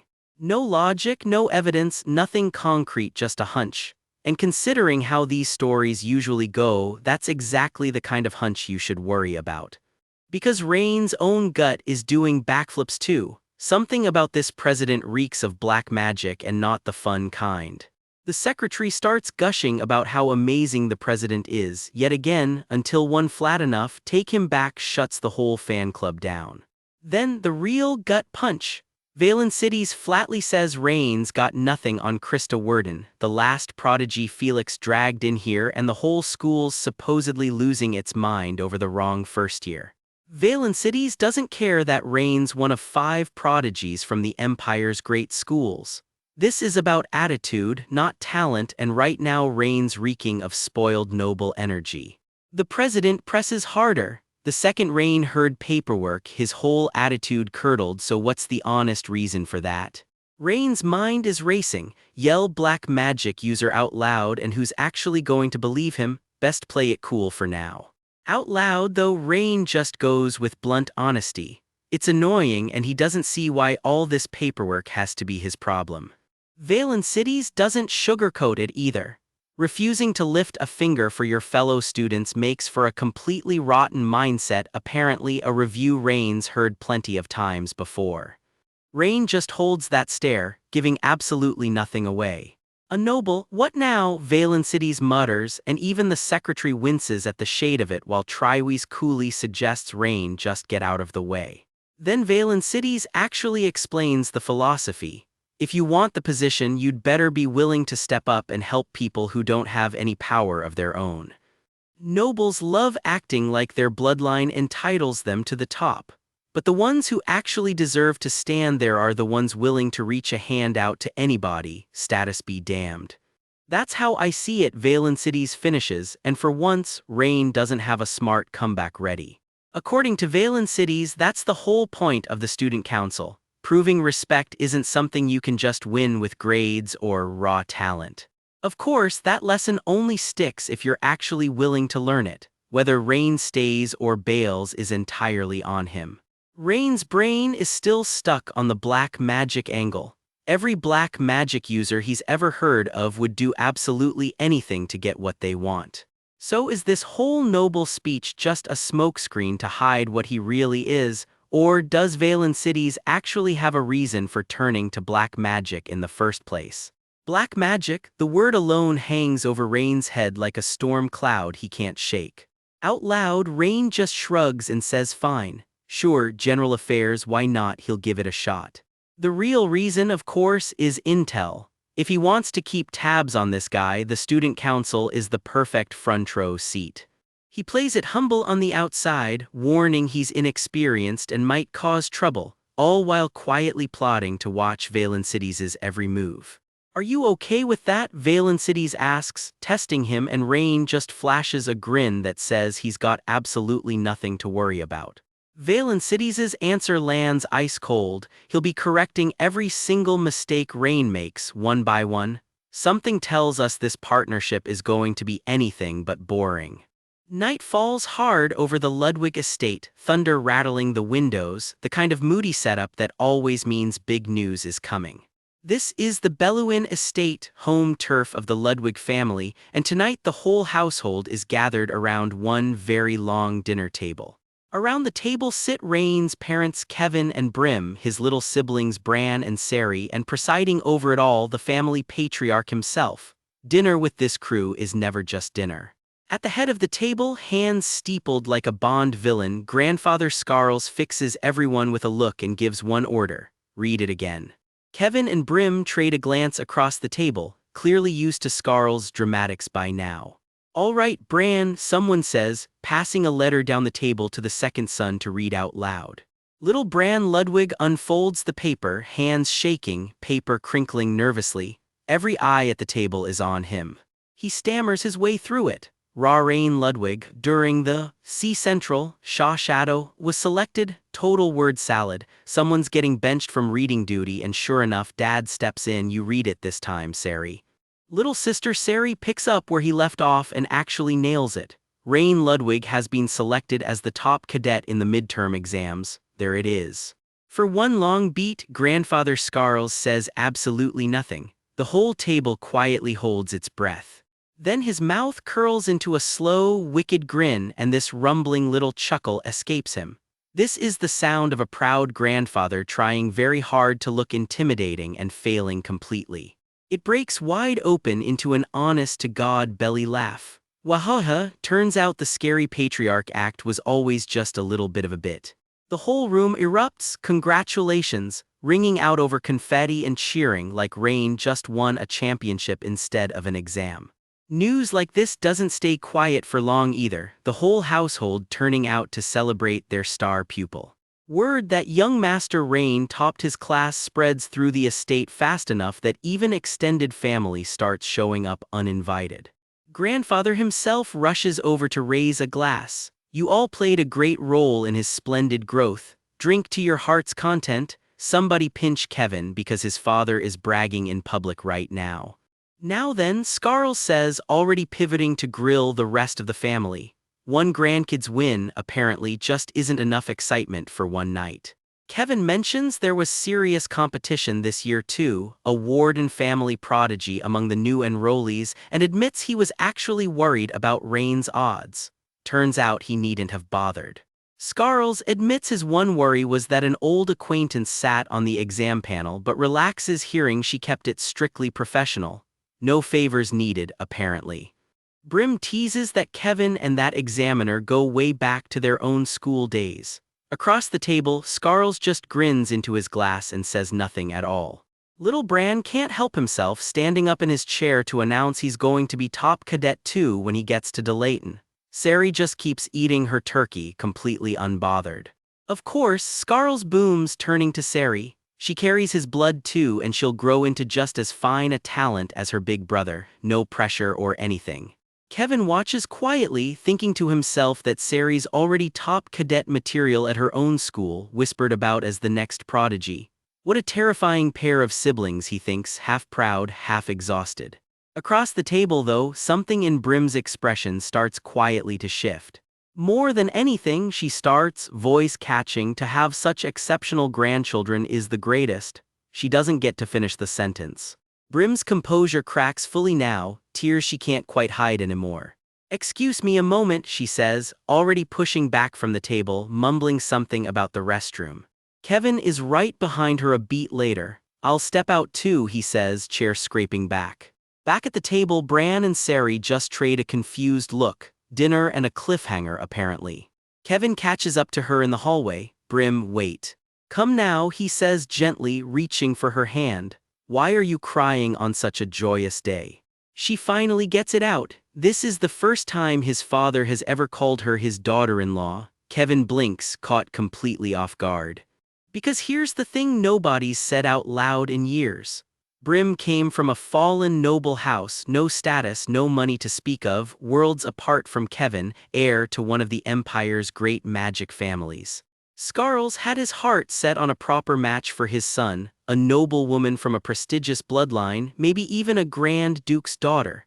Kevin choosing Brim instead was not exactly the plan, and he fought the marriage with everything he had. But Kevin wouldn't budge, and the standoff got ugly fast. It ended with Scarles walking out on his own son, spitting one brutal line on his way out the door.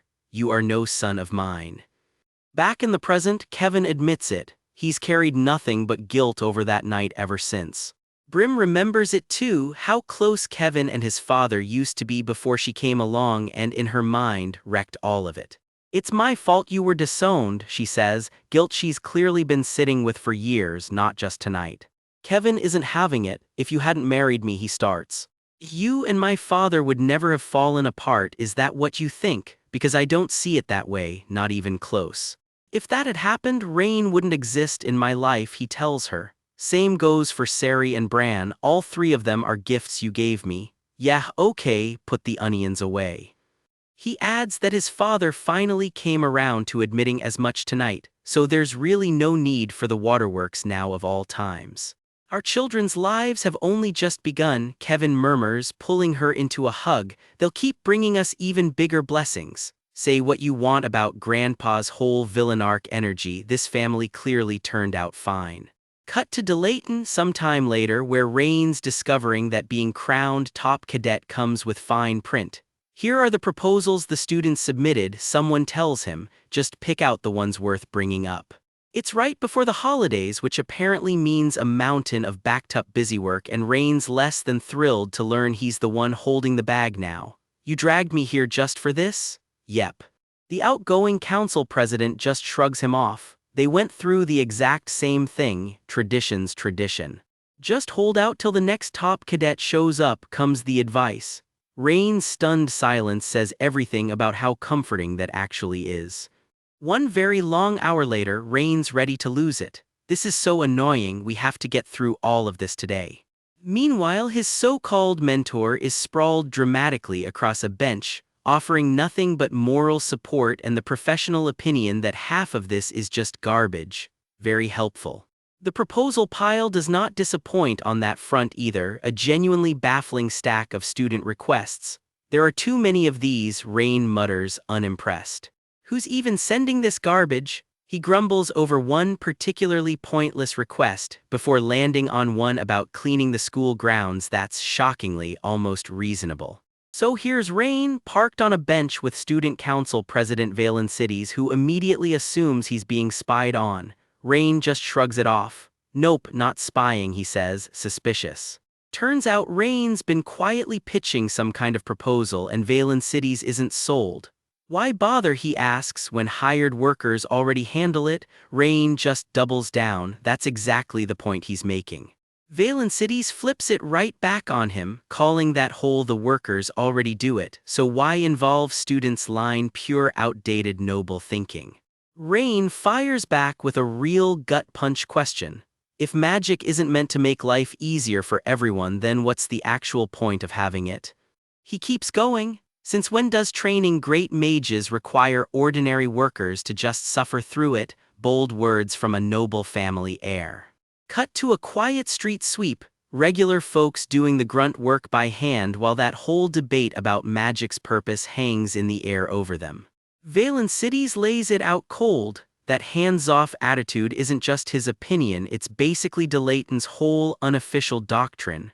Rain does not love hearing that out loud. The real problem, he argues, isn't that regular people can't handle magic. It's that nobody's ever bothered making it simple enough for them to try.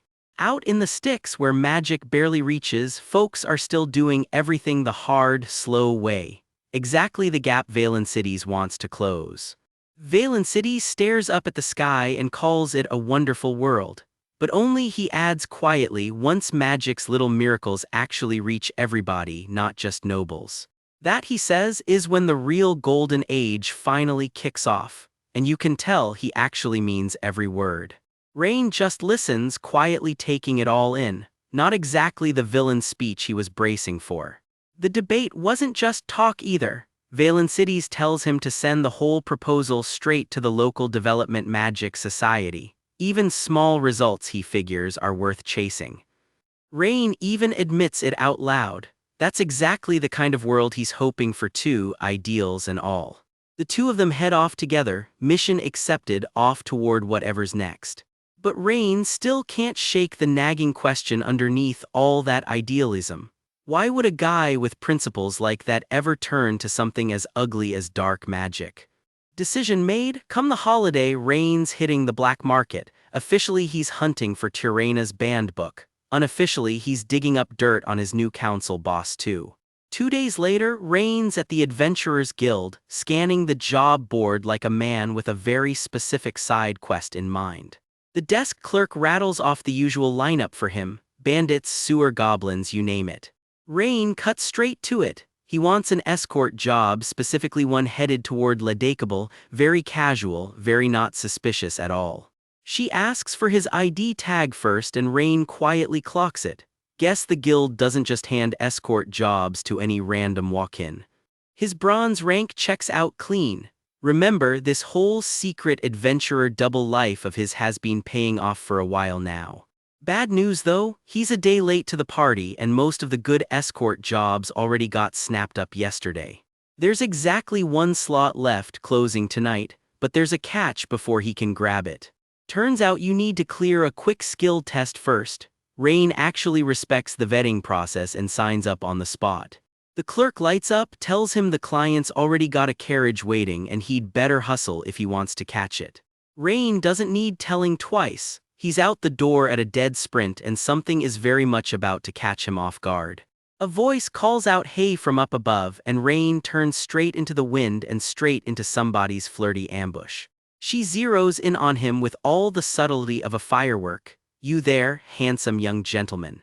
Before Rain can even process what's happening, she's already reaching right for him. Rain just stares back, already completely over it. She doesn't even wait for an answer, just grabs him and cheerfully admits she totally clocked him wrong for a kid from a distance. Awkward. Rain plays it cool on the outside, but he's already clocked her by scent alone. A swordsman straight out of the Ironclad Isles. Turns out she's not just flirting for fun either. She's on the exact same escort job and she wants to team up. Rain, ever the charmer, flatly asks why they'd even team up. She just beams that company's nice. He is very much not sold. Rain just flat out asks if she's some kind of leech. She's offended for about half a second, then immediately gets sidetracked, gushing that he's so pretty she almost mistook him for a girl. Did you seriously just call me a leech? Yeah, no notes, Rain's not wrong. Bickering aside, they both end up waiting at the exact same carriage anyway. She launches straight into her own highlight reel. Apparently she made a name for herself back home and went bronze rank almost overnight. Impressive, right? Rain's face says cool story. Rain's internally begging for the bragging to stop. She finally realizes she never even gave her name, and he tells her flat out he's not interested. Undeterred, she introduces herself anyway, Herpian, and now she wants his name too. He tells her, Rain, and something about that name actually snags in her memory. She keeps chewing on it, insisting she's heard that name somewhere recently. Rain, predictably, plays dumb. Before she can dig any further, a rough, bruised-up adventurer yanks back the carriage curtain, and Rain uses the distraction to slide right past the question. The scarred veteran running point on this job announces two more are joining the party. A shifty-looking newcomer sizes everyone up with a grin that says he's got his own agenda. This should be interesting, he mutters.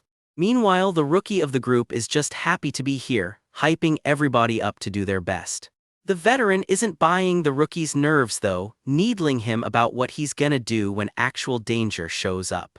The kid just shrugs it off. Hey, nerves happen, let's just power through. A quiet hooded girl steps up and calls it. Time to go, they're departing. And just like that, the whole mismatched crew rolls out. Rain, apparently not important enough to ride, ends up jogging along behind the carriage instead. Somebody finally asks the obvious question. Where are they even headed? The answer's cryptic as hell, where the master stays. After all that travel, the carriage finally rolls to a stop. Except they're just in the middle of a forest, no client in sight and everyone's noticing. The hooded girl just repeats herself, calm as ever. The master is waiting right here. Nobody looks thrilled about that answer. Then the veteran checks the map and it hits him. Golden Rose, this is literally the same spot they left from. Something is very wrong here. The hooded girl just smiles wider, mocking the confusion, and drops the real bombshell. The guild should have explained the actual terms of this contract. Turns out that skill test everyone signed up for, this forest is it. Welcome to the exam, apparently. All hell breaks loose. Magic flares, something strikes fast, and the rookie takes a hit before anyone can even process what's happening. Cold open and no warm-up. An arrow rockets in out of nowhere and buries itself dead center in a tree trunk. Someone yelps that they finally get it while our boy Rain just stands there, red eyes unfazed like near-death experiences are a Tuesday. One of his new teammates rounds on him, teasing that surely mages don't dodge arrows with their bare hands these days, and wasn't that just a little too careless? The group's scruffy fighter, Willis, isn't buying any excuses either, flat out saying he won't be bailing anyone out twice, and that a silver-ranked adventurer dying to a stray arrow would be embarrassingly lame. The actual target of that arrow, quick, sharp-eyed Yanner, snaps back that she only reacted late because she never sensed any killing intent behind the shot. Normally, she insists she'd have dodged it in her sleep. Rain isn't so sure. That arrow looked dead set on someone's skull. Willis just shrugs it off with a grin. Of course it did, that was the whole point of the test. Turns out the near-death arrow was step one of something bigger, a live fire assessment to see if this ragtag crew is actually cut out for an escort job. Try to think of it that way, they're told. Cold comfort. Back at the wagon, the group's contact waits it out with eyes closed, unreadable, letting the new hires sort themselves out. Nobody's exactly racing back to the safety of the carriage, though Rain does wonder out loud if tests this brutal are really still standard practice these days. Fair warning from the group's rougher edge, if you're not feeling confident the carriage is right there and it's not getting attacked, nobody takes him up on it. Yanner reads the scene fast, real killing intent but somehow no actual malice behind it, which only means one thing. Whatever fired that arrow, it wasn't human. Rain's already 3 steps ahead, quietly working out that if they can narrow down exactly what's targeting them, the whole fight gets a lot more manageable. Booby trap or summoned creature, either way it's go time. Someone's blade comes down clean through the underbrush with a satisfying easier. Steel meets rigged trap wire in a blur of motion, arrows and magic sparks ricocheting through the trees as the group cuts their way through the gauntlet. Somebody pokes at the wreckage of a triggered device and mutters that whoever set this up clearly didn't want to spend much money doing it. Cheap traps, real consequences. Rain's quietly impressed. Picking out hidden presences across that much ground is no small trick. Then again he remembers his adventurer buddy Bart's silver rank too. Guess that's just the bar now. One teammate floats an uncomfortable question. If this whole test was actually designed to kill them, doesn't that mean they are allowed to hit back just as hard? Willis doesn't need to be told twice. Baring his teeth in a fanged grin, he decides that's exactly the excuse he was waiting for. Time for some real fun. He plants his feet and squares up, every ounce of that silver rank muscle winding up for something big. Steel flashes twice in quick succession, cutting clean through whatever the forest throws at him. Another arrow comes screaming in from the trees, and the whole group scrambles as the fight spills into a full-on melee. The wagon and its escort get caught right in the middle of the chaos, everyone bracing against the sudden gust and flying debris. Willis calls it again. Real fun, he says, right as the fog of battle finally starts to clear and the picture comes into focus. He plants his weapon in the dirt, catching his breath in the aftermath, one trap cluster officially down. Willis is ready to push on to the next obstacle, until Rain casually asks him to hold up a second. Purple light gathers around Rain's fingers and Willis's jaw drops. Casting second-tier magic with that kind of instant precision, no way this guy's for real. Here's the kicker, Rain's a Jorhan-type mage, one of the rare few who skip the incantations entirely and cast everything through raw mental math. Yanner just about chokes on her own gasp. Rain's eyes flare red for a beat. This blast, he warns, is only meant to be a distraction. And then, just like Yanner called it earlier, whatever's firing on them still isn't human. The hunt for the real source is on. Rain asks the obvious follow-up, these traps are clearly magic-operated, so can anyone actually pin down the exact coordinates behind them? Yanner barely blinks. Of course she can.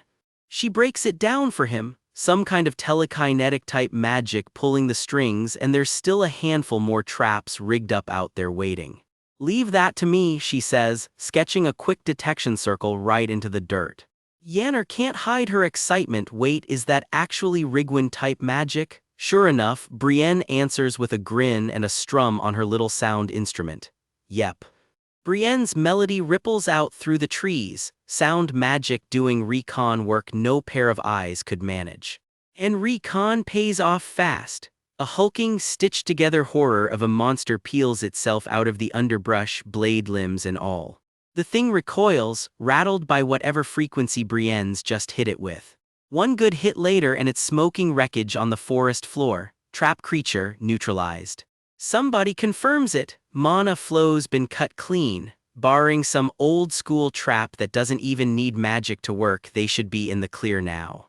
Brienne just stares, genuinely floored. The level of precision on display out here is honestly kind of ridiculous. Rain lets himself think it quietly. Turns out there are mages this sharp outside Delayton after all. Every mage he's crossed paths with before was either a slacker or a coward. This crew feels different. Willis sticks a hand out and finally makes it official. Name's Willis, he says. Short partnership or not, let's make some real money together. Not to be outdone, Brienne throws her own name in with a grin, and the smallest one of the group pipes up too, short and simple. I'm Yanner, ready to go meet whoever's grading their homework.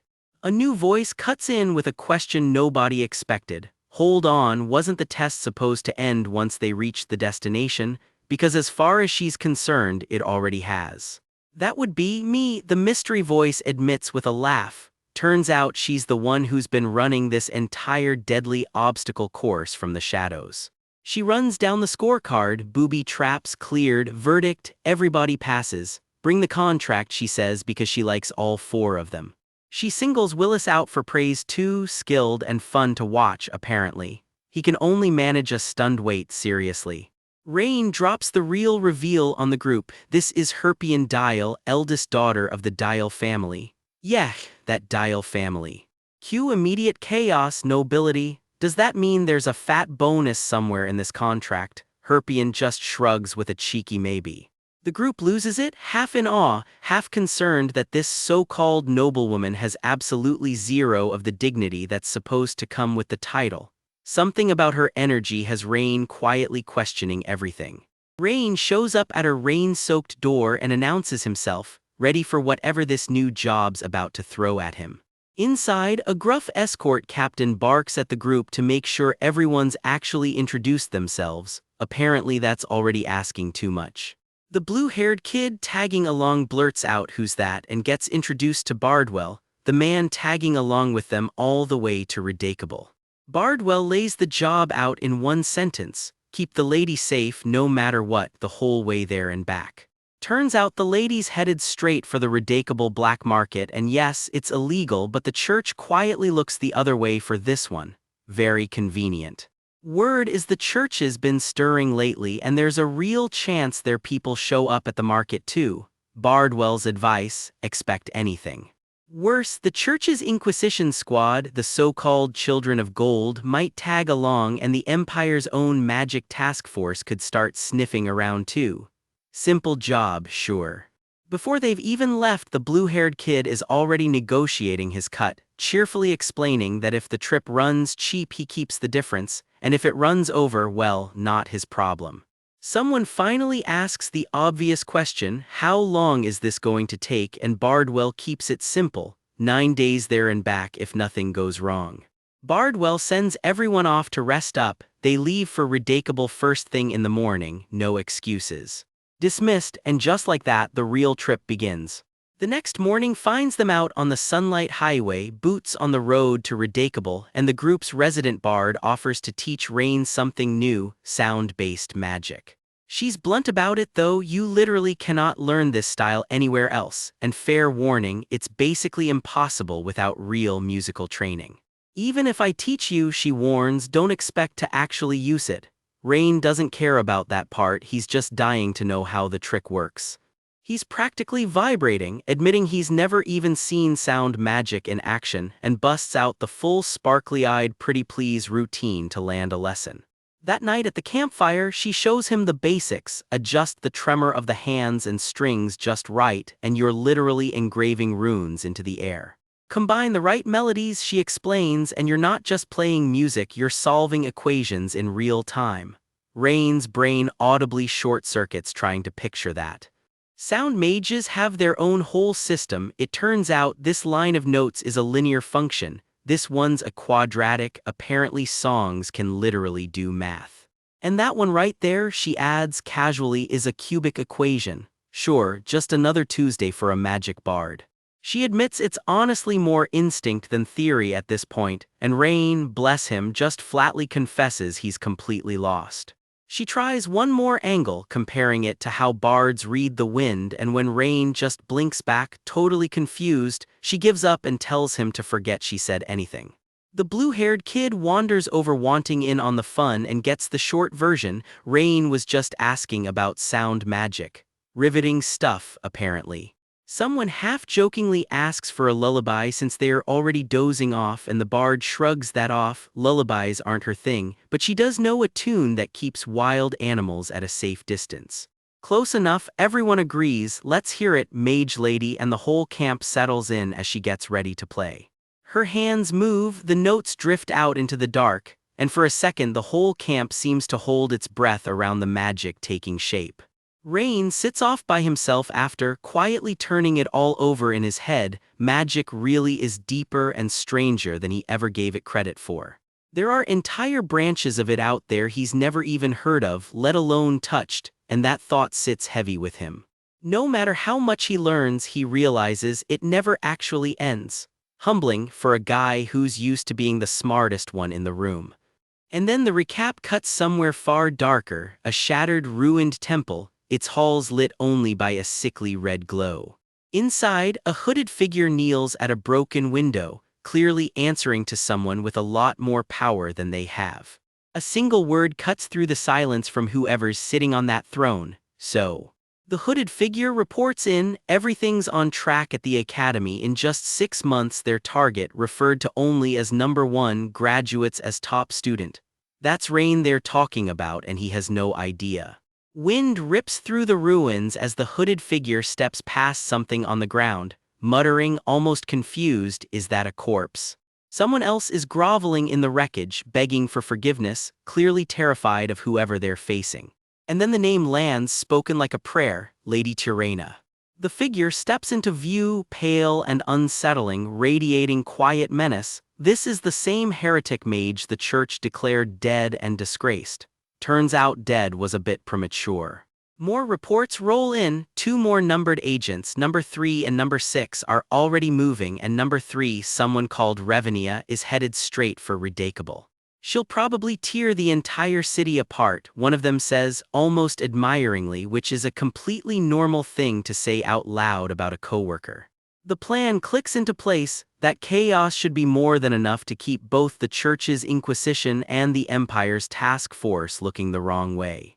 All that's left is one final nod of approval from the woman herself, Lady Tirana. Meanwhile, completely oblivious to all of it, Rain's group rolls into a rundown little town, one step closer to Redacable and whatever's waiting for them there. Somewhere else entirely, a pale hand closes around the hilt of a weapon glowing with the promise of very bad news for somebody. Back with Rain, he just smirks, cool and confident as ever, completely unaware his own name is already being whispered about in places he's never even heard of. Tirana walks off into the dark, weapon resting on her shoulder, unhurried and unbothered, exactly how you'd expect from someone who just got handed a blank check. Her answer, when it finally comes, is short and simple: "Do whatever you want," which is not exactly a comforting thing to hear from her. The crew rolls into Redacable at last, and it's smaller than the legends promised. Hard to believe this sleepy hillside town hosts the Empire's biggest black market. Turns out the real action isn't on the surface at all. Beneath the town sits an underground metropolis twice the size, patrolled by the local thieves guild instead of the law. The guild keeps the peace down there because it's paid handsomely too, and one wise guy in the group can't resist ribbing the professor for stating the obvious. Someone clocks something off about the local lord looking the other way. No surprise, he's on the guild's payroll too. As the small talk settles, a bigger question nags at them: why would a noble lady go slumming in an illegal market like this? Obvious answer: rich folks collect rare junk to flex, but this particular noblewoman, word has it, might not be the flexing type. Seems the wealthy Dial family picks its next head in a strange way. Whoever drags home the single most valuable treasure wins the title. And that heir has her own quirks, because right now she's just a blue-haired girl sitting on the ground, playing music instead of scheming for a crown. Cut to our actual crew, a grizzled mercenary grumbling that he doesn't need the whole backstory. They're just here to babysit a client and collect a paycheck. Good news, she says she's ready to move. First stop, the Redacable South Gate, showtime. The mission's briefer calls everyone in for final orders before they head underground. Target acquired, sort of. A small, ornate music box, the one item this entire expedition has to come back with no matter what. A tattered old letter addressed to my beloved Brina hints at how personal this search really is. Then the group splits into pairs to cover more ground fast. Word comes down through a trio of the family's identical white-robed attendants. Whoever finds the box keeps the seller talking while their partner rushes word back to the lady in charge. Money's no object, the client just wants results, whatever it costs. Teams peel off to their assigned posts. Brienne pulls scout duty, watching for anyone radiating bad intentions. She's on it. One teammate gets benched from any real fighting and told to just track everyone's movements instead. Not exactly a starring role, but she takes it in stride. Chains groan and gears grind as a rickety lift drags the whole crew straight down into the underworld, literally. The gate clangs open at the bottom, and just like that, they're standing in the belly of Redacable's black market. First impression, it reeks. Mold, sure, but there's a very distinct sewer note underneath. Somebody's really committed to the ambience down here. Not that anyone here would ever willingly live among the rats. Push past this stretch though, and the real city district opens up, so they just have to hold their breath a little longer. Footsteps echo through the tunnel as the group presses on, single file, deeper into the dark. A perfect hideout, someone mutters, and given the smell, they mean that as sarcastically as it sounds.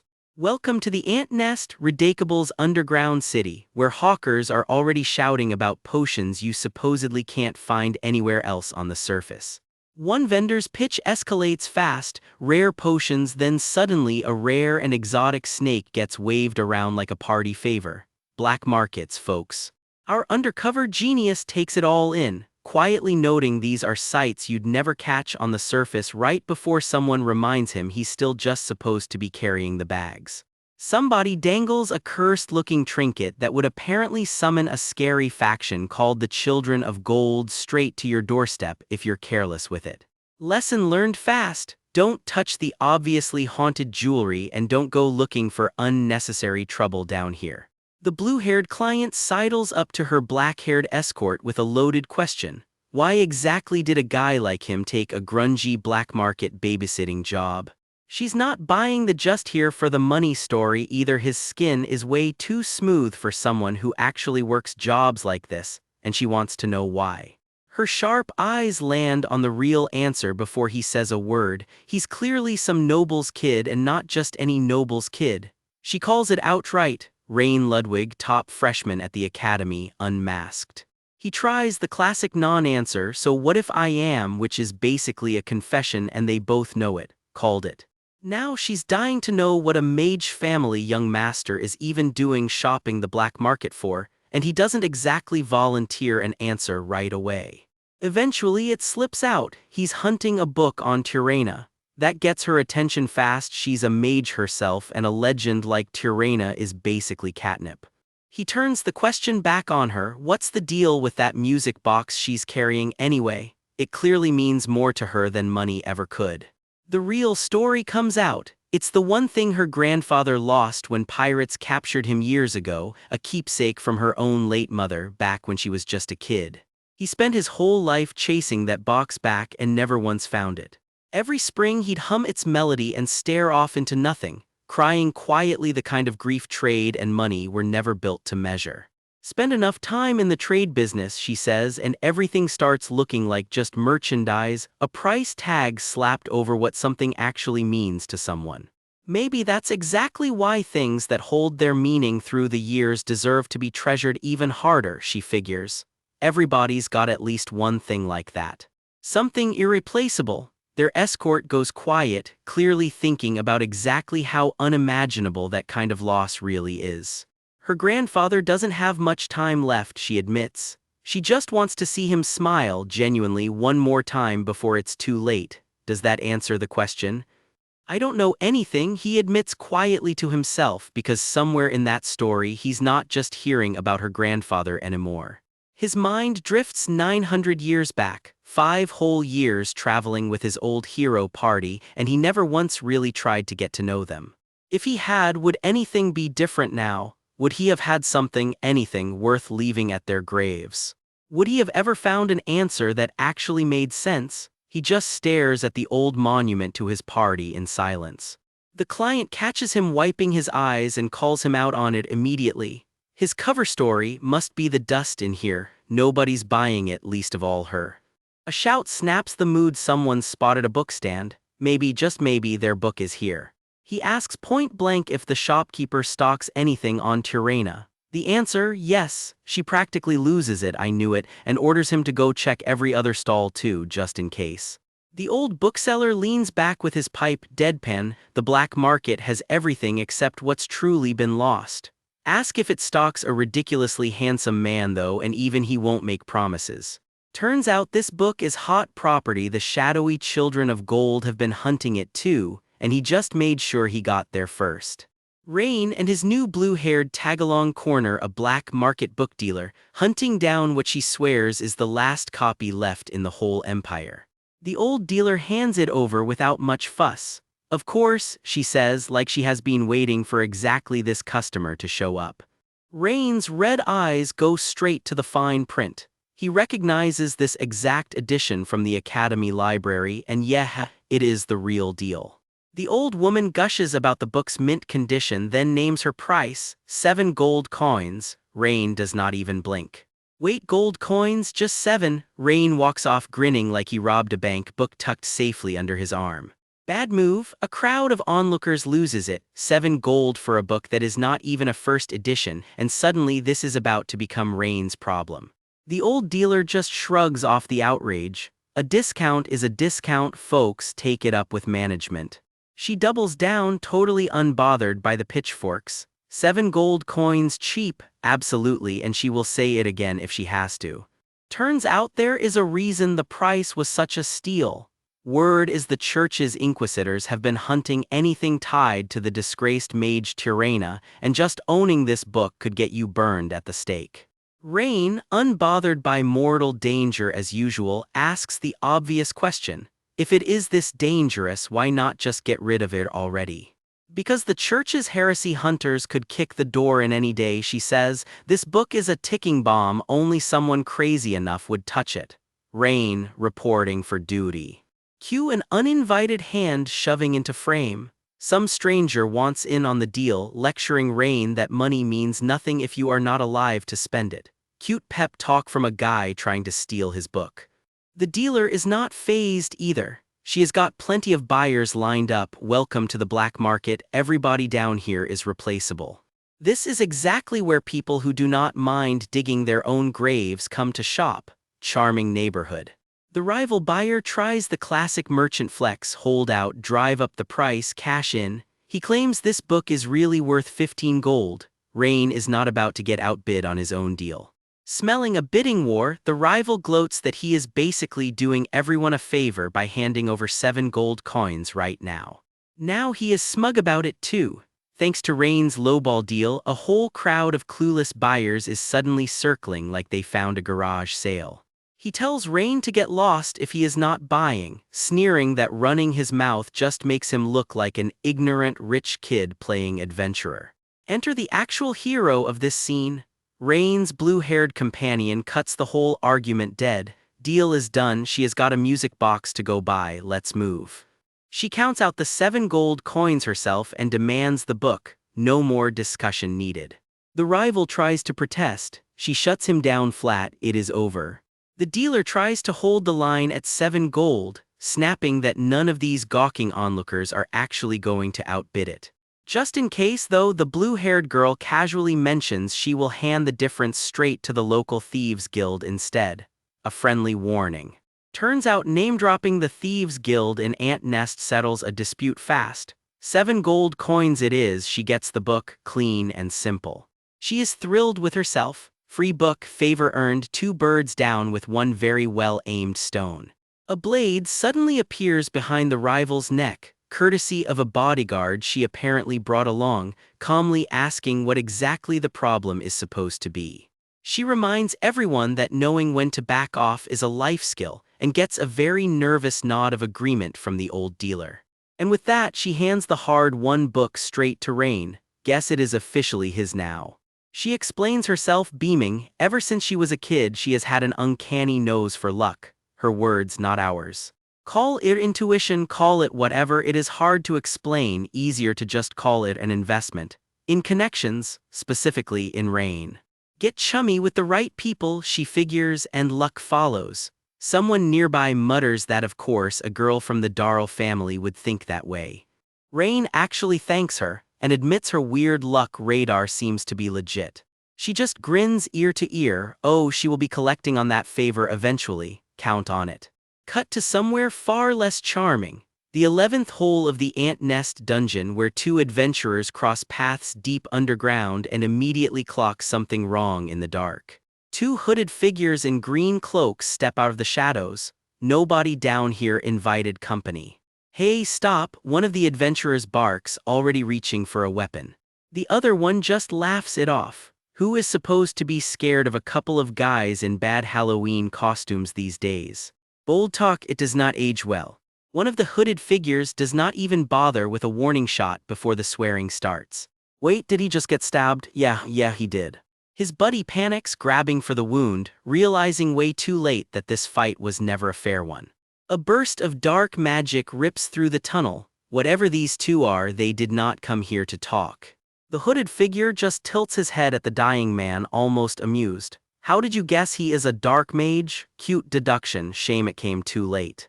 Another burst of black magic and it is over. Blood everywhere, no hesitation, no mercy. His companion mutters a warning. Lord Riveni, we have not gotten approval for this yet, like that is the part anyone should be worried about. Riveni does not even look up. Who cares, he says. Self-defense, obviously, try proving otherwise with a corpse. A third adventurer, big, bald, and absolutely done negotiating, just runs for it. The companion grumbles that Riveni should have held back a little this time. Riveni's answer is a flat, unimpressed shut up. A flash of light in the dark, and that is another one down before he even makes it to the exit. Then Riveni goes still mid-slaughter like he just picked up a signal only he can hear. My mother, he asks, and suddenly this murder spree feels a lot less random. His companion relays the message flatly. She says to do whatever he wants. And there it is, Lady Tirana sent us. The same Tirana from the black market book Rain just risked his neck for. Small world, big problem. The dying stammer out the same question twice. What did she say? What did she say? Nobody down here is getting an answer. Riveni's grin just gets wider while another victim bolts and gets cut down mid-sprint, blood painting the tunnel walls. He cackles into the dark, practically high on it, says the smell of blood makes him feel reborn every single time, and he is just getting warmed up for a few more kills tonight. His partner just sighs, yeah, like he has heard this speech before. We open on a hooded operative slipping through a restless, murmuring crowd, quiet and deliberate. Something's about to go very wrong. Turns out this is a holding pen crammed with shackled captives, and the hood is here searching for dangerous individuals. In a place like this, honestly, everybody qualifies. One word, dead flat, dangerous. Whoever's behind that eye isn't wasting time deciding who fits the bill. Before anyone can blink, an explosion rips through the block and something goes flying clean over the rooftops. Smoke, flame, and the unmistakable smell of blood in the air. Whatever just happened, it wasn't an accident. A terrified voice points the finger. Those two just showed up out of nowhere and started cutting people down. Some poor guard squares up anyway, screaming about nerve and audacity. Bold move against something built like a hurricane. Somebody swings an axe and threatens to chop the intruder up and toss him in the pigsty. Confidence, admirable, chances of survival, not great. The two hooded figures just stand there, hands already dripping red. They are not impressed by the threat. Another blast tears through the skyline, and it's clear this fight was over before it even started. One onlooker just grits his teeth, frozen, watching the massacre unfold in real time. Blood rains down out of nowhere and the hood just stands there in the middle of it, completely unbothered. Even the city's best guard enforcers got wiped out in an instant. A dying man realizes he has to warn someone he calls Lord Herpian fast. The hood turns its attention to a terrified kid next, looming over him without a shred of hesitation.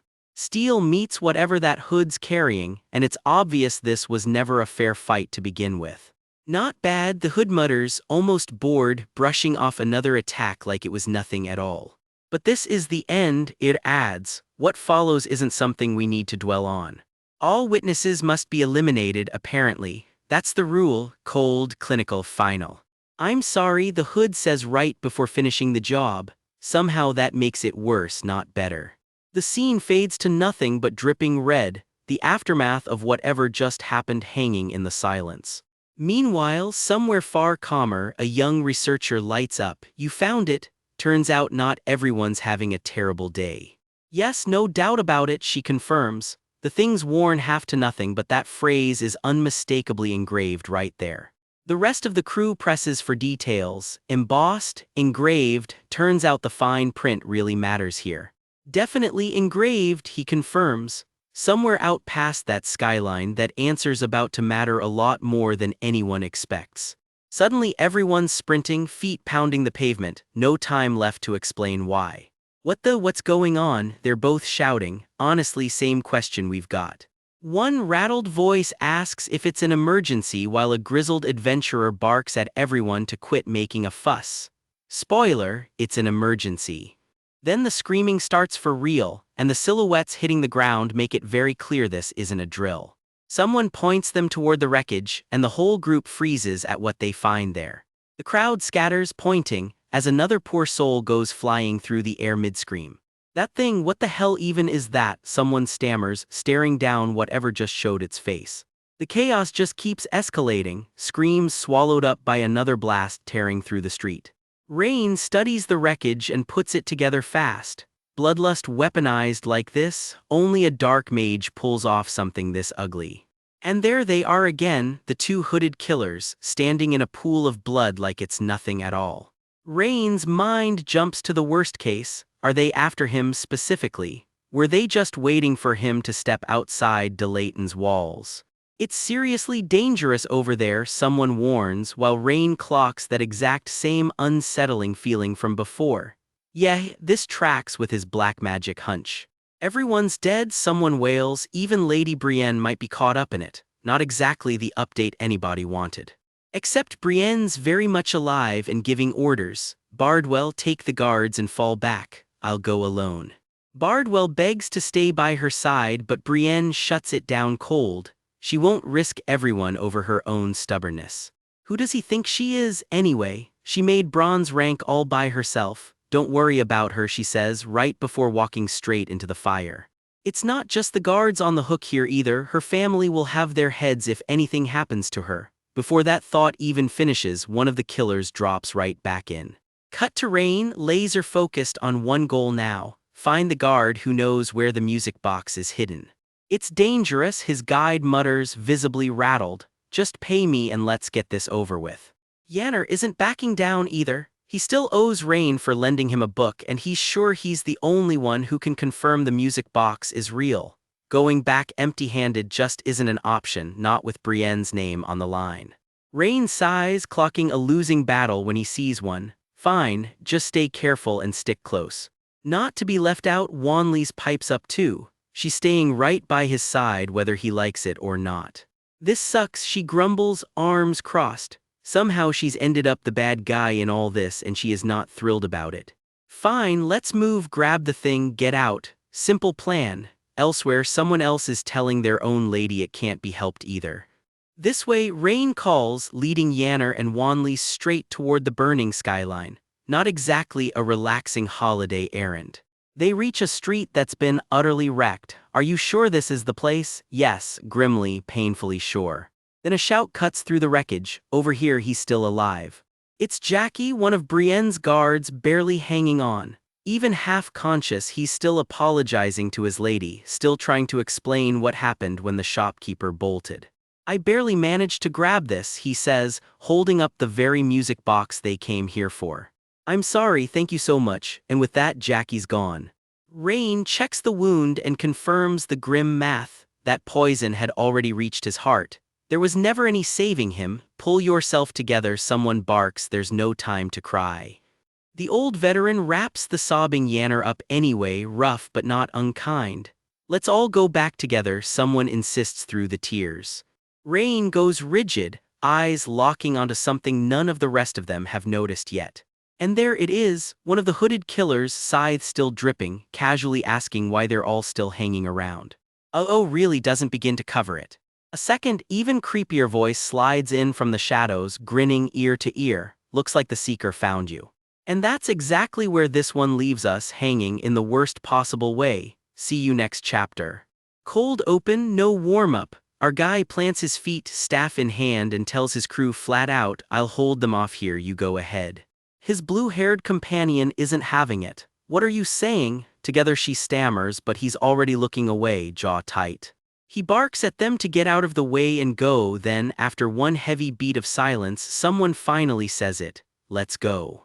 The group protests, but Rain's already doing the math in his head. Fighting a monster while shielding civilians at the same time just isn't happening tonight. Cut to the real threat. A green hooded figure in a butcher's robe manifests out of crimson light, scythe in hand, coolly promising that even the smallest mistake here will be unforgivable. The hood tilts, musing that winning isn't even the point anymore, sizing up his own escape routes like Rain's not worth the effort. Then he drops the mic. "I heard everything." Rain's eyes go razor sharp. Are you looking down on me, buddy? You have no idea who you just cornered. The fight kicks off for real, blade and magic colliding in a blur of red light while the Hood demands to know what Rain's actual plan is. A direct hit lands and the Hood actually sounds impressed. "Oh, not bad," he grins like nearly getting skewered is a compliment. He comes in swinging that wicked red-bladed scythe, bragging that close-quarters martial arts happen to be his specialty. Rain catches the weapon mid-swing barehanded, teeth gritted, sparks flying off the impact. It's an ugly brawl now, fists and forearms trading hits at close range while Rain grunts through the pain. Back with the group, panic boils over. One voice wants to turn around and help, another snaps that going back would be pointless, maybe even suicidal. Someone mutters that whatever's out there looked like it was actually trying to kill him. His companion doesn't blink. Rain won't die. She rallies the group hard. "Forget the guilt, just focus on getting everyone out alive right now." A fireball detonates through the chaos, lighting up the whole street. Rain and the Hood are locked together again, purple light crackling around them as the brawl drags on. Rain clocks something familiar in that scythe work. It moves just like his own old staff style. Could this guy be Assyria strained? Whatever he is, dodging the venom and switching to magic is priority one. There's no winning this in close combat, Rain realizes, ducking out of another exchange. He commits and a streak of fire magic rips through the air toward his target. The Hood goes airborne to dodge and Rain, red eyes locked on, is already weaving something bigger underneath him. The villain answers in kind, chanting some genuinely unsettling incantation. "By the name of Lu, by the command of Lai Benny." Rain's eye flares red. "Dance the slaughter," he commands, and a wall of purple destruction answers the call. The whole block gets swallowed by a churning purple tornado, the Hood tumbling somewhere inside it.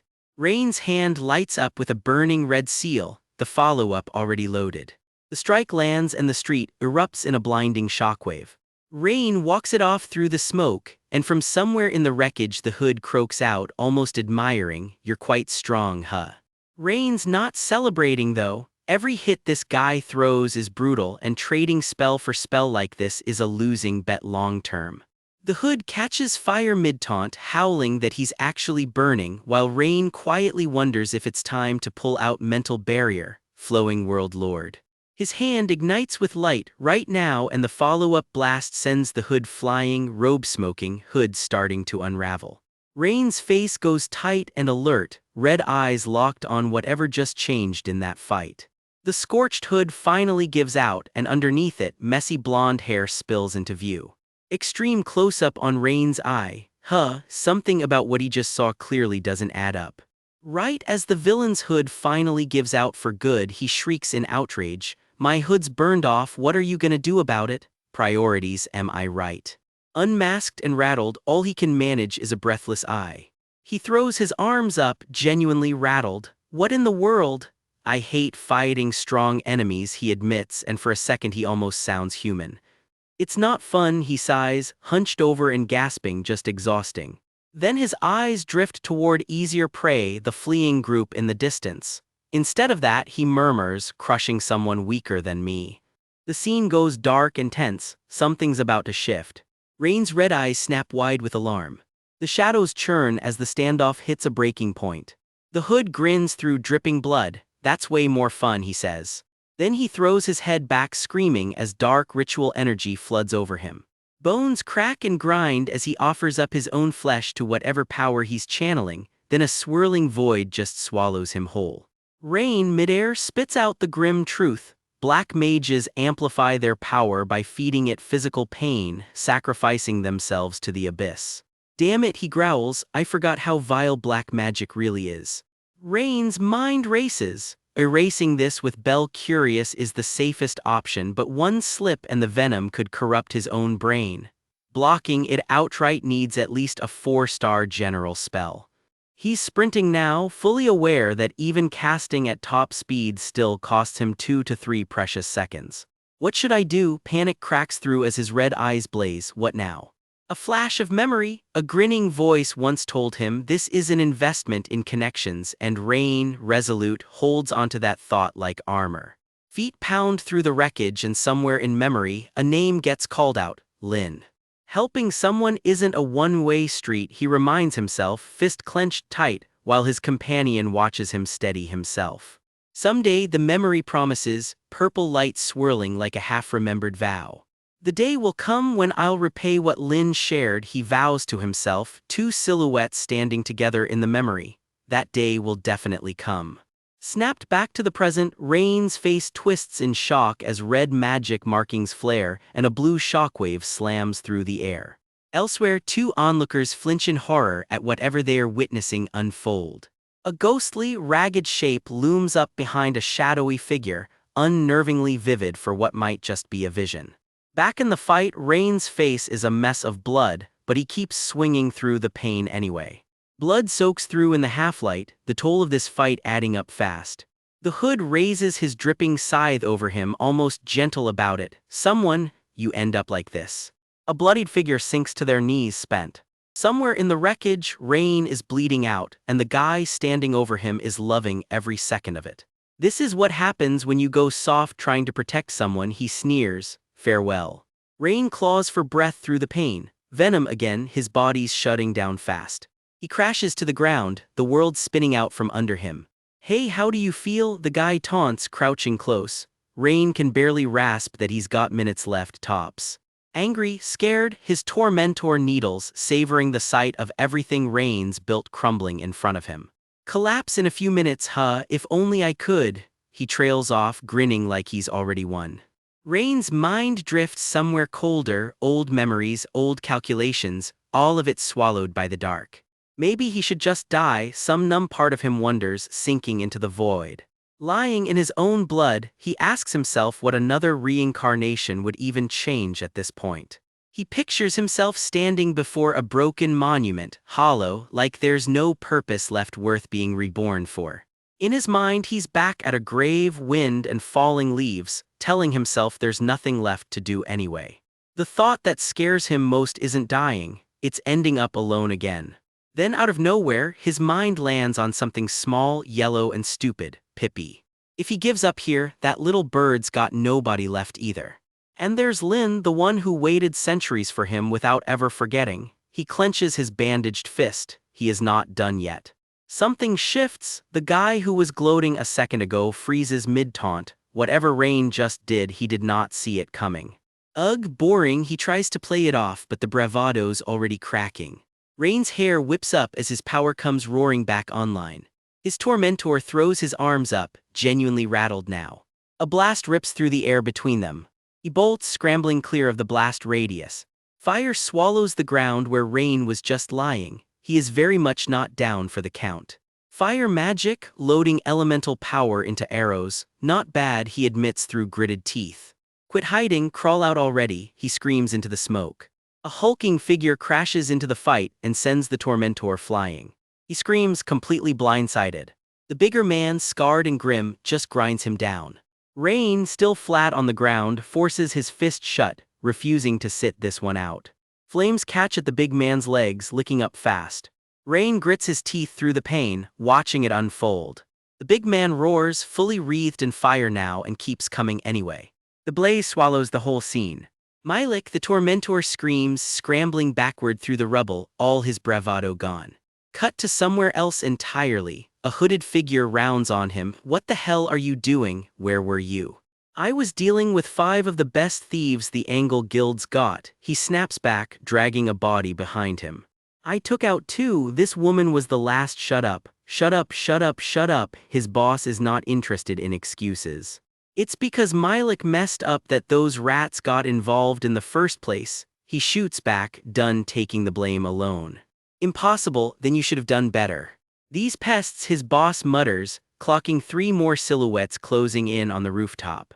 Elsewhere, a very different trio gets the news. 2 of their own just lost to whoever's behind this mess. Who? 5 of the Angle Guild's best, the remaining 3. One of them muses, then what were those 2 earlier? Whatever's brewing here is bigger than one botched job. Back with Rain, someone's cutting him loose. Let me try. Rain, thank goodness, someone gasps in relief. Dazed, he blinks up and mumbles two names at once, Rem and impossibly Sammy. We meet again, cocky brat, she grins. Bart looms in behind her, stunned. It's really him. How are you even here? We made a promise back then, comes the answer. To repay the debt someday. I thought now was the time, Rem says, almost bashful. Hope it wasn't unnecessary meddling, Rain's too stunned to argue. It was unnecessary, Rain lies through his teeth. I was about to finish him off myself. Don't lie, everyone from here to the next street over knew you were at death's door, Rem fires back. I was faking it, Rain deadpans. Then let's just drag this punk back to where he was, Bart shoots back, unimpressed. Rain, don't be ashamed, Bart tells him gently. This is just repaying a debt. Turns out Bart tailed him the whole way from Golden Rose, worried sick after hearing how dangerous the Leadicable black market really was. Rem loudly regrets ever telling Rain that. For a moment nobody says anything. Somewhere far off a quiet promise hangs in the air, the day will come. Bart's mind drifts too, back to another rescue, another explosion, another girl with green hair he once had to save. You really wrecked the place, he mutters half to himself. Still dangerous here, Sammy, can you move? Not yet, she pleads. Buy me a little more time, then I have no choice, comes the grim reply. Let's go, Bart. Yeah is all young Bart can manage back. Just her name, quiet like he's holding onto it. Back in the present, Rain finally finds his voice. Bart, Rem, just their names, but he means every bit of gratitude behind them. No need for formalities, Bart cuts him off. We're comrades. Comrades help each other, Rem shrugs. Right, Rain agrees, then gets roasted for going soft. Quit the cringy act. A cocky brat like you should be saying, what took you so long? Somewhere nearby, his old tormentor is not so lucky, cornered and bleeding, hearing his own taunts thrown right back at him. Too slow, why'd you take this long? Guess you're free enough to chase me around. Bandaged and burning with resolve, Rain makes himself a promise. He's finishing this for good. 10 minutes and you'll be back on your feet. Hilarious, Bart snorts, clearly not buying it. I can hold out for hours, so come at me. Bart grins, Rem right at his side, and for the first time all chapter, things feel like they might actually be okay. We drop straight into the aftermath of a beatdown. Somebody just got dropped hard, and whoever threw that punch is not in a merciful mood. That red streak tearing through the sky, that's Lord Abung, boss of a small thieving guild, getting blasted clean out of the fight. With their leader crumpled, the rest of his crew scatter like rats, nobodies sticking around for round 2. Abung himself slumps down, bloodied but weirdly calm, muttering that it's over, there's nothing left to fight for. Rain's easygoing blonde adventuring buddy cheerfully signs off on the mop-up, like this is just another Tuesday for him. Job's done, or so they think. Someone asks if it's finally time to pack up and head out. Nope, something else just kicked off, and it is not a friendly hello. Sparks fly as fresh steel meets fresh trouble. Whatever this new fight is, it's already loud. One more straggler gets torched for good measure. Turns out this crew doesn't believe in half measures. The blast leaves nothing behind but smoke and one very unlucky silhouette. Perched on a ledge with her bow already drawn is the real trigger behind all this chaos, Rain's old adventuring buddy, the archer Rem. Down below, one terrified straggler spots her and screams for backup. He clearly knows exactly whose crosshairs he's in. Rem and her hulking partner Bart saunter in, looking way too pleased with themselves. Apparently, they already stole someone else's kill today. Rem just blinks, genuinely confused about who's calling who a bastard here. Self-awareness was never her strong suit. Whatever answer she gets, it comes with a sword swing attached. And that's when the real challenger steps in. Crackling with lightning, he introduces himself as Bart Urians of the Storm Wheel Sword School. Turns out that's not just a fancy title. 1-star 7 Swords is the single most prestigious sword school in the whole empire, and Urians only goes to their very best. So naturally, the empire's top swordsman is furious that a couple of nobody adventurers have names similar enough to his own to sound like mockery. Rem, thrilled by the insult, immediately mangles their own team name, even worse, just to mess with him. He's momentarily thrown off, words apparently gotten around that these two just took down a mutant rat spider queen. Rem, ever the professional, is far more offended about getting billing order wrong than about any murder accusations. She brags for 1 second too long, and Bart Urian's whole expression suddenly goes ice cold. Turns out that mutant rat spider queen they're so proud of clearing, that thing was apparently his sweetheart. Yeah, let that sit for a second. So now he's going to kill them with absolutely everything he's got. Grief has never looked more terrifying. Bart digs his feet in and braces for impact, because apparently this is just a normal Tuesday now. Somebody in the wreckage yells that Rem is a total psycho, and honestly at this point who's arguing? The fight tears straight through the ruins, rubble raining down on everyone caught in it. Mid-freefall, somebody barks at Bart to cover the other flank teamwork, even while airborne. Rain's blonde teammate grins ear to ear and dives right in without a second thought. This kid genuinely lives for this. Somewhere in the scramble, a spell starts charging up. Somebody's about to bring out the big guns. That ominous black mass looming over the battlefield, nobody here looks thrilled about getting close to it. Rem sizes it up fast given what the queen herself could do. Touching that thing directly seems like a spectacularly bad idea. Someone tries to reassure her that nothing bad would happen even if she touched it, and her deadpan response makes it clear she's not buying it for a second. So instead of testing that theory, she just cuts loose with everything she's got. Something catches her completely off guard mid-swing. She squares right back up anyway, telling him flat out believe her or don't, it doesn't change a thing. Either way, she says, this ends the exact same way with him losing. The two circle each other in the dark, the whole ruined block holding its breath. She's already moving before he can even answer. Something rakes at her out of the shadows, a clawed hand grasping up out of the wreckage. She plants her feet and holds the line anyway, refusing to give an inch. The air itself seems to curdle around them as the fight ramps up another notch. Rattled but grinning, Rem just gives him one word back, yes, bring it on. She decides it's her turn to teach him a lesson. Everybody knows archers fold the second a fight gets up close and personal, or so the theory goes. But listen close, she says, because she's about to break that rule completely. Turns out she's not just any archer by her own very humble assessment, she's a genius. Bart Urian squares back up against her, lightning crackling off his blade, both of them clearly done holding back.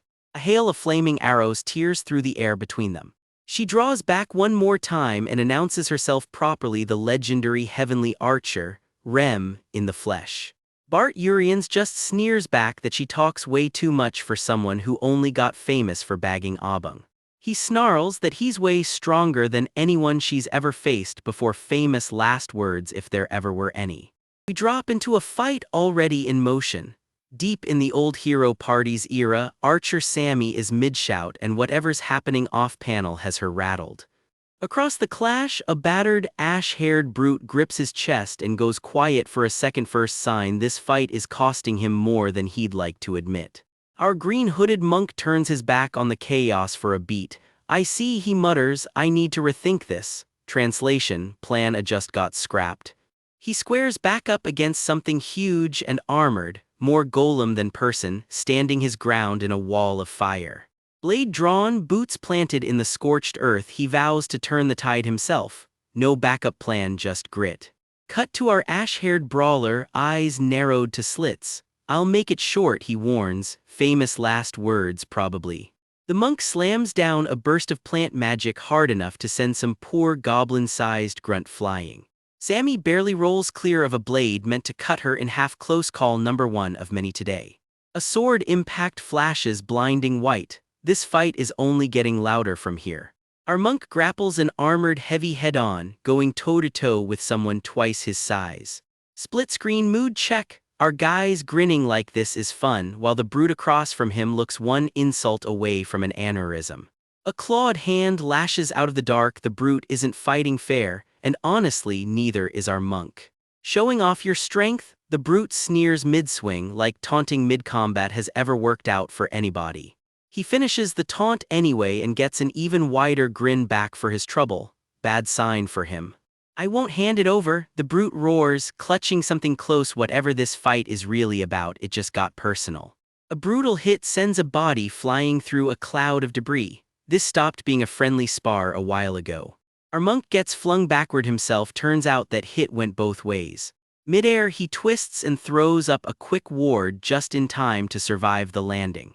Bruised, bleeding a little, and dead serious now, the fun and games energy is officially gone. And that's when the real problem shows up, a hulking, fur-covered monster way outside anyone's expectations for this job. Turns out the intel was garbage. This crew was briefed for a moderate bandit gang. What they're actually fighting is elite-tier trouble. Someone groans that even the elements are working against them today, just their luck. The ground erupts as the monk digs deep, channeling everything he's got straight up through the earth. A thick purple fog rolls across the battlefield, never a good sign in a fight like this. Dark poison, someone shouts, watching claws lunge out of the haze almost too fast to track, let alone dodge. The brute grins through the smoke, clearly enjoying himself more than anyone else on this battlefield. Blades clash and blood sprays. This round is a real trade, not a beatdown either way. The impact sends the monk's tiny companion tumbling through the air while the brute grunts through the pain himself.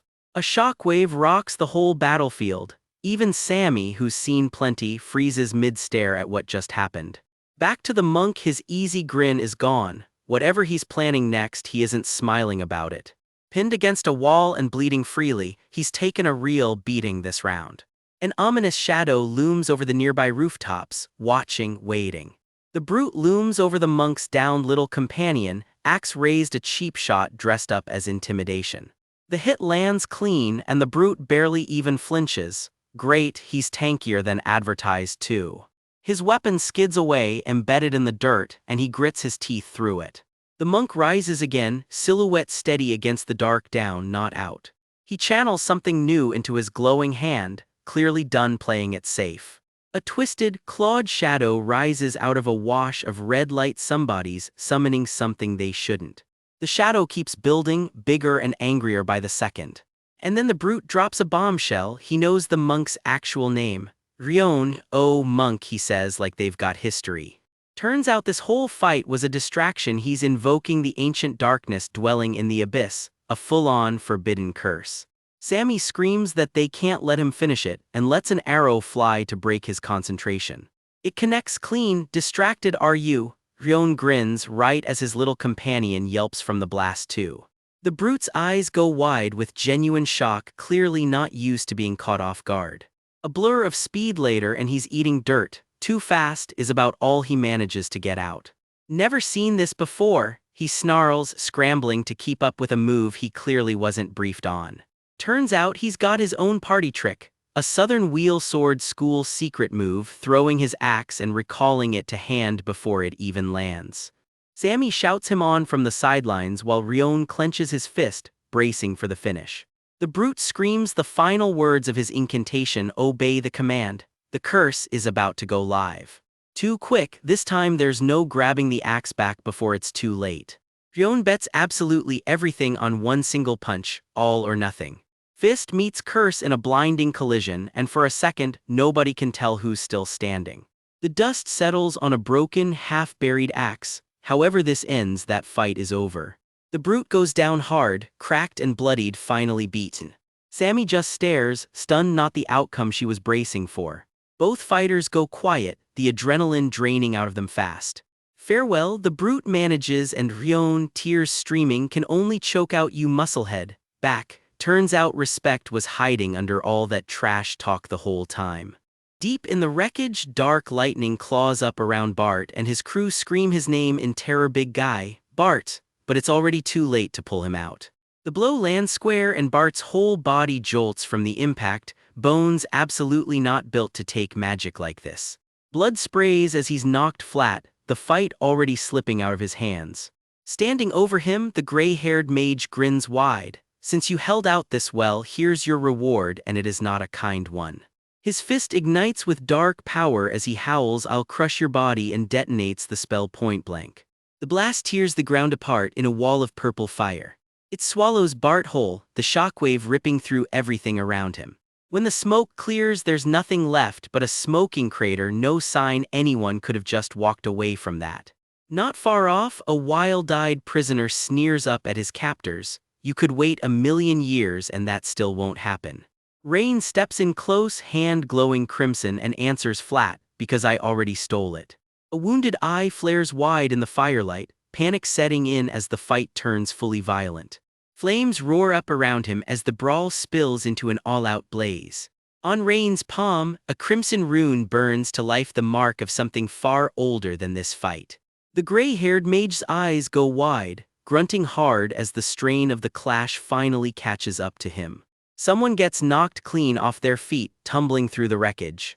In the smoke-choked dark, a ragged, wheezing laugh echoes out. Somebody's still standing, and they think this is funny. Rain strolls in like he's got all day. I was just about to give him a proper hit, sorry about that. Then with a cocky grin he steps fully into the fight. I'll take it from here. His battered allies just blink at him, baffled. Take over? Isn't this already over? They've clearly never seen him actually cut loose. Rain just shakes his head. No, not even close. The sky itself seems to darken around that promise. This fight is only getting started. Across the battlefield, one of the attackers wreathes himself in searing green flame, daring Rain to come try. His allies stare, stunned no way, as they realize exactly what kind of power they are standing next to. Rain wraps his hands, muttering that he knows this kind of monster sickeningly well, then warns them flat. These bastards don't go down easy. One of the attackers, a sharp-eyed blonde woman, snaps her head around and shouts a name in alarm: Lord Rybney. Rybney himself stays eerily calm, warning that one more hit like that and his own soul's vessel won't hold. Maybe it's smarter to fall back for today. His unhinged partner isn't listening though, snarling that he'll kill Rain himself, and across the field, Rain quietly promises the exact same thing right back. The threat explodes into a full-on scream, lightning crackling as he loses whatever composure he had left. Rain doesn't even flinch, he just tells his own crew to step back, and Rem yelps out a nervous okay as she scrambles clear. Turning back to the enemy, he flashes a cocky grin. Consider it an honor, you're about to be the first to see my mental image. Power gathers in his hands as the spellwork takes shape, mental image construction underway. He calls it by name, Flowing World Lord, and the whole battlefield seems to bend around him. Rybney's calm finally cracks a mental barrier. That's a technique only sages at the level of the 6 spirits are supposed to touch. That brat, the realization hits him like a slap, and suddenly this fight looks a lot more dangerous than he thought. He shakes it off fast though, sneering that Rain's just bluffing with some flashy illusion, and slings out twin discs of purple magic. Magic is all about power, he roars and unloads everything he's got. Tricks don't work on me, he crows, grinning like he's already won. He keeps ranting that only raw power deserves to be called magic, then dares Rain to block what's coming. If you can, and he throws everything he's got behind the taunt. Rain doesn't even flinch, calmly reading the enemy's spell apart mid-cast, a double-layered triangle, he notes. He clocks the runes carved into it too, already working out exactly how to unravel the whole thing. Piece by piece he starts rebuilding the spell in real time, the components of his own technique lighting up around him. He names each part as it locks into place: field, and then the final piece, Lord. The reworked spell detonates outward, punching straight through the enemy's own attack. The blast tears through the battlefield in a wave of fire and debris. Off to the side, a badly hurt Rem huddles on the ground while Bart plants himself in front of her, refusing to budge. Rain presses the advantage, driving the flames harder with everything his rebuilt spell can give him. Somewhere in the settling ash, one of the attackers goes down hard, barely more than a silhouette in the wreckage. Rune inscription converted. Rain clenches his fists as the spell locks into its next form. Nearby, one of his companions watches wide-eyed through the ash as he names off the next piece's wave, and bullet and twin rings of fire roar to life. He changed them. The enemy barely gets the words out before the blast sends him flying. Shaken, Rybney admits it out loud. Only 2 people in all of history have ever managed to alter an active rune mid-cast, and apart from those 2 sages, only one more person has ever pulled it off. He names them out loud: Grand Mage Rin, Priestess Frietta, and their disciple Tyrrhena, while elsewhere someone else is already yelling that they need to get out of here right now. The unhinged one isn't hearing any of it, screaming himself hoarse that he's the one who gets to kill Rain over and over, until Rybney finally barks his name to shut him up. Rybney's mind is already racing ahead, connecting the dots. That 4-star spell that took down the rat spider queen a while back, that wasn't cast off some scroll after all. It was this bastard standing right in front of him the whole time. Rain just keeps building the next spell in his hands, done talking and nowhere near finished.